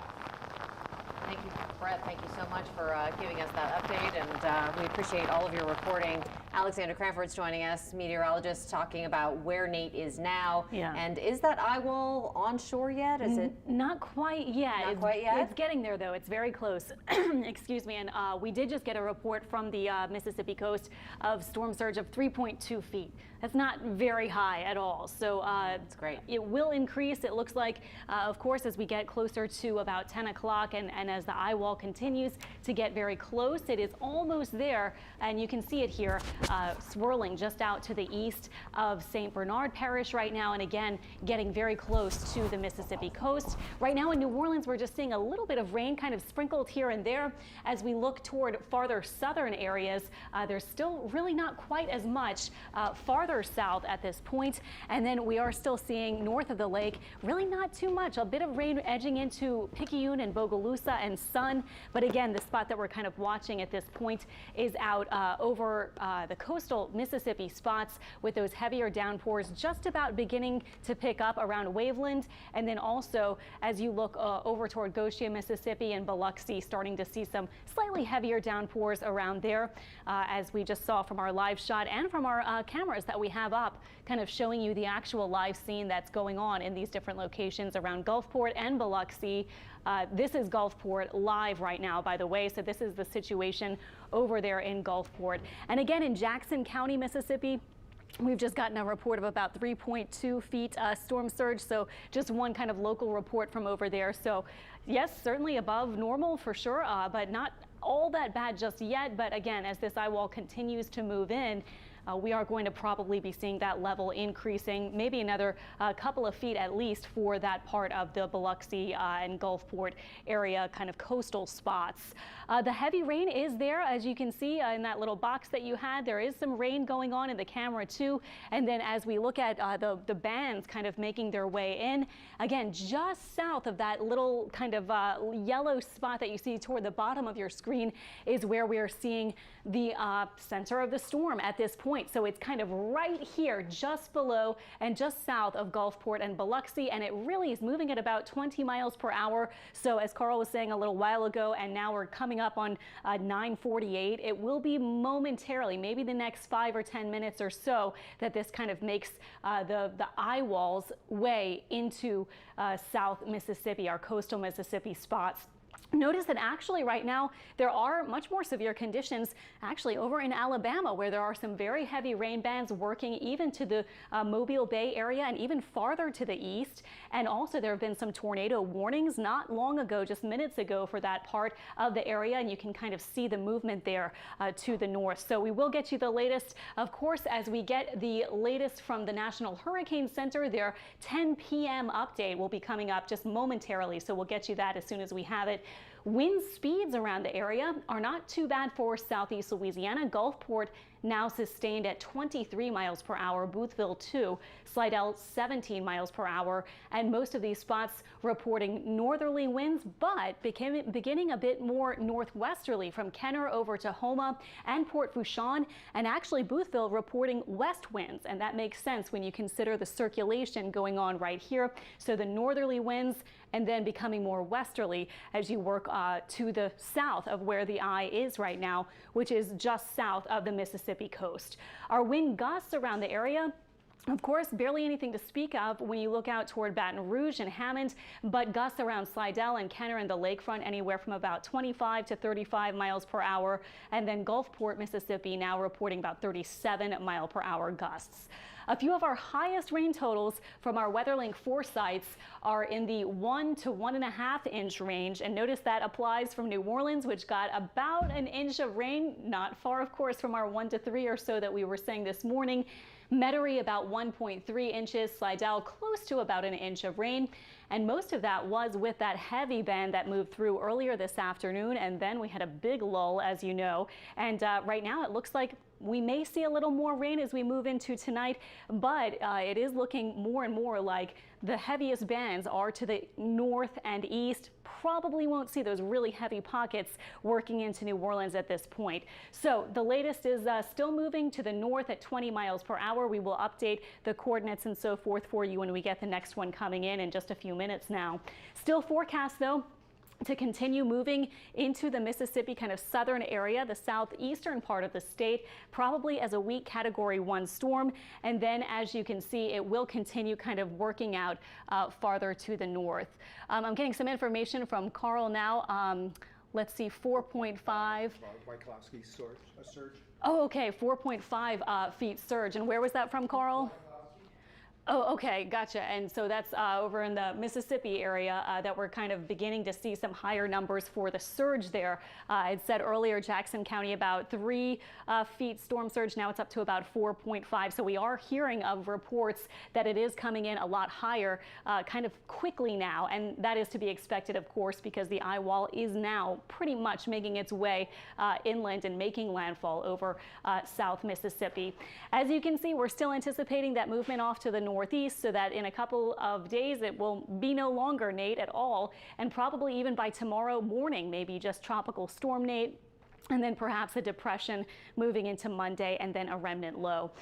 So Precision Cast is showing still a little heavy on this western fringe, but by midnight, maybe most of the rain to the north and out to the east. This is 2 a.m. Notice a lot of spots, a lot quieter for southeast Louisiana. We're already not seeing a lot of rain for the New Orleans area. And by 2 a.m., notice even our Precision Cast model, which has been going heavy, has most of the heavy rain out to the north and east by that point. And then, as we've been saying, by daybreak tomorrow, things will be much improved, kind of just like we've seen it, a little bit breezy, some clouds, maybe a shower or two, but most locations will actually probably wake up to dry conditions and probably a nice Sunday. So tomorrow we dry out again overnight and early. Our rain chances stay at 30% through the afternoon, and our high temperatures make it into the 80s for tomorrow. Also breezy winds, west-southwest winds about 15 to maybe 20 miles per hour and gusting maybe a bit higher. But really, by that point tomorrow, even in the morning, Nate will pretty much be out of the area. So checking on the next few days, again, if you're kind of making your plans for tomorrow, rain chances really dropping, especially from really the morning through the afternoon. Only about 30% chance of rain Monday and Tuesday, 40% chances for a few scattered showers or storms. And then as we head into the end of the week, we are going to be seeing drier and warmer conditions. Okay, thank you, Carl. And here we have up to the kind of second here, our 10 p.m. advisory, 85 mile per hour winds still. So notice that this is the 10 p.m. And notice the location is very close now to the Biloxi, Mississippi area. Now the National Hurricane Center has the very center of the storm about 35 miles southwest of Biloxi, Mississippi. The pressure at 984 millibars, still moving north at 20 miles per hour. So that would put it really well inland in southern Mississippi, probably within maybe a half hour or so, or a little bit more than that. Notice that it may be even by tomorrow morning now. This is kind of the updated path forecast that we're getting from the National Hurricane Center. And they're saying maybe even by tomorrow morning, a tropical storm with 60 mile per hour winds perhaps. And then of course it will continue to weaken as it moves farther inland. So this is the very latest from the National Hurricane Center. We were waiting for that 10 p.m. update for not only the new stats on where Nate is right now, but also where it's heading. And as we've been saying, it's going to be moving quickly inland and then out to the northeast, and will continue to quickly weaken too. So may only be a tropical storm tomorrow morning somewhere around the Mississippi, kind of Alabama state line, and then into northern Alabama maybe by tomorrow midday and afternoon. So that's the very latest coming in from the National Hurricane Center. Sandra, obviously, you know, we're looking at just how quickly this has come in, hit, and obviously we're still anticipating the second landfall, but it's moving so rapidly that we're just kind of watching this all unfold fairly quickly. Well, right, you heard Alexander say it will be well inland within the next hour or so. Quick moving storm, so I guess that is one of the good things about this storm. Back here, closer to the metro area, we do have some live pictures, I'm told, of the lakeshore. Yeah, coming up close to 10 o'clock now, and wow, what a difference from the last time that we saw Lauren Bale reporting from there. Yeah, there's a lot more water on the road there. Look at that. That water's coming up quickly. And you can see the waves crashing into the seawall there. That's along the New Orleans lakefront, and Lauren was just standing down there just a few minutes ago. It looks like, that water's still coming up. All of that water coming up in the last 20 minutes or so. I mean, that quickly. And we do see those flashing lights down there, and we assume that, you know, that's something that law enforcement is patrolling right now, keeping an eye, because even though that the curfew has been lifted, they certainly don't want to encourage people going that close to the water, especially on the lakefront. Yeah, I mean, the threat of the storm surge really isn't over at this point, but I do think that it's been largely scaled back, that the concerns and the level of concern from elected officials has been scaled back. But again, the threat's not over yet, and you can see there, just from those live pictures on the lakefront, that it still appears to be rising. And now, of course, this is Biloxi, Mississippi, where we're expecting Hurricane Nate to make landfall shortly. Yeah, and just a short while ago, we saw Ashley out there with all the conditions swirling around here, and before that, they were just kind of seeing kind of the strongest effects of the storm, and now it's kind of hit a lull again. Yeah, and this is Gulfport where we saw Ashley. Clearly, still all of the lights on, which is good news for folks there. We haven't gotten any updates on power outages at this point, but you can see that it is still raining. But if you look at those trees, they're not blowing in the wind. Yeah, it's a good example of just how quickly the conditions have changed, just from rapid to a lull. Certainly, as we're kind of seeing the swirling effect, the spinning effect of the hurricane. Ashley said that the wind had shifted dramatically one direction to the other. Feasibly, I mean, she was very much close to the eye of the hurricane there, Yeah, and absolutely. seeing the shifting winds. Absolutely, and it's interesting to see the storm really shape up like a typical hurricane. We've seen so many times in the past, and we've heard over and over again that the wet side of the storm is the worst side of the storm. And so, those areas where those bands and those outer bands and the bands that are closer to that eye wall that are moving on shore right now in Mississippi and in Alabama, you can see a lot more red on that radar. Red's never good on that radar. Right. And you can see a lot more of it as that storm continues to make its way inward. And I wonder, what the conditions are like in those areas as we're standing here watching conditions on the lakefront where we're not even seeing any rain, and yet we're seeing some impacts there. So I'd be curious to see what the impacts are going to be in those areas where we're seeing that wet side of the storm, where Carl and Alexander have both said that there have been some tornado warnings in areas where those bands are sweeping onto the shore. And we did see water spouts over there in Alabama earlier today as well. But we've been talking about this. It seems like that rain just breaks up the second it hits the east side of the lake. Yeah. So our rainfall totals in the metro area have decreased steadily since we started watching this storm. And we were thinking 4 to 6 inches, and now some areas around an inch. Yeah, fairly unimpressive numbers in terms of the rain totals, and arguably these are probably the most impressive pictures that we've seen all night, at least within Metro New Orleans, of the effects of Hurricane Nate, which initially made a first landfall at the mouth of the Mississippi River around 7:15, and now we're anticipating the second landfall somewhere along the Biloxi area in Mississippi. And that feasibly is going to come within the next hour, and I'd imagine that once Carl and Alexander get their second update, that we would have officially made a second landfall for Hurricane Nate. Yeah, and I can only imagine what conditions are like in those areas. Again, just a little bit east of where we had Brett Buffington in Biloxi, and then of course we have Ashley in Gulfport. And I bet they're feeling some of those pretty hefty wind gusts at this point. I'm honestly surprised, given what we've seen out of this storm, that the wind gusts and that the winds are still sustained. What did Carl say? 85 miles an hour. Yep.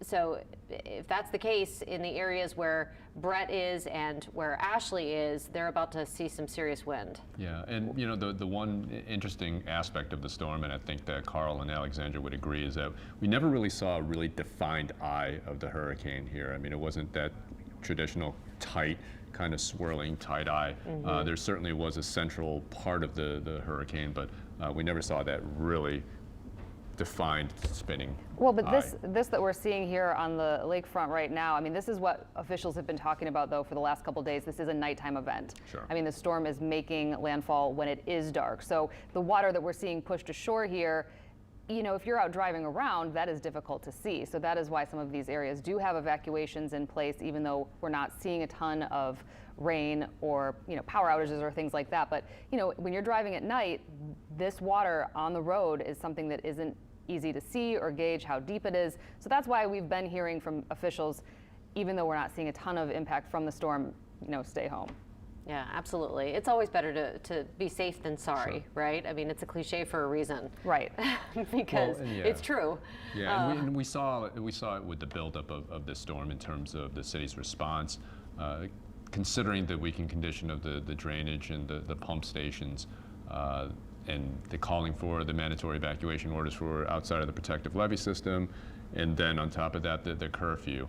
And let's ask the Mayor of New Orleans, Mitch Landrieu, who is now joining us by phone, what the conditions are that made the city of New Orleans call off the curfew. Mayor? Yes, how are you? Doing well, listen, sir. First of all, I want to thank everybody for, paying attention and just listening.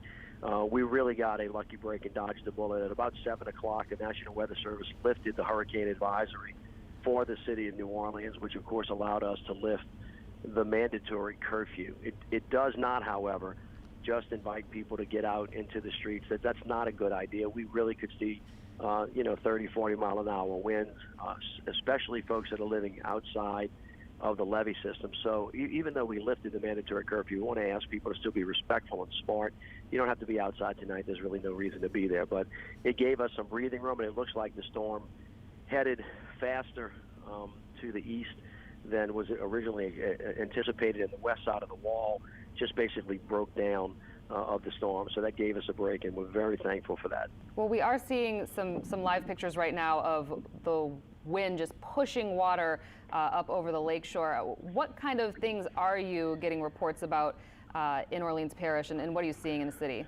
Well, it's mostly okay. As you remember, we told everybody that the greatest threats were wind and storm surge. And of course, inside of the levee protection system, there's really no storm surge impact unless you're, again, on Lakeshore Drive out there, where people don't need to be out there at the moment. I just came back from Venetian Isles.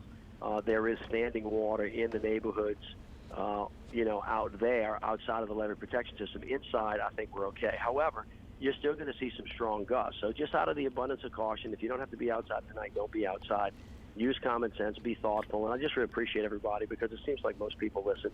And that's the thing that helps the first responders. I'm over at the Superdome right now thanking the National Guardsmen for all of their work. We've had a lot of people that have been leaning very forward, and we got very, very, very fortunate and blessed because of this storm, and it dissipated much faster than was originally anticipated, and that's a good thing. As I've said, for these you have to always prepare for the worst and hope for the best, and it seems like, once again, we were spared.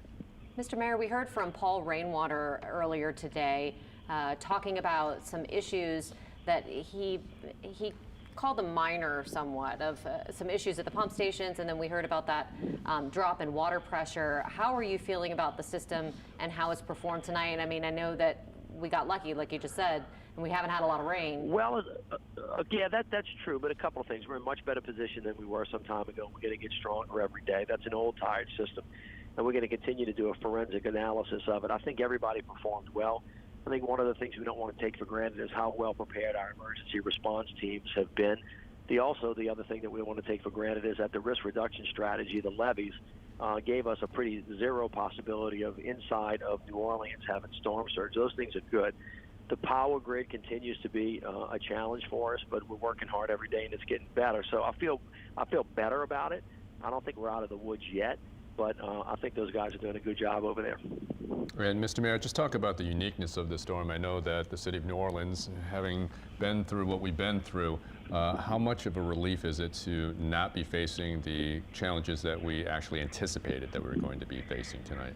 Well, I am. First of all, I'm very thankful for so many different reasons, and I don't mean to say that I'm happy that those storms hit somebody else rather than us. But when you think about the impacts that we've had this year with Harvey and with Irma and with Maria, I mean, the folks in Puerto Rico, in Florida, and in Texas really, really, really got it bad. So our thoughts and our prayers go out for them. But as you said, we've missed it. The other challenge this year has been that the amount of rainfall that's fallen all across the United States is the highest that's ever been recorded. So the entire country has been stressed. FEMA is stretched across the entire continent, and that has been a great challenge. But this year, for the most part, although we've had some impacts in the city, it's been much, much less than our brothers and sisters, across the country. So I'm thankful for that. On top of that, I think that people can now see, the parish presidents across Louisiana are really well organized. Our communication with the governor is as good as it has been. We've got some really great first responders, and I'm very thankful to all of them across the entire Gulf Coast region, but especially in the city of New Orleans. Well, and Mr. Mayor, you said you were at the Superdome, so you've been out and about tonight. Even though that curfew is lifted, we saw some cameras from the interstates, and it looked like people were not on the road. Are you seeing that people are still staying home despite that curfew being lifted? Yeah, listen, I think it's a great idea. I have been out and about all day. As I said, I had to get out to Venetian Isles a little bit tonight, so I had the occasion to ride on the interstate and on the Chef Highway. And for the most part, people have abided by our request, and I'm very thankful for that. And I would just say, out of the abundance of caution, if you don't have to be out tonight, don't go out. If you have to, obviously, we've lifted the curfew so that you're free to do that. That doesn't mean that you can lose your sense of common sense and thought, which means don't go play out at the lakefront. There's still going to be huge wind gusts. There's a lot of water, and people can get hurt, and we want to keep them out of harm's way, and, of course, our first responders as well. All right, Mayor Mitch Landrieu. Yes, that's... you guys, thank you all for your coverage. We appreciate it. Yeah, Thanks for your time. I think collectively a lot of folks breathing a sigh of relief, at least in the city of New Orleans, considering what we've been through. Especially in the city of New Orleans, right? Yes, especially in the city of New Orleans. You know, in light of what happened August 5th, I think that we've already had our fair share of street flooding coming through this, and this would have been the last thing we needed. People did not want to lose another car or get more water in their home or business, so yeah, the city needed a little breathing room. Yeah, definitely. And it sounds like the system was working okay when we were getting a little bit of rain earlier this year, earlier today, rather. It's late. Yes. Yeah, you know, and it seems like it was last year. It does. But yeah, you know, the system did seem to be working okay, but you know, there were some, you know, I don't want to necessarily call them red flags because we'll see what happens with them, but you know, the fact that we did lose water pressure, that they did have trouble firing up that turbine and that it, you know, tripped a breaker.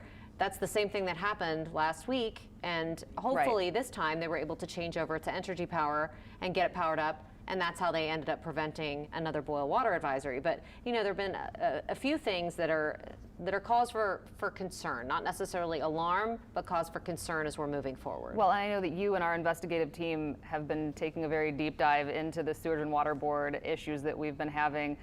What about those generators that we got on board?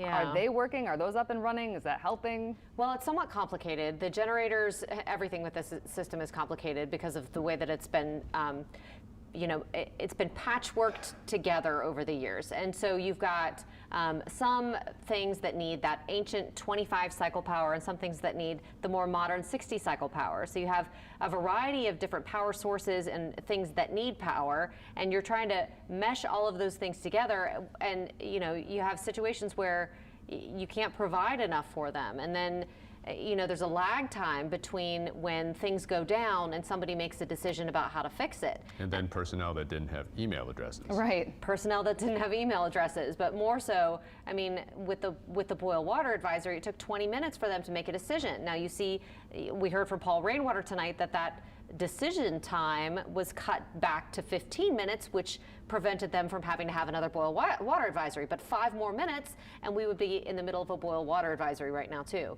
So those are things that are definitely cause for concern, and you know, we're hearing from them that that's something that they're working on, and those generators are all part of that puzzle. And oh my goodness, well, yeah, right now we're seeing something that you don't want to be doing. No. Someone wandering out into floodwaters, they're being pushed out of the lake on the phone, obviously. Yeah, it's not a good idea. Don't do that. It's one way to couch it is that that's a brave person or a foolish person. So there's right. You know, yeah, take well, the your way pick that on water this is moving, I'm going to go with foolish right this Well, minute. certainly, you know, the police will tell you that the last thing they want to see is anybody coming up there, and he looks like he's taking pictures. In the age of selfie kingdom there, that he's taking a selfie for posterity. Look at that wave. Yeah. Yeah. I mean, those waves are coming in. That could knock you down. We know that you don't need a ton of water to, you know, float a car or... No, you don't. Sir.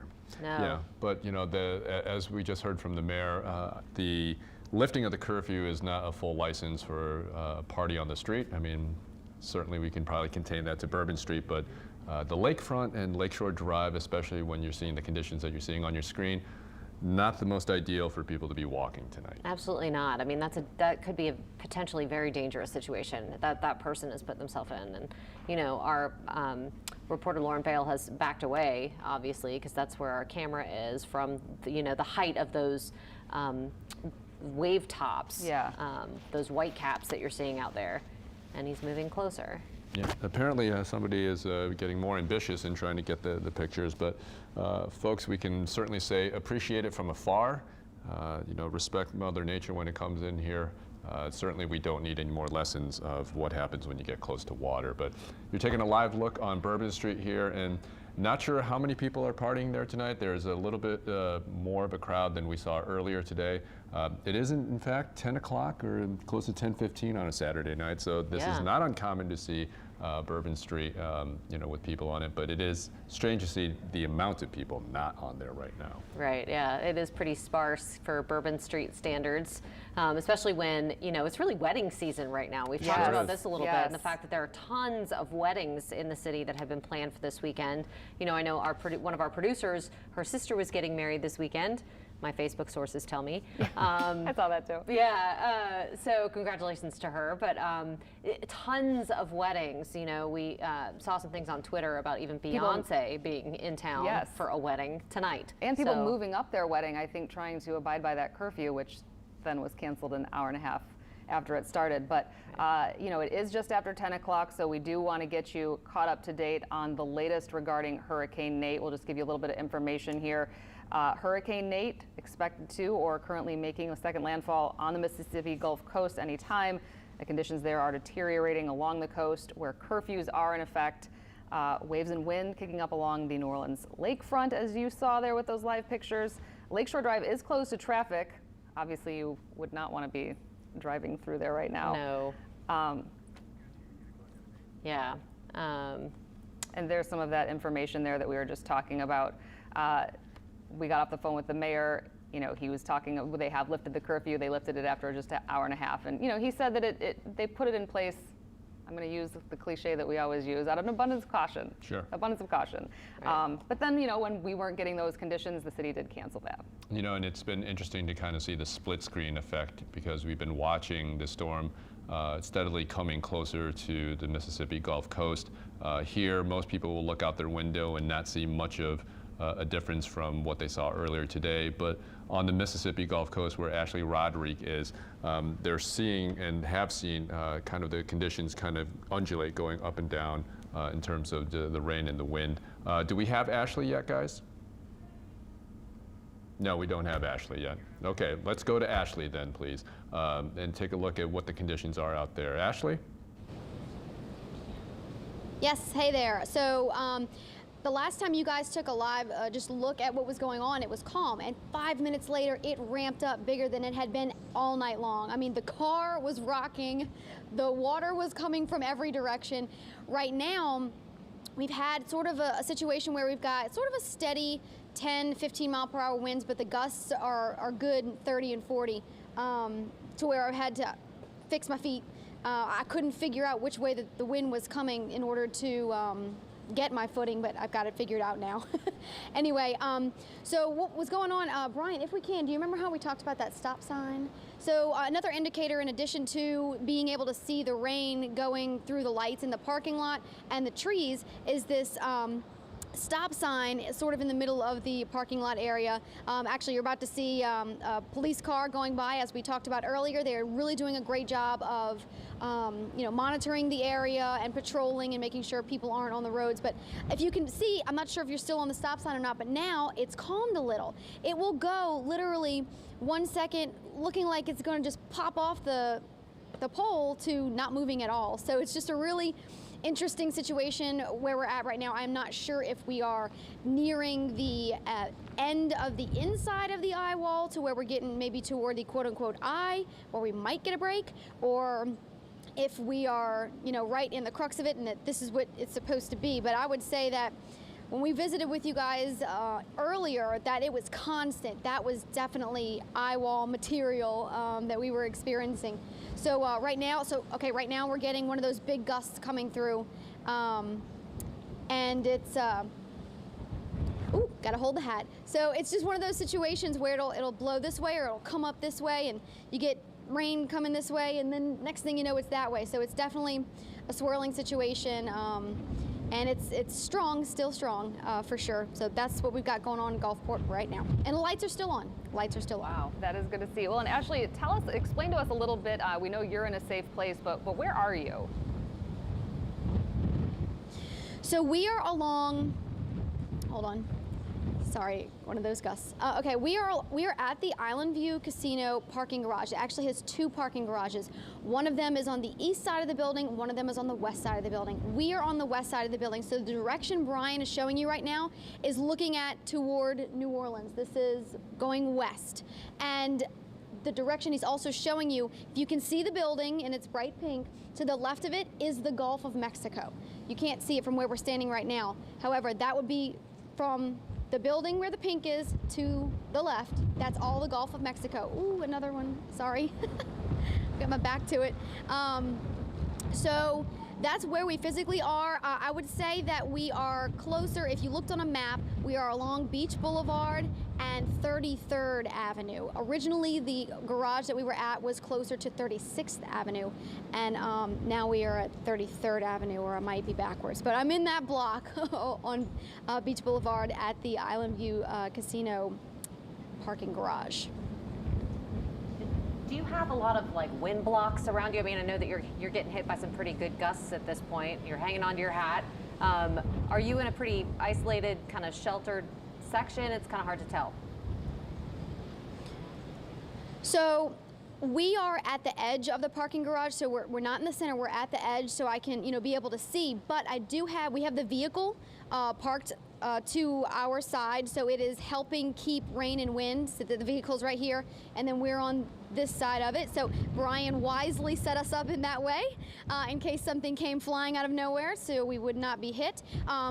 Other than that, this is a very wide open parking garage. From where we're standing, there's not a lot of anything really protecting us other than sort of the big pillars that are on the edge of the, sorry, I just got hit in the face with water, are on the edge of the garage to, essentially hold up its structure. So there's nothing between us and literally the wind blowing other than the vehicle from that direction at this time. Earlier, we were aimed this way because the wind wasn't giving us a problem that direction. We had to switch directions because the wind, of course, switched on us. So if the car wasn't there, I definitely would be pounded with rain right now. Feeling it. Ash, you've covered a lot of storms, and how does this compare? You're out there feeling those wind gusts. We've all felt that sandpaper feel on our face when the rain's coming down and those wind gusts are just whipping. How does this compare to other storms? So for me, I've done, tropical storm up to a 3, almost a 4 in Hurricane Ike in Texas. And for me, I judge the severity of it based on that growl. And it's a different sound when you're outside than you are inside, but the growl is still there. I've only heard a growl, because of the way that this garage is developed, once. And so for me, it doesn't, it's probably not going to be a notable for me to remember the name. There's some of them that I can't remember the names of, but for instance, Cindy earlier this year, I think that was just a tropical storm, but that one caused us more problems than this one's causing us in regard to, having to wipe the lens, finding a good place to stand, to keep balance, and, having to open and shut doors, or, when you got the vehicle parked like that. Right now, if I tried to get into the driver's side door, I'd have to pull real hard and fight to keep it from shutting on me. But I feel like Cindy caused more problems. So I would rank this as one of my least active ones, if you will. But it's certainly making an impression. Don't get me wrong, it's making an impression. But it's not causing me any concern, my personal concern, let's put it that way. There have been certainly some that I was questioning concern, just this is a serious storm, and it's showed its strength in some kind of scary ways. But this one's okay. Well, we are going to let you get out of that wind and rain and collect yourself a little bit. We're going to bring it back here to the studio, and I think we're going to transition out to the lakefront where Lauren Bale is live. Hey guys, a little while ago I saw you guys talking about it, a guy who came down here to take pictures. He's actually the first person that we've seen, aside from police, has been out here on Lakeshore Drive tonight. And if you can look, so where I'm standing right now in my last live shot, I had to walk over there to where you see the water pooling to show you guys some water flooding onto the street in this area. But we've had a couple big waves that have brought water all the way over here to where I'm standing right now. So this area is starting to get some flooding as well. And then I heard you guys talking about the guy that was taking pictures. He was down there, if we can shoot down this road, down Lakeshore Drive. He was in the thick of it. Where he was standing, it was probably at least a foot deep of water flooding onto the road. That's where he was. He was the first person that we've seen out here aside from police. He actually walked over to this area, so he was he at least didn't drive out here. He was within walking distance, but he was standing out there where you can see all of those waves and some more substantial flooding. That's where he was taking pictures. Luckily, he's okay, but again, I wouldn't recommend doing that. That's not even where we are. We won't even go out that far. So that's where he was, but back over to where I am right now. So the road right here is still dry in some areas, but it's definitely starting to flood over. You can see these ripples forming right here like this one. And let me show you over here. So all this water is coming across the road and it's coming to this drain over here. And this drain is no longer working just because of the amount of water that we're dealing with right now. This water is not going anywhere. So we are definitely keeping a close eye on this. We don't want to get stuck out here, but all this water is coming over to this drain and it's just kind of sitting here and it's moving over across into this area. And there's actually another drain right here. I don't know if you guys will be able to see it. The headlights from our truck might show it though. There's another drain here, again, just not working right now because of all the water that we're dealing with. So that's the situation right now. You can see this water is just pooling here on Lakeshore Drive, and police are telling me that further down this way toward Canal Boulevard, you just cannot drive at all down that way because there's so much water, so much flooding over there. But we can come walk back across over here, and you can see we are definitely getting a lot of some of the wave action that you see with tropical storms and with hurricanes. So we're getting some big waves here, lots of strong wind gusts, no rain so far, luckily. That was a huge wave right there. But so yeah, we're just getting these waves and wind gusts. And that's pretty much the situation out here. It has been pretty quiet aside from that one guy that we saw that came out here. And again, don't do that. It's just not worth it. We can show you what it looks like. You don't have to come out and take a picture.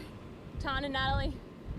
All right, thanks, Lauren. And Chief Meteorologist Carl Arredondo is joining us now. We've been kind of anticipating, wondering when the second landfall was actually going to take place.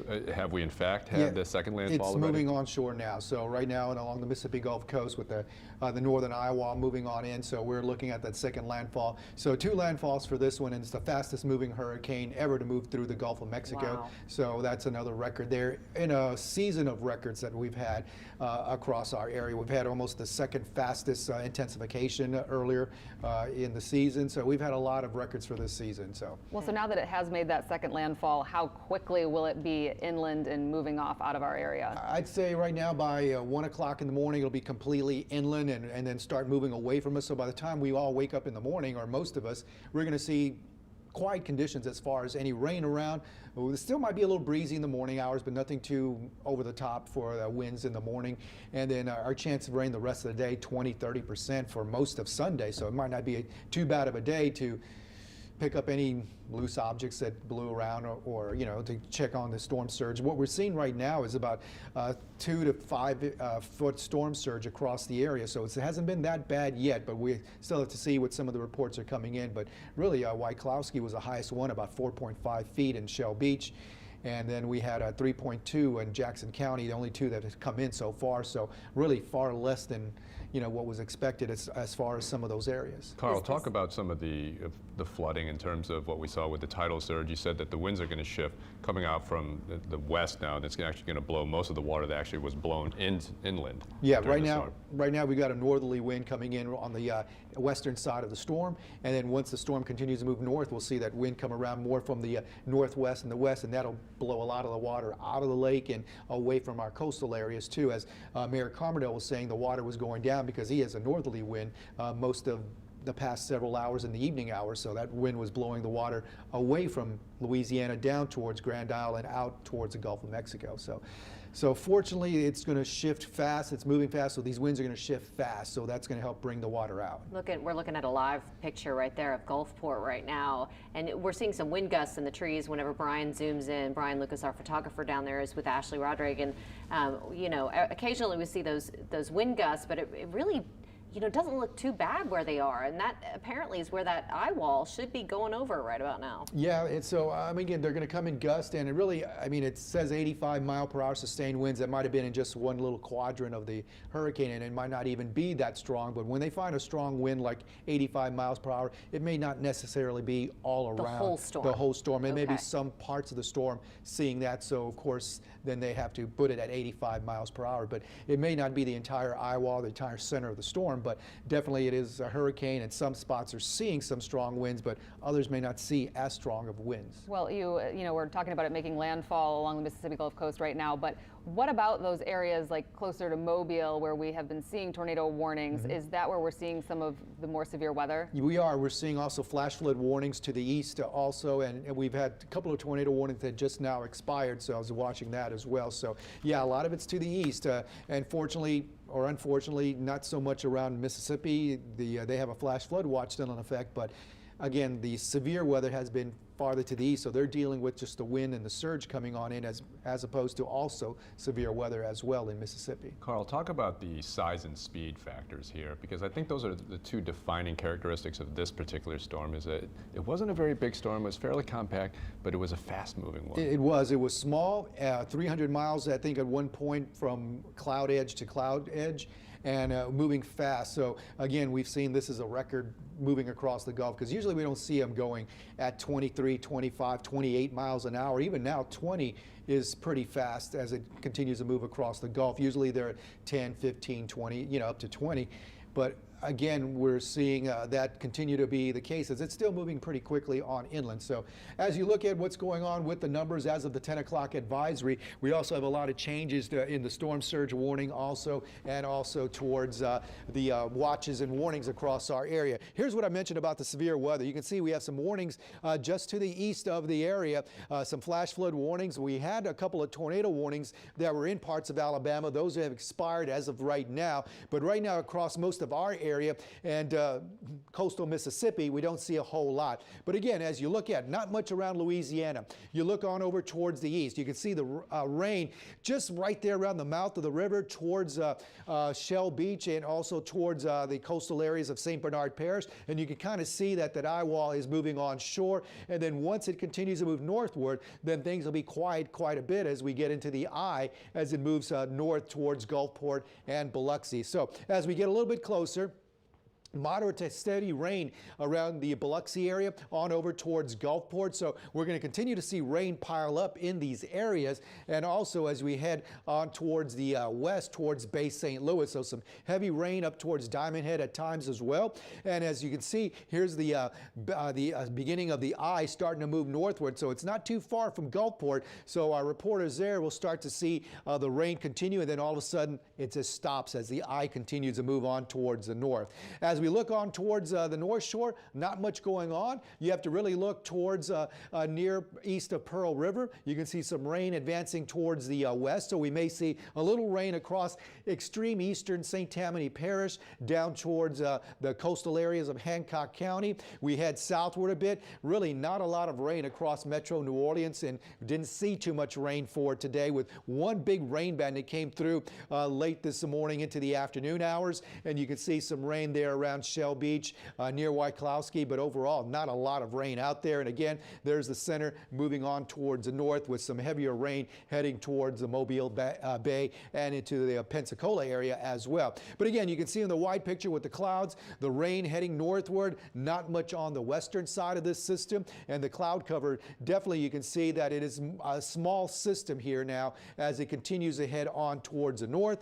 And you can see the clouds kind of starting to erupt again, blow up up right there as it gets closer to landfall, so some heavier storms there moving on into the Biloxi area. So here are the numbers as of the 10 o'clock advisory. 85-mile-per-hour sustained winds moving towards the north. At 20, there are the coordinates, and the pressure is at 984 millibars, and this was 35 miles south-southwest of Biloxi. It's moving on shore now, so that was as of 10 o'clock, which was about 30 minutes ago. So the track takes it on towards the north and east, north-northeast. By 7 o'clock in the morning is a tropical storm northeast of Laurel, Mississippi. So again, it's going to move quickly on towards the northeast away from our area. So after midnight tonight, things should start improving across most of the area and then become a low pressure area bringing rain even up towards the northeastern United States. Now, as we look at these watches and warnings now, the hurricane warnings have been discontinued across coastal areas of St. Bernard Parish and Plaquemines Parish. That is now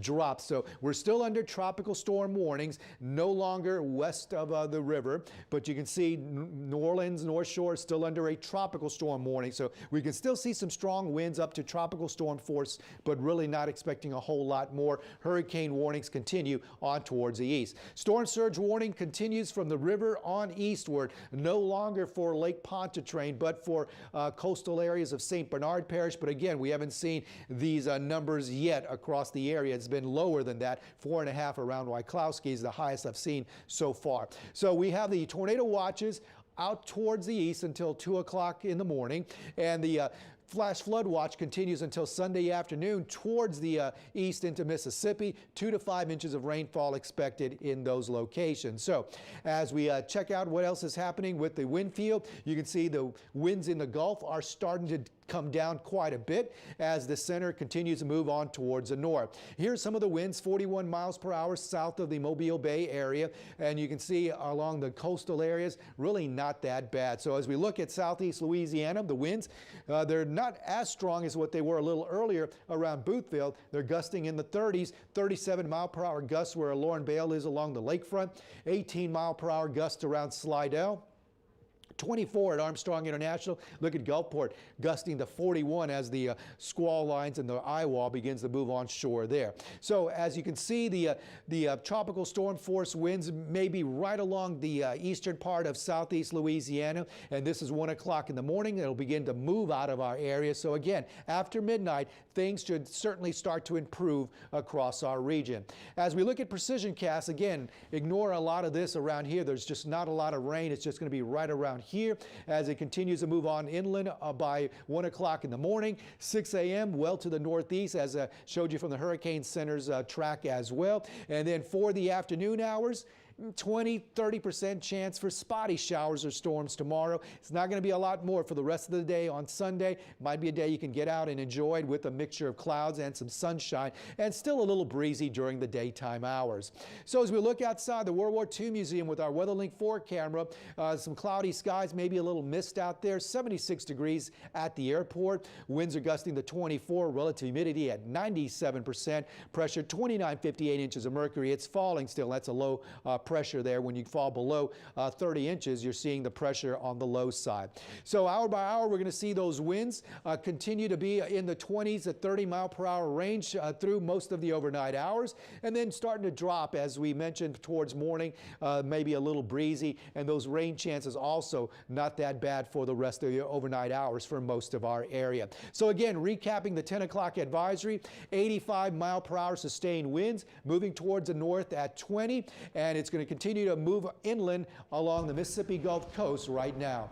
As you check out your pinpoint 7-day forecast, rain chance in the afternoon, about 30% for spotty showers or thunderstorms for Sunday, with temperatures climbing into the 80s. And then you can see Monday and Tuesday, we do have a chance for showers and storms, about a 40% chance. And then the rain chance really drops as we head towards Wednesday, Thursday, and Friday, but we're going to be around 90 degrees on those days, and then hopefully by Saturday we'll see some drier air move in, and well, somewhat drier air. It's not going to be the real fall crisp air, but at least we'll take what we can get.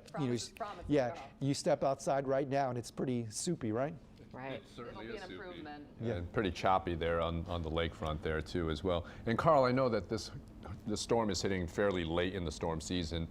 In terms of what we have to go and the rest of the way for the rest of the hurricane season. What's your outlook? I mean, granted that we've seen this storm, and hopefully that it'll pass within the next few hours without major damage here. What are you anticipating for the rest of the hurricane season? Well, usually once we get into October, our chances for tropical activity in the Gulf does go down. It's not zero, but it goes down, and obviously we've had this one. So hopefully now that if we can get some more fronts to come through, we'll start cooling things down and causing a little more wind shear in the atmosphere. But I showed recently a graphic of there have been numerous hurricanes in the Gulf in October, including Lily in 02, a big one.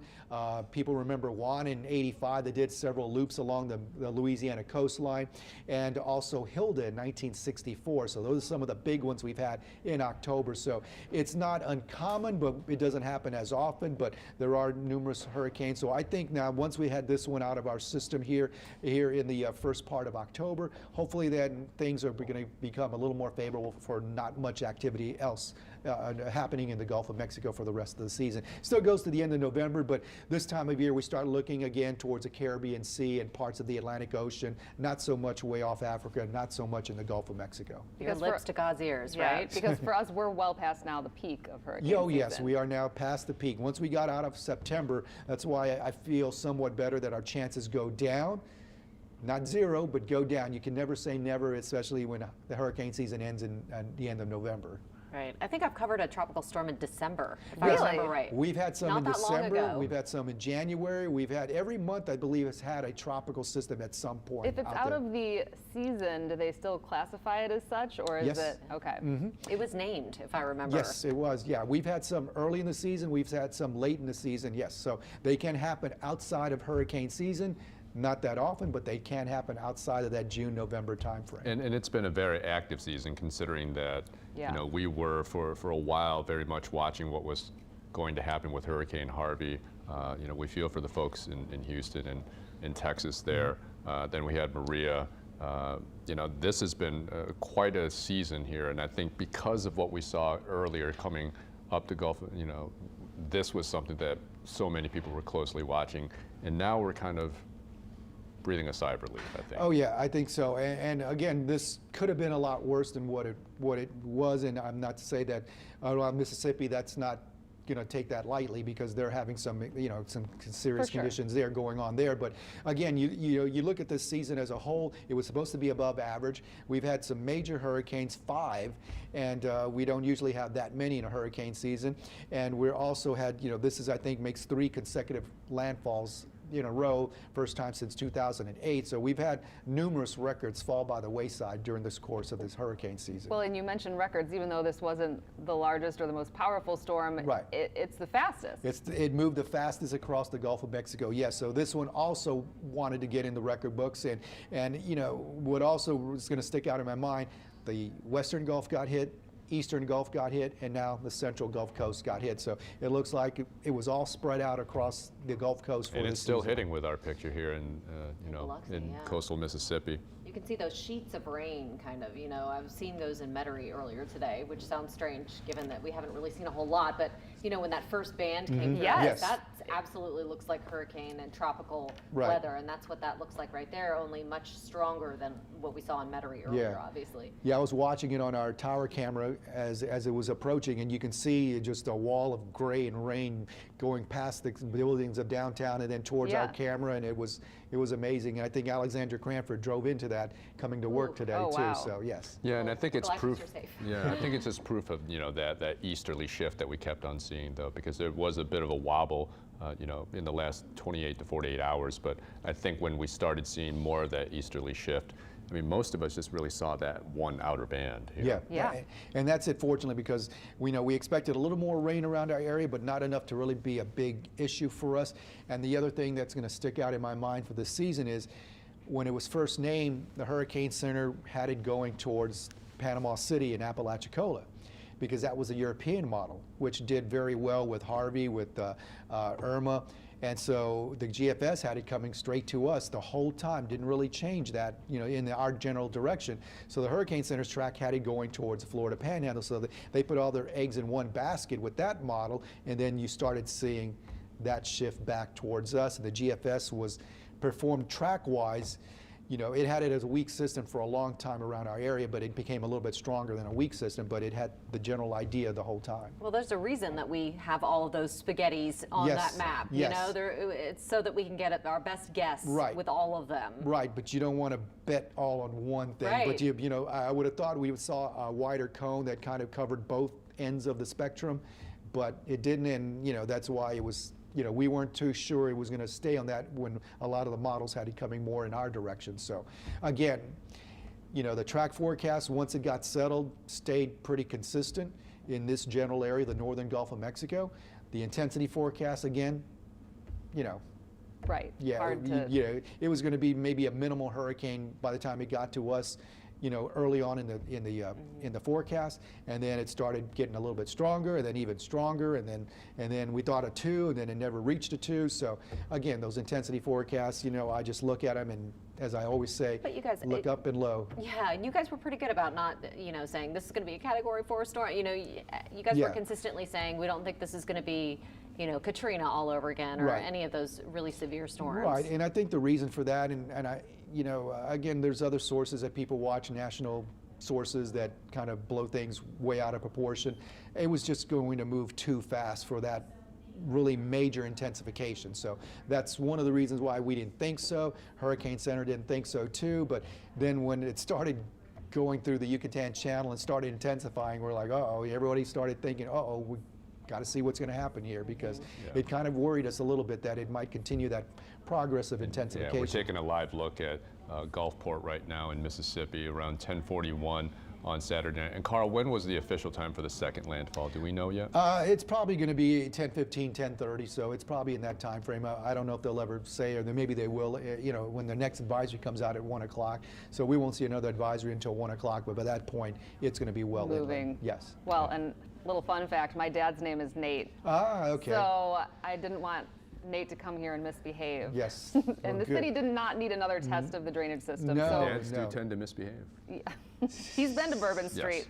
All right, well, Carl, thank you. And it is almost 10:45 now, so we do have some updates, a little, this was supposed to be at the bottom of the hour, but we're a little bit past that. So this is some of the latest update regarding Hurricane Nate. As Carl said, moving closer to the Mississippi coast. So came ashore near Biloxi with the winds of about 85 miles an hour.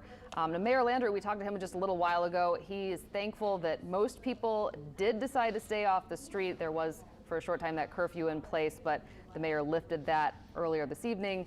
And some of the most dramatic pictures in New Orleans right now that we have been looking at through these live pictures at the lakefront, waves crashing over onto the street. So really, I mean, if that's the bulk of it for the city, we're in good shape. We got lucky. Yeah. And in terms Absolutely. of the buildup, you know, the anticipation of the storm, there were a lot of advisories and concern on both the South Shore and the North Shore. Alicia Nieves is in Slidell tonight with an update on the conditions in Slidell and what she's seen earlier this evening. Alicia? Hey guys, well, Slidell police say the North Shore is pretty much out of the woods from any major impact from Hurricane Nate, and they say these storm surges, any storm surges are going to be very minimal. But this is pretty much what we've seen all day. It's actually not raining right now, but we saw the light rains and winds, and it didn't get much heavier than that. But people were still prepared. We had Slidell City crews out here helping folks fill sandbags all morning. Most stocked up on food and water and braced for impact this evening. Slidell police set up a mobile command center, nearly tripled patrols on the streets, and brought out the boats and high water rescue vehicles for residents in flood-prone areas. The Palm Lake subdivision had a few streets with water coverage some 12 to 16 inches underwater, but most stayed inside to wait out Hurricane Nate.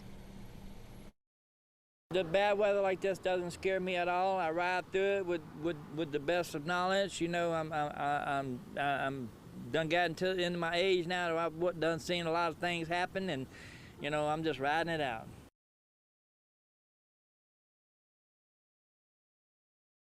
Tell us they still plan to have their command center set up throughout the night, right across from the Palm Lake subdivision.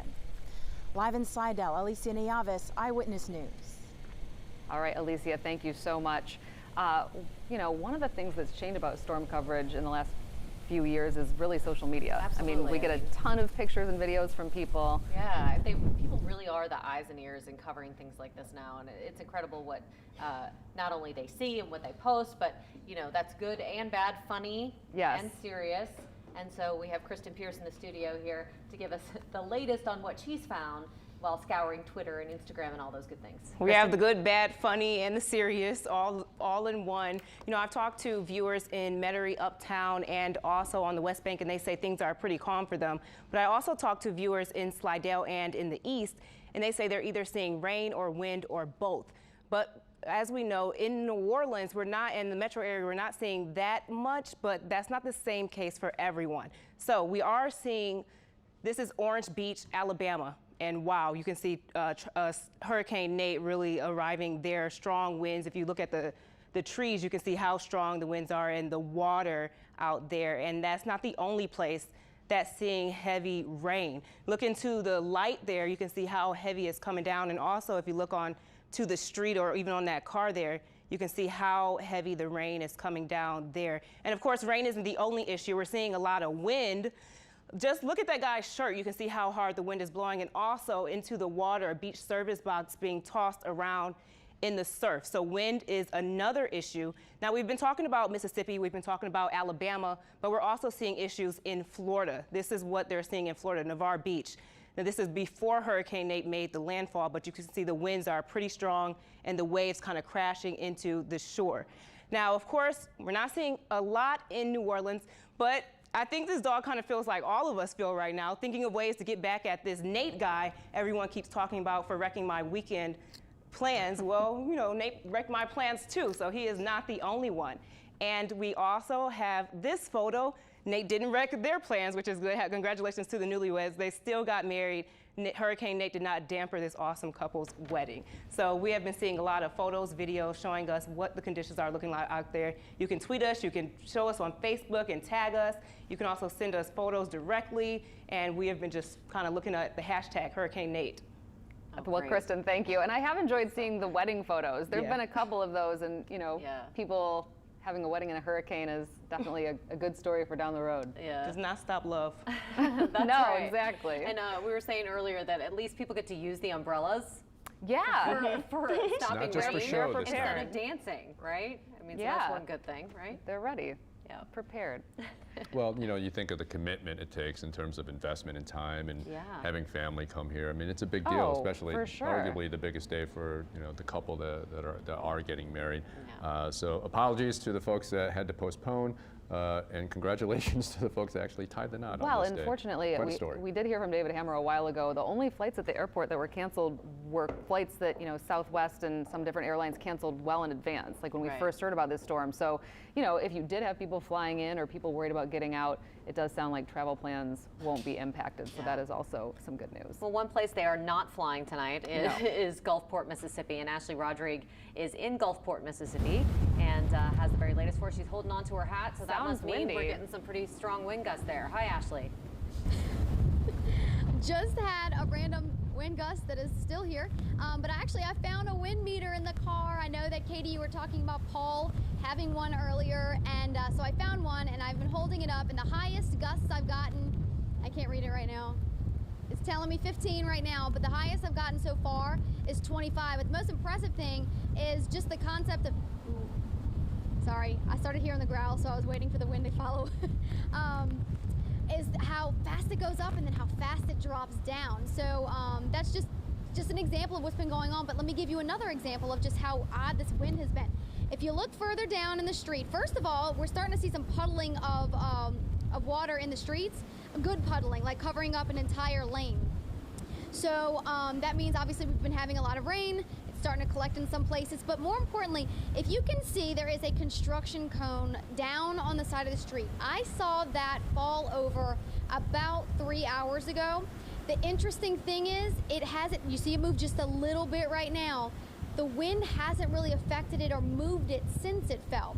Just recently, within the past 5 minutes with these really strong gusts, I've seen it move just a little bit with a wind gust. But the point is that the wind has not been significant enough where it's tossing things around. And as we've talked about before, the lights are still on. Haven't seen or heard any any of the, I just blanked out on the name. But anyway, the lights are still on, nothing has gone off. That's both on the streets, in the parking lot, in the buildings, as far as I can see. The lights are still, transformer, that's the word I was looking for. I haven't seen or heard any of those go out. So really it's just, you know, the wind, the situation hasn't backed down from the last time that we talked. The strongest winds that we've seen are still, you know, here, but they're not consistent. It's not just a constant pounding. It's an every now and again. Right now, I don't have barely any wind coming at me at all, even though obviously you can see out there, but that's because the wind has actually changed directions again, and it's coming, if I were to actually face outward, whereas of course when I'm doing my shot I'm facing toward Brian with the camera, it's coming on an angle across us as opposed to directly across. So it's coming this way, like that. It's coming that way, but not strong unless you have a gust like that. So I'm getting a lot more rain on my face because of it, so that's new. But other than that, I would say that we're certainly still in an eye wall. We might not get a quote-unquote break with an eye. I think we're just going to kind of ride the eye wall, which is fine. It's again, the max wind I'm getting on the meter, just kind of standing in the middle of the parking garage where there's nothing in the way of the wind, is a high of 25 so far. Wow, that's great. Yeah, at least in terms of your safety. I'm wondering, Ashley, have you gotten a chance to go walk around and kind of look at the Gulf and see if there's any, you know, signposts that you can see about that storm surge at all? I did go walk over to the edge to look out into the water, but it doesn't really seem, I mean, the water's not pushing over, I don't want to call it a seawall, but it's not pushing over the wall, and I think that's possibly because of the direction of the wind. As I mentioned from our location, what's behind me is Beach Boulevard, so my face is facing the Gulf, and as you were just seeing, the wind is pushing into the Gulf. So the water is being pushed that way, not this way, which to me would say that that surge is already would be pushing back out, if I'm assuming correctly. But then again, remember that the police told us that their high tide is between 10 p.m. and 2 a.m. So that's what's happening right now. But from what I could see, just walking over to the edge and looking out at the water, I'm not seeing from where we are any water coming over any kind of wall or into the street. What I'm seeing mostly of water in the street from where we are is just kind of like that pooling. But we could probably take a ride down to the marina. I think that would be safe to take a ride down to the marina to see where the water's at there. Okay, because that actually was something that I was slowly, of course. I was going to ask you that very question, because when Brian pans down to the street, and you know, obviously it's windy, so it looks like water is, you know, gusting on the street, but maybe that's just a little bit of rain that we're seeing the reflection of. So you don't get a sense that the streets are covered in water. No, that's purely rain that the wind is pushing. That is not a pooling at all. That is not surge related. In fact, the angle that you're looking at, this is looking north. So what's coming across the screen here is Beach Boulevard, but that is 30th Avenue going north. And then this way is going into the Gulf. So all of this is literally just storm rain being blown around by the wind. The only real pooling of water was something that we showed you a little bit earlier in the shot, was just here on the street. This one section, it's got to be a low section, has the right lane of Beach Boulevard covered a little bit. So I would say that if somebody went to drive through it, they'd probably have a hydroplaning issue. But other than that, the rest of the street is actually drivable. We've been seeing the police going down it quite swiftly too. So no issues with driving for them that we've been able to see. But I think that since the lights are on and it's, you know, we can make some really good judgments as to the safety of the roads and where the water is. We might be able to go run down to the marina to see what the situation is. All right, go check it out for us, and we'll get back to you. Okay. Ashley, thank you. You know, we think about the timing of the storm, because obviously, you know, when this hit, I think we were anticipating and preparing for it, but imagine if this hit a week from now when we had city elections, the disruptions that we would have had. Not saying there's a good time to have a hurricane, but I think given what was going to take place next week, And given what we've had in terms of the effects here, and especially in the city of New Orleans, I think we're fairly fortunate. Because early voting did end today, and I know some people lost about 3 hours of early voting that we're not going to be able to get made up, but better that than something next weekend. Look there, that's Mississippi. That's, again, Mississippi, but that's Biloxi, Mississippi, and you can see some water definitely getting pushed in there. I mean, that's clearly some part of that storm surge, right? It would look like it, yes, it looks Yeah. like it. And if Ben can pop up our radar Max 1, I'll show you that the big eye wall is continuing to move in with a lot of rain bands going on into that area. So the rain is moving on in, and there will be a break in the rain as it moves on towards the north. So Ashley, we'll see a break in the rain there in the next 30 minutes or so as the rain continues to push on towards the north, and you can see definitely the winds blowing there. So they're still getting the worst of this system, and again, it's not as bad as it could be with this hurricane. If Ashley's just getting gusts at 25, 30 miles per hour, that's also pretty good. Can we pull up Max 1 once you're through with this, and we'll show the rainfall that's coming on through the Mississippi Gulf Coast area. As you can see, the rain continues to come down there with the street lights. And you can see, well, there you go. You can see the rain coming on in. So it's still going to rain pretty steadily around Biloxi and also towards Gulfport and Bay St. Louis. So there's still a lot of rain still to come for Biloxi. It looks, as you just saw those two camera shots, the rain wasn't coming down very hard, but you can see there's a heavier band still coming in with the northern part of the eye wall. So we are going to see more of that coming on in, and then you can see not much rain to the south. So there will be a break in the rain for Ashley there on the Mississippi Gulf Coast. So we are going to see that continue to push on towards the north. So yeah, it's still going to rain heaviest there from Bay St. Louis on eastward.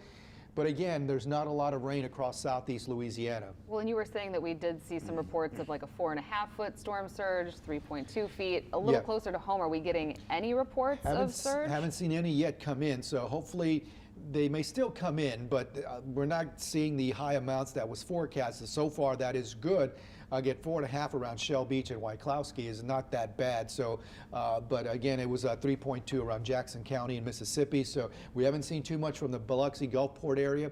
Not any reports yet from the lake. So this still may start to trickle in during the next couple of hours or so, but hopefully we're not going to see, you know, the 10, 11 feet that was expected in some areas. It's pretty amazing when you look at, you know, just what Ashley's experienced over the last couple of hours, and to think about the fact that that could happen where if this storm was a slow mover, we would be in a much different situation than we are right now. Oh yeah, there would have been a lot more rain coming on in if it was a slow mover, and it would have had more time to intensify over the Gulf of Mexico. So things could have been a lot worse with this system. I guess the good thing is that it was moving fast. That's the saving grace for most of us, that it was moving fast and wasn't allowed to tap into that Gulf waters that was very warm, mid-80s in some parts of the Gulf, and it was going over the Gulf Stream flow.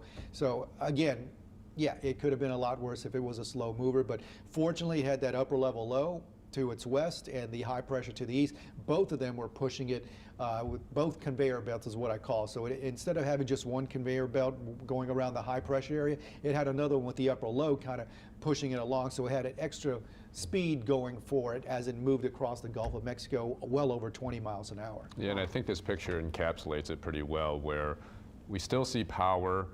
We still see, you know, the remnants or the storm actually impacting that area, but we really have to search to find major flooding and major damage, which usually for, you know, a powerful hurricane, a hurricane of substance, I would say, and I hate to use that word. We're here, we really have to find the effects. We're really searching for it. Right. Yeah. And we're not hearing like those reports coming out of like Gulfport Police and Biloxi Police and, you know, Hancock County and Harrison County of damage and people needing rescued and those things that, you know, we did see with Harvey, for example, obviously a much stronger storm, but you know, we started to hear those things. Yeah, we started to hear those much more quickly, and we haven't really heard much of that, which is, you know, wonderful. Right, and the good thing too, again, is it's not a big, large storm. The wind field's not expansive, so it's not going to, you know, bring a lot of damaging winds to a large area.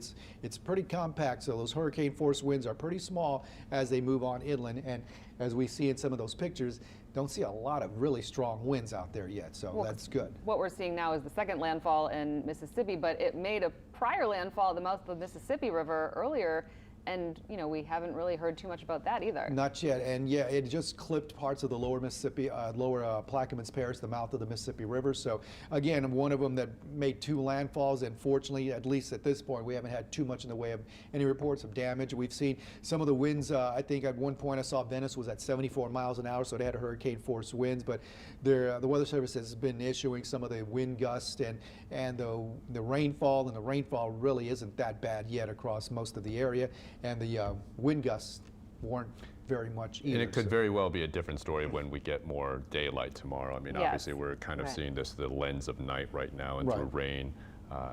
We're not actually getting the best clear picture of what the impact of the storm is, but you know, hopefully, at least from what we're seeing tonight, it's a good indication of that.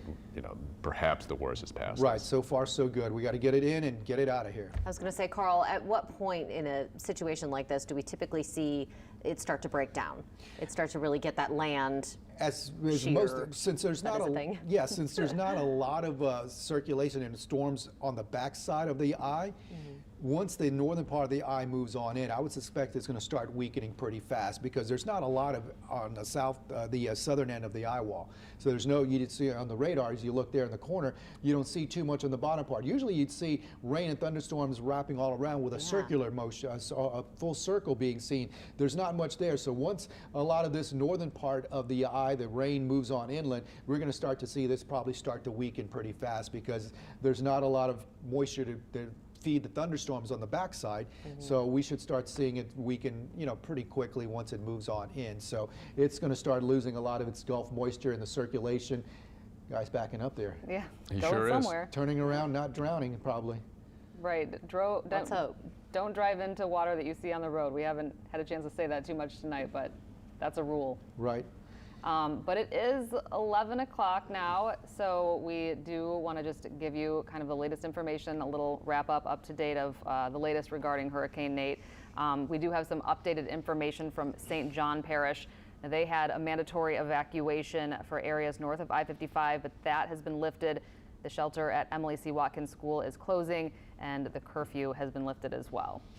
We want to check back in with Lauren Bales. She's been live along the lakefront in New Orleans, and things were getting pretty crazy with the waves crashing there earlier. And then, you know, between her first live shot out there and between your second live shot out there, Lauren, it seemed that the water was starting to recede a little bit. How's it looking now?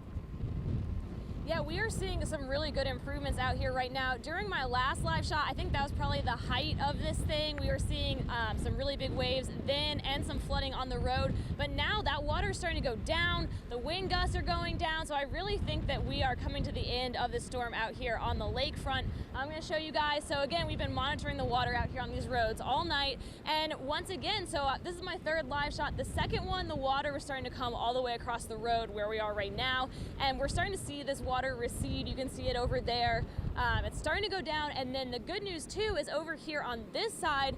In my last live shot, I was showing you guys how this drain was no longer working just because, or it was working, but there was just so much water. The water was pooling up over it. But now you can really see here that the water is going down and it is starting to drain now. So that's some good news there. Again, the wind is dying down and it just does not seem as intense out here as it used to be. There are a couple people that are out walking around now. I still wouldn't really recommend that, but again, it's definitely not as bad as it was before. There was someone that was out on a bike just kind of looking at these waves here.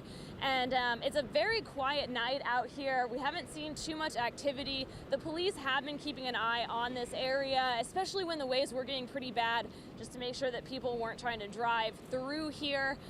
They had been talking about some issues near Canal Boulevard with that area flooding.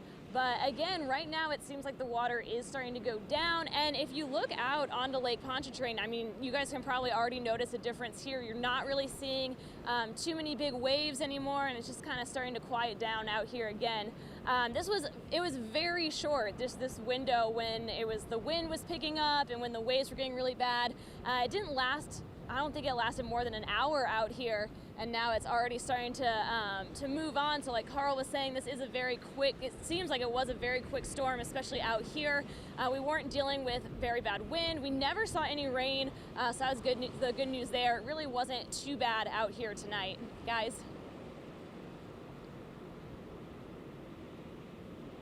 Well, that is one thing that we like to see, those working catch basins. Absolutely. I was wondering that. Maybe it's clogged. No, just kidding. It really looked like it was flowing. That is good to see.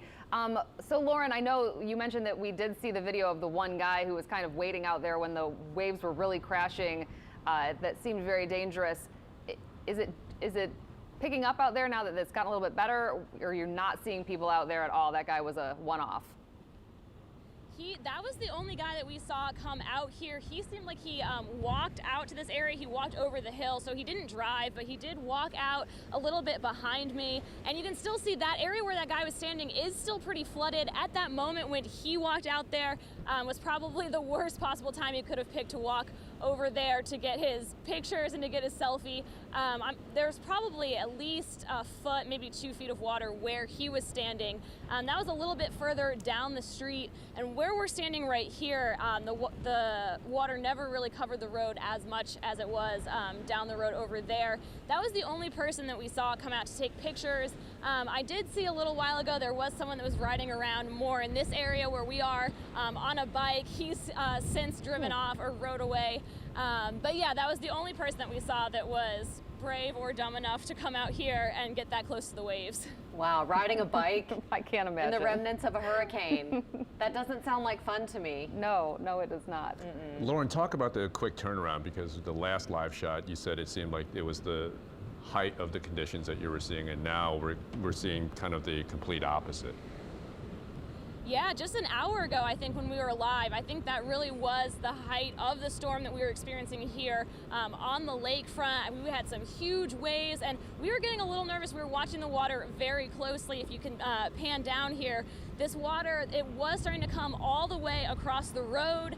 We were watching it closely. Right after that live shot, we talked about whether we should leave or not. But then right as we were discussing that, it seemed like the wind started to die down, and we started to see that the water was receding. So that really was the worst of it, and now it seems like conditions are getting much better out here. That's fantastic. It's just unbelievable to see how quickly this whole thing has come in and out. And Carl hinted at that earlier because he was saying that, you know, the way that this storm was moving in, you know, and the way that the winds were with it, that it was going to bring everything in and push it right back out. And it seems like, Lauren, that's what's happening out there. Yeah, absolutely. It was so fast. I mean, we were out here, it was probably an hour where the wind was really strong and we were really starting to feel it. And now, I mean, I can't even believe the change since my last live shot, and now the wind is hardly blowing right now, and we're really seeing the water go down very quickly. So it happened extremely fast. All right, Lauren Bale live at the lakefront for us tonight. Some of the most dramatic pictures that we have seen, really. Yeah, those waves crashing up earlier, that was pretty impressive. And the one selfie taker capturing everybody's attention. Right, absolutely. Well, that's just not smart. No. No, I mean, you know, bravery and stupidity sometimes capture people's imagination and attention. So that's, I think the latter probably did so today. All right, well, it has been a long evening of Sure storm coverage for us. Sure has, but you know, again, you know, it's been a long day, but we're still seeing some of the effects of Hurricane Nate hitting, you know, as a Category 1, 2 landfalls. You're taking a live look at Biloxi in Mississippi.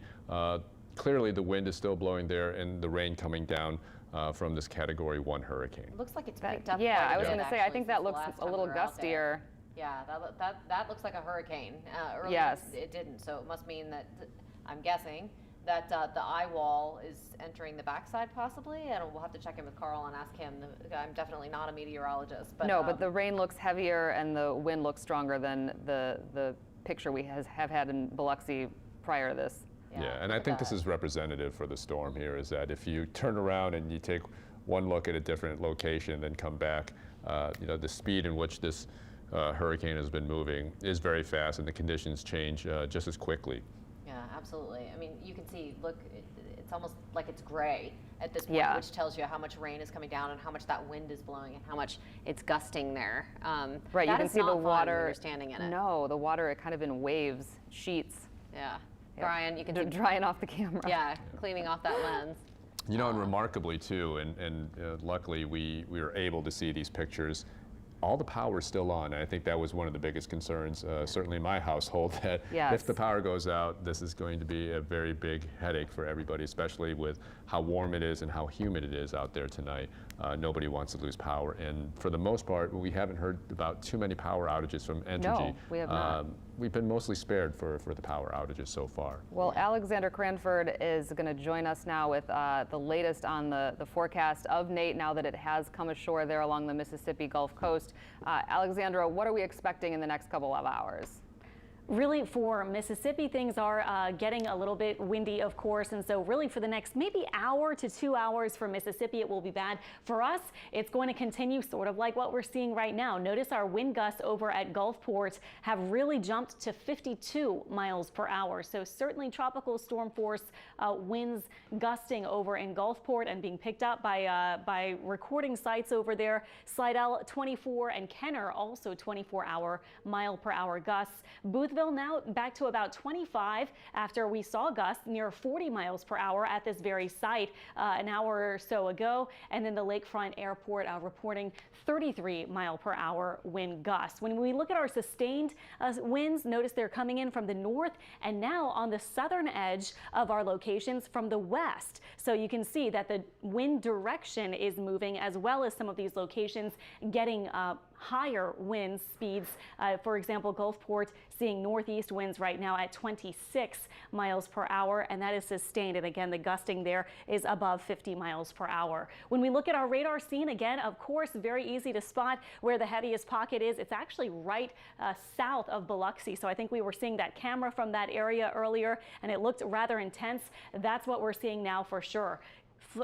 Moving over to Louisiana, though, everything's a lot quieter. Look at Lake Borgne and even some of these areas around Lake Catherine and the Wrigley's. Just a couple of little areas of light rain. Same story at Slidell. You might have some downpours kind of on the lighter side. And then around Picayune to Pearl River, you're kind of on the fringes of another area of some rain. Bay St. Louis to Gulfport and Biloxi, you guys are seeing, again, some of the heavier rain, especially farther to the east. The farther you go, it looks like across some of our Mississippi areas over toward Biloxi, and really between Biloxi and Pascagoula, that's where a very heavy little pocket is working on shore as we speak to the north, and we'll pick up there in the next few minutes. And again, here we are. This is kind of this is the northern edge of the eye wall, and then south of here, that's the very center of the storm. That's the center of Nate. So this is going to be moving off to the north, still moving at 20 miles per hour or so. So notice that the conditions are kind of bad right now for the Biloxi area, for Gulfport and Goshen and so forth. But as you look south, notice that the rain will be letting up, but probably the wind staying quite high, at least for the next several minutes to maybe a half hour or so. The thing that we've been talking about is kind of, we've been mentioning the back edge of the center of the storm. Still some high wind gusts possible there, but very little rain on the back edge and over to the west. So again, as we were talking about even days ago, if the center comes just to the east of us, even if it's pretty close to us, we may not see all that much really severe action. And that's exactly what we've seen for New Orleans and for much of the North Shore and other spots to the west of the center of the system. So again, this is the center of Nate here. This will be working to the north. This will be completely inland within a couple of hours, but actually the eye wall is moving through right now, even just to the north of some of these coastal Mississippi areas. And again, notice not much rain at all over to the west or over to the south. And you saw some of those heavier rain bands. If I go back, especially around Alabama, there have been some tornado warnings out in this part of the area over near Mobile. I saw some tweets recently, and we saw actually some social media posts from Kristen Pierce showing Orange Beach over in Alabama. And actually, I just saw a report that power is completely out for the city of Orange Beach. That's thousands of people without power over here in Alabama, whereas we're closer to the center, but on the good side, as we kind of could say right now. So again, heavy rain extends from Mississippi over into Alabama, but for us, the rain has not been too bad at all, up to about 1.5 inches of rain. New Orleans just above 1 inch, and Slidell close to 1 inch. Metairie about 1.3 inches. Same story for Chalmette, and Houma about 1.5 inches from earlier heavier rain bands today. 85 miles per hour for the current wind speeds for Hurricane Nate. It is still a hurricane, Category 1, again moving north at 20 miles per hour. still a good speed, but not quite as fast as earlier. The pressure at 984 millibars, and pretty much right now making landfall on coastal Mississippi, and then should continue with that northeasterly component as we head into the next several hours. So by Sunday morning, again, the center, probably a tropical storm well removed from us, and really for many of our areas, we're not seeing all that much in the way of rain and wind speeds right now that are really impactful for much of the area. For tomorrow, it will be even less so about a 30% chance for rain through most of the day. Some clouds, but peaks of sunshine too for sure, especially by afternoon, and just a little bit breezy with highs tomorrow getting warm near 86. All right, thank you, Alexandra. And as Alexandra was mentioning here with the part of that eye wall making landfall in Biloxi right now, we're going to go to Brett Buffington. He's been standing by, and it looks like he is now getting drenched. Brett, what are you seeing? Oh, so we have started to see those sustained winds pick up here in Biloxi. Where we're staying is kind of misleading because we're being protected by another hotel, but we were just down beside the Gulf and had to come back up here because the wind, the rain, and the sand that the rain is picking up were hitting us so hard it was hard to talk, much less see. Here we're a little protected. The wind and the rain certainly picking up as that eye wall makes its way onto shore. And as we've said all afternoon, all evening, this was going to be the most intense part of Nate.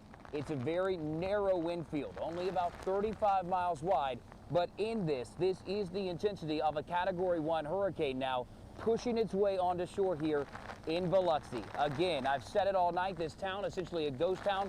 The only people out on Highway 90 that we've seen are people who have creeped out of their hotels here along the coast to go down and see what all the fuss was about. And the police are going up and down the parts of Highway 90 that they can get down and telling people to go back inside. There is a curfew here until 9 o'clock tomorrow morning. When the sun comes up, that's when we'll see what these winds have done here in Biloxi. Again, we're expected to see these conditions here for at least an hour, if not an hour and a half there. So in that, with those winds up to sustained at 80, 85 miles an hour, we're likely to see trees come down, power go out. We have seen in just the last few minutes the power flicker at the hotel we're staying at. That's where the camera is. It's under the shelter of the awning there. Out here, though, you can see the wind whipping around and the rain in front of this camera. Again, not a big concern, the amount of rain, because of how fast Nate is moving on shore.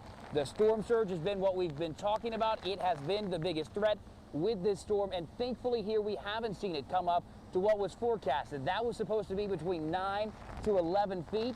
Here we've only seen the storm surge come up so far, maybe around 3 to 4 feet, forecasted now to go maybe 5 to 6 feet as the intensity of this storm pushes its way onto the Mississippi Gulf Coast. Not saying that along the coast between Mississippi here to Alabama that they won't see an 11-foot storm surge. Again, this is the intensity of Nate tonight as it makes its way here onto shore. You haven't seen this outside of Biloxi, at least not too far, because we were talking about a very unique storm with a very unique center, a very narrow wind field here with these intense winds and intense rain falling like you're used to seeing when we talk about a hurricane making landfall. Guys?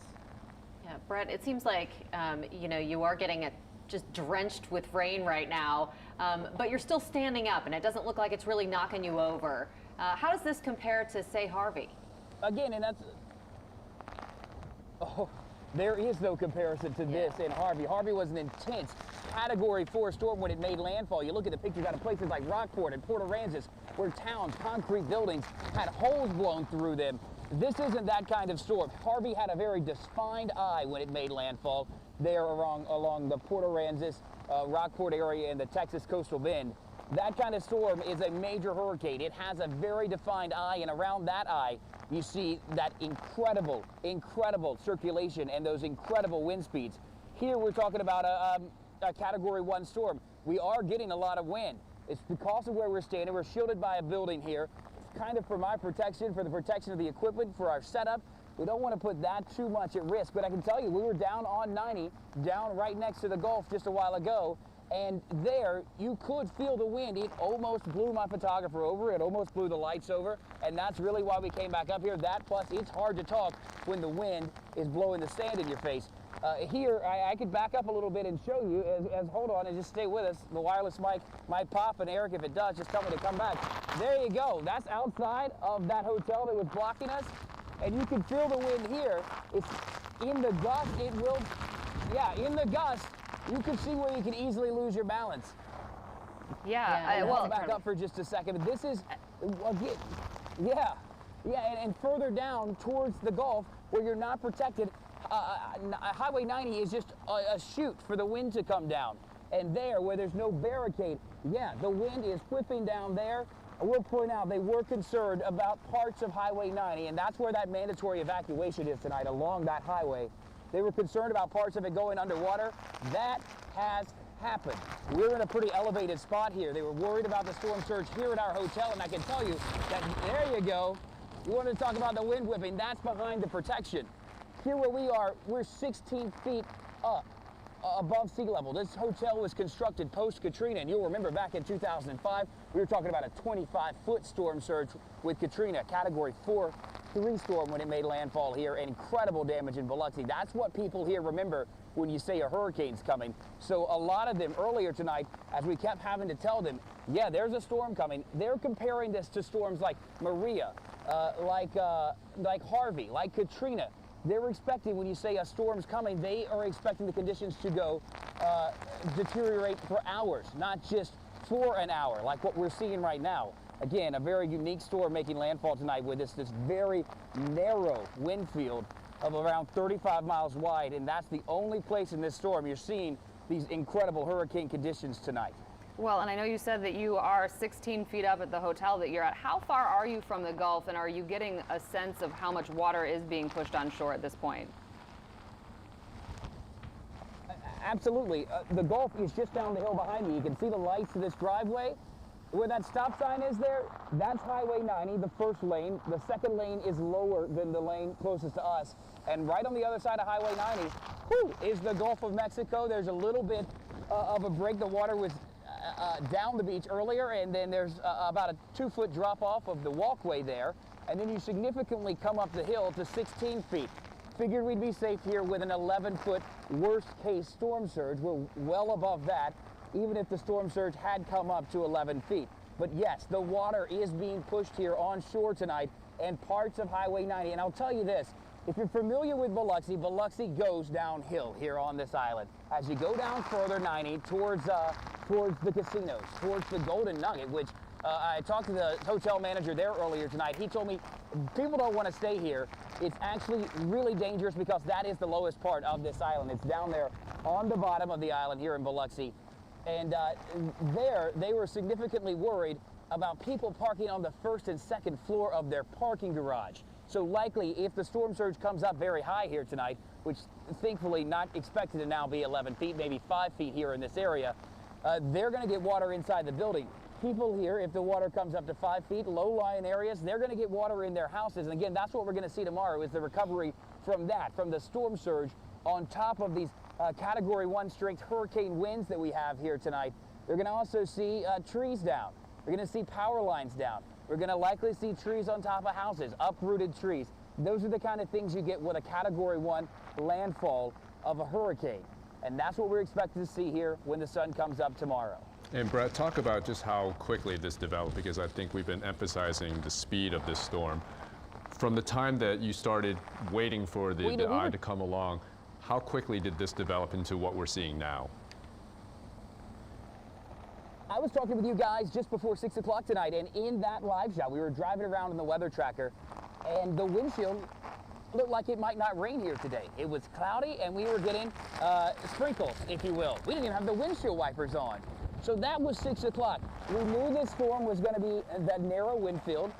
We knew that it wouldn't be until this eye wall got here that we saw these hurricane strength conditions. And again, we were almost spot on. Your meteorologist there in New Orleans, almost spot on with what time we would start seeing this rapid downhill deterioration of the conditions here in Biloxi with this storm moving ashore. We're talking about since 10 o'clock. At the beginning of the 10 o'clock news, we were watching it sprinkle here. There wasn't wind. The rain was light. By 10:30, the rain was still light and there wasn't wind. 15 minutes, 15 minutes, it went from that to this. And that's the reason that the warnings have stayed here. The hurricane warning still in effect here while it's been dropped to the east, far east, into the Florida Panhandle, and to the far west, back towards Morgan City and that area. That hurricane warning was allowed to expire. Even in the New Orleans area, the hurricane warning, I believe, allowed to expire. Here, though, they kept it in place because the meteorologists, the forecasters with this storm were spot on, that they would see hurricane-force conditions here tonight. I'll even tell you guys, we were having to reassure people, the wind's blowing the mic out, we were having to reassure people here at our hotel that yes, it was still dangerous, that yes, these conditions were coming, and they really didn't believe us until this got here around 10:45 tonight. Wow. Yeah, well, we should probably let you get inside for a little bit out of that wind. It almost looks like he's in a snowstorm. Yeah, and you know, as quickly as it developed, let's hope that it quickly dies down just equally as fast for Brett out there. We thank Brett for reporting out there. Almost 11:30 now. You know, we are obviously still tracking Hurricane Nate because we're still seeing the effects there. Brett, certainly evidence. That the storm is still very much present. Yeah. Those are some intense gusts. And there's, if Ben can pull up the radar too, we can, in a second we'll show that. Some of the highest winds that we've seen right now, 56 mile per hour sustained winds at Keesler Air Force Base in Biloxi, and Gulfport had a sustained wind of 73 miles per hour. So that's a sustained wind, that's not the gust. So the strongest winds definitely in parts of Mississippi, and you can see there's the darker red. You can see it's heavy around Biloxi where he is, but look just to the east there in Gulf Park Estates, the heaviest rain there coming on in. So that rain will continue probably for another 15-20 minutes for him around Biloxi, and then Gulf Park Estates, that is also pushing towards the north. But then you can see that there's going to be a break, so they're going to see that lull in the rain and possibly even the wind as the center of the storm continues to move north. But definitely heavy rain there around Biloxi towards Gulf Park Estates, and just to the east of there you can see Gulfport, not too bad. It's a light to moderate rain around the Gulfport area, so we are still seeing some of that rainfall coming down in Biloxi. Also another winds, the highest wind in Jefferson Parish, 28 miles per hour in Wagaman so far. In Orleans Parish, New Orleans East had about 35 mile per hour sustained wind. So really not that bad as far as a hurricane so close to us that the winds weren't that strong in southeast Louisiana. Of course, with a direct impact, direct landfall in Mississippi, that's where we were seeing the highest wind, and you can see that in the live shots there. And a huge difference between that and what we are seeing, and you know, what has been registered in Biloxi, even at Keesler and all those other places inland. And unfortunately, I'm sure we're going to start seeing the memes tomorrow about Nate and the weather in Louisiana and New Orleans. So unfortunately, you know, I've already seen, you know, the cries that, you know, y'all were wrong and this, and you know, but again, you know, the forecast track was generally in that same area. The intensity forecast, yeah, and this was a unique storm. You can't compare it to any others. Not a lot of wind on the western side of it, not a lot of rain on the western side of it. And if it hopefully comes true too that the storm surge forecast wasn't as forecasted up to 11 feet. So hopefully we're going to see that not pan out as well. Well, because it is a bye week for the Saints, and there has to be some type of Monday quarterbacking. There you go, and I'm sure there'll be a lot of it tomorrow on Sunday. Well, but you know, that's better than the alternative. Yes, I mean, you know, I don't like using that same phrase. You expect the worst and hope for the best. And unfortunately for Mississippi, they're getting the worst of it, which hopefully won't turn out to be too bad. And we didn't really see too much around our area. So water levels did go up, not as high right now. And they're getting the worst of it there in Biloxi and just to the east of Biloxi as that rain band continues to push in, as you see that radar in the left corner of your screen. So the rain definitely coming down pretty hard there and in sheets, and those rains are still gusting pretty high in that area. And again, it's going to last another 15-20 minutes or so as that moves towards the north, and the worst of the rain may be over with for the Mississippi Gulf Coast, because as you see on that radar, there's not a lot south of that band there. So unless some more develops, but there's not a lot, but they're looking at least 2 to 5 inches of rainfall in that flash flood watch area of Mississippi. And they're still under tornado watches until 2 a.m. But fortunately, we haven't seen any of that. That's what I was worried about with that little band there just to the east of Biloxi. I was worried about some kind of rotation there, and so far there hasn't been any. So fortunately, not a lot of tornado warnings with this landfalling tropical system either. So a lot of pluses, a lot of good things about this storm. I mean, like Brett said, he's covered some other storms this season, and you know they were seeing this for hours on end as opposed to, you know, this pushing in and and getting out of there. I mean, again, another different ends of the spectrum, a slow-moving, heavy, major hurricane in one part of the Gulf, and a fast-moving one that's not doing, you know, a lot of major damage. So, you know, a couple of ends of the spectrum, a fast one, a slow, stalling one, a strong one, a not so strong one. So this hurricane season is going to be one to remember, definitely, in my opinion. Yeah, and considering what we've seen with Harvey, Irma, and Maria, you know, the federal resources and certainly state resources have been stretched pretty thin. You know, in terms of what could have happened here, I think many officials on every government level were preparing for the quote-unquote worst, and that is the position you have to take when you do have, especially the worst-case scenario, which is a storm in the Gulf. Yeah, absolutely, and again, we've had our fair share this season, not a lot along the East Coast this year, so it was a Gulf Coast season, and unfortunately Caribbean also got hammered a couple of times along the British Virgin Islands. And yeah, we're starting to see some of the power go out now. We just saw it there. Yeah. You know, that is a live shot in Mississippi, and I believe that is Gulf, but yeah, that's in Biloxi that we're seeing.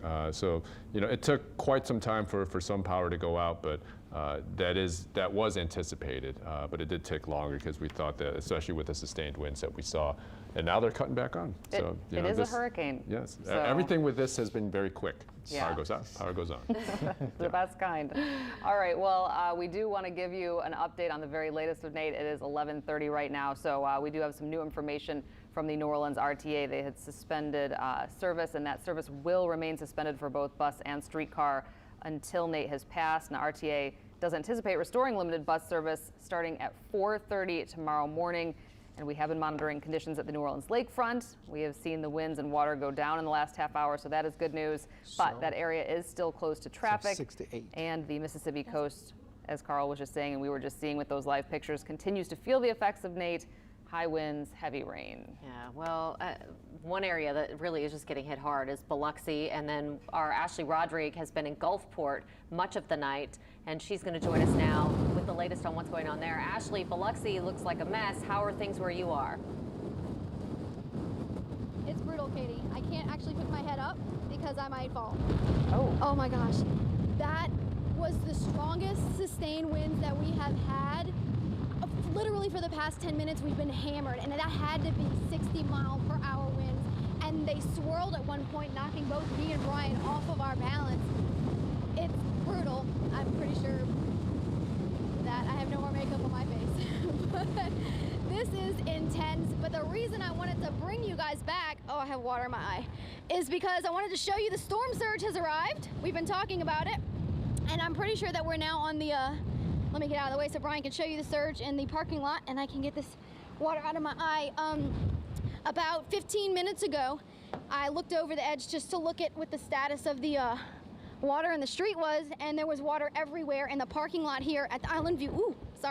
At the Island View Casino parking lot. And I went over to the side where the Gulf is accessible for me to see, and the water is over that wall I told you about earlier. So we are absolutely on the southern eye wall at this point, and we are getting it. So we're getting everything I believe that Nate has. And the surge, I would say at this point, has, I would call that a foot or two into this parking lot. You can't see from where we are, but on the other side of this sort of overhang in the building, there is a vehicle that was left in the parking lot that has water to its door handle at this point. And the wind is killer right now. But there's all kinds of stuff floating in this water that's coming from this parking garage that we're in. I saw a sort of like a custodian's garbage can broom sort of situation floating. I don't know where it's at now. But that water is starting to get close to Beach Boulevard now. So the surge is here. That was the biggest update I wanted to tell you guys about, aside from the wind that started. And it's still hammering, but I would say that the strongest winds that we had, it was nonstop. It was probably 50 to 60 miles per hour. I'm not even gonna get my meter out because I need my hands for where they're at right now. Yeah, wow, that's pretty intense, Ashley. It looks like, yeah. And that water Nate's came definitely up. there. That water came up very quickly. I mean, it hasn't been too long since we have touched base with you, and it's happened in that time since we last spoke. Absolutely, it was so quick. I mean, literally, we had, you guys had taken a shot, just a stagnant shot, and I walked to one side to do a wind meter for our Twitter page, and when I walked back to look at the water in the street where we pointed out before, and I said, man, that pile got bigger, and then when I looked over the edge, I was like, oh my God, the surge is in the parking lot. So, and then, we let, Ian know about the new situation, and then probably 5 minutes after that, this wind started and it's picked up again. Oh, it's so... Yeah, that even just sounds intense, Ashley. Yeah. I hope you're doing okay there. Yeah, it might be time to get closer to the car there. And that's Ashley Roderick reporting in Gulfport, Mississippi. We're going to go back to Brett Buffington in Biloxi, Mississippi, where we saw the conditions probably at the peak of their kind of the worst conditions that we've seen all night. That was probably where the northern part of the eye moved on land. That is the second landfall for Hurricane Nate, which initially made landfall as Category 1 and still now a Category 1 hurricane. The rain coming down so hard when we last spoke to him, it was obscured everything around him. I mean, you couldn't see trees, you couldn't see the driveway or the parking lot. So it's just gray. Yeah, and almost knocking him off his feet. All right, it looks a little tiny bit better, Brett. What would you say? Yeah, it's certainly lightened up. It's certainly lightened up a lot. I can tell you that during our last live shot, as I was talking to you, our photographer told me as I walked back up to him, he goes, did you see the tree snap right next to you? Right off to the side of the parking lot here, a tree did snap. A branch snapped off a tree. We were talking about that just a little bit ago. In those intense winds, that's what we were going to see is trees start coming down on things like power lines. We've also seen some transformers blow. We've heard them. We saw the light flashing in the distance there. It does appear right now, at least where we are, the power is still on. But I can tell you, my photographer, Eric, is actually standing under the awning of the hotel behind him.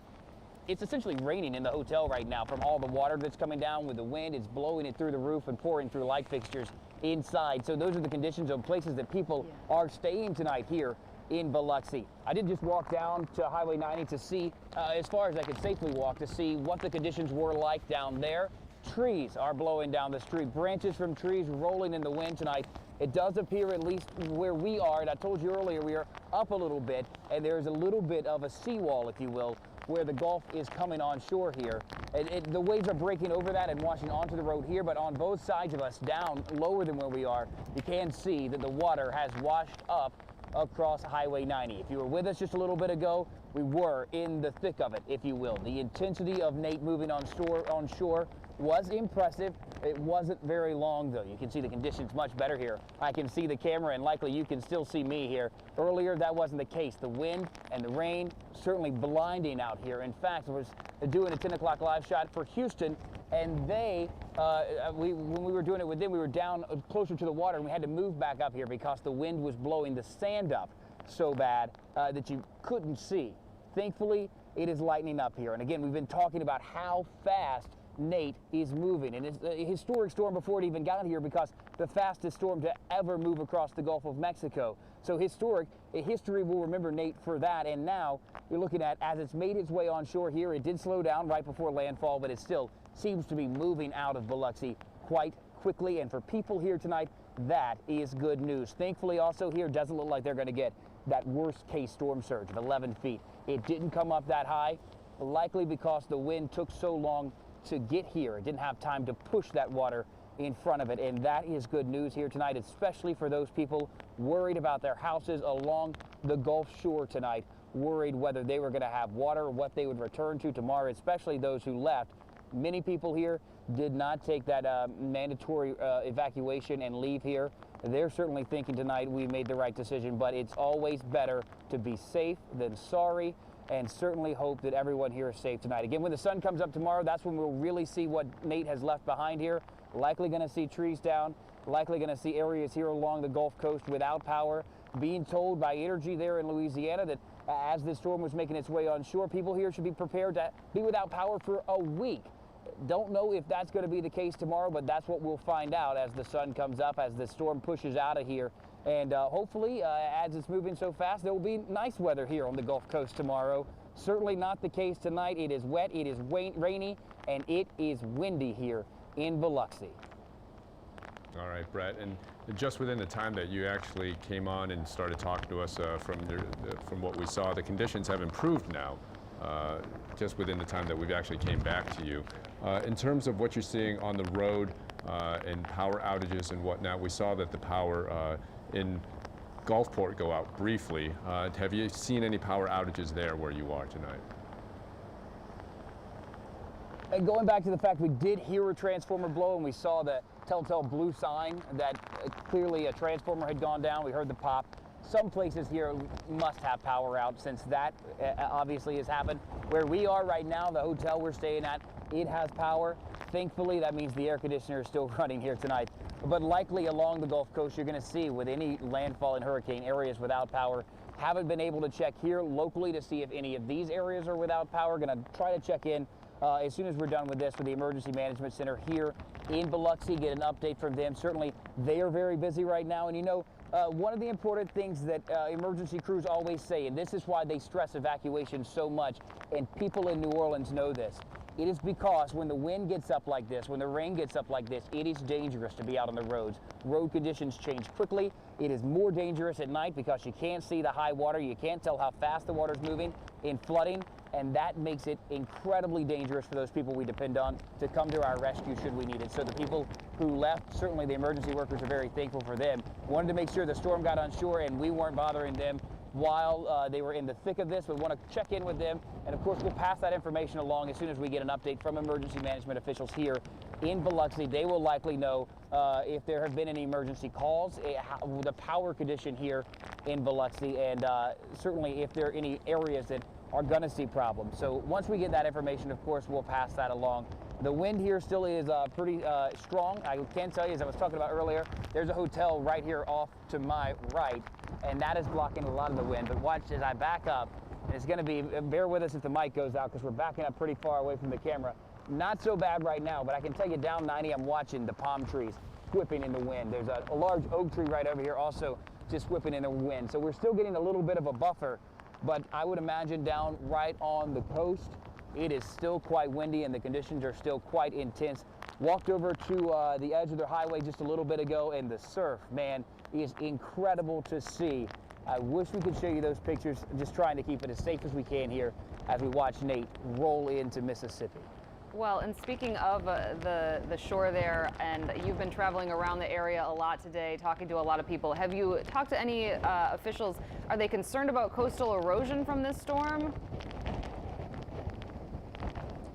I haven't gotten into that really with any of the people I've talked to. Talking to local officials here, they were more concerned at this point about keeping people safe. That's why those mandatory evacuations went into effect today.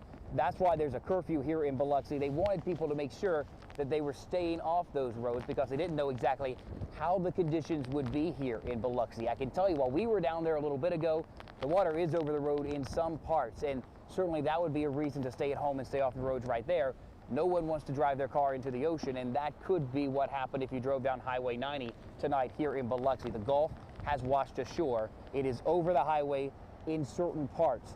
Thankfully, we haven't seen a lot of traffic. In fact, I was talking earlier, people in this hotel that we're staying at, people in the hotel next door, of course, when the wind started whipping around, when the rain started coming down, they wanted to see what was going on. They wanted to be a part of this. They always talk about the hurricane parties. Those people walked down there, and as we were walking back, a police officer down Highway 90 turned on his lights and turned on his siren to warn people to go back inside. It is incredibly dangerous to be out along the water tonight where that wind is so intense, where the rain is still whipping down there as well. So certainly if you're in the Biloxi area, police are watching. And I talked to a police officer earlier around 6 o'clock tonight. That was about an hour before this curfew went into effect. They were going around along the beach, along Highway 90 where people were parked, and they were asking people, reminding people that there's a curfew tonight, go inside. I asked one of the officers, I said, what happens? What happens if you're out tonight and you find somebody walking along the seawall here, checking this out? He goes, it is our option to take them to jail. Police here in Biloxi, emergency workers here in Biloxi, certainly taking Nate seriously, as should people here tonight. This is a Category 1 hurricane making landfall. Yeah, they don't mess around, and clearly they're not tonight. And so. that is a good thing. All right. Thank Brett, you so much, Brett. I think we're going to head over to Carl now and get another update on where the storm is and how things are looking. Carl? Warnings for flash flooding going on through parts of Mississippi and Alabama. There are also a tornado watch. We'll show that in just a second. But again, from the Biloxi area on towards southeast Louisiana, no warnings in effect across our region. As we look at the radar picture again, you can see the center right here moving on towards the north. Heaviest of rain there where Brett is around Biloxi and just to the east of that location, but not a lot around parts of Louisiana. Again, you can see right here around Biloxi and Gulf Park Estates, that's where the heaviest rain. You should see the rain starting to let up quite a bit around Brett and Biloxi. And you can see in Gulfport, still some rain there. But again, the center of the storm continues to move northward, and that's going to bring a lull in the rain as they move on towards the north. So as we widen out, there's not a lot of rain showing up to the south. So again, it may dry out a little bit, but there are some tail ends here that are starting to develop. So there may still be some feeder bands working their way through parts of Mississippi and Alabama, especially as it starts moving towards the northeast. But you can see on the backside of it, really not a lot of rain out there. North Shore, Pearl River, Slidell, not seeing a lot of rain. There's a patch of rain near Picayune heading on towards the south, and you can see towards Pearlington, so a little bit in the way of some rain there.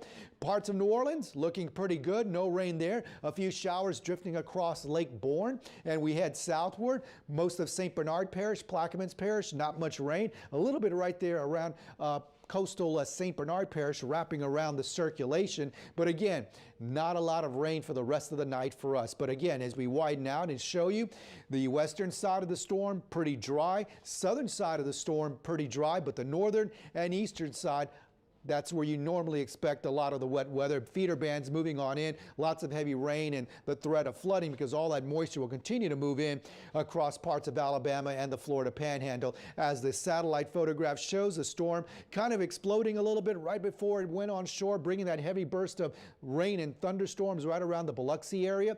And as we look at the last advisory from the National Hurricane Center at 10 o'clock, another update will come at 1 o'clock in the morning. 85-mile-per-hour sustained winds there, and you can see the movement towards the north. This was as of 10 o'clock, so about an hour and 45 minutes ago. And the track does show that it's going to continue to move quickly. 7 o'clock in the morning, when some of us are just waking up, it's going to be well northeast of Laurel, Mississippi as a tropical storm, so it will weaken pretty fast and then continue to weaken. Still a tropical storm through parts of Tennessee with winds of 40 miles per hour, and then a depression across parts of West Virginia and a remnant low pressure area even heading towards New York City. As you look at the warnings, still tropical storm warnings are in effect across our area, but those will probably be dropped in the near future. Hurricane warnings again across the Mississippi Gulf Coast on over towards the east. So as we look at the watches, we have tornado watches from parts of Mississippi and the coastal areas on eastward until 2 o'clock in the morning, and through the afternoon hours for Sunday, flash flood watch across areas of Mississippi, maybe another 2 to 5 inches of rainfall possible in this area. As look at the buoys, the winds are 30 to 40 miles per hour offshore as the center begins to move more on land. And you can see some of the other winds, 44 mile per hour winds in that location off the coast of Mobile Bay. And again, not a lot of really strong winds out there. As I mentioned, Jefferson Parish highest wind was about 38 miles per hour. And you can see the winds now gusting to 48 around Gulfport. So still quite strong along the Mississippi Gulf Coast. Around our area, they're still brisk, pushing that water towards the south shore, but not as strong as what they were earlier today. A west wind at Port Fourchon, west-southwest wind at Boothville, so some of that water beginning to push away from the Louisiana coastline. And PrecisionCast will show that as we go through the overnight hours, 1 o'clock in the morning, still some heavy storms possible for areas of South Mississippi on over towards Mobile and near the Pensacola area. By 6 o'clock in the morning, just like the Hurricane Center showed, moving well northeast of Hattiesburg and Laurel, Mississippi. And look for us, 6 o'clock in the morning, maybe about a 20-30% chance for spotty showers. Not a lot. That 30% chance may be a little high as well, but again, rain chance 20 to 30%. Chris Franklin will have the latest on your rain chances for Sunday, starting at 6 a.m. in the morning when we have our Eyewitness Sunday morning show starting at 6 a.m. And you can see some spotty storms there for the afternoon hours. So as we look outside, Armstrong International, 76 degrees. Dew point of 74, so the relative humidity is at 94%, and you can see the pressure right now 29, 58 inches of mercury. It's low, and the winds are gusting to 24 miles per hour. So as you look at your hour by hour for the rest of tonight, we'll be in the 70s, winds in the 20 mile per hour range, and then dropping towards daybreak. Rain chance 10 to 20% at most in the morning hours, and that might even continue through the afternoon. So again, recapping the 10 o'clock advisory, you can see 85 mile per hour sustained winds moving towards the north at about 20. So far that we're going to start to see the system weaken by the 1 o'clock advisory when it comes out. Here's your pinpoint 7-day forecast. About a 20 to 30% chance for the afternoon hours on Sunday.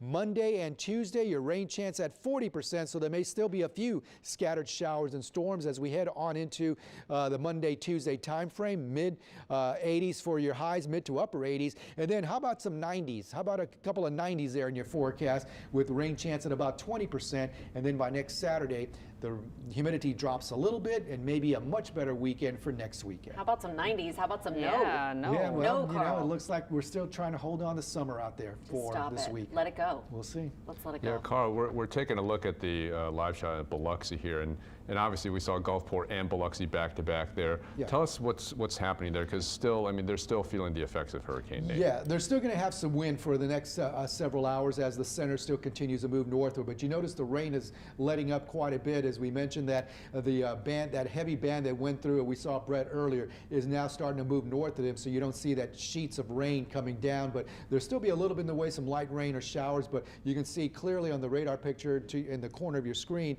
that most of that rain is pushing north now of the coastline. And we're going to see the rain really begin to let up across parts of the coastal areas of Biloxi, Gulfport, and over towards the Bay St. Louis. So the winds will stay up still, maybe not as strong because they were stronger in those rain bands going on towards the north, but they may still experience some tropical storm to hurricane force conditions. You can see them blowing pretty good there, the trees. But the winds will still be strong for another maybe 2, 3, 4 hours before the system starts to move more to the north away from them. And then we'll start to see the storm weaken quite a bit, and the whole storm will start to weaken more into a tropical storm.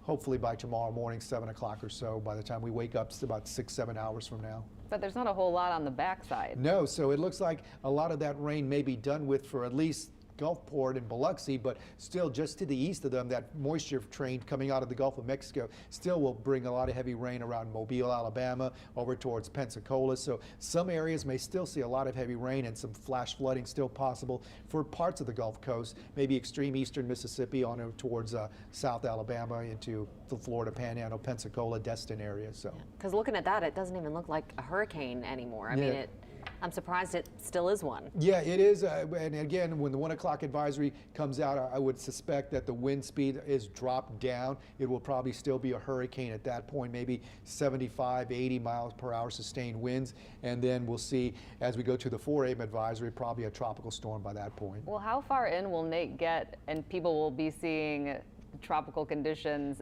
far inland? It looks like, if I recall from what I just showed, Tennessee may have just a minimal tropical storm in central Tennessee. Then after that, a depression around West Virginia, and then just an area of low pressure even up towards New York City. So they'll still see some rain across areas of the country from Nate. So maybe not as strong, but they'll still feel some effects from Nate across a good part of the south into the mid-Atlantic region and the northeast. Yeah, and we're still seeing the effects there. I mean, this is certainly not completely over yet.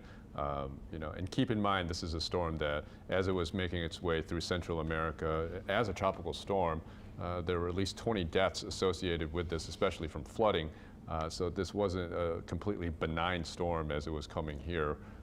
But obviously, as it strengthened into hurricane status over the Gulf of Mexico, that raised a lot of concern for the level for the state of Louisiana, Mississippi, and Alabama certainly too. Right. But now we're starting to see the back end of this, and you know, for the most part, and we'll kind of get a better assessment as the daylight comes, most of the areas that were impacted haven't seen that much in significant damage. Well, it looks although like we're seeing the parking garage, Yeah. the storm surge going into the parking garage there.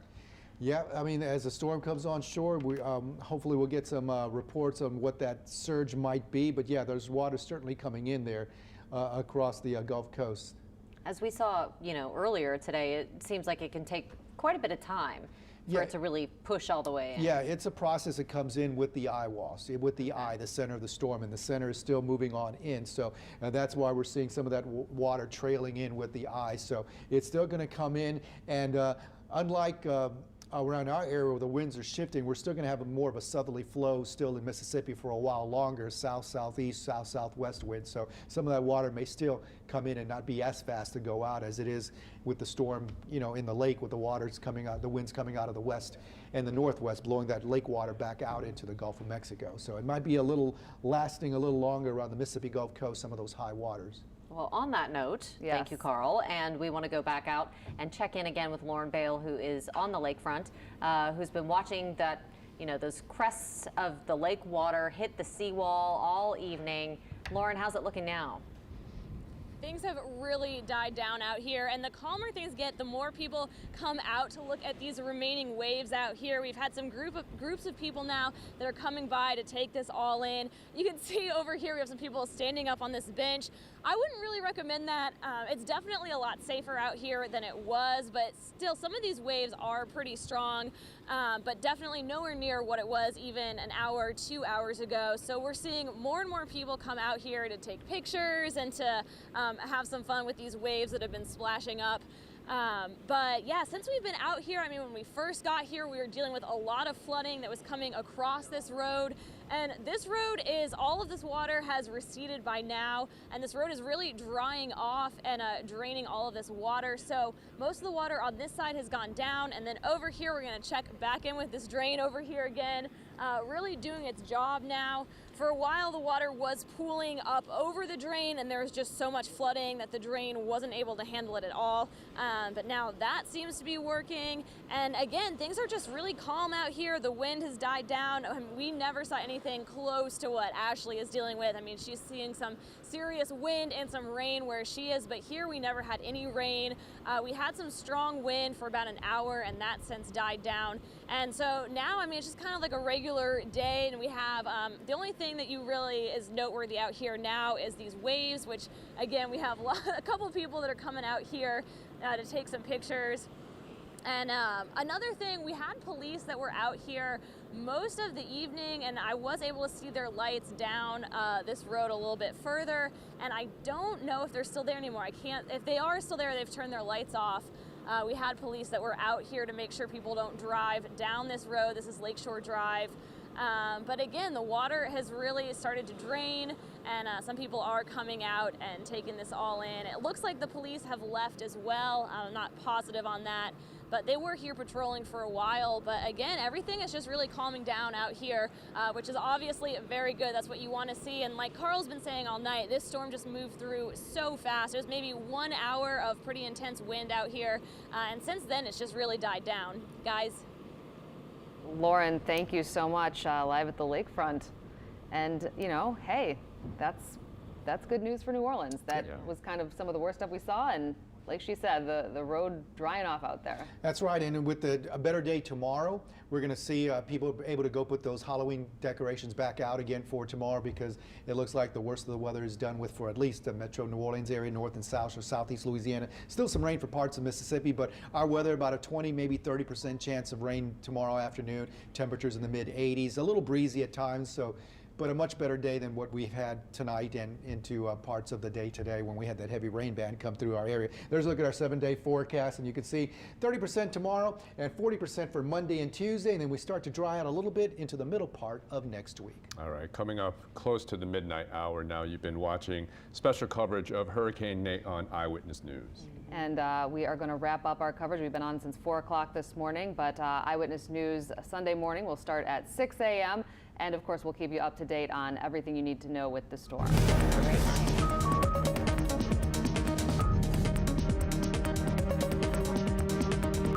Get easy-to-use weather radars and traffic maps, high-definition video and push alerts that keep you informed when big stories break. Just search WWL-TV on your app store today.